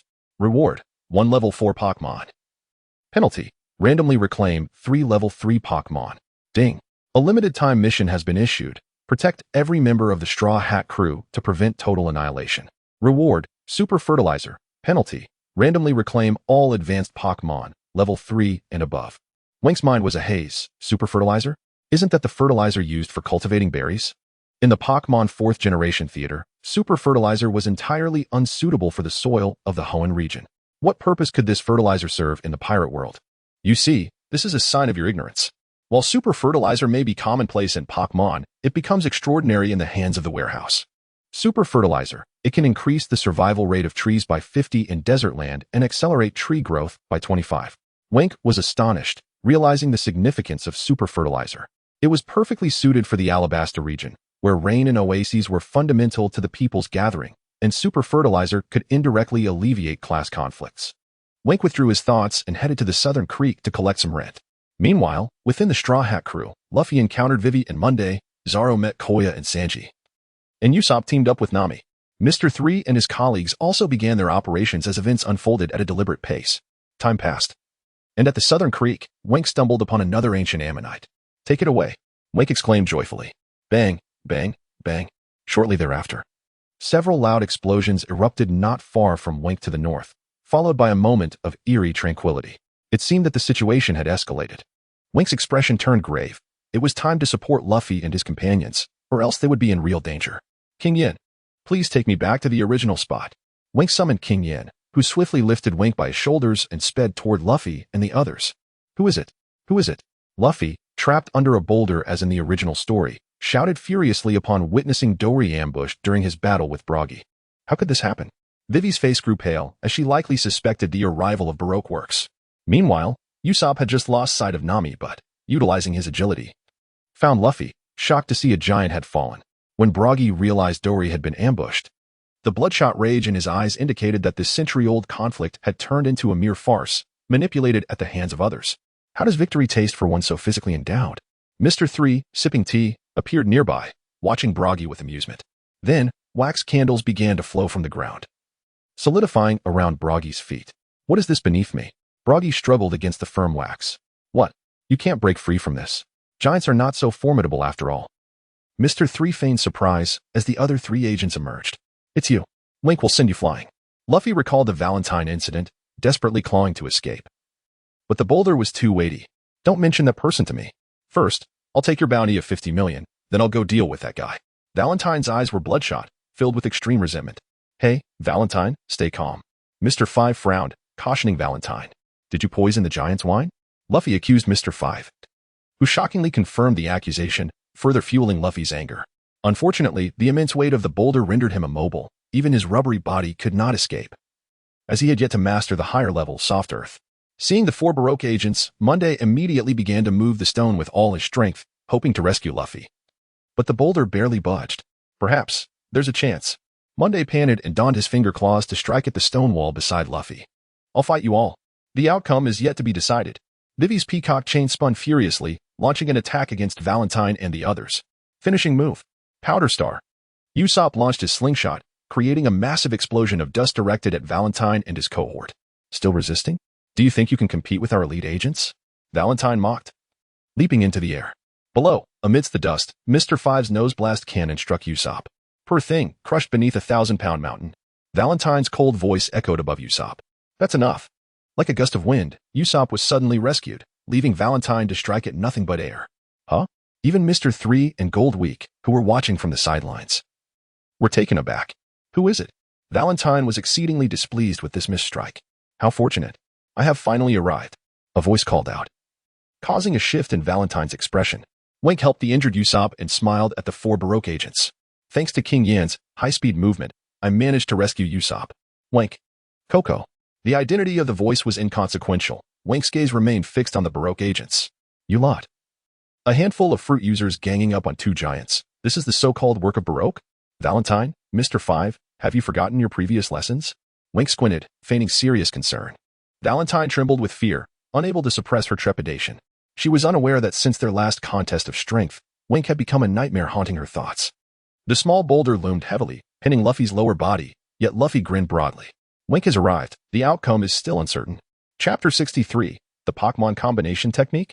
The threat of the gigantic Candle Champion Cup at this moment, within the small garden, the Straw Hat crew stood in confrontation with the Baroque works. Wink, help me take them down. Although Luffy was pinned down by a boulder, he had unwavering faith that Wink would triumph over their adversaries. Indeed, we all believe in you. Vivi and Monday echoed their trust in Wink. Go for it. Clean them up for me. Usopp shouted, his face smeared with dust. Again? Why is it always me? And against these superpowered foes. Wink lamented, yet he trusted the strategy proposed by the warehouse master and complied with the request. Kantaro, Frosmith, come forth. Wink summoned the two Pokémon to battle. Kantaro, after a prolonged nurturing in the small world, now boasted a more luxuriant mane and 3 robust tails. With 3 radiant dots on its forehead and a halo of light brown gas swirling around its body. Frosmith, too, had undergone transformation. Its face adorned with peculiar black patterns and its body streaked with stripes akin to a tiger's, its long tail thumping against the ground while surrounded by crimson gas. To clarify, this gas pertains to the pathways of energy, enhancing the manifestation of various attribute techniques. Animals. The Baroque agents observed from a distance, puzzled. Mr. 3, with a blazing candle atop his head, was equally bewildered by Wink's intentions. This Wink truly excels at summoning. Mr. 3 thought gravely. His previously foolproof plan to eliminate the giant and then capture Vivi was meticulously crafted, yet Wink's unexpected appearance had disrupted the sequence. Kantaro, you engage Valentine. Frosmith, Mr. 5 is yours, Wink commanded, before rushing to assist Luffy. Moo. Kantaro charged forth without hesitation, its surrounding gas accelerating its movement, allowing it to swiftly execute self-motivation. Muscles rippling with power as it barreled toward Valentine. Wink, you choose to mock me with a cow instead of fighting me directly? Valentine seethed with rage, employing the lightweight fruit to reduce her weight to mere digits, effortlessly evading the charge. In her moment of triumph, Valentine felt a sudden impact to her head, disorienting her. Mind Hammer, concentrated power upon her forehead to deliver a mental shock, causing slight dizziness unless the opponent possessed Haki to resist it. You wretched cow. 1,000 kilograms of guillotine. Valentine, having suffered from Kantaro's blow without Haki, swelled in weight to 1,000 kilograms, plummeting towards Kantaro. Kantaro, unwilling to withstand the force, retreated repeatedly. Boom. Valentine crashed down, kicking up a cloud of dust and creating a massive crater. Again. Moo. Just as Valentine and Kantaro were locked in a stalemate. Frosmith and Mr. 5 were evenly matched as well. Nasal cannon. Boom boom boom. Nasal bullets. Boom boom boom. Mr. 5 unleashed a barrage at Frosmith. But its unpredictable movement patterns rendered the attacks futile. High-speed movement, in conjunction with quick attack, enhanced by the energy pathways, allowed Frosmith to dart about like the wind, leaving Mr. 5 struggling to even catch a glimpse of its shadow. After several failed attempts, Mr. 5 recognized that only during Frosmith's brief approach could he find an opportunity to strike. Thus he patiently awaited the perfect moment. Meanwhile, Wink expressed concern for Luffy. Luffy, are you all right? Luffy, initially feeling discomfort from the boulder, felt his pain dissipate upon seeing Wink's worried expression, breaking into a silly grin. Black girl, can you move this boulder? Wink inquired, recognizing that Miss Monday was the true powerhouse, while he himself was merely an amateur. I can't, Wink. This boulder weighs several tons. I really tried my best, Monday replied, her head hung low, feeling she had let Wink down. Then what shall we do? Usopp, supported by Vivi, fretted anxiously. After all, the 4 opponents before them were formidable, and relying solely on Wink felt like a daunting endeavor. Wink racked his brain, trying to recall how Luffy had escaped in the original story, but after much deliberation, he found himself at a loss, having spent over 6 months in the pirate world. His memory was decidedly lacking. Glancing around, he spotted the trapped Brokey and suddenly realized the red demon was there. If he could free Brokey to move the boulder, Luffy would be liberated. Wink rose and made his way towards Brokey, but suddenly, a chilling wind swept behind him. His pupils dilated as he quickly rolled away, narrowly avoiding a colossal foot that cracked the ground beneath him. Oh, quick reflexes. A taunt echoed from behind. Wink turned to face a colorful, towering robot standing before him, its head resembling Mr. Three's horse-like visage. This is... Wink gasped in astonishment. Behold my greatest masterpiece, the Candle Champion Cup. A robot encased in wax armor that envelopes the entire body. Mr. Three exclaimed triumphantly. This wax figure, enhanced by the coloring of Golden Week, was more powerful than ever. Champion Fist. A whirlwind of punches rained down upon Wink, forcing him to retreat. Shadow Puppet Clone. Wink was left with no choice but to deploy his skill, enveloping the robot's feet with 8 shadowy figures, immobilizing it. What? Mr. Three exclaimed in disbelief. Seeing Wink disregard him and continue towards Brokey, Mr. Three's expression twisted with rage. Impossible. This wax figure has the strength to defeat a 42 million berries bounty criminal. How can it be restrained? Although the effect of the shadow puppets diminished quickly due to the strength of the enemy, it was enough for Wink to gain a considerable distance. No. You won't get away with this. I refuse to believe you can sever my waxen shackles. Their hardness rivals iron. Boom. Mr. Three, preparing to charge at Wink, was suddenly blasted from behind. Turning to see Usopp tremblingly aiming his slingshot at him, he was taken aback. Eyeball man, your opponent is me, the great Usopp. As long as I breathe, I won't let you touch my Wink. I am a princess. Do you dare to capture me? Vivi declared boldly. Mr. Three, regaining his composure, glanced at Vivi, Usopp, and Monday with a hint of disdain. You three? Do you truly believe you can defeat me? Chapter 64. The Candle Tower in full blaze. The battle has reached a fever pitch. Kentaro and the Wind Speed Dog have successfully restrained 2 Baroque agents, while Usopp and his companions willingly draw Mr. Three's attention. However, Wink cannot afford to overlook the little girl who has yet to engage, Golden Week. The bizarre color traps are truly insidious. Haha. If you 3 dare to approach, I'll slay these individuals. Mr. Three, wielding the Champion Cup, kicks the bound members of the Straw Hat crew, Nami, Zoro, and Kaya, out, fearing the tide of battle might shift. Usopp, in a daze, asks, Nami, weren't you eaten? Nami shoots him a fierce glare, remaining silent. Mr. Three had intended to savor his torment, but the situation has taken an unexpected turn. Controlling the Champion Cup, Mr. Three unleashes countless streams of wax, which merge and gradually solidify into a towering edifice. Atop this colossal tower, a pumpkin head spins, releasing a peculiar gas. Mr. Three then tosses the 3 bound individuals onto the wax tower. Nami, glancing around, notices that the mist above has rendered her immobile and promptly inquires of Zoro. How did you get caught? Well, it's a long story. Kaya stammers, likely ensnared by Mr. Three's wax trap. Welcome to my candle feast. You 3 are destined for a grim conclusion. Mr. Three cackles, mocking Vivi and her companions, who stare in disbelief. The candle feast resembles an elaborate cake, capable of ensnaring foes, while the spinning Halloween pumpkin releases wax mist that gradually transforms opponents into wax figures. Meanwhile, Wink observes the towering structure in the distance, its colors shifting, realizing that time is of the essence. Clang. Wink approaches Brokey, attempting to strike at the shackles binding his feet, only to discover that the candle chains are as unyielding as iron. It seems Mr. Three was not exaggerating. Nanny, what in the world is this? I will slay that little man. Brokey recalls the brotherly bond he shared with Dongli centuries ago, now betrayed by the despicable Mr. Three, and he is far from resigned. Fire Dragon. Teleport. A vivid crimson creature, approximately 4 feet tall, materializes before Brokey. The Fire Dragon unleashes a torrent of flames to melt the wax. Wink knows that Mr. Three's weakness lies in Wax's vulnerability to fire. Currently, the Fire Dragon and Wind Speed Dog, both Fire-type Pokémon, are well-equipped to counter Mr. Three. The wax chains binding Brokey begin to soften under the intense heat. Brokey, see if you can get free, Wink urges. With a powerful tug, Brokey discovers the wax has softened and easily breaks free. All right, I can really get out. Wink instructs Brokey to assist in moving the boulder, pinning Luffy. Nodding, the red demon strides over and effortlessly pushes aside several tons of rock. Yaha, I'm finally out, Luffy exclaims joyfully. Mr. 3, having kept a watchful eye on the giant's movements, is struck with disbelief at Wink's ability to free his ally, and he hurriedly retreats towards the tower. Of course, that is the notorious pirate from a century ago with a bounty of 100 million berry. The red demon glares at Mr. 3, filled with fury, and charges at him with his battle axe and massive shield.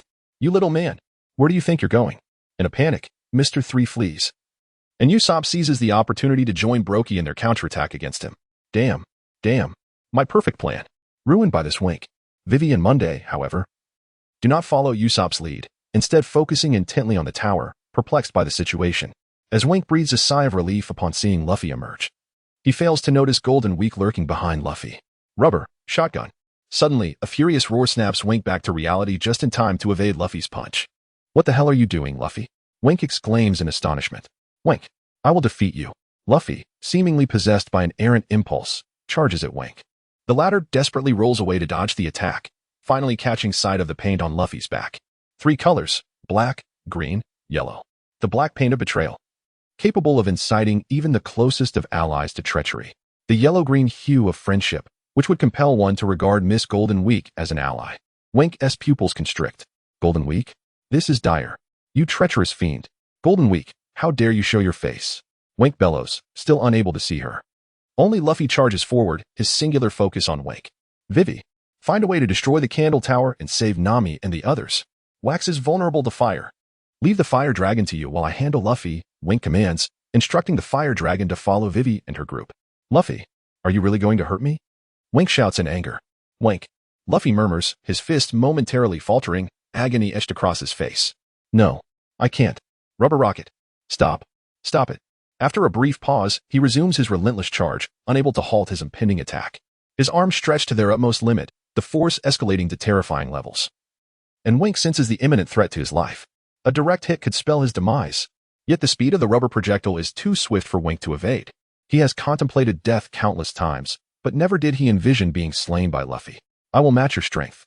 Wink's muscles tense and expand, preparing to meet the assault head-on. Boom.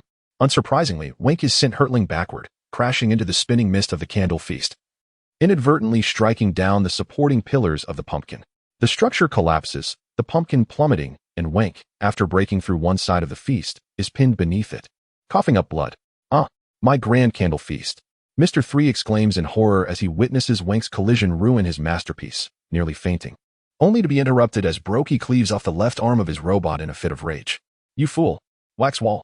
Mr. 3, with his remaining arm, constructs layers of barriers from the champion cup to shield himself from Brokey's relentless axe strikes. Meanwhile, Usopp maneuvers behind, using explosive stars to assist Brokey. You despicable scoundrel. You've ensnared us. I will slay you. Brokey bellows, filled with rage, as he continues to swing his axe. He recalls Wink's advice to be wary of Mr. 3's wax traps, and to protect himself from further control. Kintaro and the Wind's speed dog, unwilling to linger, flee towards the now collapsed candle tower. The fire dragon escapes Vivi's embrace and rushes towards the tower, managing to pull Wink free. However, Wink's chest bears a significant indentation. Having never experienced the sensation of having his chest crushed by a boulder, he gasps in shock. If he hadn't utilized his strength to absorb some of the impact, he might have met his end. Yet, the situation remains grim, with his head growing heavier by the moment. Although the candle feast has collapsed, the pumpkin mist will not cease its assault, leaving Nami, Zoro, and Kaya still immobilized by the wax. Fire, burn the feast. Save Nami and the others.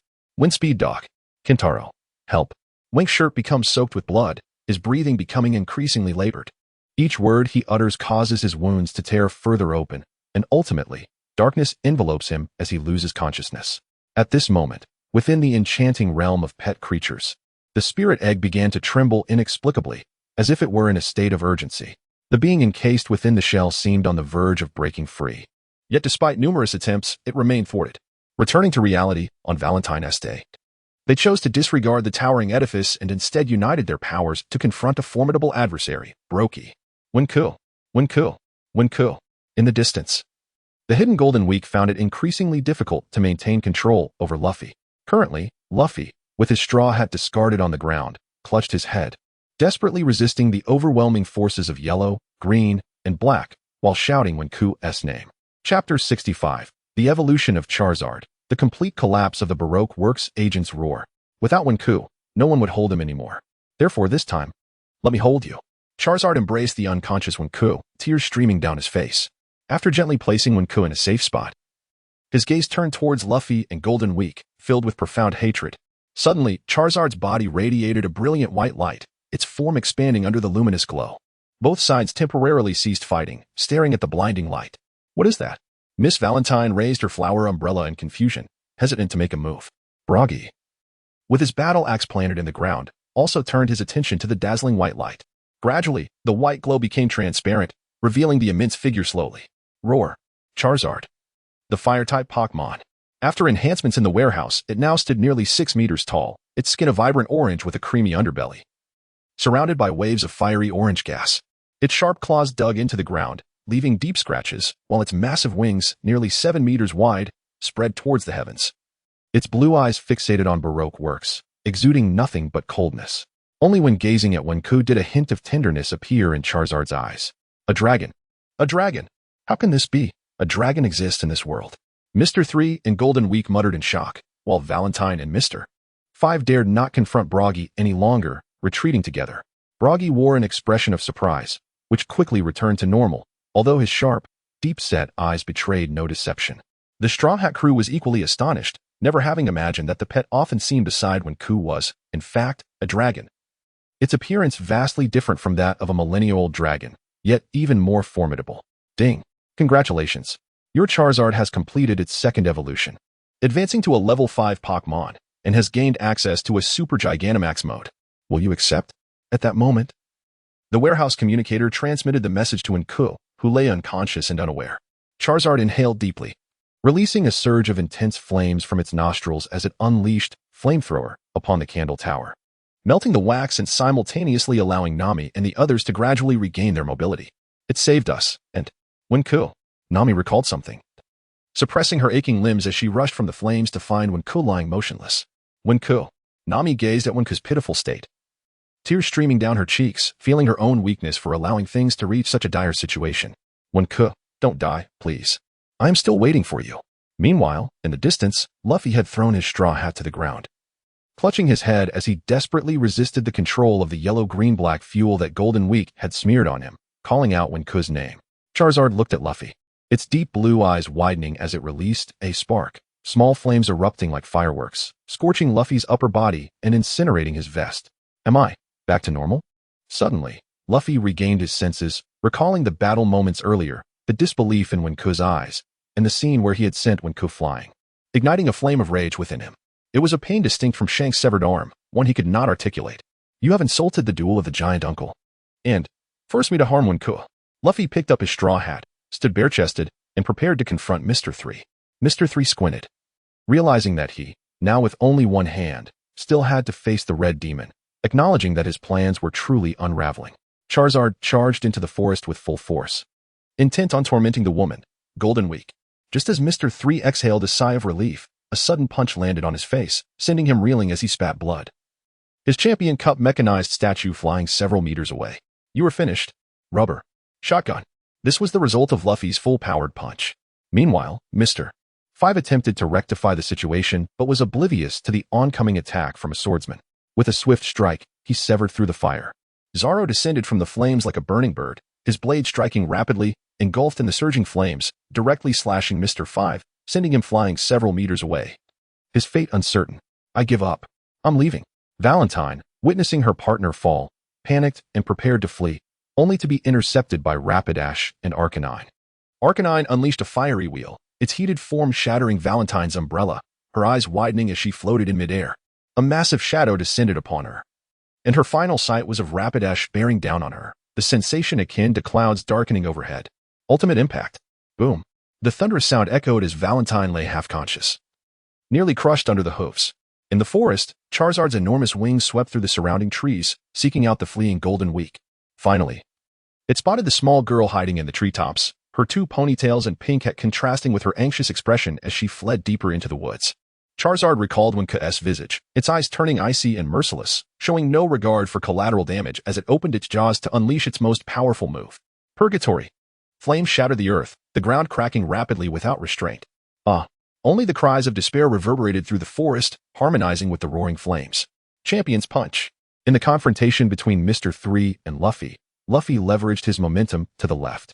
He slammed his feet against the ground, fracturing the surface beneath him, propelling himself over the mechanized statue of the Champion Cup, landing behind it. Rubber. Volcano. Luffy's left leg surged upward, striking with relentless force, propelling the Champion Cup into the air, a simulation of the volcanic eruption from Little Garden, the powerful impact cracking the rear armor of the cup. No. It's impossible. The final blow. Rubber. Stamp. Luffy aimed at the shattered armor's remnants, kicking down with his foot, the sandal pressing against Mr. 3's back, sending him crashing into a tree. 3 or 4 large trees were reduced to splinters by the forceful shockwave, leaving Mr. 3 completely unconscious. Thus, the 4 Baroque Works agents suffered a total collapse, and Mr. 3's scheme failed. The battle concluded. The Straw Hat crew gathered around the severely injured Wenku, Luffy anxiously looking at Broggy, repeatedly asking, "Uncle, will Wenku die? Will he die? Will he die?" It's all right. The kid isn't dead yet, but he is indeed gravely injured. Luffy's actions were too harsh. Broggy, exhausted from both his duel with Dory and the fight against Baroque Works, despite being a giant, felt the strain of his stamina. Nami appeared haggard, her spirits unlifted by the battle.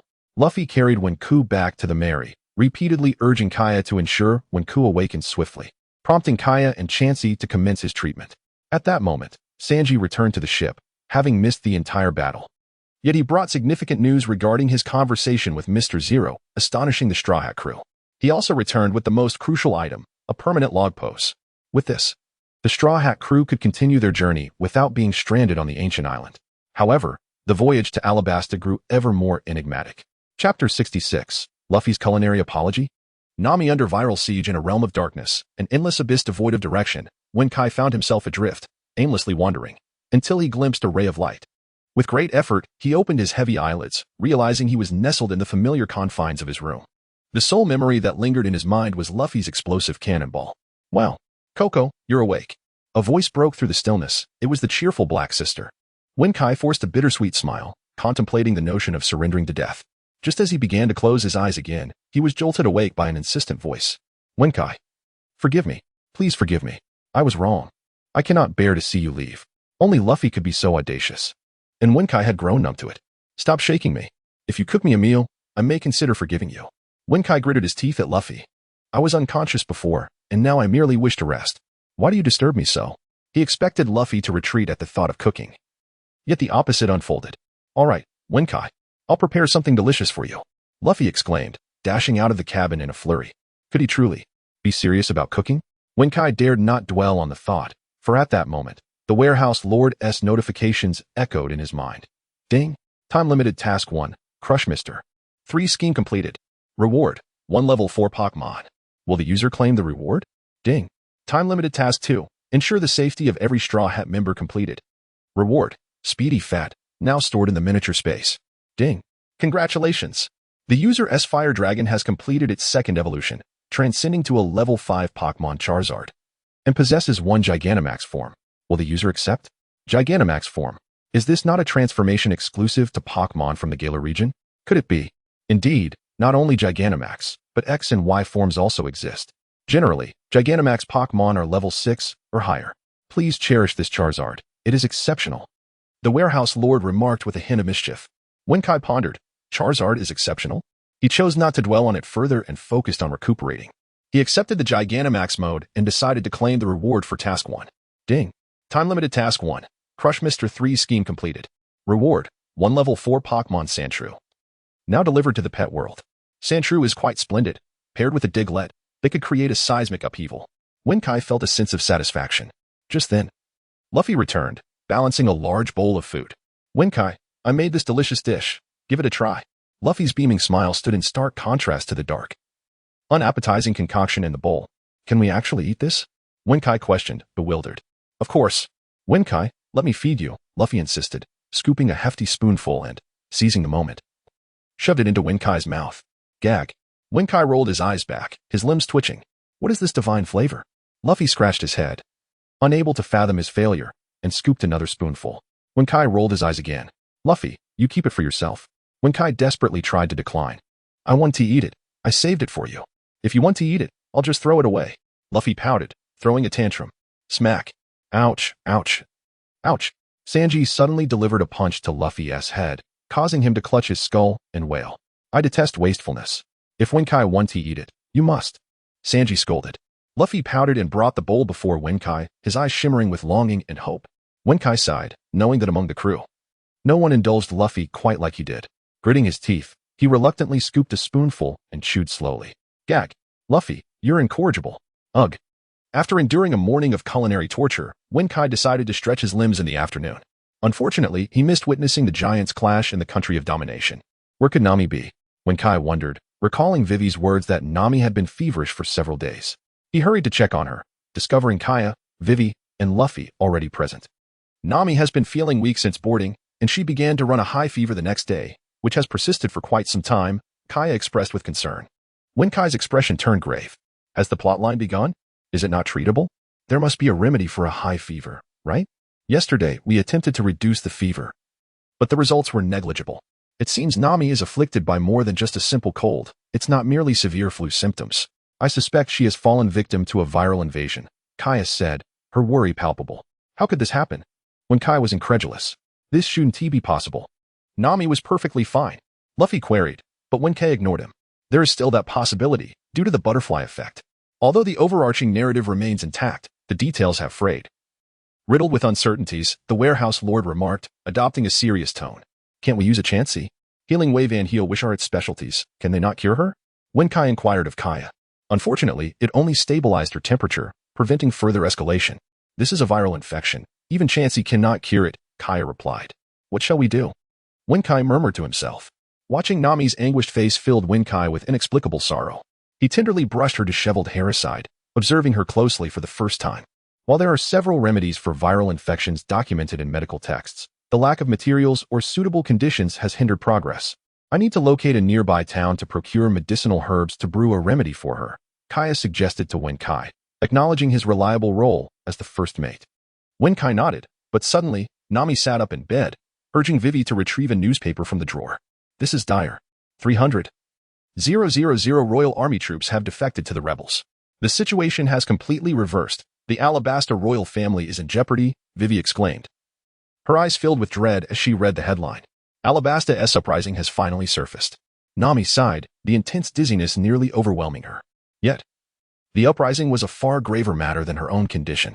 And do not mention my fever again. If I say I'm fine, I am fine. How could I possibly be in trouble? Continuing our voyage to Alabasta is paramount. We must hurry back, Nami declared, attempting to rise from her bed with determination. Wenkai frowned. Following her out. Nami, you need to rest. Wenkai, I'm fine. Truly, you're injured. Please rest, Nami insisted, swaying slightly. Wenkai supported her, noting her reluctance, and his expression darkened further. Is it worth pushing yourself this hard? Other girls manage to endure, so what is my injury in comparison? No, you must lie down and rest. I will set the course, Wenkai insisted. Snatching the eternal log pose from Nami's grasp and carrying her back to the cabin. You, scoundrel, what are you doing? Nami blushed. Whether from fever or embarrassment, possibly both. I will ensure you rest. I'll steer the ship. Do you not trust me? Wenkai placed Nami back on her bed. Seeing his stubbornness, she reluctantly acquiesced. All right, Wenkai said, his expression serious as he rushed to the deck to gather everyone for work. I have decided. First, we will treat the illness, then restore the kingdom. Princess Vivi, can you accept this? Wenkai asked, his gaze unwavering. Vivi could not stand idly by either, recognizing Nami's importance. Thus, the principle of prioritizing Nami's treatment was unanimously adopted. The Mary set sail again, heading towards Magnet Island. Chapter 67, The Surprise Attack of Walbo and the Brave Warrior Usopp. As the journey progressed, an unexpected blizzard enveloped the surroundings, prompting the Straw Hat crew to don their winter coats. On the deck stood only Wenkai, Luffy, Zoro, and Usopp, while Meow Meow rested at their feet. The others tending to Nami below deck. Do you think it's possible for someone to stand on the sea? Zoro remarked solemnly from the lookout. Usopp shrugged, dismissing it as a fanciful notion. Standing on water was an impossibility. Only Wenkai, with a contemplative gaze, considered that it could be someone skilled in the six powers or a certain type of ability user. He couldn't recall specific details from the narrative. Could a formidable foe be approaching? Zoro pointed ahead, and the others turned to witness a figure standing on the water's surface. This person had thick, wave-like lips and arms that dangled to their knees. Wenkai scratched his head, feeling a vague familiarity with the figure from the original story, yet couldn't place it. "It's freezing today," Usopp remarked, rubbing his eyes in a feigned state of calm, to which Luffy agreed. "It seems they're not using the 6 powers. They might be an ability user," Wenkai warned, his expression grave. "Stay alert. This is not a time for jest." Suddenly, the waters where the long-armed figure stood surged, and a massive iron ship emerged from beneath the surface, its size dwarfing the Mary by several folds. Wenkai's pupils constricted. "Whose power is this?" "Magnet Drum Island. Could it be Walbo?" he exclaimed. "Attention! An enemy attack is imminent." The crew snapped back to reality, readying themselves for confrontation. "Is that a watermelon?" Luffy exclaimed in astonishment. The ship, crafted from steel and resembling a giant sphere, only had a flag at its apex to signify its identity. The iron plating was then pulled back, revealing the interior. "Oh no, it's a pirate ship." Usopp and Meow Meow donned goggles, the mascot now learning the ways of a marksman, fully equipped for the impending battle. "Haha, were you frightened by this colossal diving attack vessel, the King Bully?" A harsh, duck-like cackle echoed from the pirate ship, exuding arrogance. "Beep. A time-limited mission has been issued. Protect the entirety of the ship, including the Mary, and thwart Walbo's surprise attack. Rewards. Learn a water-type move from the designated level 2 Pokémon, Squirtle. Rewards will be given in a 3-choice format. Penalty. Revocation of all level 3 Pokémon." The warehouse system announced a new task. Teleport Charizard. Gengar. As the mission notification reached him, Wenkai comprehended. It was indeed Walbo's pirate ship. They must ensure the safety of their vessel, requiring their utmost focus. "Charge. Let's board and seize control," the original voice from above commanded.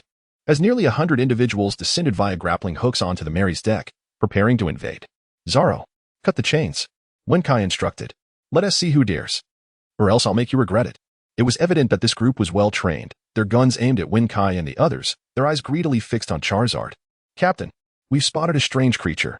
It resembles a dragon." A grotesque, portly man climbed aboard the Mary, his eyes widening at the sight of Charizard. In shock, he inadvertently swallowed the long knife he was holding, gnawing on it as if it were a delicacy. "I was hoping to find a permanent log post, but instead, I've stumbled upon this treasure. It must be worth quite a fortune, or perhaps, if I consume it." This individual had already begun to treat the spoils as his own, showing no regard for the Straw Hat's threat. "Moreover, your ship and treasures are mine, however. My stomach is growling. Let me have a taste first." The fat man scanned the deck, noticing the attractive railing, and promptly bit it, chewing with delight. What kind of monster is this?" Usopp nearly gasped in disbelief. The truth about Walbo's devil fruit was becoming clear to Wenkai, who remained silent. "Do not eat my ship," Luffy shouted, visibly irate, as he prepared to strike, but the soldiers behind him aimed their guns to restrain him, only inciting Luffy's fury further. In an instant, he knocked down several soldiers. "I want to allow you to eat it," Luffy shouted in anger, charging towards Walbo. "How dare you resist? Fire! Fire!" A multitude of soldiers lined up and opened fire on Luffy. "We shall retaliate," Wenkai bellowed. Shadow puppet clone. 8 shadowy figures spread out like a web, incapacitating the surrounding soldiers, while Gengar darted in, swiftly taking down 8 or 9 foes. Original Wilderness. Demon Slashing Blade. Zoro unsheathed his sword, a blue aura swirling around his arm, his eyes gleaming with intensity. This technique was inspired by the swift movements of Pidgey. He leapt into the air, propelling himself off Pidgey, and with a fierce slash of his sword, created a powerful gust that sent numerous soldiers flying, even severing the guns aimed at him. Wenkai was astonished. Zoro's mastery of his sword techniques, now enhanced by the original Wilderness, was becoming increasingly refined and varied. If he added Haki in the future, he would be unstoppable. Meow Meow Warrior Hammer. Meow Meow wielded a 5-pound hammer in each hand, darting around the soldiers and striking their toes, eliciting cries of pain. Meanwhile, Usopp, positioned as a sniper, continued to dodge bullets, suddenly spotting Charizard and having a moment of inspiration. "Charizard, take me for a ride," Usopp shouted at Wenkai's Charizard. Charizard, fixated solely on Wenkai, glanced dismissively at Usopp. Although present, it chose not to engage, finding the gun-wielding adversaries beneath its interest. "Please, let me at least pretend. Next time, I'll treat you to something delicious." Usopp climbed the mast, countering with his slingshot. "What could you possibly offer?" Charizard closed its eyes, remaining unimpressed. "Next time, I'll have Wenkai prepare a feast for you. Would that suffice?" Unable to withstand the barrage from the 7 or 8 soldiers below, Usopp resorted to mentioning Wenkai. Charizard opened its eyes and nodded, flapping its wings, creating a gust that knocked several soldiers back. Seizing the opportunity, Usopp leaped down, catching Charizard by the neck, soaring into the sky. You can't be serious. I'm Usopp, the dragon-riding warrior, captain of the Straw Hat crew. His voice echoed, reaching Wenkai's ears below. Dragon-riding warrior? Usopp? Wenkai looked up to see Usopp riding Charizard, puffing himself up and bellowing, I've yet to enjoy such treatment, and you snatched it away. What kind of dragon-riding warrior are you? What kind of captain are you? Yet Usopp remained oblivious, continuing to fire his slingshot with increasing fervor. Ultimate move. Gunpowder Star. Ultimate move. Smoke Star. Ultimate move. Chili Bomb.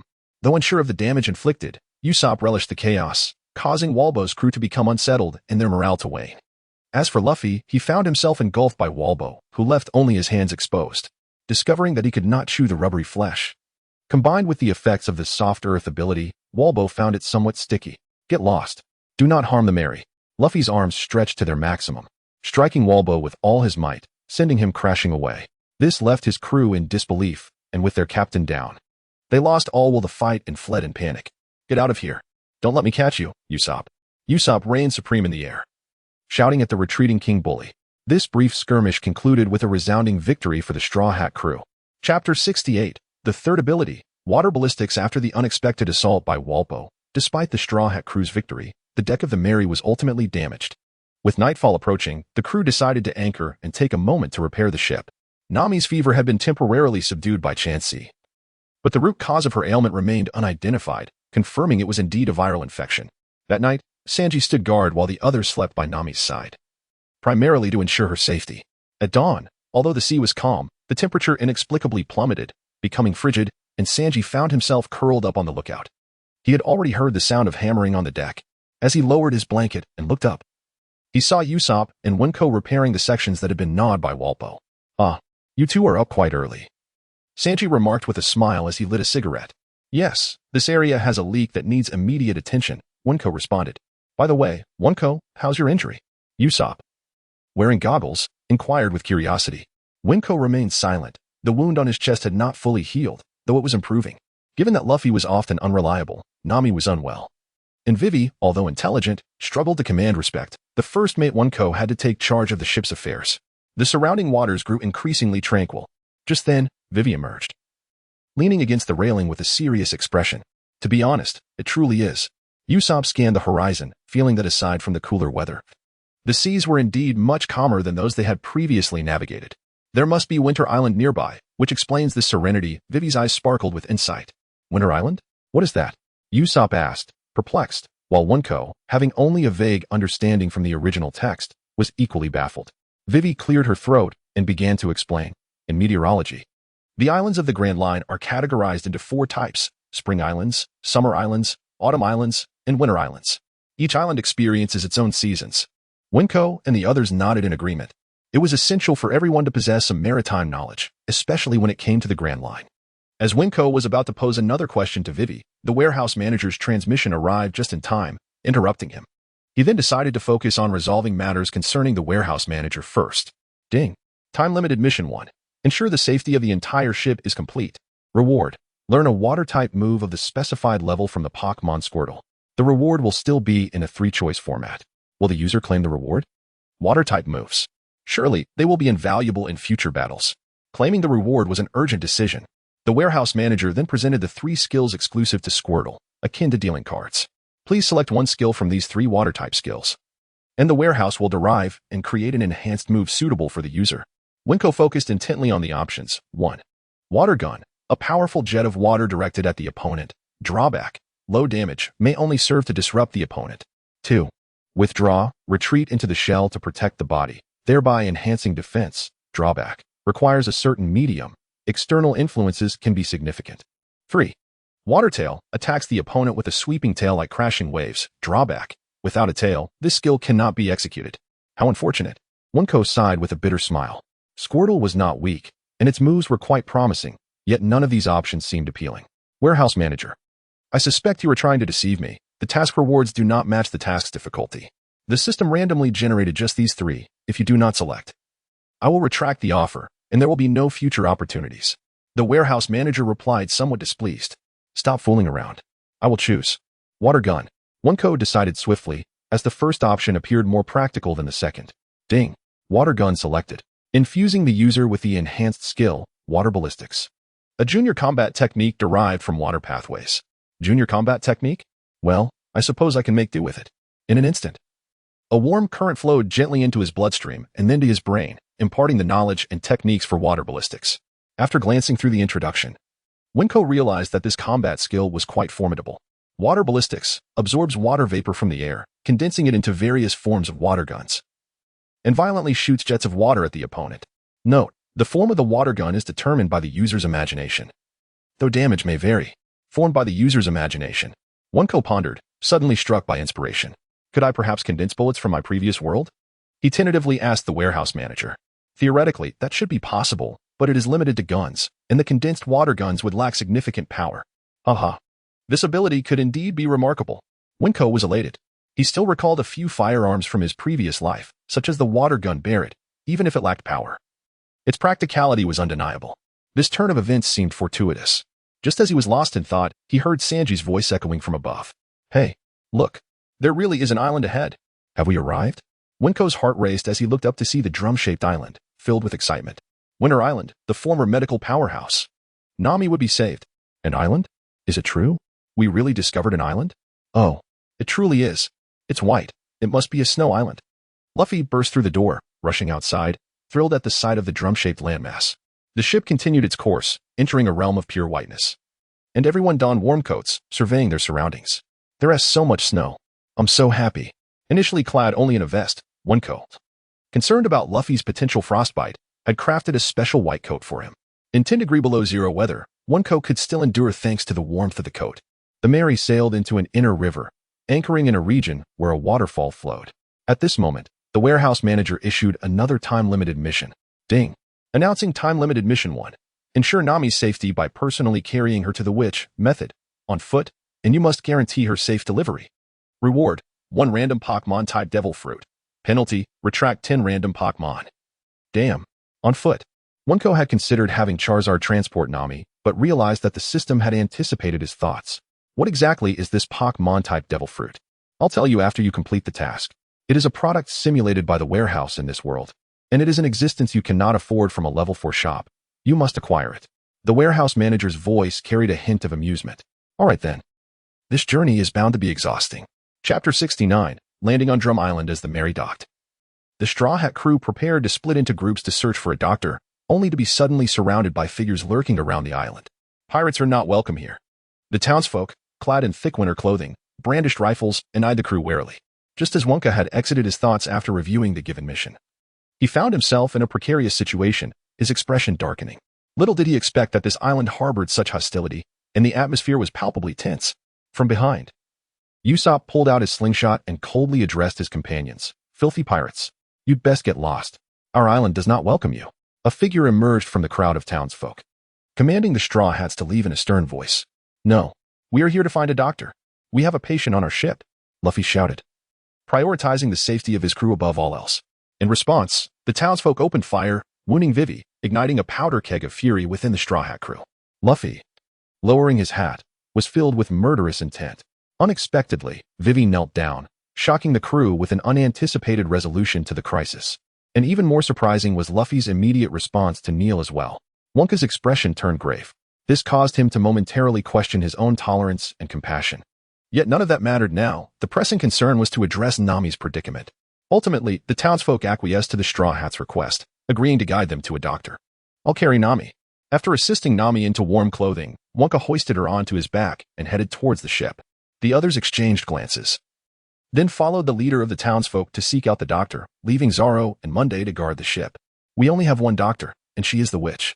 The leader, Dalton, who was the captain of the island's guard, began to explain. Wonka racked his brain to recall this character from the original story. It seemed he was also a devil fruit user, but due to the minor role, the specific fruit escaped his memory. Really?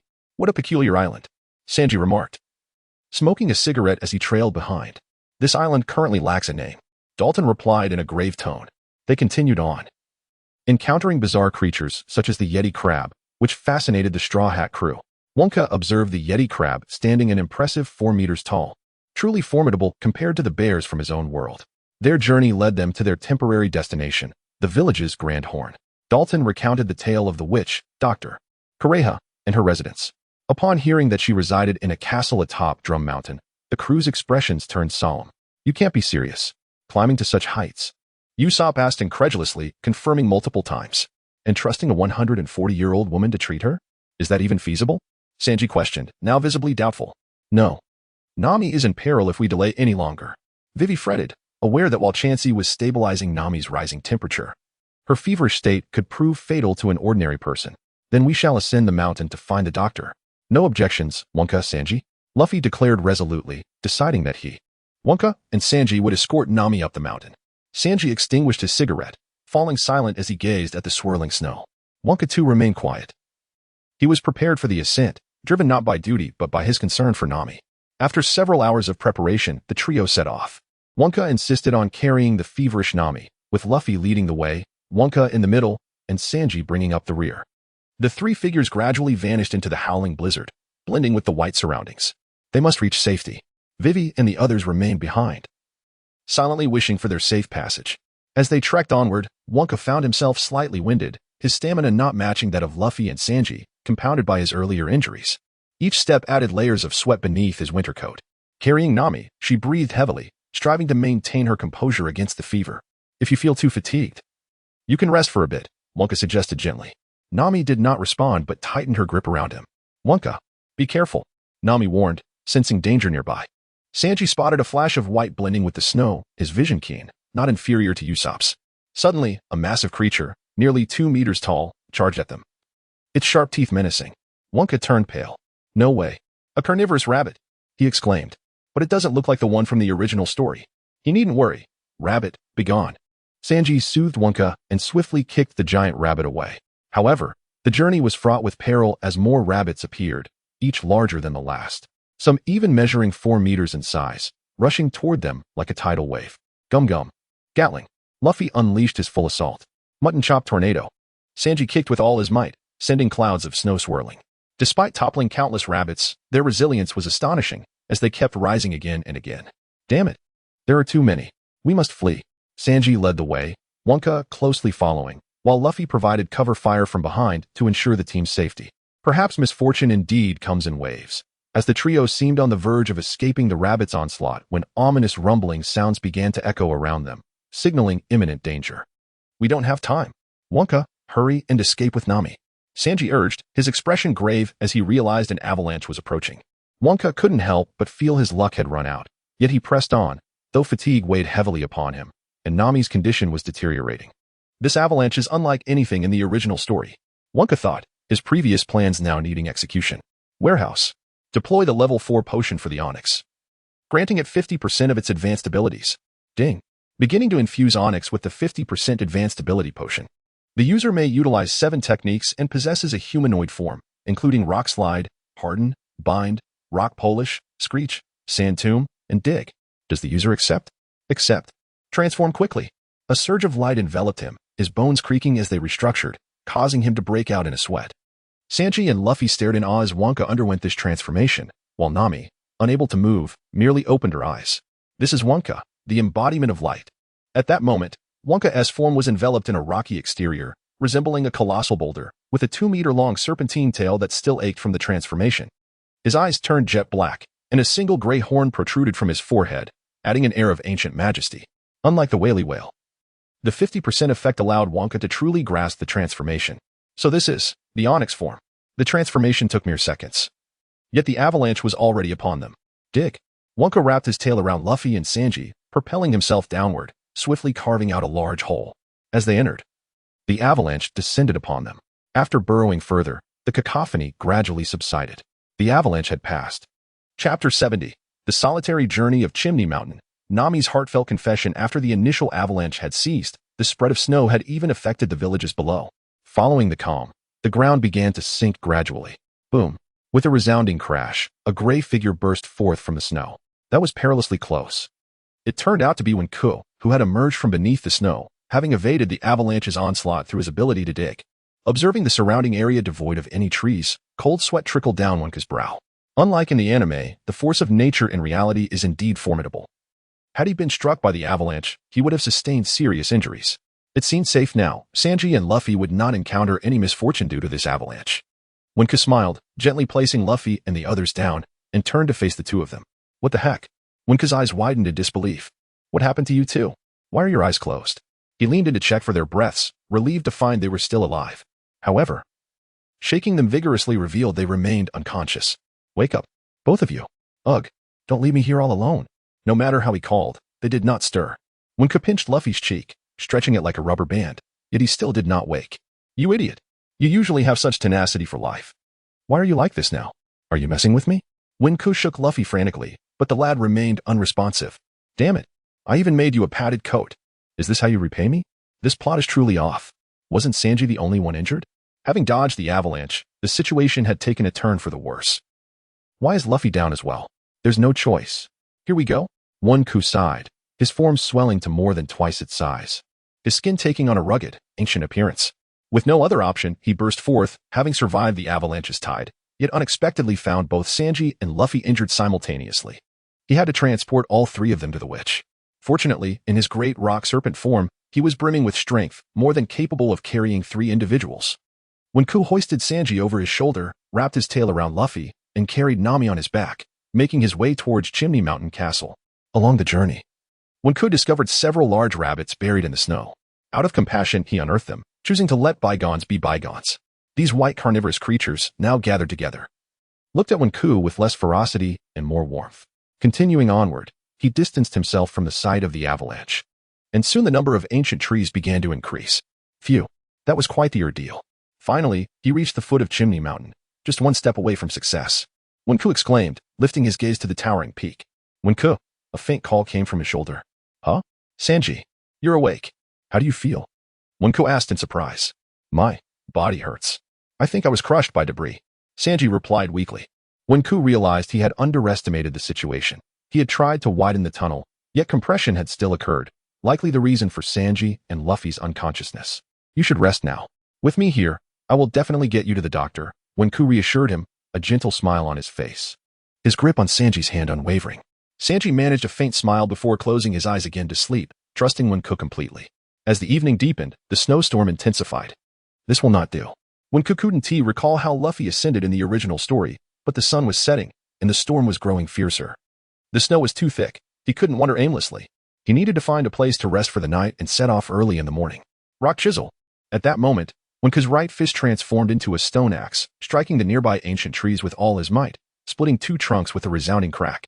He temporarily set down the three of them and began digging a hole, creating a spacious chamber. The previously felled tree was chopped into firewood, while the other was used to block the entrance for cover. Winka led the trio inside. The four of them fit comfortably without feeling cramped, leaving ample space in the center for a fire and movement.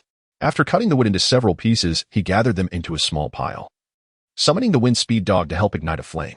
The fire blazed, warming the interior of the chamber. Gently, Winka laid Luffy and Sanji down, then cautiously placed Nami, whose face was unusually hot, beside them.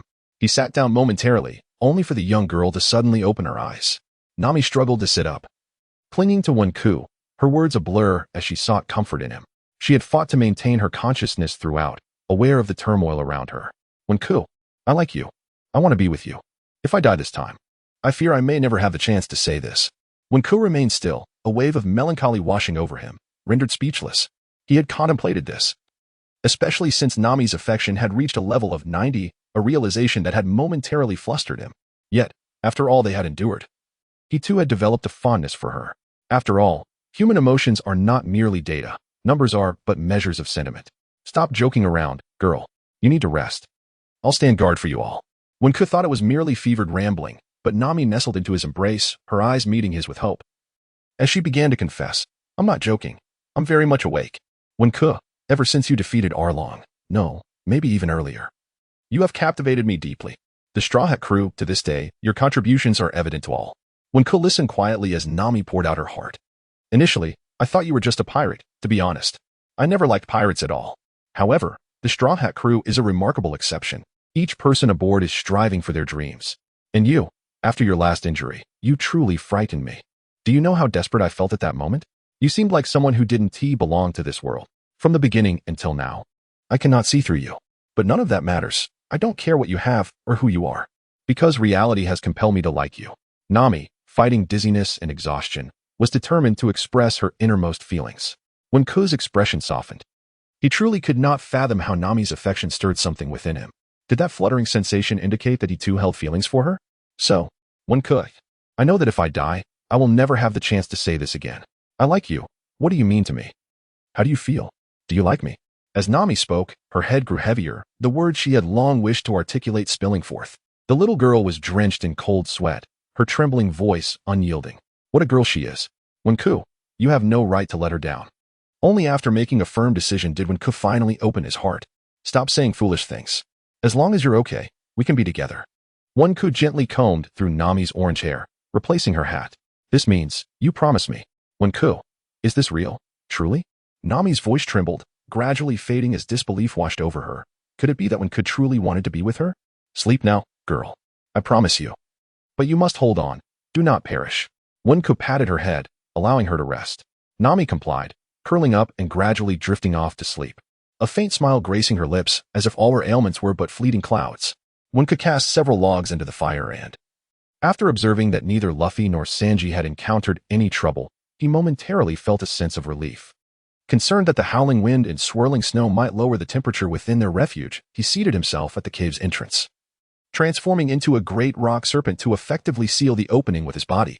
Casting a glance at the slumbering Nami, he too closed his eyes and began to rest. The night on Magnetic Drum Island was devoid of stars, with only the relentless snowflakes dancing through the air. Yet, even the coldest heart has the capacity to thaw. Chapter 71. The fierce battle on the climbing path to Valpo. On the following morning, Wink emerged from the underground cave accompanied by 3 companions. As they continued their ascent, he trekked towards the snowy expanse, unaware that a pair of eyes was observing him from a distance. After traversing several miles, they were nearing the foothills, with the real climb set to begin. Lost in contemplation, Wink failed to notice the subtle changes in the surrounding scenery. A local delicacy of the snow country, snow-melting disguise. Just then, Valpo concealed himself within the white snow, mouth agape, preparing to seize Wink unawares. Fortunately, Wink remained somewhat vigilant, retreating just in time to evade the gaping maw. That was close. Charizard. Teleport. Wink instantaneously summoned his formidable ally to aid him. Haha, you're quite alert, aren't you? You jumped away before I could even bite you. The rotund figure emerging from the snow caused Wink's pupils to constrict. Valpo. To his astonishment, he was here. Moreover, Valpo's 2 henchmen had also surrounded him from the shadows. You scoundrels. You dare to plot revenge against me, the king, with your avalanche scheme. You wouldn't mind me executing you, would you? Valpo glared at Wink, his mood sour. Wink, burdened with 3 individuals, found himself at a disadvantage. Additionally, with the rabbit taming ability in play, and the enemy being a consumer of the swallowing fruit, he could not afford to underestimate them. Water projectile, Barret water gun. Wink decided to test his new ability, conjuring an imitation of the Barret weapon from his past life, albeit in the form of a water gun, materialized from the moisture in the air. The projectiles, originating from the vapor, lacked power, but what could a sniper rifle accomplish? Valpo's 2 subordinates scrambled to evade the onslaught of Barret's disturbances, while Charizard unleashed sparks in the air, creating magnificent explosions that caused the accumulated snow on the ground to melt instantly. Well, just let me have a taste. Valpo, quick on his feet, lunged forward, his enormous mouth snapping shut as Wink hurriedly retreated. Meanwhile, the long-armed henchman relentlessly shot arrows, leaving Wink gasping for breath, his expression grave. With 3 individuals on his back, he could not fully utilize the abilities of Onyx, and in a battle like this, time was not on his side. I believe your stamina is waning as well. Valpo smirked, having discerned Wink's predicament. His henchmen continued their offensive. Water projectile, Gatling water gun. Wink conjured a Gatling gun, the floating water gun chamber cycling through the azure projectiles crystallizing due to the frigid air. Boom. Countless water bullets mixed with ice shot towards Valpo and his companions. However, having gained experience, the 3 dispersed to prepare for attack. The long-armed men launched 3 arrows simultaneously. Wink, realizing he could not evade them, hastily activated hardening, causing the arrows to strike like stones, unable to penetrate. In a moment of crisis, several white figures rushed from a distance, positioning themselves in front of Valpo. Confused, Wink wondered if they were the carnivorous rabbits. Raven, what are you doing? Blocking my path. Why aid this man? Valpo bellowed in fury. Raven? So that was the name of the rabbits. Seeing these large rabbits come to his aid, Wink felt his earlier kindness had borne fruit. One particularly large rabbit, nearly 5 meters tall, caught his attention. After the avalanche, Wink had fortuitously unearthed it. Its crimson eyes turned towards Wink, conveying a silent message. Hurry and flee. Nodding in understanding, Wink retracted Charizard from midair and turned to dash towards the foothills. Damn it. Raven, you've thwarted my chance to kill. Valpo and his 2 henchmen prepared to pursue, but a large group of Raven encircled them, and a fierce battle ensued. As Wink jogged away, he noticed Valpo had not followed, then looked up at the nearly vertical mountain face, swallowing hard as he steeled himself to begin climbing. The hardening ability of Onyx made his fingers more resilient, and tightening ensured his body remained taut, allowing his strength to be sustained for a short time. I shall ascend. Nami, Luffy, and Sanji, wait for me. Wink exerted himself to climb higher. Despite the falling snow, he felt as if he glimpsed dawn on the horizon. Although he had transformed into Onyx, burdened with 3 companions, and having encountered Valpo again, exhaustion was inevitable. Perhaps 2 hours had passed, or maybe 3. Time flew swiftly, and his fatigue grew more pronounced. Wink felt as though the duration stretched on indefinitely, until he finally reached the edge of the cliff. Catching his breath as he climbed up. Phew, I finally arrived. Wink exclaimed with elation. Before him stood an enormous castle. Hurry, hurry, he murmured as he advanced slowly. Just as he was about to gently knock on the castle gate, a sudden dizziness overcame him. His vision darkening as he collapsed, Sanji tumbling to the ground beside him. Creak, with the sound of the door. A creature resembling a humanoid in a pink hat stood outside for a moment before unceremoniously dragging Wink and his companions inside. Time passed, and Wink gradually opened his eyes. The air was thick with the scent of herbs, initially irritating his nostrils but eventually becoming familiar. He found himself in an unfamiliar room. Alone, lying on a wooden bed, with the most conspicuous feature being a table piled high with various unknown medicinal herbs. How did he faint? Wink pondered. Yet, such details seemed trivial now. It appeared that Nami and the others had already received treatment from the witch. Ding. Time-limited mission 1. Ensure Nami's safety completed. Reward, 1 Pokémon-type Devil Fruit, Steel Armor Bird Fruit. Reward has been recorded in the microspace. The warehouse manager relayed the message. Steel Armor Bird Fruit? With no one around, Wink decided to take a look. He retrieved the fruit from the microspace. Its appearance bore some resemblance to the devil fruits of the pirate world. Taking the form of an apple, its surface adorned with gray patterns. Pokémon-type Devil Fruit functions similarly to the animal-type Devil Fruits of the pirate world. But the transformation is into a Pokémon. Isn't this just a variation of the ability potion? Such functionality reminded Wink of the current ability potions and their similarities. Indeed, however, once the transformation is successful, all techniques will need to be developed for use. This fruit, once you unlock the 4th level shop, will be beyond your means. You are currently too impoverished. Well, that's... Wink found himself at a loss for words. If I consume this fruit, will I become stronger? Wink believed that having more skills would be advantageous. After all, this was the armor bird. While it may not compare to the legendary phoenix fruit of this world, its steel armor characteristics were not to be underestimated. I advise the user to think carefully. Once consumed, the user will indeed gain the ability to transform into the armor bird. However, all potions and pathways will become irrelevant to you. Your limits will be confined to the fruit's power. The warehouse manager cautioned. Wink understood the weight of such a decision. Unless he were offered a fruit akin to Mutwo or one of the 3 deities, he would not recklessly consume any fruit. Could it be that this fruit is only for viewing, not for eating? Wink pondered, contemplating the fruit's usefulness, feeling it resembled a tasteless delicacy, regrettable to discard. Wait. Wink seemed to have an epiphany. Warehouse manager, if I were to give the fruit to someone else, would that be permissible? Naturally, it is possible. What do you have in mind? You might not believe it, but do you know what the greatest weakness on our ship is right now? It's the disparity in strength. Usopp and the others are late bloomers but seem inconspicuous at present. If I were to give this fruit to one of them. Wink chuckled. If this fruit could enhance the strength of his companions, its value would be worth it. Can I check the abilities of this fruit? Wink was eager to discover its capabilities. The steel-armored bird fruit, when consumed, grants the initial abilities of transformation and body lightweight. The later developmental focus of the fruit primarily revolves around the aspect of armor. Chapter 72. The Reindeer Chopper and the Witch the Egg protested against the revolution. And within it, there seemed to be a Pikachu.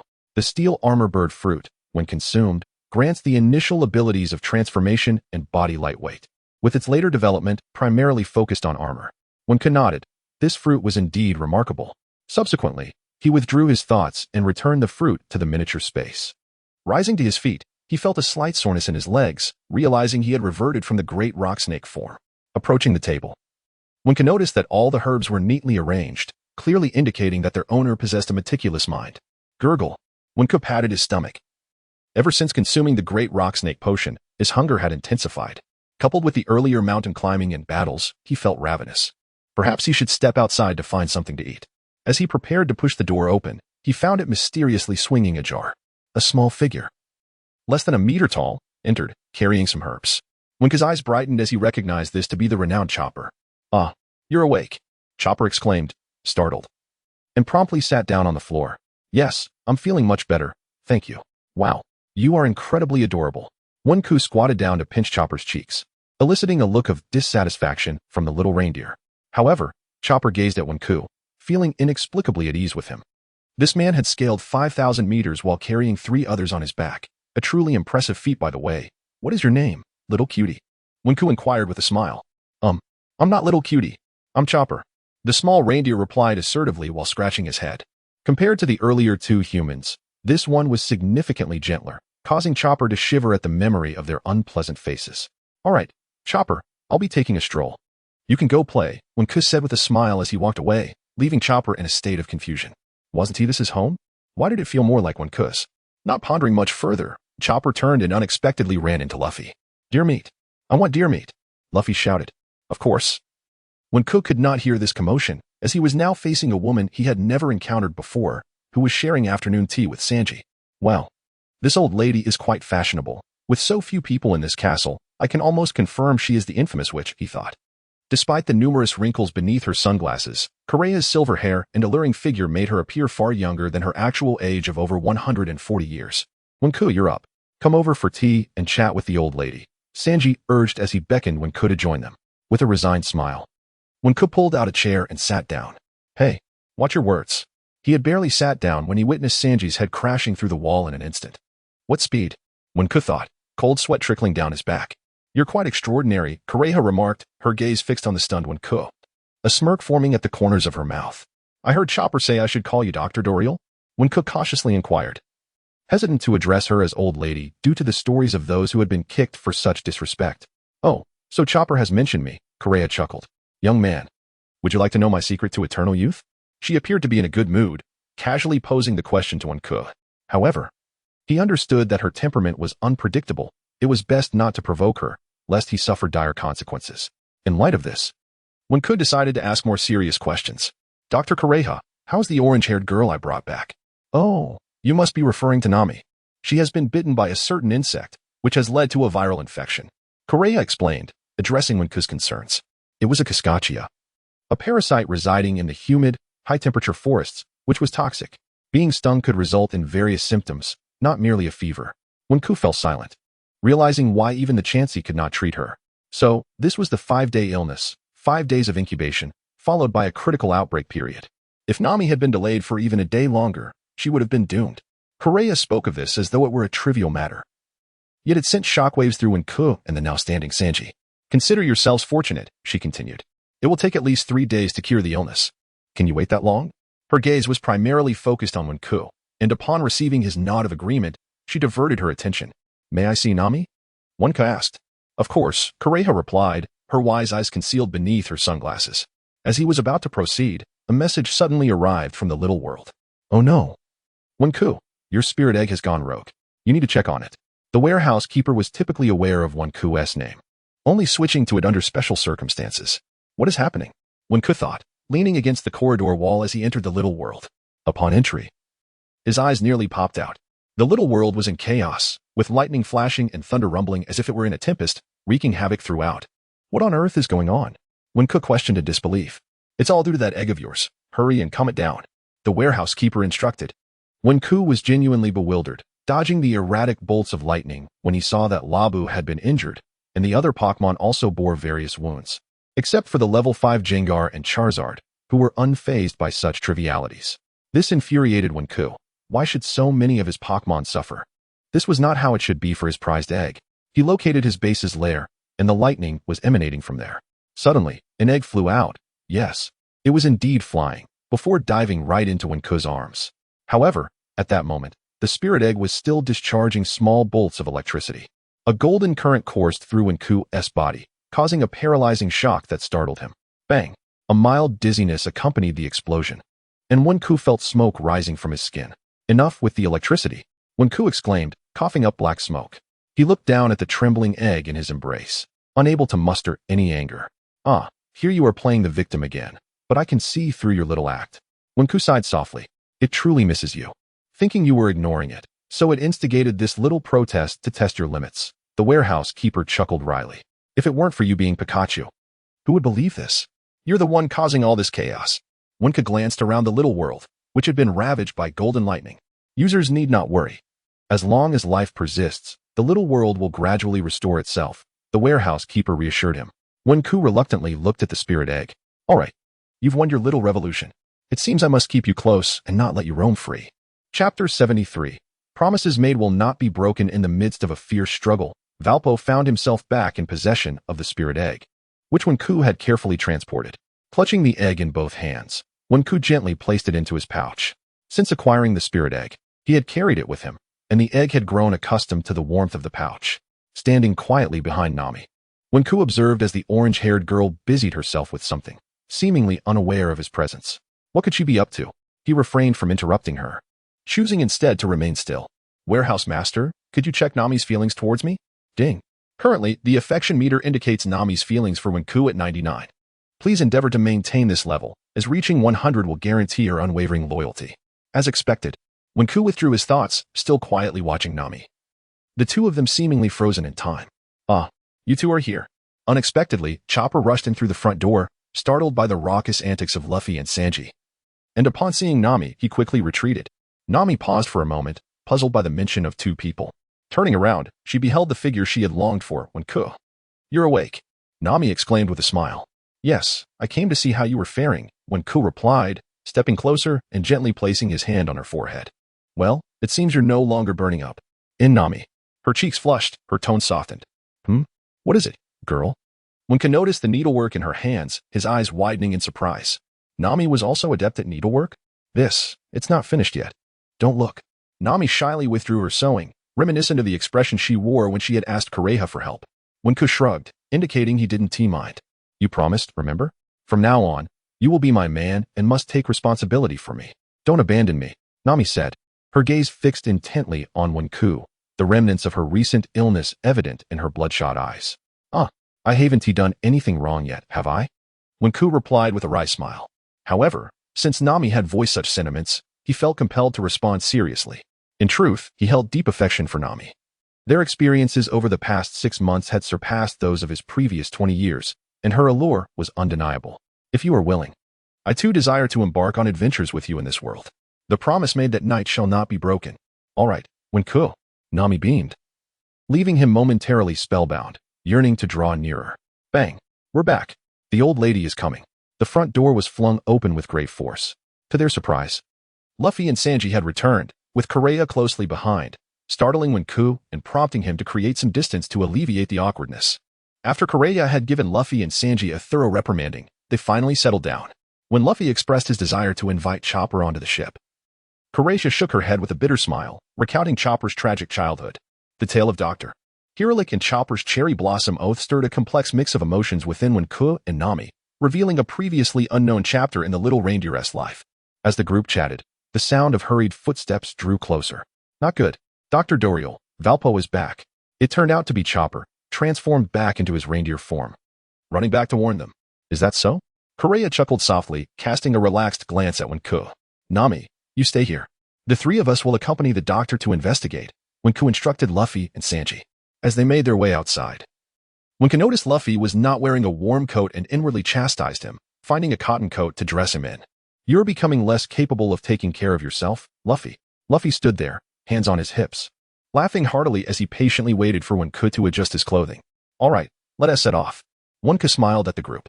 Behind her sunglasses, Kureha's eyes sparkled with amusement. This Wenku was indeed intriguing. Chopper watched Wenku, seeing in him a reflection of Hiralik, thoughtful and gentle. Wenku, come back soon. Nami called out from her bed, watching him prepare to leave with urgency. Wenku turned, a smile gracing his lips. We shall return shortly. Wait for me, girl. Nami felt warmth spread through her heart, nodding earnestly. Outside the drum castle, 3 figures stood. Ha! The great king has finally returned. The kingdom of Drum shall be revived. Valpo bellowed, brimming with ambition. As the castle gate creaked open, Kureha and her group emerged. The two factions standing no more than 100 meters apart. It's you. And you, Dr. Kureha, the survivor, your occupation of the King's castle is simply unacceptable. I have come to reclaim what is rightfully mine, Valpo declared with an air of entitlement. This is no place for the likes of you, Kureha retorted, while Wenku narrowed his eyes at Valpo, remaining silent. The Straw Hat crew. Valpo met Wenku's gaze, only to be met with a swift kick. This castle is not a place for you. I will send you all flying. Rubber. Stamp. In the tense atmosphere, Luffy's powerful kick served as the catalyst for the confrontation. Wah! Under the force of Luffy's stamp, Valpo's heavy form was sent reeling, leaving Kureha and Chopper in stunned silence. You dare to lay hands on the king. Valpo's subordinates rushed to assist him, stammering in disbelief. I've long wished to fight you. A bunch of scum. Wenku transformed into a massive rock serpent, ready for battle. This kingdom is no place for outsiders to speak. One of Valpo's minions, sporting an African visage, hurled a black pom-pom ball towards Kureha as he spoke. Enough of this. Your opponent is me. Sanji intercepted the incoming pom-pom with his foot, but it stubbornly clung to his pants. Wenku retracted the spirit egg, massaging his forehead as he watched Sanji struggle to shake off the sticky object, bemused by the peculiarities of their adversaries. Static fluff balls, that is certainly a strange ability. Thus, Luffy clashed with Valpo, Wenku faced off against the long-armed man, and Sanji took on the African fellow. The Straw Hat crew engaged in fierce combat with Valpo and his two associates. Wenku was not one to indulge in lofty ideals in the world of pirates. Strength was the ultimate truth. I don't even know your name, he said, addressing the long-armed man. Jess. Jess offered no further words, as 3 arrows were silently knocked in his bow, catching Wenku's attention. Whoosh, whoosh, whoosh. The trio of arrows whizzed past Wenku's cheek with alarming speed. Those arrows are incredibly fast. Quicksand hell. Wenku wasted no time with theatrics. He unleashed his power to obliterate the lesser foes. Leaping into the snow, he began to carve into the ground, causing the earth to erupt beneath, sending rocks and snow tumbling in a devastating cascade. Wah! Even Luffy and Valpo, closest to the battlefield, struggled to maintain their footing as the ground trembled like a quake.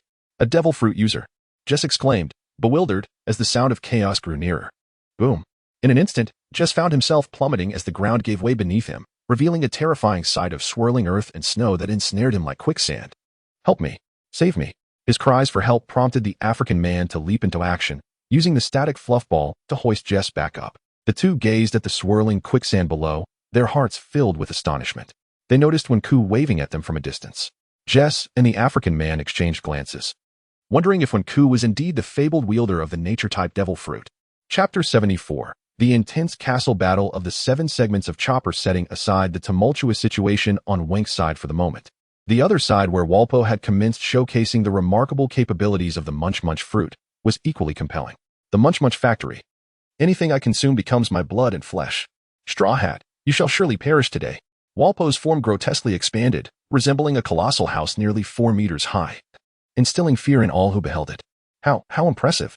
It has transformed into a house, Luffy exclaimed, his eyes nearly bulging out, while Sanji dropped his cigarette in astonishment. What sort of omnivorous beast is this? I need you all. Walpo rushed to Jess, voraciously consuming his 2 subordinates, initiating the miraculous fusion. Even Wenku could not fathom the extraordinary nature of the Munch Munch fruit. Regardless of the monstrosity birthed from this, Wenku remained unfazed.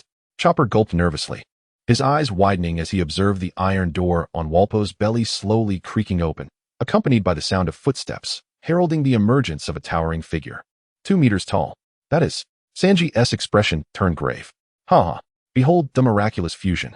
Jess Molly-Mon. It was evident that the African man was named Molly-Mon, and their combined name reflected their fusion. Is that a human tower? Sanji's expression softened slightly.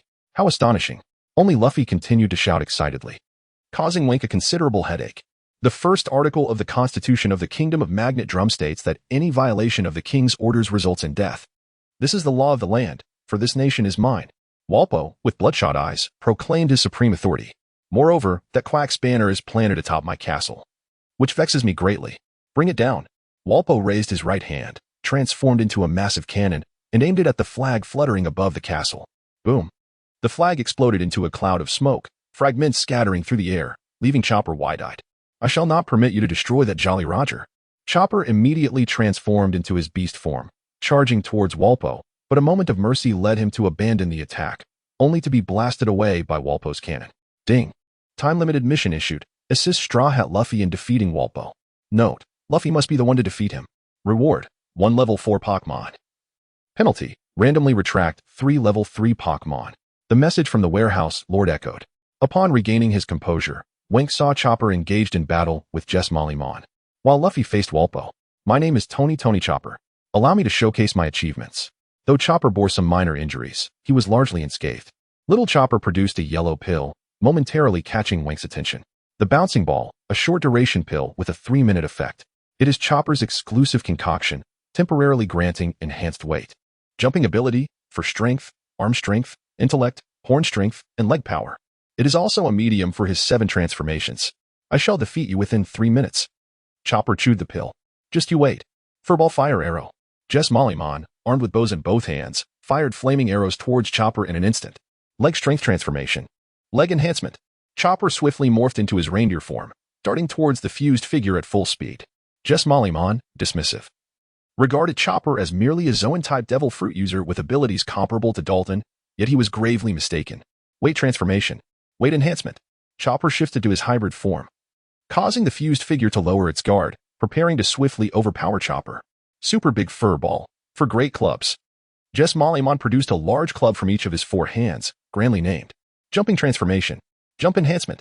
Chopper changed form again, his leg muscle swelling, leaping over 6 meters. Evading the oncoming club strikes. Defensive transformation. For enhancement. Chopper curled into a ball, absorbing the impact of the clubs, and Wink knew Chopper remained unharmed. What a miraculous 7 transformations. Wink marveled, while Luffy's excitement soared, contemplating the notion of bringing Reindeer Chopper aboard, even with the ship's doctor, Chopper, already present. He found Chopper's antics amusing. Ah, Zoan-type devil fruit users possess such depth? I refuse to believe it. The fused figure, infuriated, charged at Chopper with the club. Upper arm transformation. Upper arm enhancement. Chopper's meatball form dissipated, his arms swelling to immense proportions, delivering a devastating blow that shattered Jess Mollymon's club. How? How is this possible? The duo, now a pitiful pair, gazed in disbelief at Chopper's astonishing transformation, gripped by terror. No, I refuse to accept this. Behold the Super Big Fur Ball. For battle axes. Blizzards of defeat. Jess, in his final act, wielded 4 axes in his hands, relentlessly striking the snow, unleashing shockwaves that surged towards Chopper, devastating everything in their path, even creating gaping holes in the castle walls. Yet Wink remained unfazed by such damage, marveling instead at Chopper's final display of intellect, ensuring absolute victory through keen observation of his opponent's weaknesses, truly the finest of support. Speaking of Walpo, Wink's attention became acute, noticing one individual was missing. Oh no, perhaps Luffy and the others were so enthralled by Chopper's battle that they left Walpo unattended. While this displeased Walpo, he had other matters to attend to. You shall see. Walpo's eyes gleamed with madness as he stealthily retreated towards the castle, oblivious to Wink's pursuit to apprehend him. At that moment, Chopper's battle drew to a close as he landed a powerful kick to Mollymon's chin, shattering bone and sending the fused figure flying, rendering him incapable of further combat. All right, Chopper is amazing. Now it's my turn. Huh? Where's that annoying fatso? And where's Wink? Luffy stood, ready to launch an attack on Walpo, only to find the rotund figure absent, as was Wink. In the meantime, Wink tracked Walpo, only to discover him pursuing Nami down the second-floor corridor, igniting Wink's fury. How dare that iron-jawed fiend bully my wife? I shall make you pay. Yet upon ascending the stairs, Wink was left speechless. Who is this metallic-skinned thin man? Coco. There are bad guys chasing me, Nami exclaimed upon spotting Wink, joyfully leaping into his embrace. Wink, momentarily taken aback, remained slightly dazed by Walpo's miraculous transformation. Did you undergo surgery? Why not regurgitate the munch fruit? And I shall assist you in digesting it? Of course, these were merely Wink's whimsical thoughts. Ha! You can't escape now. Oh, you're here too. Walpo, performing an extravagant backflip towards them, approached. Falling rocks. Wink bellowed as a massive boulder plummeted from the castle above, crashing down upon Walpo, leaving behind a chorus of anguish cries. Chapter 75. Luffy's Hard Earth ability. Hardened rubber deformation hammer. On the eve of the spirit eggs hatching cloud thunder with a resounding crash, a massive boulder fell, sending Walpo flying and ensuring the safety of Wink and Nami. Nami lay in Wink's embrace, her breath mingling with the cool air, making it feel less frigid. I like you so much. Let us stay like this forever. Alas, such moments are fleeting. Ah, what is going on? Unexpectedly, Luffy rushed over, scratching his head in confusion upon seeing Wink holding Nami. What kind of fun game are you two playing? Wink, why are you holding Nami? Are you playing a game? Luffy truly had a thick skin. Wink helped Nami sit up, looking at Luffy with exasperation. You. Nami's face flushed crimson. She lowered her head, unable to meet his gaze, losing any semblance of her usual bold demeanor. You, stop chatting. Look over here. A familiar and furious voice boomed, drawing their attention to Walbo, who was gesticulating wildly at a metal door behind him. This is the armory. Only I have the key. I will not let you escape. Even if I have to forsake this castle, I will defeat you. His face contorted with rage as he shouted. The key?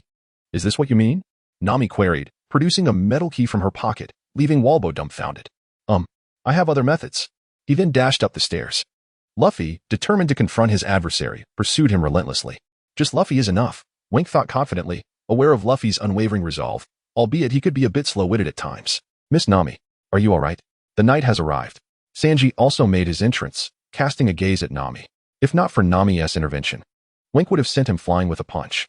Nami smiled at Wink's reaction, feeling satisfied with his overzealousness, and then, unable to tolerate Sanji's incessant chatter, she knocked him to the ground. At last, silence reigned. Wink and the others exhaled deeply, only to be startled again by a thunderous cannonade. Boom, boom. They looked up, anxious as the cannon fire echoed from above.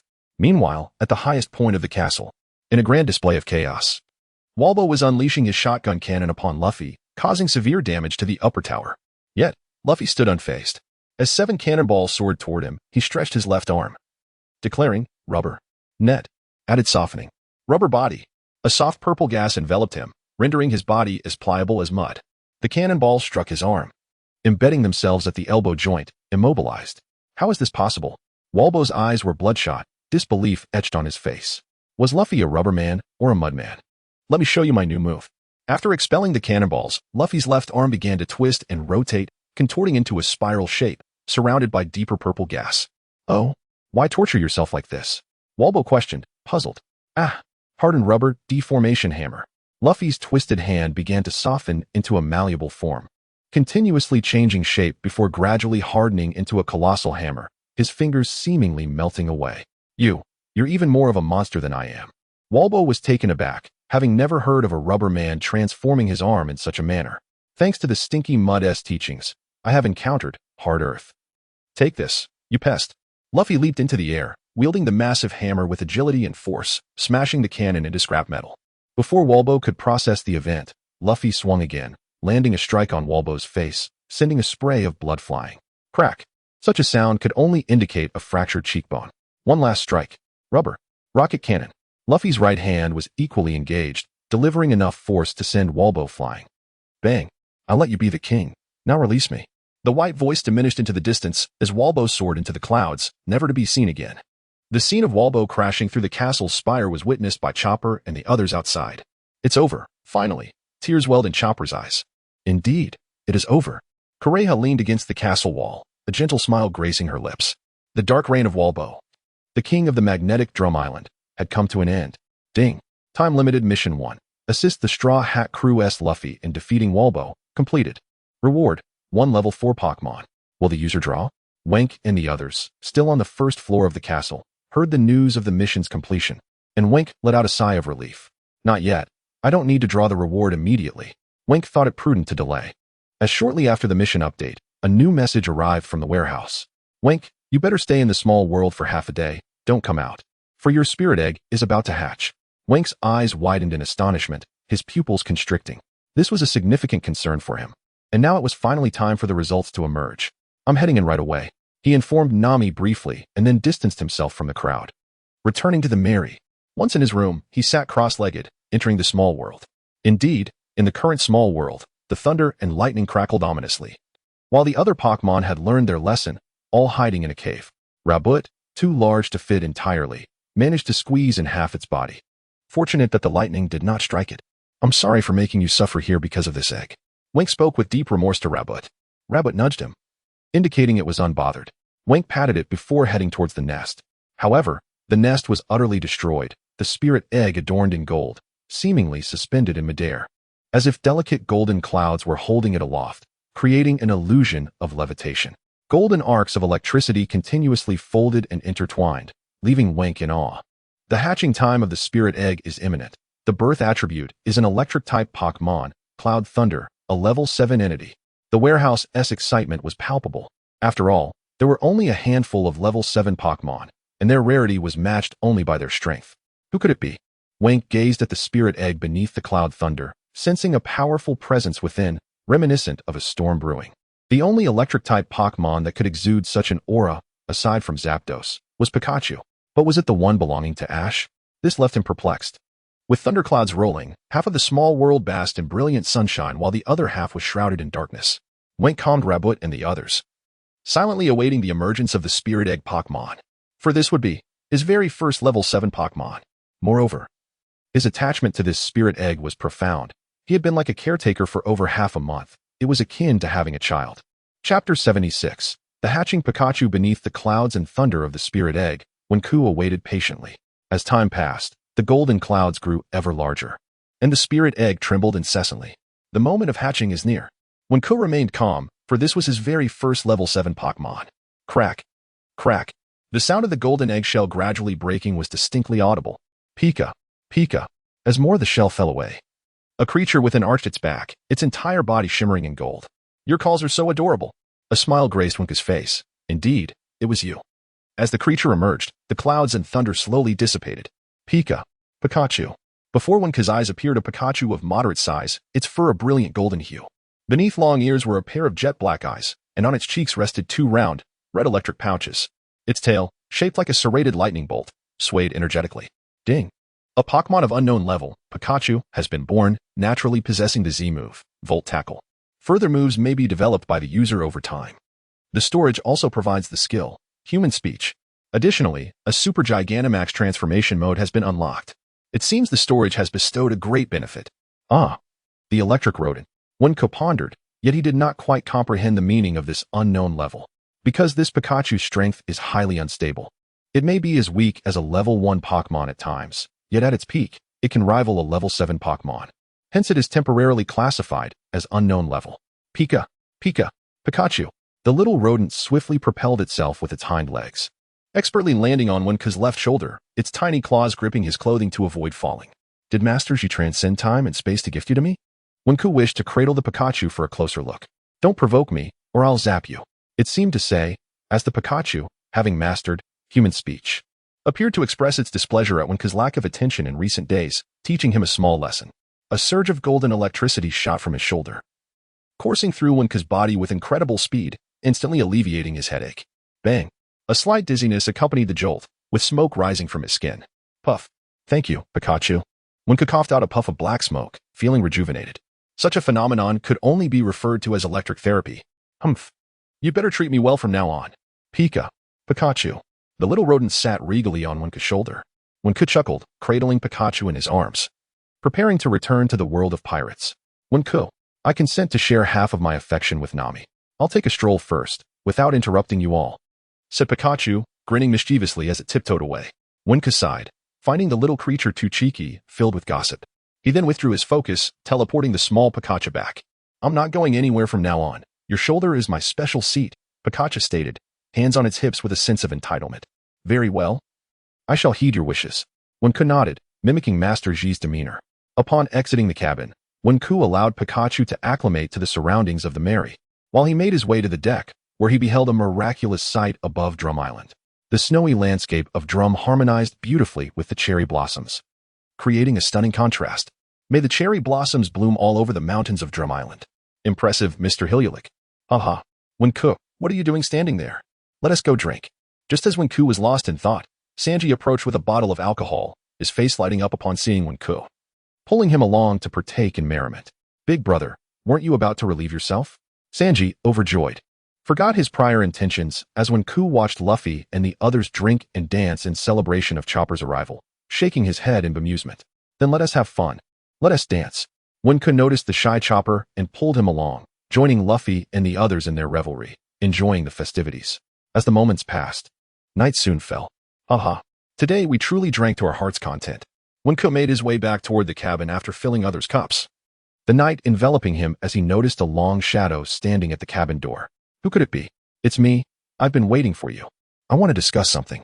Nami's voice reached him from ahead. What is the matter? Did you have to wait until Usopp and the others fell asleep to say it? When Ku, holding a bottle of alcohol, the scent wafting about him, gazed at Nami through his drunken haze. The shadow shifted as Nami embraced him. This man had become one of the most important figures in her life. I miss you. Wenku paused for a moment, then smiled gently. Haven't we been seeing each other all this time? Besides, we're already together. Not that. Her cheeks flushed, she took Wenku's hand and led him to the head of the ship, where they both sat. What is this? Wenku noticed the knitted item in Nami's hands, vibrant red yet not overly garish, standing out against the white backdrop. Try on the scarf. Nami carefully wrapped the scarf around Wenku's neck, and he immediately felt warmth envelop him. How does it feel? Is it warm? Nami looked at him expectantly. Warm. Wenku replied with a smile, genuinely pleased with her craftsmanship. Nami's heart swelled with joy, proud of her skill. And, when will we tell everyone that we're together? Leaning against Wenku, she spoke softly, wishing she could remain in his embrace every day. Yet knowing they must inform the Straw Hats, she believed they would bless their relationship. Well, let us wait until tomorrow after we sober up. Everyone is tired today. Wenku brushed her hair, reflecting on her youthful 17 or 18 years. Nami nestled against him, suddenly kissing his lips, her face turning crimson, anxiously watching for his reaction. When she saw him smile, her heart soared with delight. This must be the feeling of being with one's beloved, brief yet warm. I'm tired. Wake me up in the morning. Nami slowly closed her eyes, choosing not to return to her cabin this time. She wished to sleep in his arms, fearing wandering thoughts if they parted. Wenku chuckled helplessly, leaning against the railing to ensure her comfort while she slept. Good night. Coco. Nami sent him another good-night kiss, content as she closed her eyes. Good night. Time slipped by, and Wenku gradually grew drowsy. Yet he did not put down the bottle, continuing to drink. He gazed at the distant Drum Mountain, its summit covered in pink cherry blossoms, and despite the falling snow, its beauty remained unmasked. Even as an observer, he felt deeply moved. Mr. Hiluluk, on the day the bomb detonated. Even if I am no longer here, my dreams will come to fruition. He was not a quack, but a hero willing to sacrifice, a pioneer. Amidst the lingering cherry blossom snow scene, Wenku paid no mind to the numbness in his arm. He looked down at the sleeping Nami in his embrace, tightly holding on to him, and murmured softly. Though his words were unclear, the future. Chapter 77. Leaving the Mary, Usopp consumes the armored bird fruit the day after bidding farewell to Chopper, Kureha, and Dalton. The Mary set sail from Drum Island, following Luffy and his crew. The life of a pirate continued at its own leisurely pace. And with the troubles behind them, thanks to Nami's efforts, the Straw Hat Pirates began their journey towards Alabasta, fulfilling Princess Vivi's wishes. Chopper's inclusion sparked a desire in Kaya to take him as her apprentice, though the little reindeer vehemently declined. Ultimately, they reached a mutual agreement to collaborate and learn together, thereby enhancing the crew's medical capabilities, a matter for another time. If Chopper's boarding was a momentous occasion, then the relationship between Usopp and Nami was akin to a bolt from the blue. The most affected by this news was Sanji, who wept inconsolably, clearly struggling to accept this harsh reality. No, Nami-san, Usopp-san. Oh, why must you reveal this cruel truth to me? Over 90% of my motivation for boarding was Nami-san. Sanji lamented, collapsing in despair. Usopp, meanwhile, expressed sympathy for Sanji, contemplating the possibility of finding him a suitable partner. However, upon seeing Vivi and Kaya, Sanji's gaze turned dreamy as he dashed off. Pa, perverted cook. I thought I was being considerate. The other crew members, after their initial shock, offered their blessings. Nami blushed deeply, while Usopp struggled to contain his laughter. You two. You must be together. Luffy, the captain, also began to tease, inexplicably irate at the situation. Usopp patiently tried to reason with him, but Luffy remained displeased until Nami delivered a well-deserved punch, temporarily quieting him. This did not, however, extinguish his ire, as he would intermittently berate Usopp, leaving him baffled. As for Usopp's Pikachu, it piqued the crew's curiosity even further, especially Luffy, who, having just scolded Usopp, then began to playfully provoke the little creature. Wow, ugly Usopp, this mouse is so cool, Luffy exclaimed, embracing Pikachu, while Usopp did not intervene. But in the next moment, his expression turned pale, filled with regret. Ah, I'm not a mouse. Thunderbolt. Pikachu. Pikachu, displeased with Luffy's attitude, unleashed a powerful electric shock, sending golden currents coursing through the Mary. Under the electric onslaught, Usopp and the others found themselves nearly fried, while Chopper wept, bewildered by the chaotic world of pirates. What on earth is happening? Luffy scratched his head, observing his fallen comrades with confusion. Usopp glared at Luffy, cursing the rubber body that rendered the lightning ineffective. Feeling utterly wronged. How are you unscathed? I refuse to believe it. Thunderbolt. Pikachu. Seeing Luffy unharmed only intensified Pikachu's frustration, prompting it to continue its assault. Amidst the cacophony of screams mingling with the golden lightning, perhaps this was the joy of being a pirate. After the tempest, everyone grew accustomed to Pikachu's presence, accepting it as a member of the Straw Hat crew. On their journey to Alabasta, the crew engaged in their usual antics while fulfilling their roles. Usopp diligently prepared ammunition, and occasionally, Nami would bring him fruit. They were swiftly approaching Alabasta, and Nami's tone turned grave, for their adversary was one of the 7 warlords of the sea. Exchanging glances, the crew followed Nami, while Usopp put down his fishing rod, Pikachu resting on his shoulder, and joined them. Alabasta? Chopper asked, still unfamiliar with their destination. Alabasta is governed by Princess Vivi's father. A villain named Crocodile is attempting to seize control of the kingdom, Nami explained to Chopper. Crocodile is regarded as a hero in Alabasta. He defeats pirates from surrounding towns, but that is merely a facade, Vivi added, her expression serious. Contemplating this revelation, Usopp weighed the implications. Understanding the gravity of their mission, the crew resolved to abandon their frivolities and focus on strengthening their skills. Usopp's eyes fell upon the armored bird fruit he had crafted in the warehouse, and a plan began to form in his mind. In the dead of night, as the crew slept, Usopp found himself on deck, patiently waiting for someone. "Why aren't you sleeping at this hour?" came Usopp's voice from behind, revealing that he was the one Usopp had been waiting for. With a smile, Usopp engaged in polite conversation before broaching the main topic. "You have a devil fruit," Usopp exclaimed, astonished. "Indeed, I intended to save this fruit for you," Usopp replied, harboring his own intentions. The replicated Pokémon-type devil fruit was on par with the genuine ones in the pirate world, and he had pondered long and hard about who should consume it, ultimately deciding that Usopp was its rightful owner. As a sharpshooter, Usopp paired with the armored bird fruit could potentially dominate the skies. This was the enhanced version of Usopp that Usopp envisioned. Holding the fruit in his hand, Usopp was left in awe, knowing it could fetch a staggering 100 million berries on the market. "Usopp, really? You want to give me such a treasure? Why not consume it yourself?" Usopp's legs trembled, his hands shaking as he clutched the apple-shaped fruit. "I already possess summoning abilities. This fruit is better suited for someone destined to wield it. However, I must warn you, it is a Zoan-type armored bird fruit, and if consumed, you may face challenges," Usopp added with a resigned smile. Usopp weighed the pros and cons of holding this fruit. On one hand, his dream was to be a brave warrior of the sea. On the other, he needed to pursue greater strength. Deep down, Usopp recognized his current standing within the crew, though he was a sharpshooter. His power and position were not on equal footing with Luffy, Usopp, Zoro, and Sanji, who were recognized as the mainstays of the crew. "I have decided. I will eat it. I want to become stronger. I want the ability to protect the crew." After much contemplation, Usopp made what he believed to be the most important decision of his life. Nodding in agreement, Usopp acknowledged that the armored bird's abilities would depend on Usopp's own ingenuity. "So, how do I consume it? Do I just swallow it?" Usopp wondered, holding the fruit. "Take a bite and chew. Swallowing the first bite is crucial." Usopp replied with a gentle smile. All right. I'll eat it. Usopp cautiously took a bite of the fruit, chewing thoughtfully. "Ugh, why does it taste like waste? Stop complaining and swallow it quickly. But, quit stalling. Swallow it." As the night sky twinkled above, the atmosphere on deck remained jovial. Chapter 78, The Arrival of Mr. 2 in the contest for Chopper and Meow Meow's mascot status on the journey to the Kingdom of Alabasta. The merry-go was rife with disputes. Everyone was bickering and frolicking, while Winkai merely wished for a moment of tranquility to fish. However, after the Straw Hat crew encountered an underwater volcano, Winkai unexpectedly caught a flamboyantly adorned man while fishing.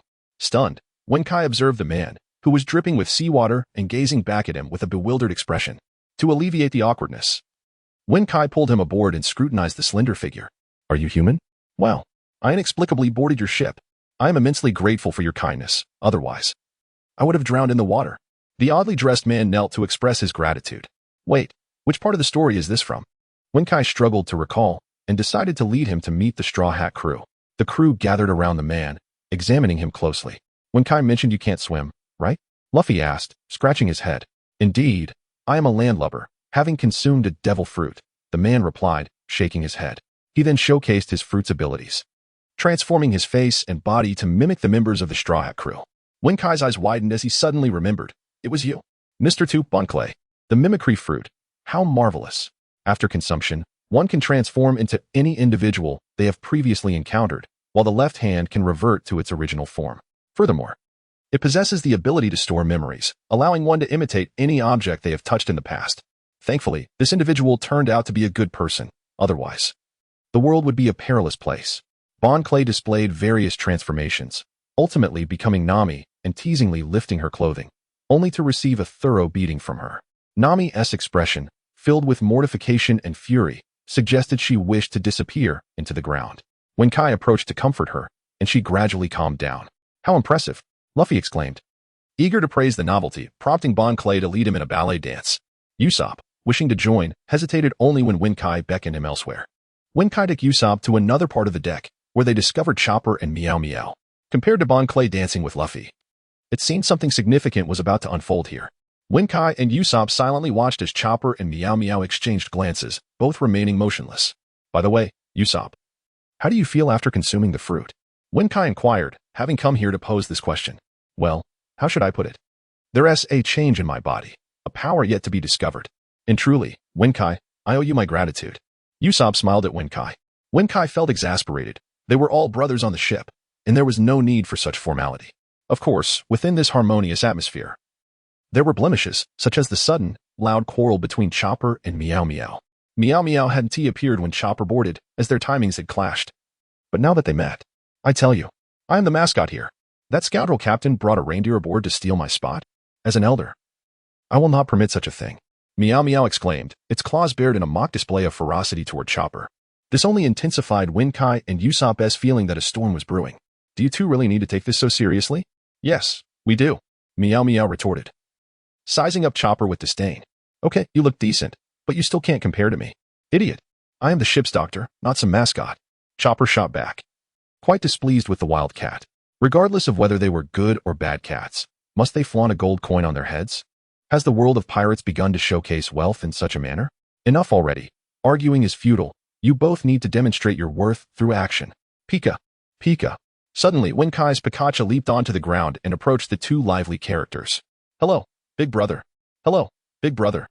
Chopper and Meow Meow instantly ceased their quarrel and respectfully greeted Pikachu.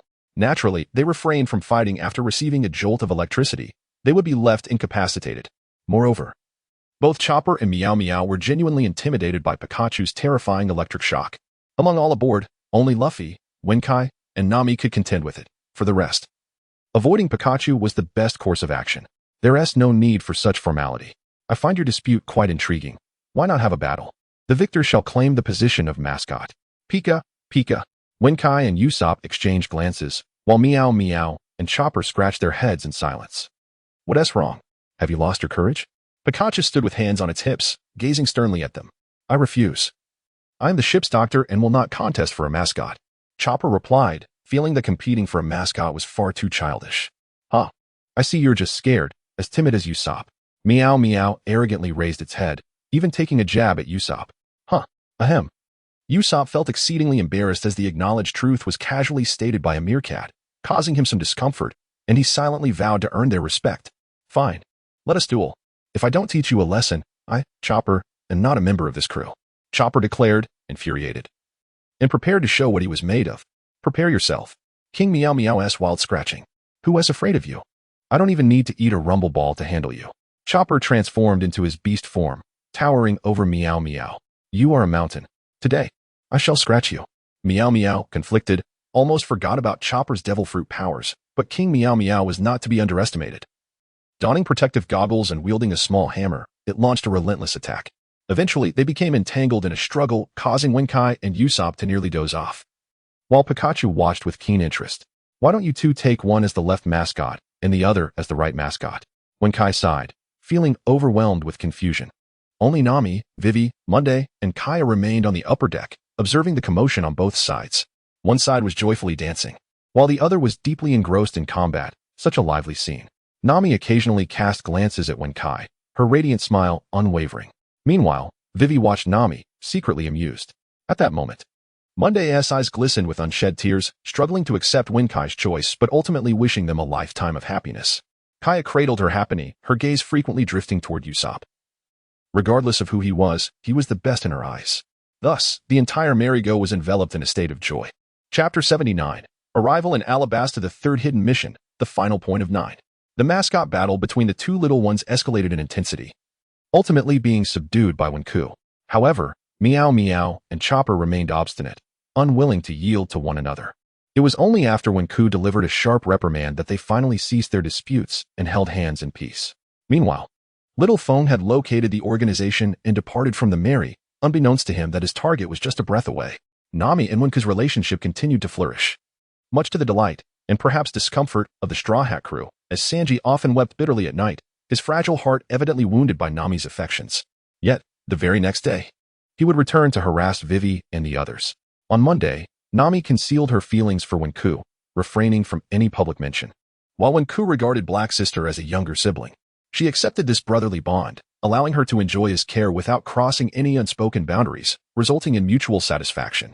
With the appearance of the sea cat, it signaled that Alabasta was drawing near, prompting the Straw Hat crew to prepare thoroughly, especially considering the presence of 2,000 Baroque agents lurking in the shadows. The weather grew increasingly clear as Wenku engaged in his usual fishing routine. Anticipating their arrival in Alabasta, reflecting on Nami's attentive care over the past few days, Wenku found himself ensnared in the throes of love.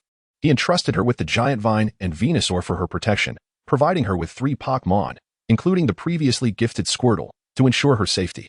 However, the sole source of Wenku's vexation was his complete lack of wealth. In the future, Nami would manage the finances, and he found solace in her formidable financial oversight. As they approached the desert, the fish became scarce, and Wenku was interrupted by the irate shouts of Warehouse Lord. "Hey, Wenku, are you going to claim the rewards for that timed mission or not? Otherwise, you won't get anything next time." Wenku's reluctance to claim the rewards stemmed from his desire to gather them all at once for a grand reveal, yet Warehouse Lord was having none of it. "Claim it. You must."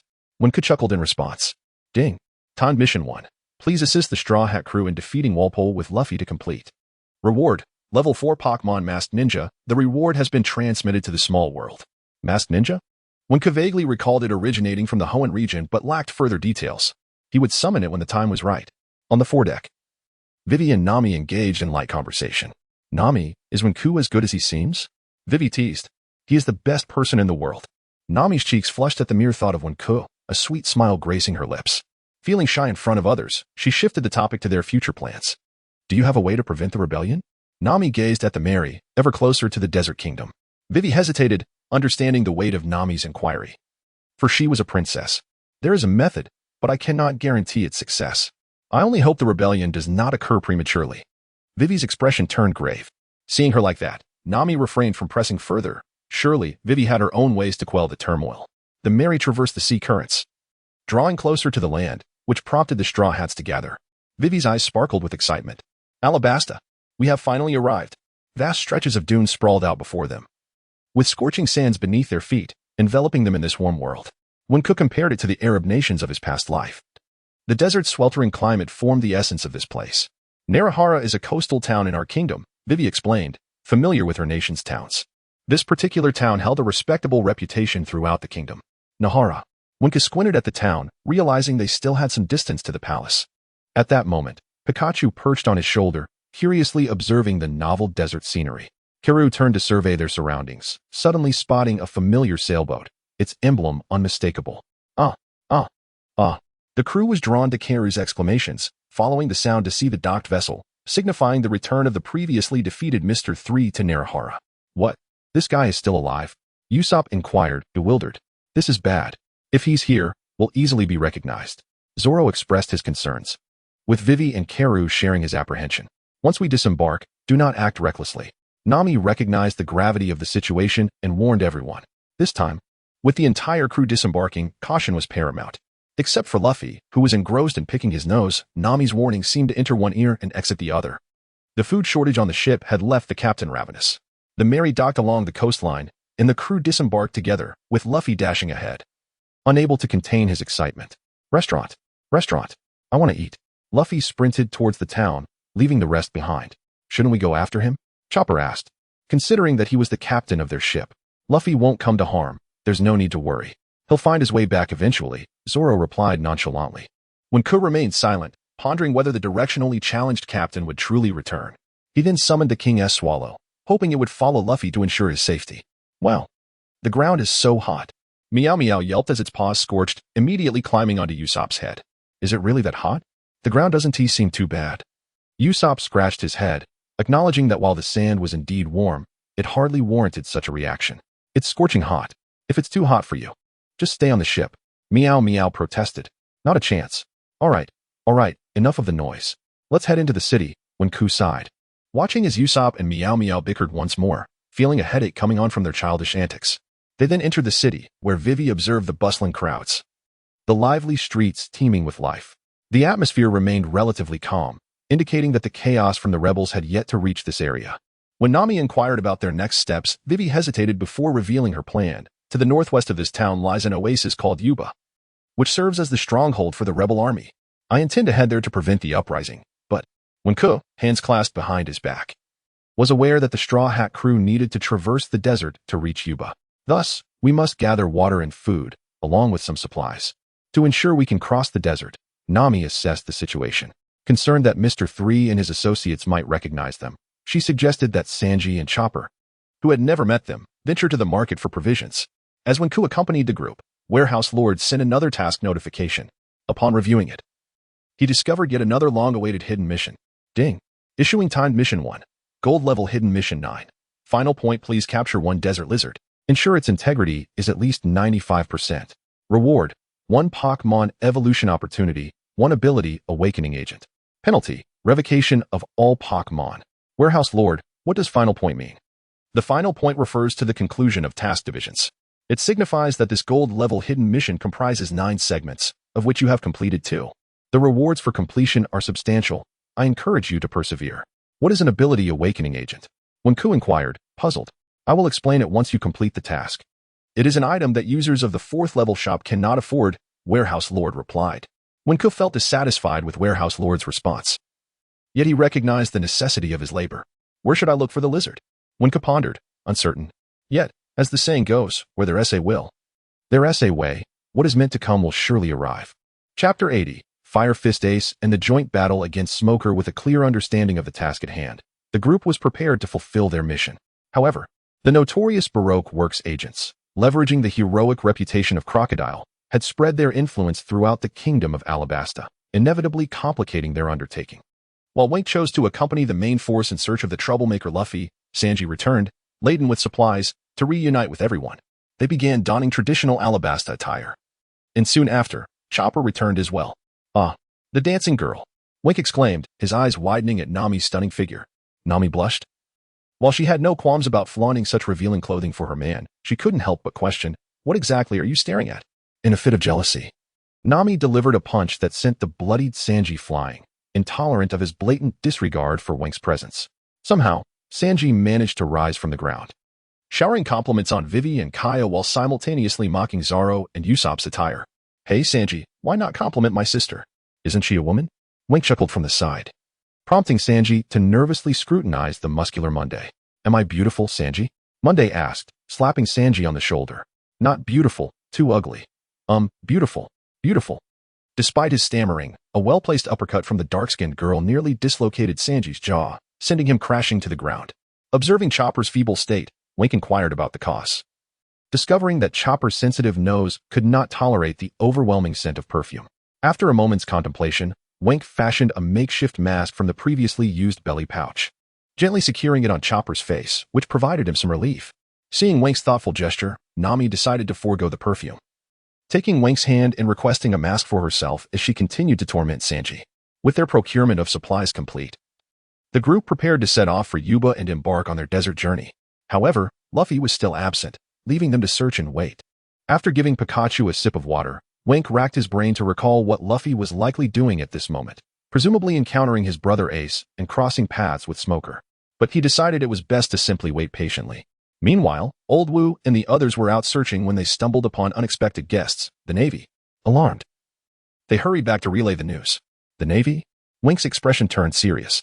The commotion in the streets caught Nami and the others' attention, and they soon discovered that the Navy was apprehending pirates, with none other than their own Luffy among them. Well, you really know how to stir up trouble, Wink exclaimed. Luffy, Zoro, I found you. Luffy waved as he sprinted toward them, but the Navy, noticing his companions, prepared to capture them all. Following Luffy were a man in a white coat smoking a cigarette and a boy wearing an orange cowboy hat. Wink's pupils dilated in recognition. The man in white was Smoker, and the other was undoubtedly the illustrious Fire Fist Ace, wielder of the Mera Nami and Luffy's sworn brother. As Smoker's gaze fell upon Wink, his heart raced with excitement. Finally found you. This time, I won't let you escape. Ding. Limited time mission issued. Collaborate with Fire Fist Ace to confront Smoker and repel him. Rewards: 1 bottle of soil planting water. Punishment: immediate retraction of the speed mud. Alright. Wink urged Nami and the others to move ahead while he made his way towards Luffy and Ace. Wink, come back. Don't go. Nami was held back by Vivi. Remembering Wink's earlier warning, don't let Nami follow me. Ha. Wink, this time, I will bring you to justice. Smoker declared, his hands transforming into smoke as he swiftly charged toward Wink and Luffy. Shadow Puppet Clone. Wink instantly created 6 shadow clones to intercept Smoker's smoky hands. But Smoker quickly retracted one arm, while relentlessly pursuing Luffy with the other. Sunflame. Ace unleashed a powerful punch, transforming his arm into a pillar of fire that easily countered Smoker's encroaching smoke, dispersing it with the fiery explosion. Impressive. Wink couldn't deny the destructive potential of this Logia fruit ability, capable of transforming any part of his body into fire and manipulating flames into any desired shape. Of course, the future magma fruit of Akainu would surpass the Mera Nami, but that was a discussion for another time. At that moment, Smoker halted, his focus shifting away from Luffy and Wink to Ace, his expression grave. So it is you. Stop right there. You are smoke, and I am fire. Our powers cannot determine a victor. Ace smiled gently and turned back to greet Luffy. This camaraderie was something only Luffy could truly comprehend, and Wink couldn't help but smile at the harmonious reunion of the brothers. Spoiling little brother. Just then, a swarm of Navy soldiers arrived, escalating the tension. Ace urged Luffy to lead everyone to safety while Wink stated he would catch up later, needing to settle some personal scores. Everyone reluctantly departed, their gazes lingering on Wink. Filled with concern. Stand aside. Port Asti. Ace. Smoker commanded in a low voice, but Ace refused to comply. Wink straightened himself, Pikachu poised on his shoulder. As the power of electricity began to crackle. Hey, you should be with Luffy. Hurry and leave. Ace warned, but Wink shook his head. That's nonsense. I have a mission to fulfill. Am I to abandon it? Don't worry, I am merely assisting you. Luffy won't say anything. Wink smiled. Ace paused, a look of intrigue crossing his face as he regarded Wink more deeply. This is quite an interesting man. Then I shall not hold back. White Gale. Smoker transformed into white smoke and dashed forward with incredible speed. Water Bullet, Gatling Water Gun, Barrett Water Gun, Combo. Wink unleashed a new technique against Smoker. Even in the arid desert, he could extract minute amounts of moisture from the air, sufficient to create water projectiles. You two are a devil fruit user? Ace remarked, his smile unwavering as he watched Wink, surprised. Using water as a weapon? A Logia existence? Wink withheld his response. The water attacks were merely a temporary distraction, while his true assault awaited in the wings. Falling stones. Boulders inexplicably cracked open from the ground, hurtling toward Smoker. Utterly useless. Elementalization renders physical attacks ineffective. Ace's fiery aura surged as he pressed forward against Smoker. Just as Smoker aimed to subdue Wink first, he was ensnared by Ace's fiery fists, while Pikachu surged forward, enveloped in golden energy. Smoke you out, you little brat. 100,000 volts for you. Pika. Pika. The golden lightning illuminated half the town, arcing through the sky. Smoker felt his body seize up, his complexion paling as he glanced at Pikachu. This mouse? In disbelief, Smoker experienced the combined assault of the two elemental beings. Though he sustained no physical harm, he felt utterly frustrated and immobilized. Pikachu's thunderbolt may not have affected him, but the lightning path was effective. In the world of pirates, lightning has the ability to paralyze all devil fruit users. Of course, it only paralyzes the stronger the user, the longer the paralysis lasts. Without uttering a word, Wink firmly grasped Ace's hand and departed, leaving Smoker to watch helplessly as they took Pikachu and Ace with them. The group of naval soldiers stood frozen, merely observing their exit. Chapter 81. The Bronze Permanent Quest. The Rapid Fertilizer Project. The group gathered and set off towards Yuba. Without a moment's hesitation, Wink seized Ace's hand and departed, leaving Smoker and a cadre of Navy officers dumbfounded. It took Smoker about a minute to regain his composure, his mind still reeling. Who exactly is that rat? Winku. Smoker discarded the cigarette from his lips, feeling humiliated by being bested by a mere rodent, especially with so many subordinates watching. He thought to himself, I must capture you. Next time. I shall not let you escape so easily. Meanwhile, Winku, still holding Ace's hand, began to run. Only after they were out of sight did he release Ace's hand and take a breath. All right, that should suffice. Ding. Time-limited quest 2. Please work together with Fire Fist Ace to confront Smoker and repel him. Quest completed. Reward: 1 bottle of soil planting water. Reward has been recorded in the miniature space. Pika. Pika. Pikachu stood with hands on hips, showcasing its prowess. That little mouse has some skills. Ace remarked, squinting at Pikachu. If struck directly by that lightning, it would likely meet the same fate as Smoker. The only solution would be to disperse the elements before being hit, leaving Pikachu bewildered as to what to target. When Ku exclaimed, I didn't expect Pikachu to be so strong. Not really. If it paired its abilities with the lightning element, it might be formidable. Even a foe with only observation Haki could easily catch and evade the lightning's trajectory. Pikachu still has room for improvement, the warehouse master encouraged, prompting Wenku to nod in agreement. The road ahead was long. One should not become complacent after merely repelling a devil fruit user. You are quite an intriguing individual, Ace observed, scrutinizing Wenku. Despite having sailed for several years and encountered numerous significant figures, he found Wenku inscrutable. Not at all. Let us find Luffy. Wenku replied with a smile, leading Ace towards the Going Merry. As they rounded a corner, they unexpectedly encountered Luffy, who, in typical fashion, had lost his way. You idiot! You are a constant source of worry. Wenku scolded, lightly tapping Luffy on the head. I'm worried about you guys. Luffy laughed, his usual nonsense bewildering Wenku. Long time no see, Luffy, Ace exclaimed, laughing heartily at the sight of his brother. Yeah, it's been years, Ace, Luffy responded, shaking hands with Ace. The brothers' reunion was filled with unspoken sentiments too profound to articulate in mere words. All right, we should get going. Huh? As Wenku turned to leave, he heard a strange exertion behind him and turned to see a chaotic scene. Are you serious? Is this really the time for arm wrestling? With a loud crash, the water barrel beneath them shattered under the pressure from both sides, spilling water everywhere. Wenku lightly nudged both of them, urging them toward the Going Merry.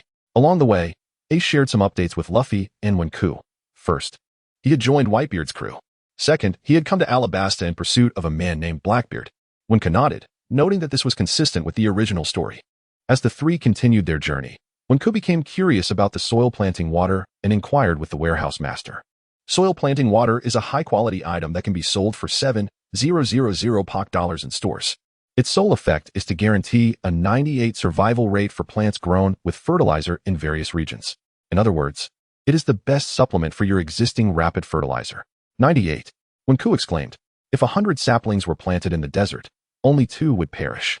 Coupled with the rapid fertilizer, the survival rate was indeed astounding. Wenku was elated. What did the deserts of Alabasta matter? Once back on the ship, he would give these 2 items to Vivi. Ding. Announcing permanent quest, bronze level the Rapid Fertilizer Project. During your lifetime, use the rapid fertilizer and soil planting water to ensure that over 60% of the Alabasta region is green. Reward: 2 random selections of warehouse fertilizers. And the user learns 1 grass-type move from a randomly selected level 16 grass-type Pokémon. Penalty: none. The Rapid Fertilizer Project. Compared to the seemingly endless permanent quests from Koya, Zoro, and the King of Hell, this bronze task was far more manageable. All it required was time. Wenku promptly ceased perusing the tasks, oblivious to the conversation between Luffy and Ace as the trio made their way to the coast, only to discover that the Going Merry had vanished. Wenku scratched his head. Where could they have gone? Huh. There are some suspicious individuals behind, Ace noted as he spotted a group of pirates lurking nearby, realizing that the situation was not simple. Luffy was likely unaware, but Wenku recognized the signs. It seemed that the Baroque works had begun their operations. Hey, I see our ship, Luffy exclaimed, stretching his neck to finally spot a distant speck. Wenku was a bit taken aback. How could his vision be sharper than Usopp's? I thought that was a seagull. Rubber. Wait, Luffy. I'm going to have Charizard send me over. Rocket. What the hell? Aya. Luffy's elastic arm enveloped Wenku, launching them forward with such speed that it created massive waves, ultimately landing them safely on the Going Merry. Wenku landed in a rather undignified manner, while Pikachu swayed unsteadily from the ride. Haha, we made it. Luffy cheered, sitting atop Wenku and laughing boisterously. Are you all right, Wenku? Nami rushed over, pulling Luffy away and helping Wenku to his feet, genuinely concerned. I'm fine, just a little dizzy, Wenku replied, clutching his head as his vision swam. Nami held Wenku close, gently pressing his head. Nami-san, you've wounded a knight's heart again, Sanji muttered to himself, hiding in the corner while smoking. As for Ace, he had his own means of boarding the Going Merry, familiar with the Straw Hat crew. The etiquette he learned from Sabo earned him great favor among Zoro and the others. Soon, Ace astounded everyone by using Fire Fist to destroy 5 ships belonging to a wealthy fleet, earning the admiration of Usopp and the others. They celebrated with drinks and games, reveling in the moment as if no challenge ahead could withstand them. With the going merry setting sail once more, Yuba awaited as their next destination. Chapter 82. Karu delivers a message. The waters of the Sandora River shimmered, yet they did little to alleviate the oppressive heat in the air. Instead, the land cracked and dried further, exacerbating the dire situation. On one hand, Vivi was deeply concerned for her father, King Cobra, and in her eagerness to expedite communication, she resolved to entrust Karu with the task of traversing the desert to deliver a message. The Mary had temporarily docked, and once the crew disembarked, Vivi entrusted this crucial responsibility to Karu. Karu, this letter contains details about the Baroque works and crocodile schemes, as well as my hopes of returning to Alabasta with a group of exceptional companions. Can you handle this? Vivi's expression was grave, yet she had faith in her steed's capabilities. Karu's eyes flickered. It understood the difficulty of the task, but it was determined not to disappoint Vivi.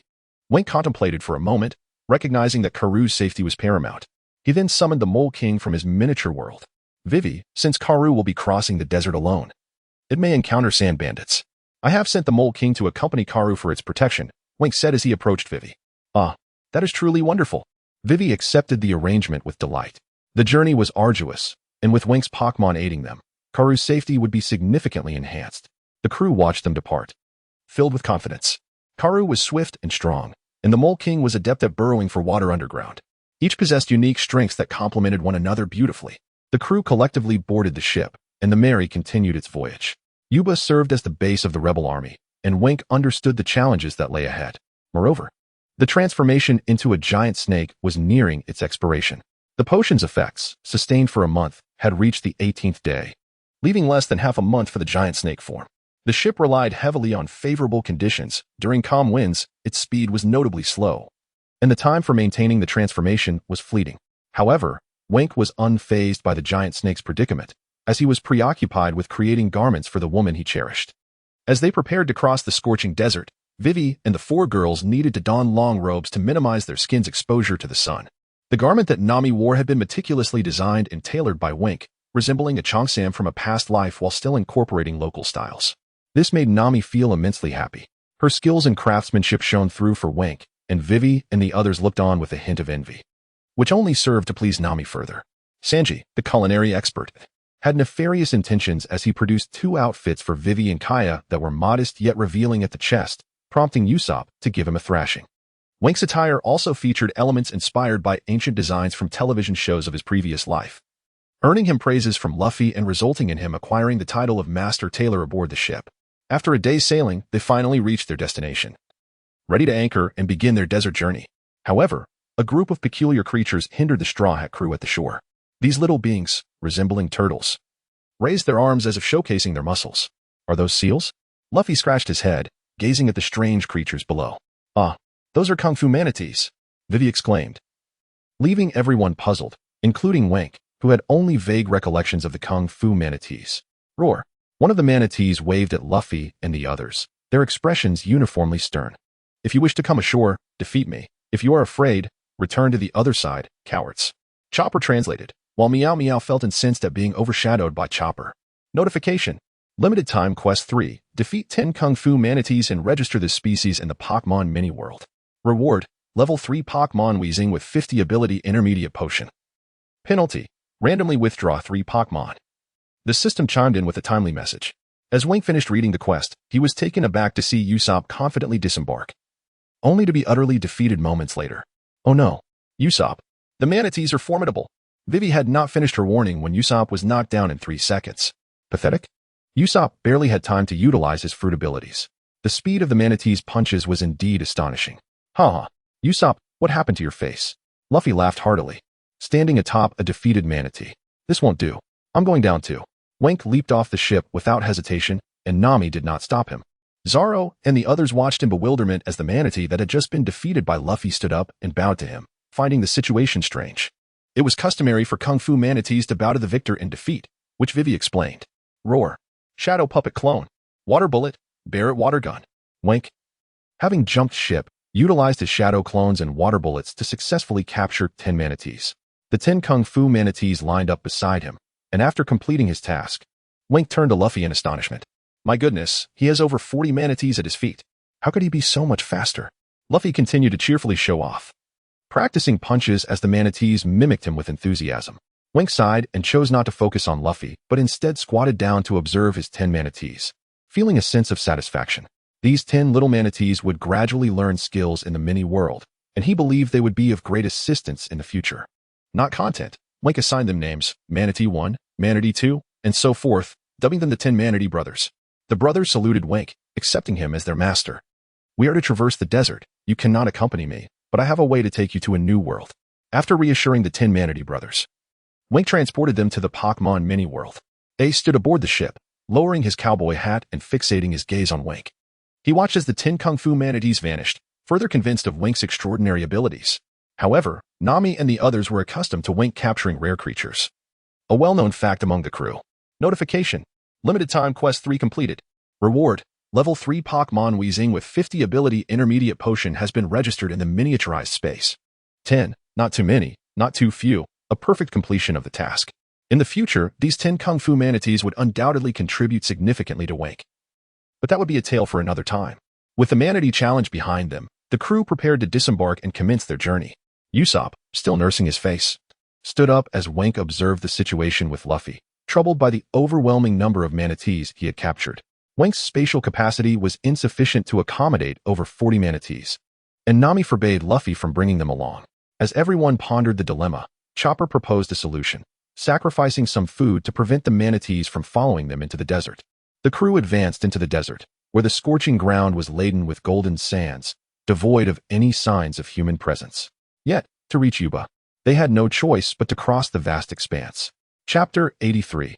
Fertilizer reveals Elmeru's Hope Desert Night. In the arid expanse of Alabastus Desert, the heat bore down relentlessly, causing Wink to wipe the beads of sweat from his forehead with a sigh.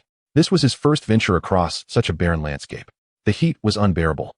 The group had been traveling for an indeterminate duration when they stumbled upon a desolate sight that astonished them.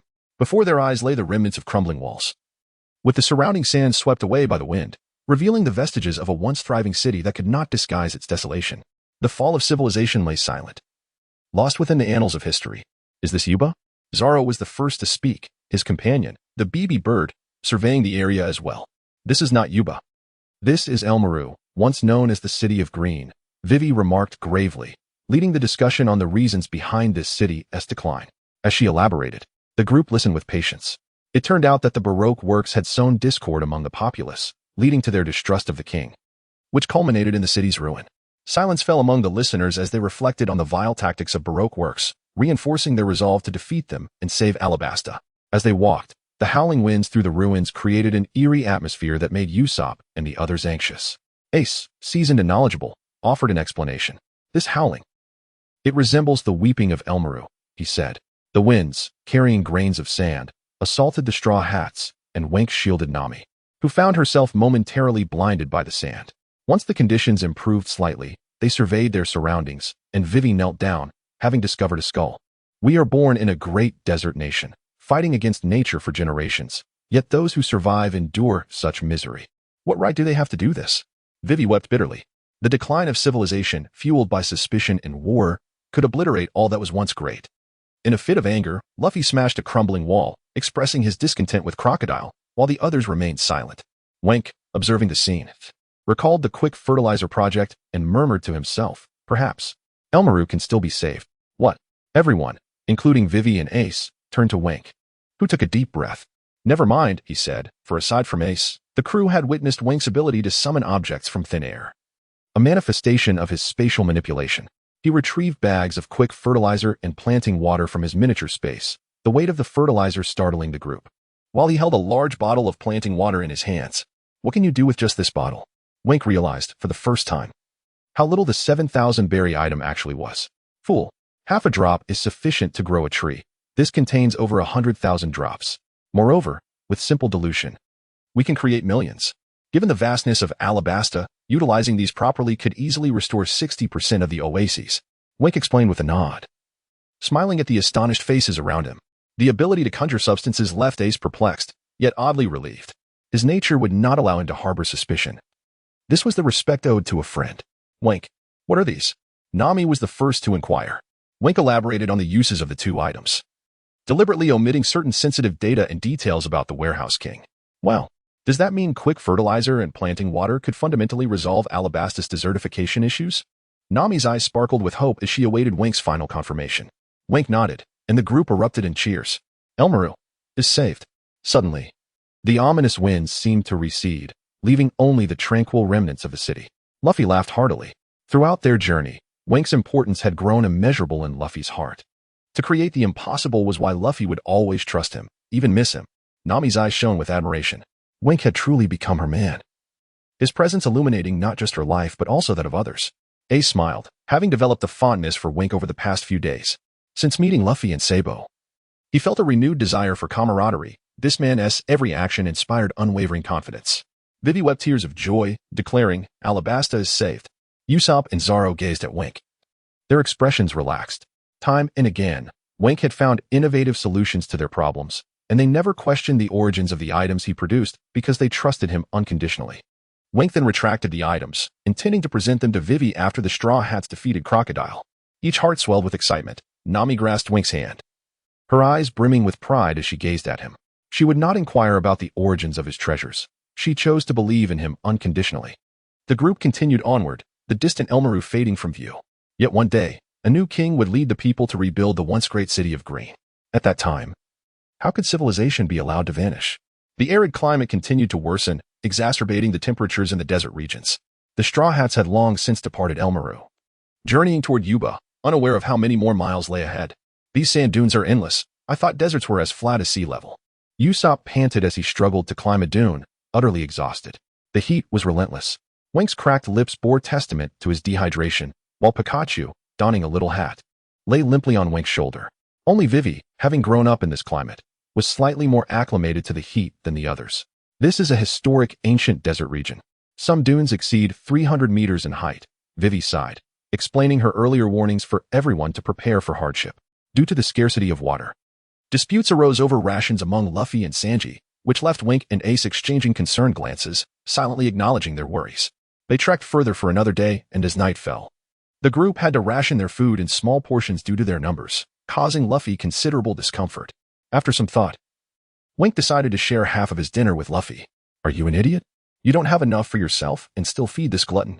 Nami scolded, delivering a playful punch to Wink's head. Wink could only smile in resignation. Hunger was manageable. Luffy contemplated silently as he ate Wink's portion. Ace's smile widened, growing fonder of Wink. Why is it so cold here at night? Usopp shivered, questioning the temperature drop. It's the temperature difference. Desert nights can plummet below freezing. Vivi answered calmly, adding, and what? Usopp interjected. And the desert is fraught with dangers. One must always be wary of sudden natural disasters and human threats. Wink embraced Nami, drawing the group closer as they settled for the night, hoping for a peaceful slumber. Chapter 84. The Desert Lizard, Nami's first trait awakening, unrelated to whether a group of individuals shivered in the cold, appearing utterly foolish. For the desert nights are notoriously frigid. Wink held Nami closely as she drifted into a gentle slumber, while he leaned against Sanji and Monday, gazing at the twinkling stars above. Perhaps due to an empty stomach, sleep eluded him, and he noticed Ace, who also remained awake, their eyes meeting in mutual understanding. The two seemed like old friends, their thoughts intertwining silently, before Wink smiled softly and closed his eyes. As dawn broke, the sky began to lighten. The nearby and distant sand dunes danced in the wind, the chill lingering like a distant memory. Wink reluctantly opened his bleary eyes, his head slightly aching, recalling that he had struggled to find rest the previous night. After counting sheep, he managed to doze off briefly, yet it was evident that he had not slept well. Pika, Pika. On his shoulder, Pikachu rubbed its eyes sleepily, having enjoyed a good night's sleep. Noticing that Nami was no longer in his embrace, Wink realized she must have risen and followed suit. As he approached the source of the commotion, he discovered Vivi and Luffy arguing over a scorpion, which eventually managed to escape Luffy's grasp. Wink sighed, contemplating the chaos that would inevitably ensue when Luffy eventually got married. Chopper rose early as well, being a reindeer. His acute hearing surpassed that of ordinary people. He perked up, sensing a strange sound approaching. Something ominous seemed to be on the horizon. With a serious expression, he alerted the others, heightening their vigilance. Is the wind picking up? Ace remarked, standing up to observe their surroundings, just as they were at a loss. Vivi's urgent warning prompted everyone to seek shelter among the rocks. A storm. A sandstorm is coming. Wink's expression changed as he expanded his body to 3 times its size. Resembling a small hill, transforming into the form of a giant rock snake, he burrowed into the ground, allowing the others to follow him into the cave. Covering the entrance with his body. Whoosh, whoosh. The storm raged, but did not inflict significant harm upon Wink. Once the tempest passed, he retracted his form, and the Straw Hat crew emerged from their refuge. Puff, puff. Usopp and the others emerged covered in dust, spitting out sand from their mouths. Wink felt a twinge of guilt. After a brief rest, they resumed their journey, initially uneventful. Luffy, burdened with their supplies, lagged behind the group. Unfortunately, his naivety led him to encounter some deceitful birds pretending to be injured, which tricked him into abandoning their belongings. Believing the birds genuinely needed help, he pursued them in search of Chopper to heal them, prompting Vivi to reveal the existence of the desert trickster birds. Well, we've been deceived, Luffy exclaimed in frustration. Sanji was furious, for their supplies amounted to 3 days' worth of provisions, and losing them would make their escape from the desert exceedingly difficult. What shall we do? My food. Meow meow meow recalled that there was still a packet of cat food in the backpack, which now seemed doomed as well. As Luffy bickered with Sanji, he suddenly spotted the trickster birds again and dashed off after them. What is he up to now? Sanji's head throbbed with irritation due to Luffy's antics. With no other options, they could only wait. Nami rested against Wink, drowsy. Meanwhile, Wink remained vigilant for Luffy, knowing he was the captain. Boom, boom. Time passed. 5 minutes. 10 minutes. A series of thunderous sounds approached from the direction Luffy had departed. What is happening? Vivi questioned, perplexed as the sand swirled, obscuring their view. Usopp donned protective goggles to gain a clearer perspective. Is that a monster? Oh, a giant monster, Usopp exclaimed, tears welling in his eyes as he momentarily forgot he was a devil fruit user. As the commotion drew nearer, a scene unfolded before them. A colossal purple lizard, its snake-like tongue flicking, pursued Luffy relentlessly. Ha!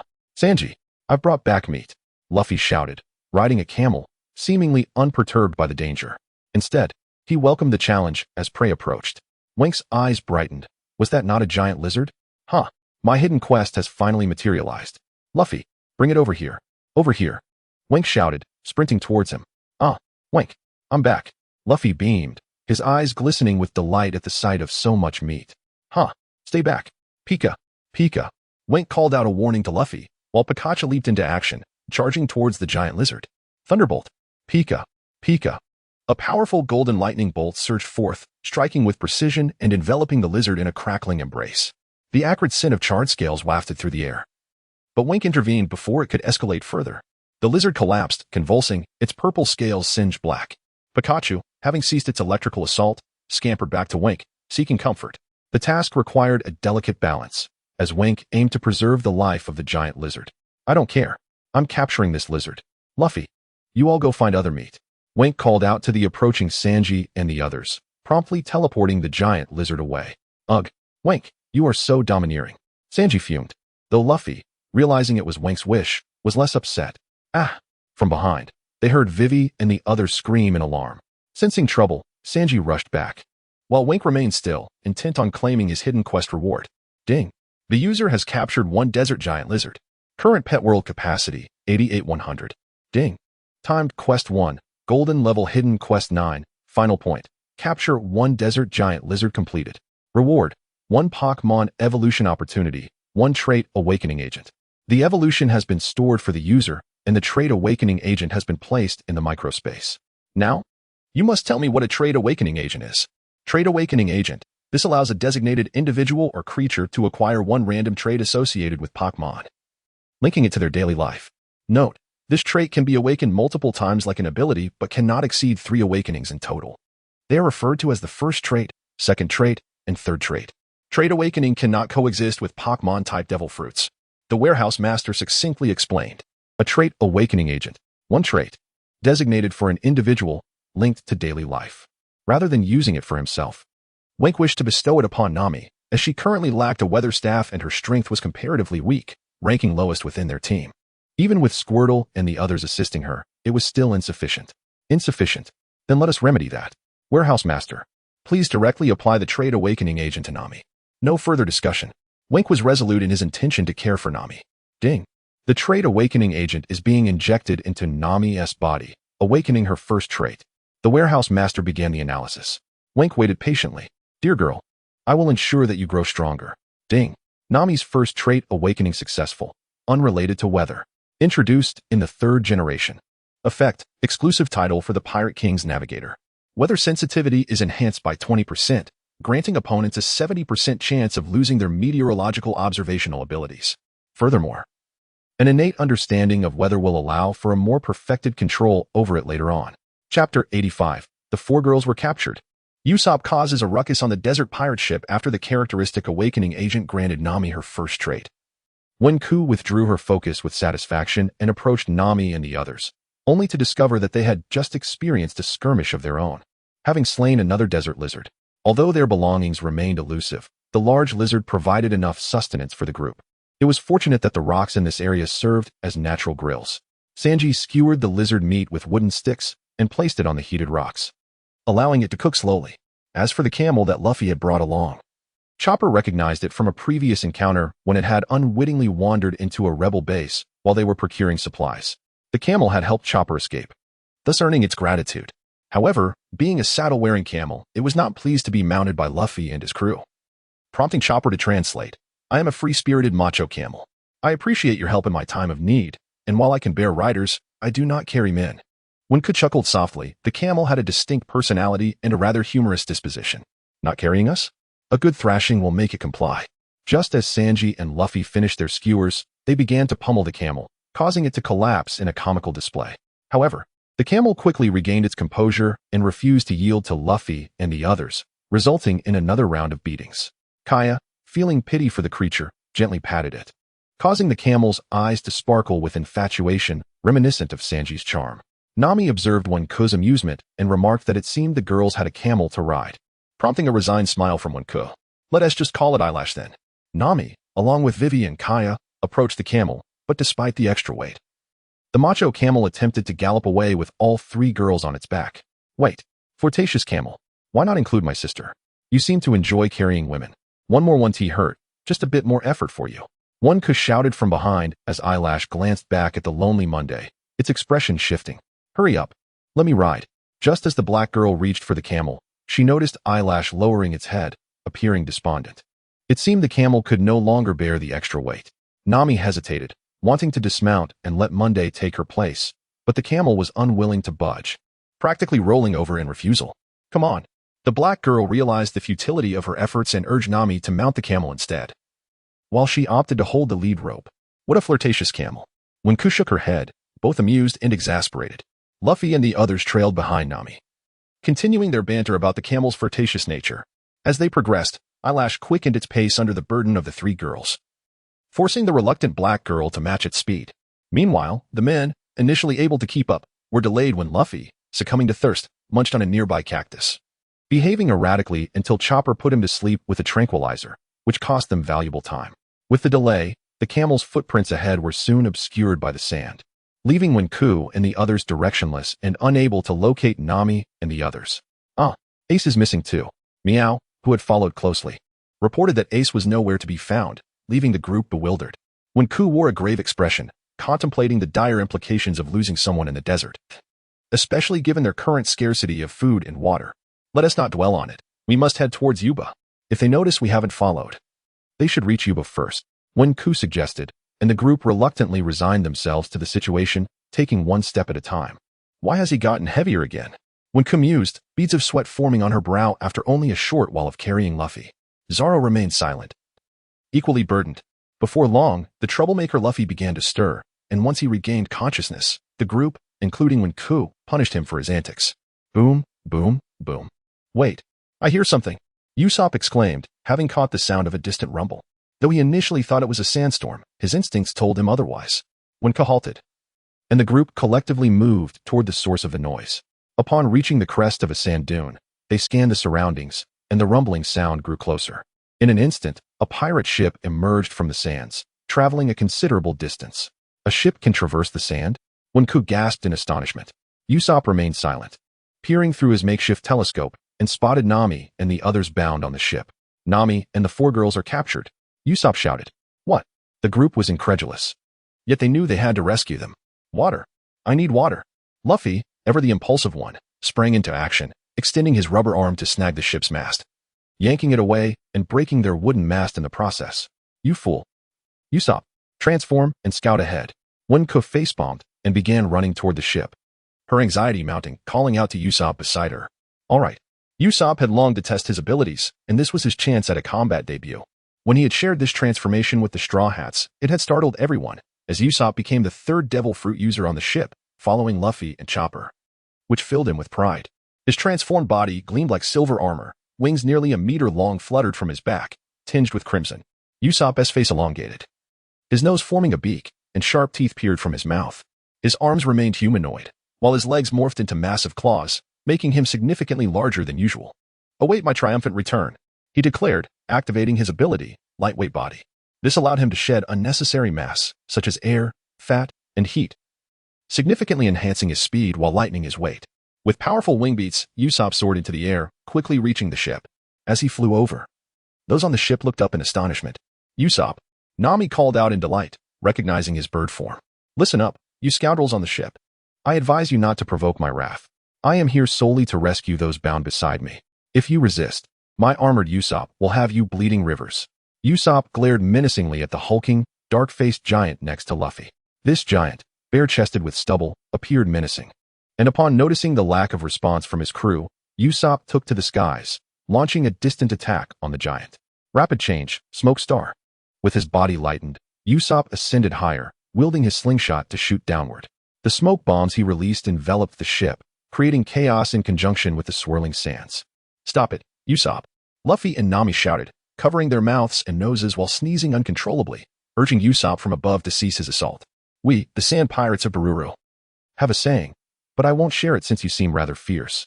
Also, my name is Bururu Barusa, and I am the captain of this ship. I implore you to spare my vessel and cease your attacks.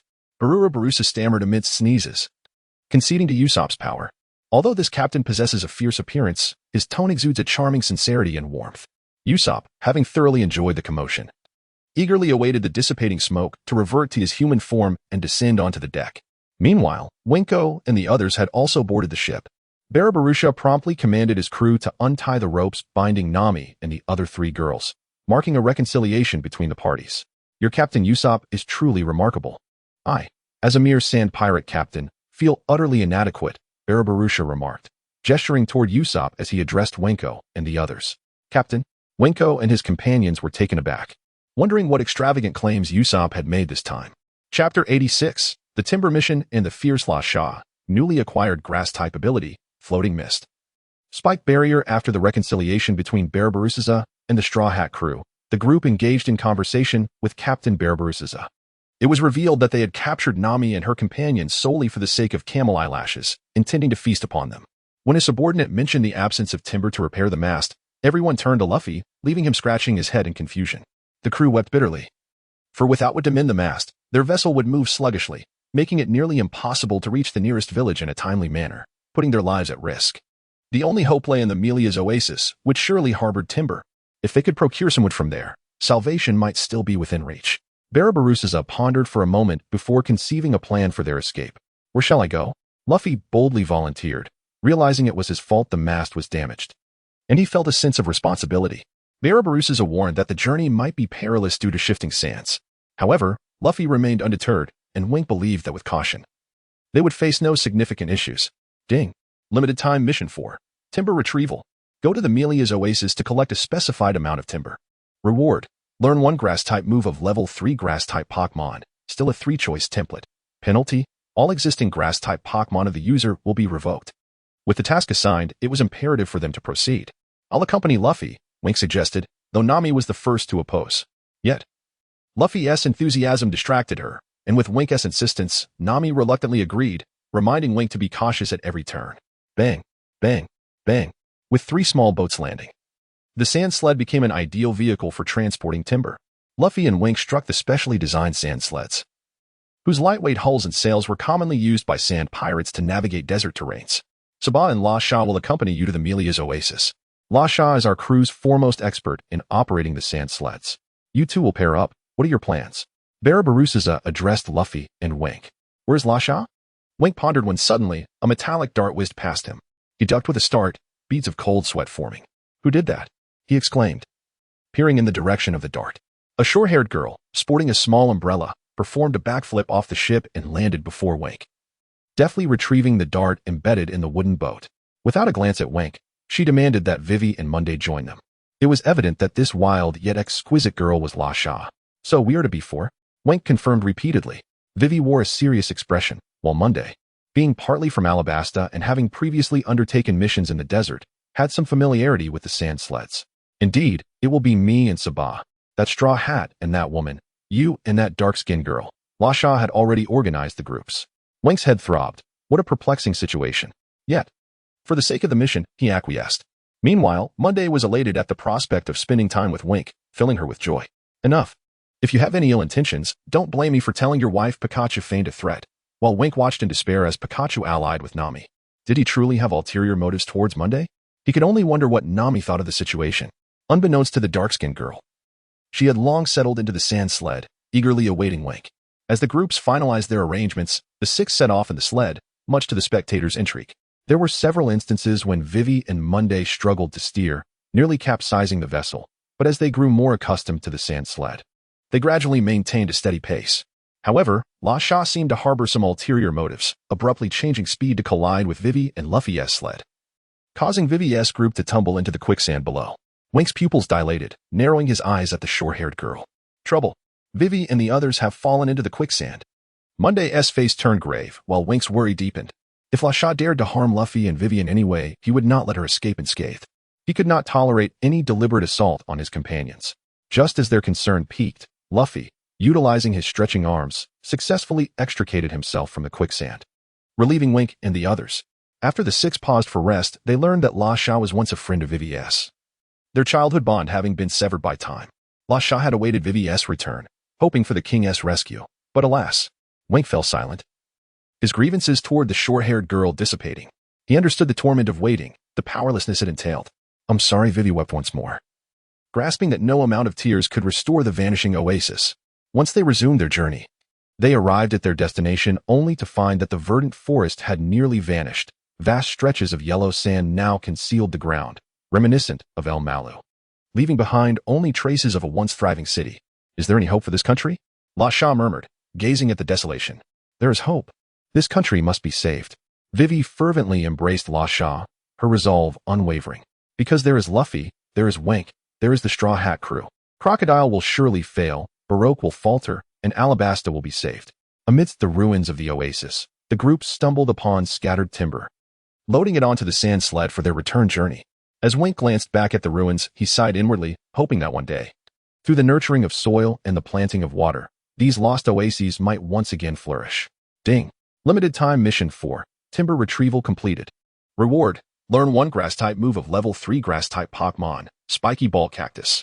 Will the user learn it? As the sun set, the journey ahead loomed long, and Wink felt ample time to acquire his fourth ability. The three options presented themselves as usual for his review. 1. Rooting. Take root in the ground to slowly recover from injuries.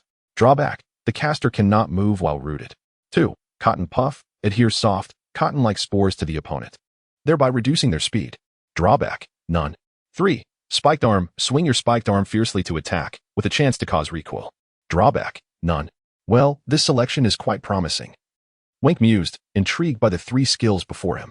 Choosing became a dilemma. He initially dismissed the second option, weighing its pros and cons. After all, he already possessed the Shadow Puppet clone, which could also immobilize. The inability to move while rooted was another concern. Then I shall choose the third option. After all, the strength of the Bludgeon Beast has its drawbacks, and I require a truly effective close combat move. Ding. Spiked Arm is being selected. Injecting enhanced skill. Floating Mist. Spiked Barrier. A medium-level combat technique from the Dry Grass Path. Without further ado, Wink eagerly reviewed the skill, unable to contain his excitement. This ability is extraordinary. Chapter 87. Analysis of Nami's body. Suspected awakening of observation Haki. Evolution of Squirtle's traits. It is said that Wink has gained his fourth ability, Floating Thorn Barrier. He peruses the description of this technique. Floating Thorn Barrier. This technique generates floating vines that envelop the user, forming a temporary armor. The vines on the arms possess thorns, which inflict substantial damage upon piercing an opponent. Note, substantial damage is capable of ignoring the elemental intangibility of Devil Fruit users. The barrier serves both as an offense and a defense. What a remarkable ability, though the thorn's power is relatively modest. A punch delivered with this technique would undoubtedly be painful for any user. This ability resembles a miniature version of armament haki, yet its effectiveness is rather limited. A punch of this nature pales in comparison to a bullet. However, when combined with the technique wielding great strength, it could potentially yield a commendable amount of damage. Wink withdrew his focus, realizing that their sand cart was nearing its destination, and he could already spot the Barabar's ship in the distance. Upon arrival, everyone immediately disembarked and began transporting timber. Noting that the daylight was fading, they prepared to fix the mast the next day. Vivi and Lasha were happily reminiscing. As night fell, the crew, exhausted from their day's labor, temporarily took refuge aboard Barabar's ship for the night, intending to depart the following day. In the deep of night, however, Wink and Nami found themselves together, as she had something to discuss with him. "What is it, Nami? Aren't you going to sleep?" Wink inquired. Wink, is there something you're not telling me?" Nami sighed, her question laden with concern. "Something?" Wink was slightly bewildered, her fragmented words leaving him puzzled. "Wink, why haven't you shared it with me?" Nami embraced Wink from behind, parting her lips to kiss him, her orange-haired gaze fixed intently on him. "What are you referring to?" Wink chuckled lightly, still somewhat confused. Could it be? A sudden chill swept over his neck as a thought crossed his mind, and he chuckled nervously, hesitant to respond. Could it be? His wife had discovered his secret stash? On the Mary, he had clandestinely saved 100,000 berries. And considering Nami's passion for money, if she found out, even 10 winks would not suffice to quell her wrath. "Why won't you tell me? Why must I ask you?" Nami clung to him, determined to wait for this fool to divulge his secret. Wink felt a cold sweat trickling down his back as he realized he had inadvertently revealed the truth about his hidden funds. "What hidden stash?" "I wanted to ask if you found a way to enhance your body," Nami inquired earnestly. "Enhance? Oh, you felt it. I did enhance it previously. Not that I forgot, but I thought it unnecessary to inform you, as it was not a significant matter."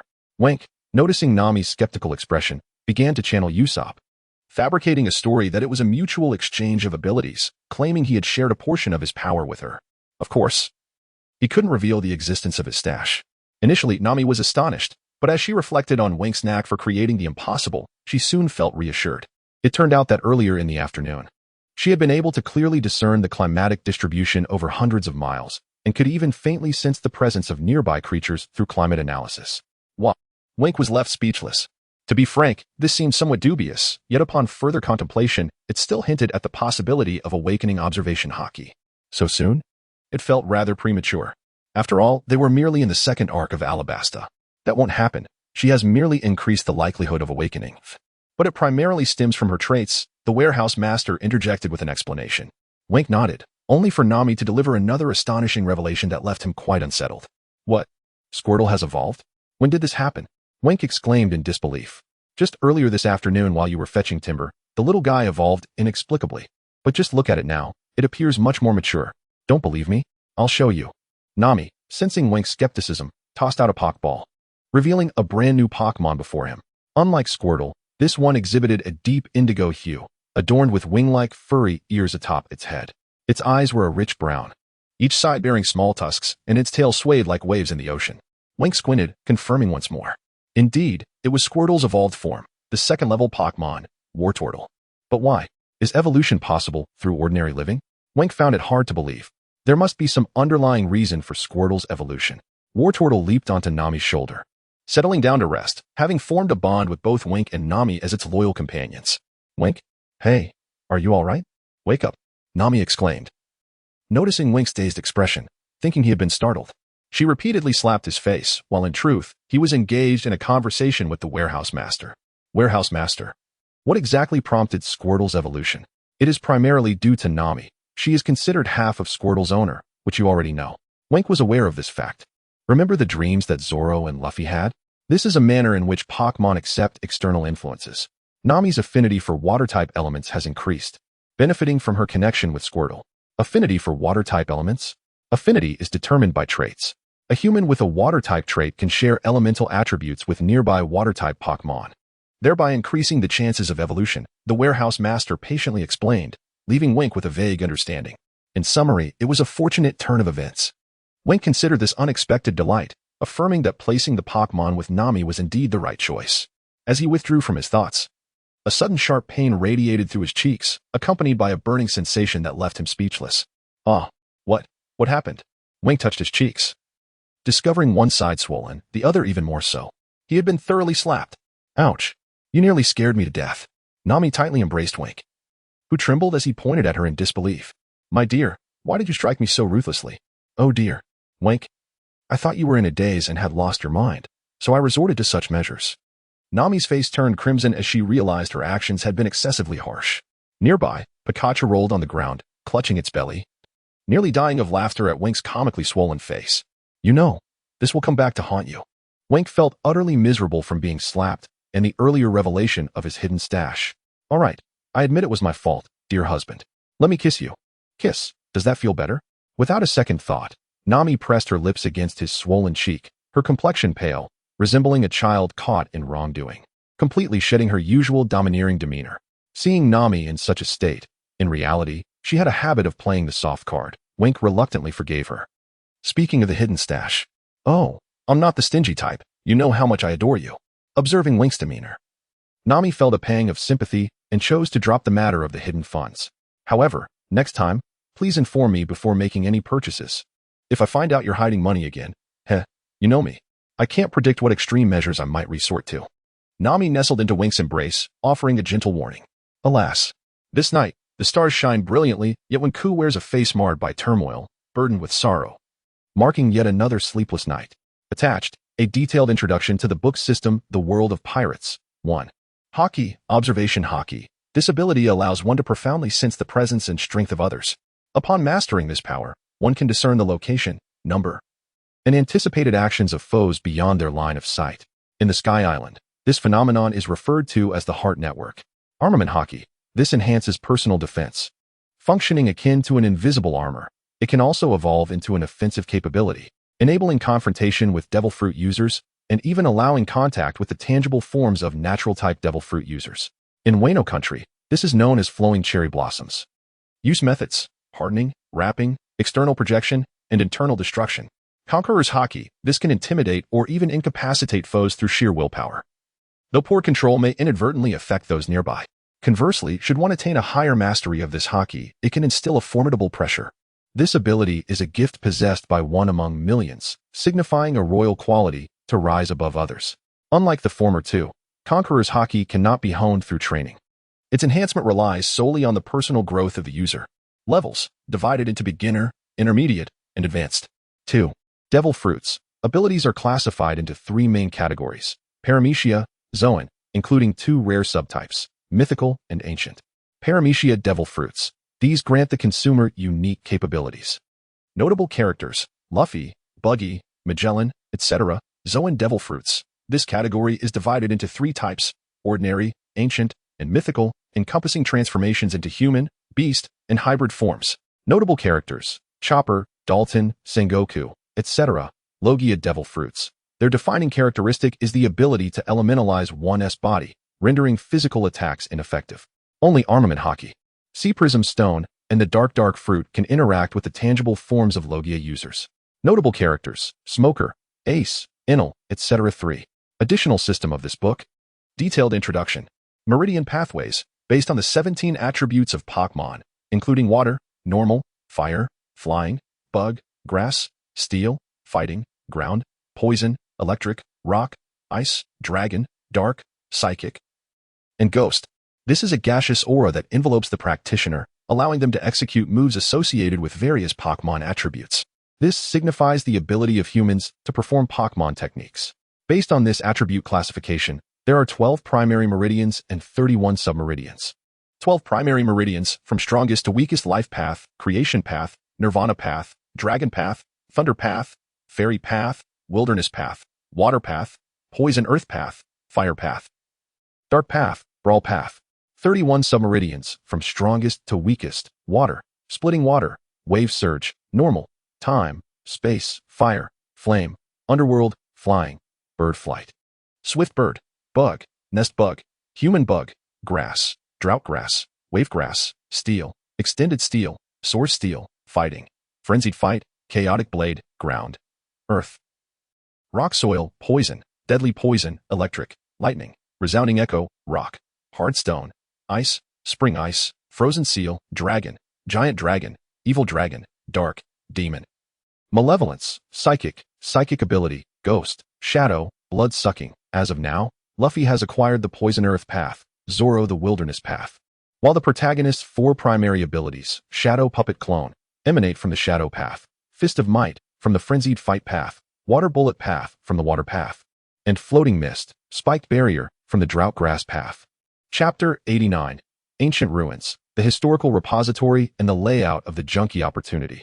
The blood of the Phoenix King early the next morning. The Barbarossa pirate crew, after a flurry of repairs, successfully secured the new wooden mast, alleviating their most pressing crisis.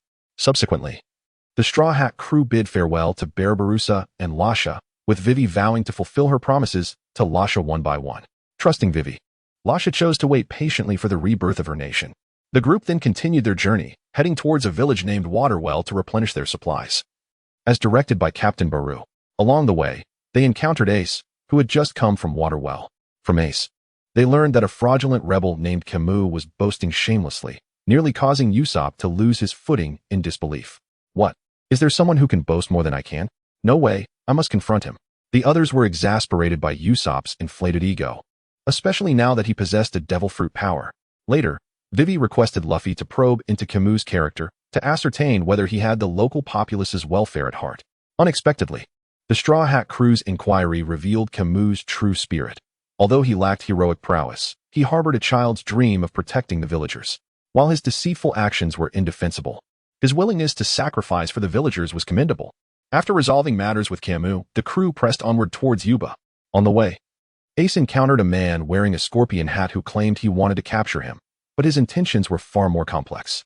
The story of 2 children and their father unfolded, and once the conflict was resolved, Ace failed to locate Blackbeard, preparing instead to leave Alabasta and bid farewell to the Straw Hat crew. Before departing, Ace fixed a serious gaze upon Wenkai, urging him to look after Luffy and not to let down those who genuinely cared for him. Then, amidst the setting sun, he departed slowly. Wenkai couldn't help but lament the uncertainty of when he might next see Ace. He vowed that in the impending war at the summit, he would ensure Ace's survival, for he was Luffy's brother and a newfound friend. As the journey toward Yuba continued, the vast desert stretched before them, devoid of life. Only the scorching sun suspended in the sky. Drought plagued the land, with many of Alabasta's citizens fleeing, and desolate homes were a common sight.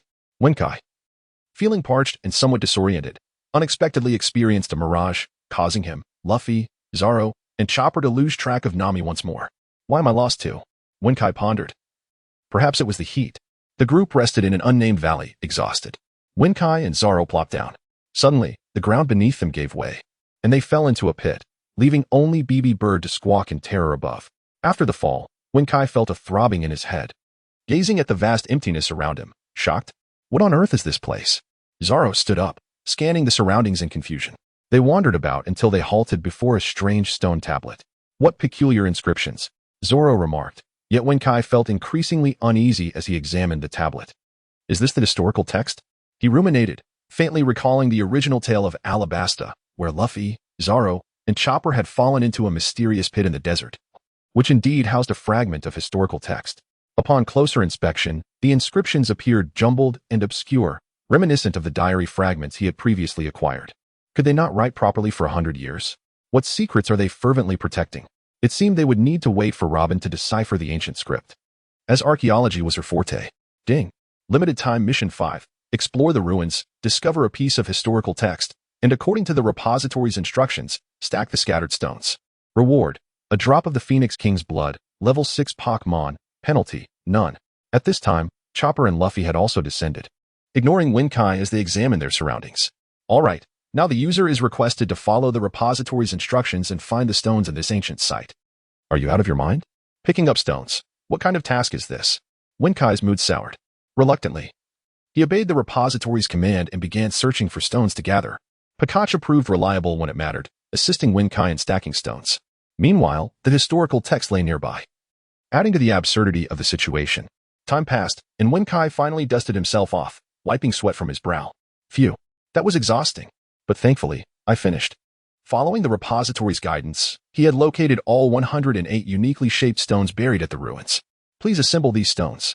The repository's command was unequivocal. What? Brother, this isn't the historical text. There are over 100 stones. How long will it take to piece them together? Wenkai's headache intensified. I'll teach you how to assemble them. Wenkai nodded, resigned to piecing them one by one, while Zoro, Chopper, and Luffy had seemingly wandered off, likely lost in the vast ruins. A fitting fate for the trio known for their poor sense of direction. Ignoring their absence, Kai followed the repository's suggestions, beginning the assembly, with Pikachu struggling to carry stones due to its small size. This task was not something that could be completed in an instant, much like the historical text itself, as these stones bore no inscriptions, relying entirely on the repository's assistance. As Kai placed the final stone, a large triangular stone tablet, distinct from the historical text, revealed itself before him. What is this? Kai was astonished to discover a complete blank stone tablet, suddenly noticing a groove in the center. Before he could contemplate further, the completion message for the task arrived. Ding! Limited time mission 5. Explore the ruins and stack the scattered stones completed. Reward: a drop of the Phoenix King's blood. Level 6 Pokémon. The reward has been retrieved by the repository. Please catch it. A small vial suddenly appeared in the air, descending. Kai caught it in his hands, scrutinizing the drop of blood within, swirling with murky threads, seemingly imbued with some form of energy. Kai scratched his head, pondering the significance of this drop of blood, only to discover Phoenix King's blood, a drop of blood accumulated over time from the level 6 Pokémon. Phoenix King. Effects unknown, uses unknown. What purpose does this pile of stones serve? Why? I don't understand. Kai felt bewildered, sensing the task was somewhat superfluous, having merely stacked stones to receive such an enigmatic reward. The repository remained silent, maintaining its discretion, unwilling to divulge any details about the essence of the blood. Kai squinted, harboring doubts. A veil of secrecy surrounded the repository. It seemed to be concealing something significant. Although the Phoenix King was classified as level 6 within the repository, undeniably, it was a divine beast, and under certain circumstances, it could potentially be ranked as level 7. The Phoenix King possessed the extraordinary ability to resurrect the deceased. A crucial aspect. This drop of blood intertwined with the Phoenix King's path of rebirth, even brushing against the essence of life itself. I can only tell you one thing. This is the beginning of an opportunity. It also indicated that the time until Kai's demise was drawing closer. An opportunity? Kai was uncertain. Yet he felt an overwhelming sense of elation. This was indeed promising news. The warehouse has once again succumbed to a state of paralysis. The warehouse lord has shown boundless benevolence towards Kai. Should Kai ever find himself in a perilous situation, may this drop of Phoenix King's blood preserve his life. This ancient relic site marks the inception of the warehouse lord's strategic design for Kai. Chapter 90. The positioning stones and the life paper from Ace. As the nameless triangular stone monument was completed, Kai felt that his task here had reached its conclusion. Yet, a new question emerged in his mind. Warehouse Lord, if what you say is true, will I be returning here in the future? Indeed, you shall return. However, this is a desolate desert, and without guidance, you will surely lose your way. There are no distinguishing landmarks here. What shall we do? The warehouse lord suddenly remembered this critical issue. Having built the path back yet lacking the means to return was utterly absurd. Just as Kai felt at a loss, Pikachu had already nestled on his shoulder, taking a brief respite. It was not adept at moving stones, and after a long day, it was fatigued. Kai, in a moment of absent-mindedness, neglected to summon several Pokémon for assistance, only relying on the two of them to labor. You must be tired. Kai tilted his head slightly, trying to make Pikachu more comfortable. At that moment, the warehouse lord had an idea. Aha! I can leverage my current authority to ask the level 4 shopkeeper for 2 positioning stones, but you must commit to regular repayments. Borrowing without intent to repay is not an option. Ultimately, the warehouse lord decided to bend the rules to grant Kai a boon. 2 black stones, sent from another world, gradually transformed from transparent to tangible in his hands. And how do these stones assist in positioning? Kai mused, observing the inky stones. Simply give them a light tap. They require a strike to activate. The warehouse lord, if human, would certainly have been sweating profusely. You must strike them? Kai was taken aback by this unexpected maneuver. He struck the 2 stones against the wall, causing them to illuminate, revealing strange red patterns that swirled and coalesced. There. That signifies a successful positioning. You must place 1 stone here and take the other with you. No matter where you go, these stones will react, guiding you back here through the patterns. Excellent. After completing the task, Kai inquired further. Is there a shopkeeper for the level 4 store? Of course. I've asked that old hag to assist you again. You must remember to repay her, or when you reach level 4, you will surely face hardship. The warehouse lord sighed. By the way, how much do the positioning stones cost? Kai queried, feeling a mix of urgency and resignation. The positioning stones allow for remote location tracking. Whether in the sky or beneath the earth, they can pinpoint any location. The shop's price is 1,000 Poké coins for 2 stones. Given the short time frame, I hope you can settle the debt within 3 months, the warehouse lord responded. 1,000 pot coins, what is the conversion rate? One asked. In the pirate world, the current exchange rate is 1 pot coin for 10,000 berry. 10 million berry. For just 2 measly stones, they demanded 10 million. Is this extortion? Wenku fumed, nearly losing his composure. Given the dire circumstances and impending threats, there was no time to amass such wealth. If it were just 1,000 berry, he could sell Pikachu to cover the debt, but now they were demanding 10 million outright. Where could he procure such a sum in such a short time? Upon arriving at the Alabasta Palace, perhaps he could leverage some favor from Vivi's father. Considering the journey they had undertaken together, with a plan forming, Wenku calmed his agitation, however, he worried about asking Nami for assistance, as she would undoubtedly question the need for such a vast amount of money. Yet, this stone could hardly be worth 10 million, and Nami would surely think the same. To avoid awkwardness, he decided to withhold this information from her. Just then, Pikachu stirred awake, and Wenku shared the details about the positioning stones. This is something you must not disclose to my sister-in-law. After all, Nami is getting older and will soon face her own challenges. Pika Pikachu, hands on its hips, analyzed the situation. Wenku felt dizzy, confused by the familial titles being tossed around. What is this? First sister-in-law, then Nami? What is the hierarchy here? Show me some respect, you should call her sister. Alright, you're right, big brother, Pikachu chuckled lightly, acknowledging Wenku's jest. Thus, Wenku approached the triangular stone monument, found a patch of ground, and buried one of the black stones. Wenku, where are you? Came Chopper's adorable voice from behind. He was not directionally challenged. After exploring the ruins, he followed the scent to find Wenku. As for Luffy and Zoro, they were likely nearby. After a brief wait, Luffy and Zoro remarkably reunited with Wenku and the others. Not wishing for Luffy to use his rubber abilities to exit, they opted to harness the power of Pokémon instead. Charizard, come forth. Wenku promptly summoned Charizard, whose massive form easily carried the 4 of them without much effort. Roar. Charizard soared into the sky, effortlessly passing through the opening where Zoro and Wenku had fallen. Wonderful. We've escaped that peculiar halt. Chopper sighed in relief.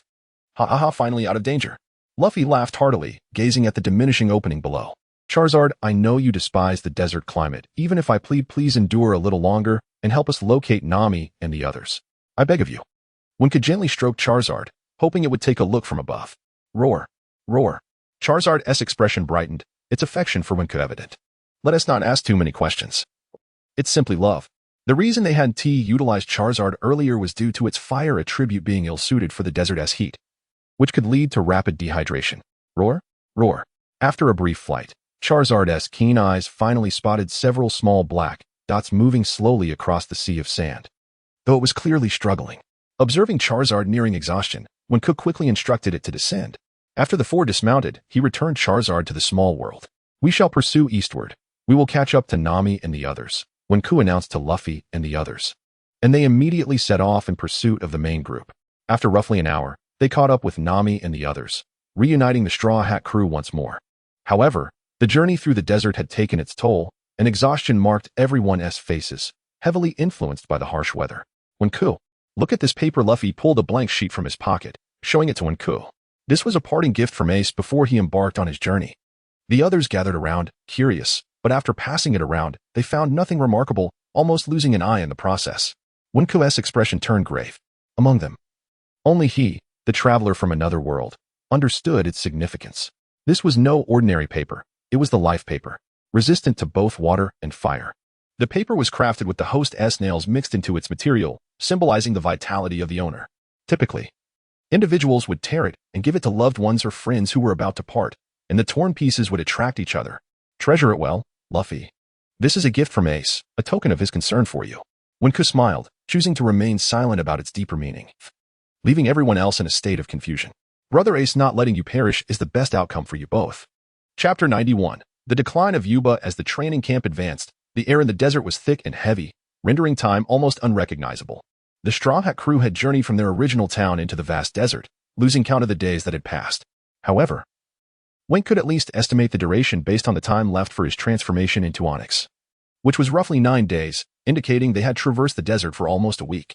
The delays had been excessive, and he had yet to fully utilize Onyx's capabilities, which left him feeling somewhat disheartened. Everyone, look, Vivi exclaimed, pointing towards a rocky formation ahead. After we pass that rock, we should reach the oasis of Yuba. Let's push forward. The crew felt a surge of excitement. We're almost at Yuba.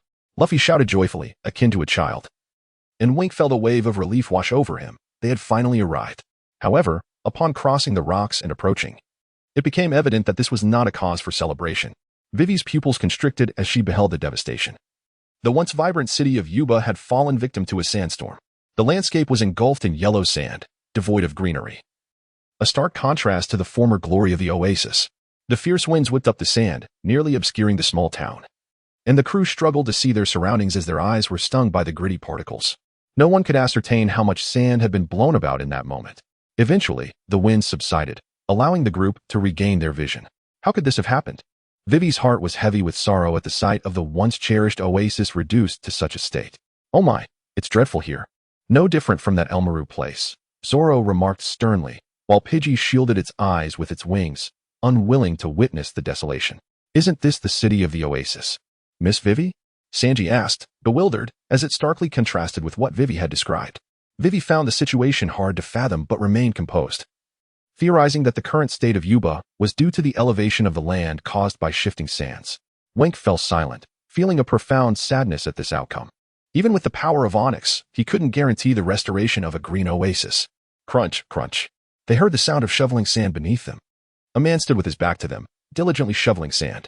His voice was hoarse, a clear indication of prolonged thirst. The man began recounting the reasons for Yuba's decline over the years, explaining that the rebel forces had shifted their main operations to Catalia. Catalia. The group exclaimed in shock. Wink sighed, realizing that once again, they were back to square one. Wasn't Catalia the city where Chopper had been kidnapped? In essence, the rebels had relocated to their starting point. The old man, who was indeed an elder, introduced himself as Dado, Vivi's uncle. The original group that had left the palace to build Yuba had dwindled to just Dado. Unfortunately, 3 years without rain had led to the collapse of Alabasta, and numerous conflicts had arisen among the populace, rendering the oasis city a victim of both natural and human-induced calamities. Yet, Dado remained resolute in his quest to dig wells, and the Straw Hats quietly observed his unwavering dedication. Although Luffy wished to assist, Wink intervened, suggesting they rest for the day instead. Exhausted from their journey, they found a warehouse within the town to sleep.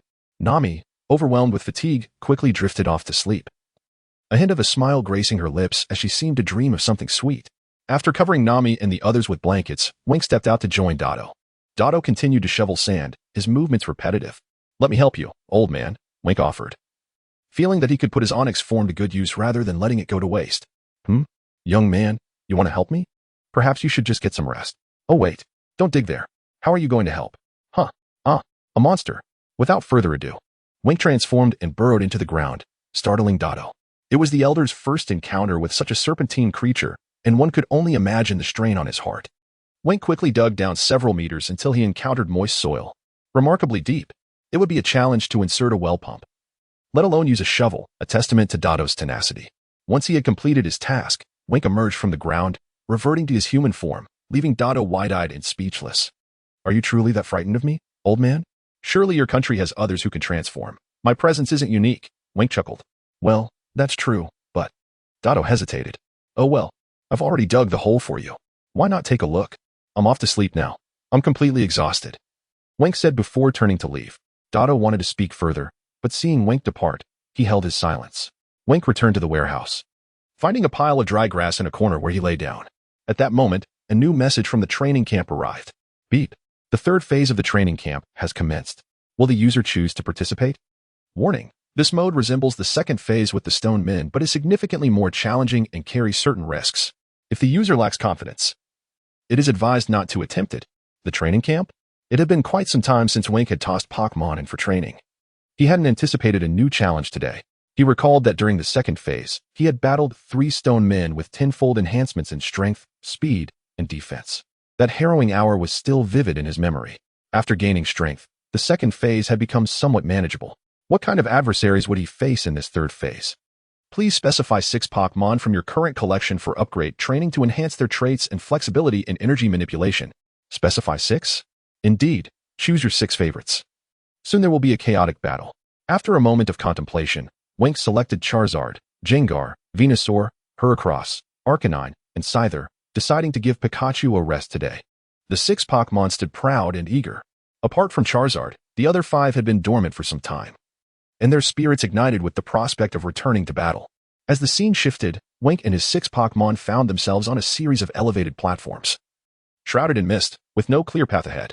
7 platforms, fighting solo, time limit, 1 hour. Chapter 92, The Lottery Machine, 3 choices of traits. The evil attribute giants humans invariably maintain a sense of vigilance towards the unknown. At this moment, one could gazed across the walkway, shrouded in mist, concealing adversaries yet to be revealed. Please commence your extraction from the lottery box.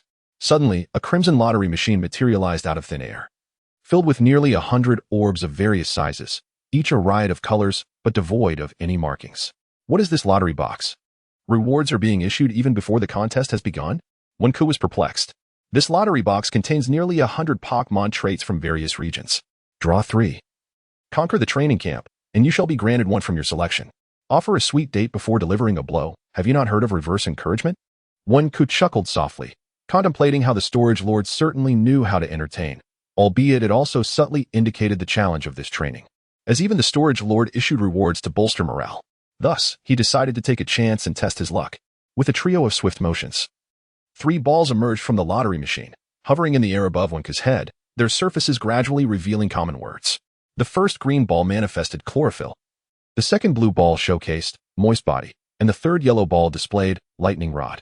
However, the effects of these 3 traits remained unarticulated, merely suspended in the air as the lottery machine dissipated into nothingness. Well then, it's your turn. A word of caution. These giants are formidable adversaries for your Pokémon, and you must proceed with care.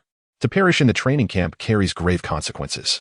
As you well know, the storage lord's tone was now cold, seemingly indifferent to Wenku's presence. Very well. Wenku steeled himself, and even Charizard wore a serious expression, fixated on the encroaching mist. Thud, thud, thud. The sound of footsteps grew increasingly distinct, drawing nearer. Wenku's pupils contracted. Could it truly be giants? 7 monstrous beings, each nearly 5 meters tall, emerged simultaneously from the fog. Their bronze bodies were entirely covered in scales, devoid of eyes and noses, save for a gaping maw that occupied nearly 2/3 of their visage. They occupied 7 sections of the walkway, each adorned with a flag that fluttered majestically in the mountain breeze, exuding an air of intimidation. They wielded massive axes, intricately adorned with strange patterns, radiating a palpable sense of menace. What on earth are these creatures? Wenku found himself momentarily entranced. These 7 giants embody the evil attribute. On your level 5 combat platform, they are considered mere low-tier creatures, yet for you at this moment, they represent an insurmountable challenge. The storage lord provided an explanation. Evil attribute. Each giant possesses mastery over 5 randomly selected moves from their attribute. Allow me to remind you. The giant before you currently wields the following moves: Deceit, Critical Hit, Ambush, Bite, and Dark Assault. Roar. No sooner had the storage lord finished speaking than the giant charged towards Wenku, brandishing its colossal axe, summoning a chilling gust. By the heavens! Wenku barely had time to react, hastily rolling away from his position, watching as the ground where he stood was splintered by the force of the axe. This is the move Ambush. Its power and strength are doubled. I know this without you telling me. Shadow Puppet Clone. 8 dark orbs instantly split from Wenku's shadow, entwining the ground like a web, ensnaring the advancing giant's steps. However, due to the giant's formidable strength, the 3-second immobilization only managed to hold it for a fleeting moment before it regained its mobility, leaping forward with unstoppable momentum. Hey! Wenku retreated repeatedly, striving to avoid plummeting from the walkway. He finally grasped why the walkway was chosen. In such a narrow space, the giants could unleash their full potential, posing an absolute threat to trainers like him. This hour was far more perilous than with the stone statue. And Wenku could no longer concern himself with the fates of the other 6 Pokémon, as his own survival was at stake. In light of this, Water Projectile, 98K Sniper. Water Projectile, Barrett Heavy Sniper. Water Projectile, SSG-08. Assemble. Triple Barrel Sniper. In an instant, 2 of the most renowned sniper rifles from his previous life coalesced in the air, merging into a single, more potent heavy sniper. Bang! Wenku unleashed his new technique, confident in the power of this combined weapon. Alas, the water projectile shattered the giant's armor, but its penetrating power proved insufficient, merely forcing the giant to stagger back a few steps, leaving its scales unscathed. Roar! The giant then took a firm stance, as solid as a mountain, remaining immobile. Its lack of eyes only heightened Wenku's unease. He would not believe that they were evenly matched, as the giant's calm demeanor only exacerbated his anxiety. The situation was precarious, and Wenku realized he could not contend with this giant. Thud, thud, thud. The creature finally began to move, slowly advancing towards Wenku. Just as he relaxed, it suddenly accelerated, swinging its axe with all its might, an unstoppable force. By the gods! It was too swift. A sneak attack. Here goes. When Ku, filled with rage, decided to go all in, enhanced strength caused his muscles to swell, while floating mist, spiked barrier, enveloped his arm. Boom. A punch struck at an angle, deflecting the trajectory of the giant's axe, as when Ku ducked, narrowly avoiding the deadly blow. The giant, likely surprised by the unexpected strength of this diminutive figure, received a swift punch to its abdomen, as fast as lightning. The punch, augmented by the spikes from enhanced strength, connected with the giant's belly, launching it backward. Bang. Crack. The nearly 5-meter giant crashed onto the walkway, shattering the boards beneath it, but regrettably, it did not topple off the edge. After a prolonged silence, the giant cautiously rose, its scales unharmed, yet the previous blow had instilled caution within it. As it roared repeatedly, hesitating in its advance, due to the after-effects of enhanced strength, when Ku found himself immobilized once more, but his unorthodox strategy had yielded some effectiveness. Yet, if it approached again, when Ku's expression belied a facade of fearlessness, though anxiety brewed within. After what felt like an eternity, the evil giant hesitated, refusing to step forward, facing Wenku. Though devoid of eyes, it seemed to gaze intently at him. This giant appeared to be a blusterer after the water projectile attack. It no longer moved, suggesting it was gathering strength for a sneak attack. However, Wenku remained unconvinced it would attempt another ambush. It turns out this lumbering fool is more show than substance. After all, 4 out of 5 of its moves were ambush tactics, indicating it was not a formidable foe. You've inadvertently struck gold. Your use of enhanced strength slightly surpassed its own, and this evil giant inherently fears the strong, believing your strength to be greater.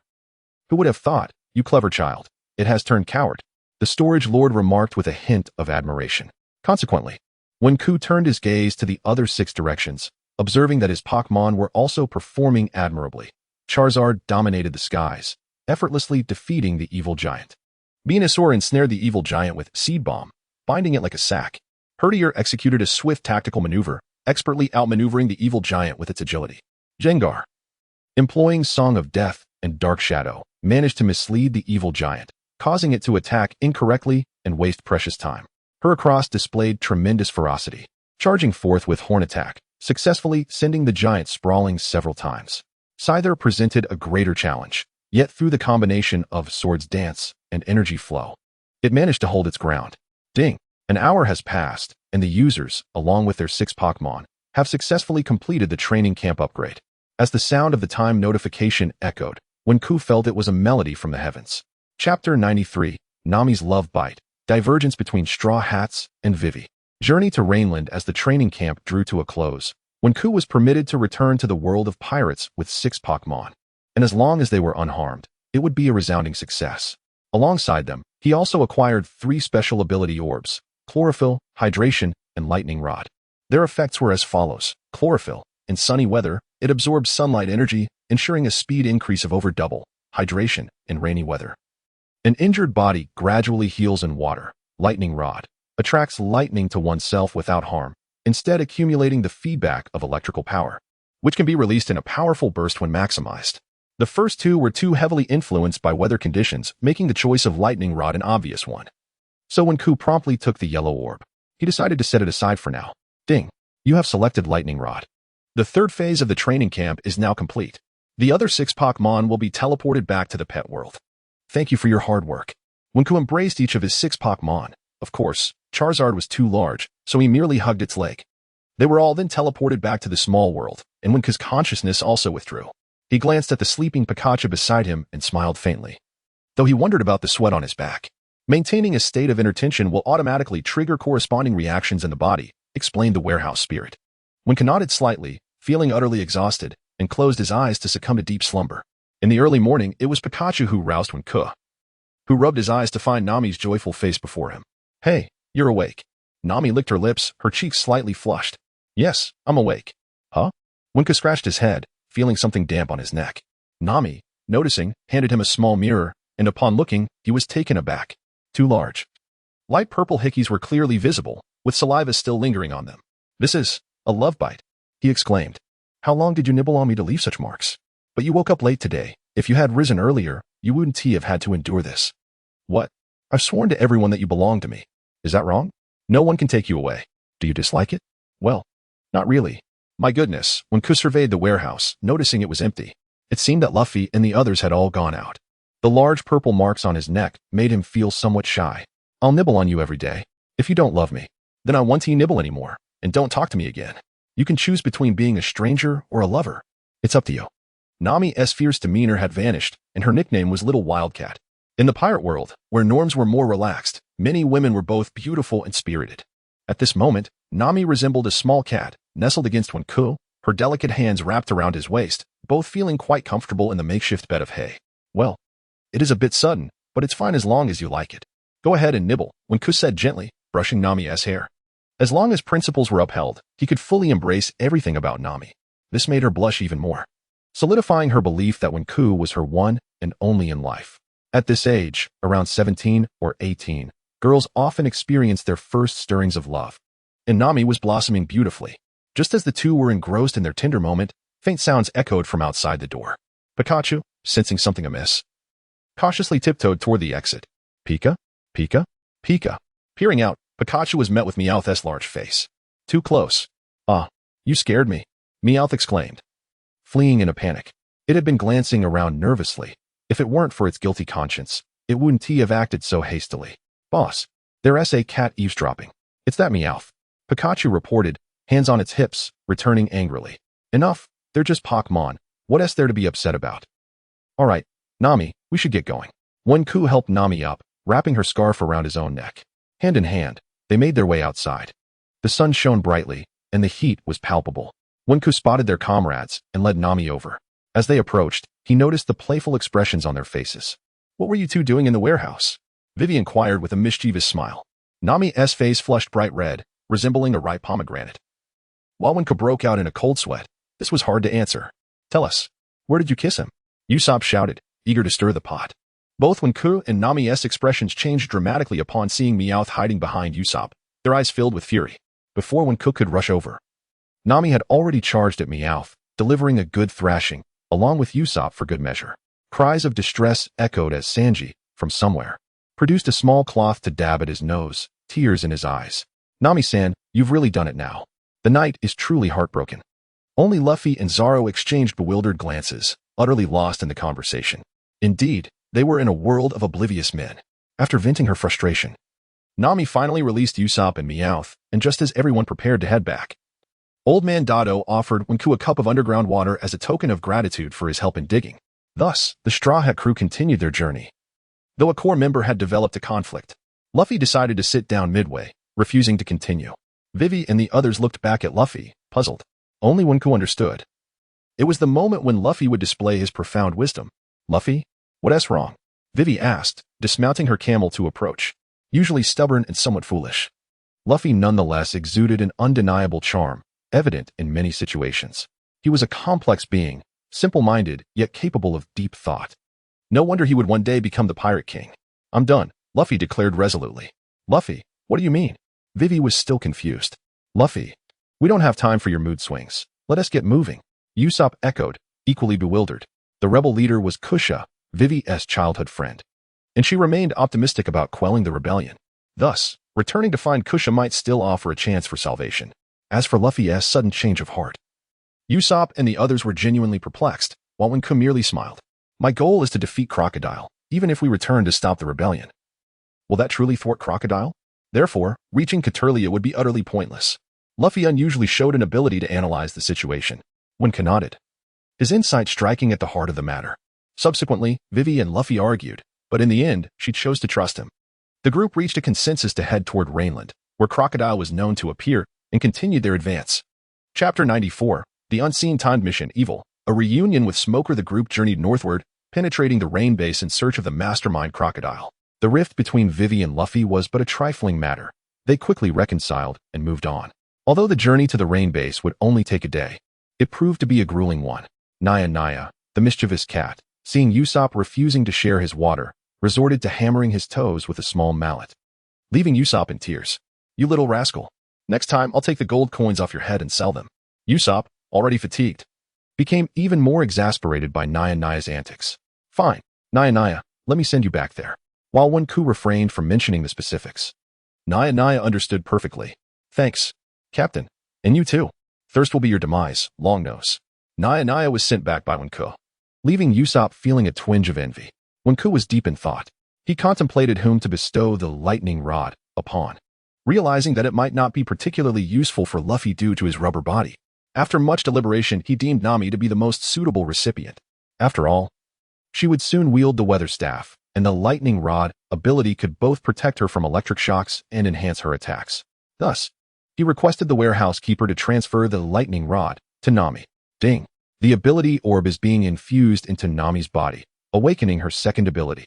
Unbeknownst to Nami, she experienced a fleeting tingling sensation in her mind before returning to tranquility. Ding! Nami's second ability has been awakened. Lightning rod attracts lightning to oneself without harm, instead accumulating the electrical power for a massive release when charged to its peak. All set, Wenku smiled. Now, Nami possessed her first ability, Weather Indifference, and her second ability, Lightning Rod. The warehouse had a stipulation that a human could acquire a maximum of 3 abilities, a fact Wenku kept in mind. As they continued north, Wenku learned from Vivi that the Rain Base was renowned as the gambling capital of Alabasta. Igniting a spark of hope in him, perhaps he could procure 10 million berries there to settle his debts. Once I send Crocodile flying, I will feast like never before, Luffy proclaimed, leaning on his crutch, his fervor palpable, while Vivi's expression shifted at his words. A day passed, and Wenku's rock serpent form had only 4 days remaining. Fortunately, the Straw Hat crew finally laid eyes on the town they had longed for. We've finally arrived, Luffy exclaimed, brimming with joy, eager to indulge in a hearty meal. While Usopp's eyes sparkled with excitement as he dashed toward the tavern. Those two, Wenku thought, feeling a headache coming on as he continued to coax his eyelashes. Despite her robust physique, she had lost some weight. Earlier, during their trek through the desert, Kaya and Chopper had engaged in discussions about medical knowledge, attempting to alleviate their thirst. This strategy had proven effective, yet upon reaching the Rain Base, not indulging in a meal would be quite uncomfortable. Smoker. Wenku recalled a segment from the original story where he would encounter Smoker, and he had no doubt that this time would be no exception. Pikachu, on the other hand, was unimpressed with Smoker, having previously had a run-in with him. The Rain Base was bustling with activity, vendors swarmed the streets, and gamblers frequently clashed in disputes, aptly earning its title as the gambling capital. At that moment, the warehouse keeper sent a new mission notification, its tone unusually grave. Ding! Issuing timed mission 1. Evil, utilize your abilities to destroy the Rain Festival trap. Note, if aided by others, it will be deemed a failure. Reward, 1,000 Pock coins. Penalty, Curse of the Wind, mental weakening. Ding! Issuing timed mission 2. Evil, do not engage with Devil Fruit users before destroying the trap. Note, you must refrain from taking action yourself. Reward, 3,000 Pock coins. Penalty, Curse of the Wind, skill lock. What kind of mission is this? Wenku exclaimed in surprise. The tasks that had surfaced thus far included reality tasks, permanent tasks, and hidden tasks, and this was the introduction of a fourth, newly unearthed type. These 2 tasks were not issued by me. They were assigned by that guy above me. You must not fail the malevolent tasks, or the Curse of the Wind. It's complicated. That guy? What guy? Wenku was utterly perplexed. Once you reach level 5 authority, you will learn his identity. Just understand that this mission is one you cannot afford to fail. Do you comprehend? Otherwise, you will be in grave danger. The warehouse keeper spoke urgently, unable to divulge too much information, considering Wenku was only at level 2, with severe restrictions on his authority. Fine. If disaster is inevitable, regardless of who seeks my life, I shall comply. Wenku thought no further and withdrew his mind. Meanwhile, the Straw Hat crew found a shaded spot to rest. Nami instructed Wenku to bring back some water, while Luffy and Usopp, 2 eager children, were excited to accompany him. The trio stumbled upon a quaint tavern, where Luffy and Usopp hurriedly jostled to enter and quench their thirst, with Wenku trailing closely behind, adjusting his scarf and clothing before stepping inside. Water. I need water. 5 barrels. Luffy and Usopp clamored, banging on the bar, while Wenku sighed. Can you two not be a bit quieter? Act your age. As he casually glanced to his left, he spotted a man and woman seated leisurely. His pupils constricted. Was that not Smoker and the woman named Tashiji? What a small world. Running into you two again. Is this fate? Wenku nearly questioned his own existence. Furthermore, they could not linger in this tavern any longer. Wenku hurriedly covered the mouths of the shouting Luffy and Usopp, preparing to sneak away. However, both clung to his hands tightly. You little rascals. That bite was too hard. At that moment, Wenku's palms were bloodied from their bites, while Smoker and Tashiji turned their attention towards the commotion, staring at Wenku in silence. Wenku, take the water and run. I'll hold them off. Before Wenku could finish, Luffy, and Usopp, water buckets in hand, dashed out the door. "You smoke-loving fiend! Are you coming for more?" Pikachu leaped down, pointing accusingly at Smoker. "Tashigi, gather the Marines. Pursue the Straw Hats." Smoker commanded Tashigi, who snapped back to reality, darting past Wenku toward the exit. Smoker and Wenku locked eyes, neither making a move. "You. Initially, I intended to capture the Straw Hat, but Smoker, am intrigued by you." A haze of smoke enveloped Smoker. "I won't engage in conversation with you. We must leave." Wenku called to Pikachu, hastily making his way outside. Yet Smoker was not about to let him escape easily, launching a white fist that caused the patrons to gasp in alarm. Pikachu, unwilling to back down, unleashed a flurry of electricity, forming a golden net aimed at Smoker. White smoke elementalization. Smoker dispersed into mist, evading the electric net. However, Pikachu had no intention of lingering in battle. He and Wenku swiftly made their escape. Damn it! Smoker pursued Wenku. From Lowtown to now? He had shifted his focus from capturing Luffy to Wenku. If he failed to apprehend Wenku in this lifetime, it felt as though life would lose its joy. Wenku sprinted, weaving through the crowd to reunite with Nami and the others, his complexion pale but exhaustion evident, glancing back at Smoker's relentless pursuit, inwardly cursing. If it weren't for the malevolent task, would he truly need to evade him? With floating mist, spike barrier, and shadow puppet clone, could he not face him? This time mission was indeed peculiar. "Pikachu, keep attacking." Pikachu delayed, and while Smoker dared not breach the electric barrier, he continued his relentless chase. The two sides remained locked in a tense stalemate. Chapter 95. The emergence of 1,000,000 volts as the rain banquet commenced. Wenku found himself constrained by the malicious task at hand, unable to recklessly engage with those endowed with the powers of the devil fruit. Only Pikachu and Smoker exchanged minor attacks, with Smoker cautiously probing, perplexed by Wenku's lack of retaliation. Had Wenku been privy to Smoker's thoughts, he would have surely fired back with indignation. Of course, if he could counterattack, he would have already rendered Smoker's face unrecognizable. Both of their malevolent tasks bore the curse of the wind, and upon seeing the name, Wenku understood it was no benign affair. He sprinted ahead, with Smoker closely trailing. As they rounded a corner, shouts echoed in the air, "Capture them! Do not let these pirates escape!" A battalion of nearly 100 Navy soldiers pursued the Straw Hat crew, with Luffy and Usopp having rejoined the ranks, while Nami hurled curses at them incessantly. "Goodness!" Wenku interjected, merging with their group. Nami, upon seeing Wenku return, swiftly changed her demeanor. Moments ago, she had been berating Luffy and the others. Yet now she exuded the innocence of a demure maiden. "We cannot dawdle," Wenku admonished, grasping Nami's hand as they continued to flee, her face glowing with sweetness. Blissfully unaware of their precarious situation. "Ugh, the audacity of these scoundrels." Zoro was the first to retch, earning a disdainful glance from Wenku. "I feel we cannot shake them off. We should split up," Sanji proposed, to which the group readily consented. Wenku led Nami westward, while Smoker redirected his pursuit toward Luffy, leaving Wenku unhindered. Navigating through twists and turns, Wenku evaded the Navy's watchful gaze, only to encounter a band of sand pirates, their hands clutching photographs of them. "Indeed, it is them. Eliminate them." Wenku's expression grew grave, realizing this was the handiwork of Baroque works. After all, the rain-soaked ground was the territory of Crocodile. They are not devil fruit users. "Allow me to unleash my fury upon them," Wenku declared. "Pikachu, you handle the foes on the right. I shall take care of those on the left." Releasing Nami's hand, he charged toward the group of agents on the left. A bunch of fools. Shadow puppet clones. Shadows melded into the earth, dispersing into countless strands resembling a spider's web, ensnaring the agents' feet and rendering them immobile for 3 seconds. Floating mist. Spiked barrier. Wenku's hands, entwined in vines, engaged in close combat with the agents, his fists driving deep into their bodies, eliciting their cries of agony. Meanwhile, Pikachu's assault was even more ferocious, darting back and forth with blinding speed, striking like lightning and leaving the agents disoriented. 1,000,000 volts. The golden lightning cascaded down, drowning the agents in a blinding flash. Their eyes filled with the image of gold engulfing them, not a portal to paradise, but a descent into hell. The charred bodies fell like leaves, some unrecognizable, others fractured. Their blood vaporized by the electric surge, leaving no trace of their last moments. This was the essence of 1,000,000 volts, illuminating half the rain-drenched ground and resonating deeply within Wenku's heart. Phew. Wenku had a tougher time, but ultimately vanquished the agents, who now lay moaning on the ground. "We must depart," he urged Nami as they continued running toward their predetermined rendezvous point. The entrance to the rain banquet lay at the heart of the lake. Wenku was unfamiliar with the path, but Nami, well acquainted with the location, led him there. Soon, Usopp and Kaya approached from the east, while Monday arrived from the west, and Zoro came alone. The group reunited, now only missing Vivi, Luffy, and Sanji. Wasn't Vivi with you just now? Usopp inquired of Zoro. I don't know. I let her go ahead, Zoro replied, somewhat uncertain. Only aware that Vivi had managed to escape. Then she must have already entered, Usopp asserted.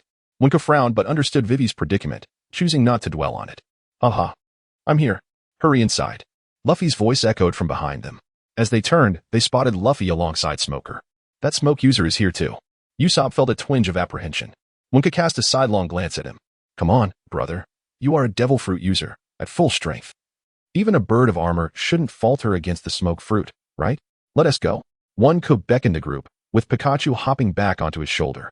They hurriedly followed Luffy into the palace, with Smoker trailing behind. That bastard. Once I get in, I'll blast him away. Luffy's eyes glinted with determination as he charged into the Rain Banquet Palace. The palace, adorned with a massive crocodile at its apex, expanded in size as they ran. Its interior increasingly opulent and lavishly decorated. You. Do not run in. Another group of agents emerged, firing their pistols at them. Shadow puppet clones. Zoro seized the moment, unleashing his blades with precision. Whir. A multitude of gray waves erupted from his sword, toppling numerous agents, and sending water splashing from the surrounding pools. Impressive. Zoro has grown even stronger. Winka smiled, casting a knowing glance at Zoro. He had likely attained the capability to slice through iron by now. Crocodile. Come out. Luffy bellowed, forcefully pushing open the grand doors of the palace. What lay beyond was a vast gambling hall, teeming with people engaged in games of chance. Regardless of Luffy's boisterous calls, the crowd remained indifferent. Nami delivered a punch to Luffy, silencing him. After all, Crocodile still maintained his fade as a hero in Alabasta. Should the gambling patrons turn against him, they might mistakenly view the crew as foes. What shall we do then? Luffy, now genuinely anxious, longed to strike Crocodile with all his might. Without Vivi here, none of us know what Crocodile looks like. Zoro offered a rare analytical insight. How about we split up and search? Monday suggested. When Ku, however, opposed the idea of scattering their forces on enemy territory, deeming it unwise. Damn it. One Luffy, one Wenku. Running about makes it hard for me to pursue. At that moment, Smoker arrived, his eyes lighting up upon spotting Wenku. Run, Wenku warned, casting a glare at the smoke user as the group began to retreat inside. It was indeed a VIP area. What connection did they have with Crocodile? Smoker watched as the glossy black doors before Luffy and the others creaked open, allowing their passage, instilling in him a sense of trepidation. After all, the opposing party was recognized as one of the 7 warlords of the sea, just like him, a user of a Logia-type devil fruit. Who knew what trials awaited them on this journey?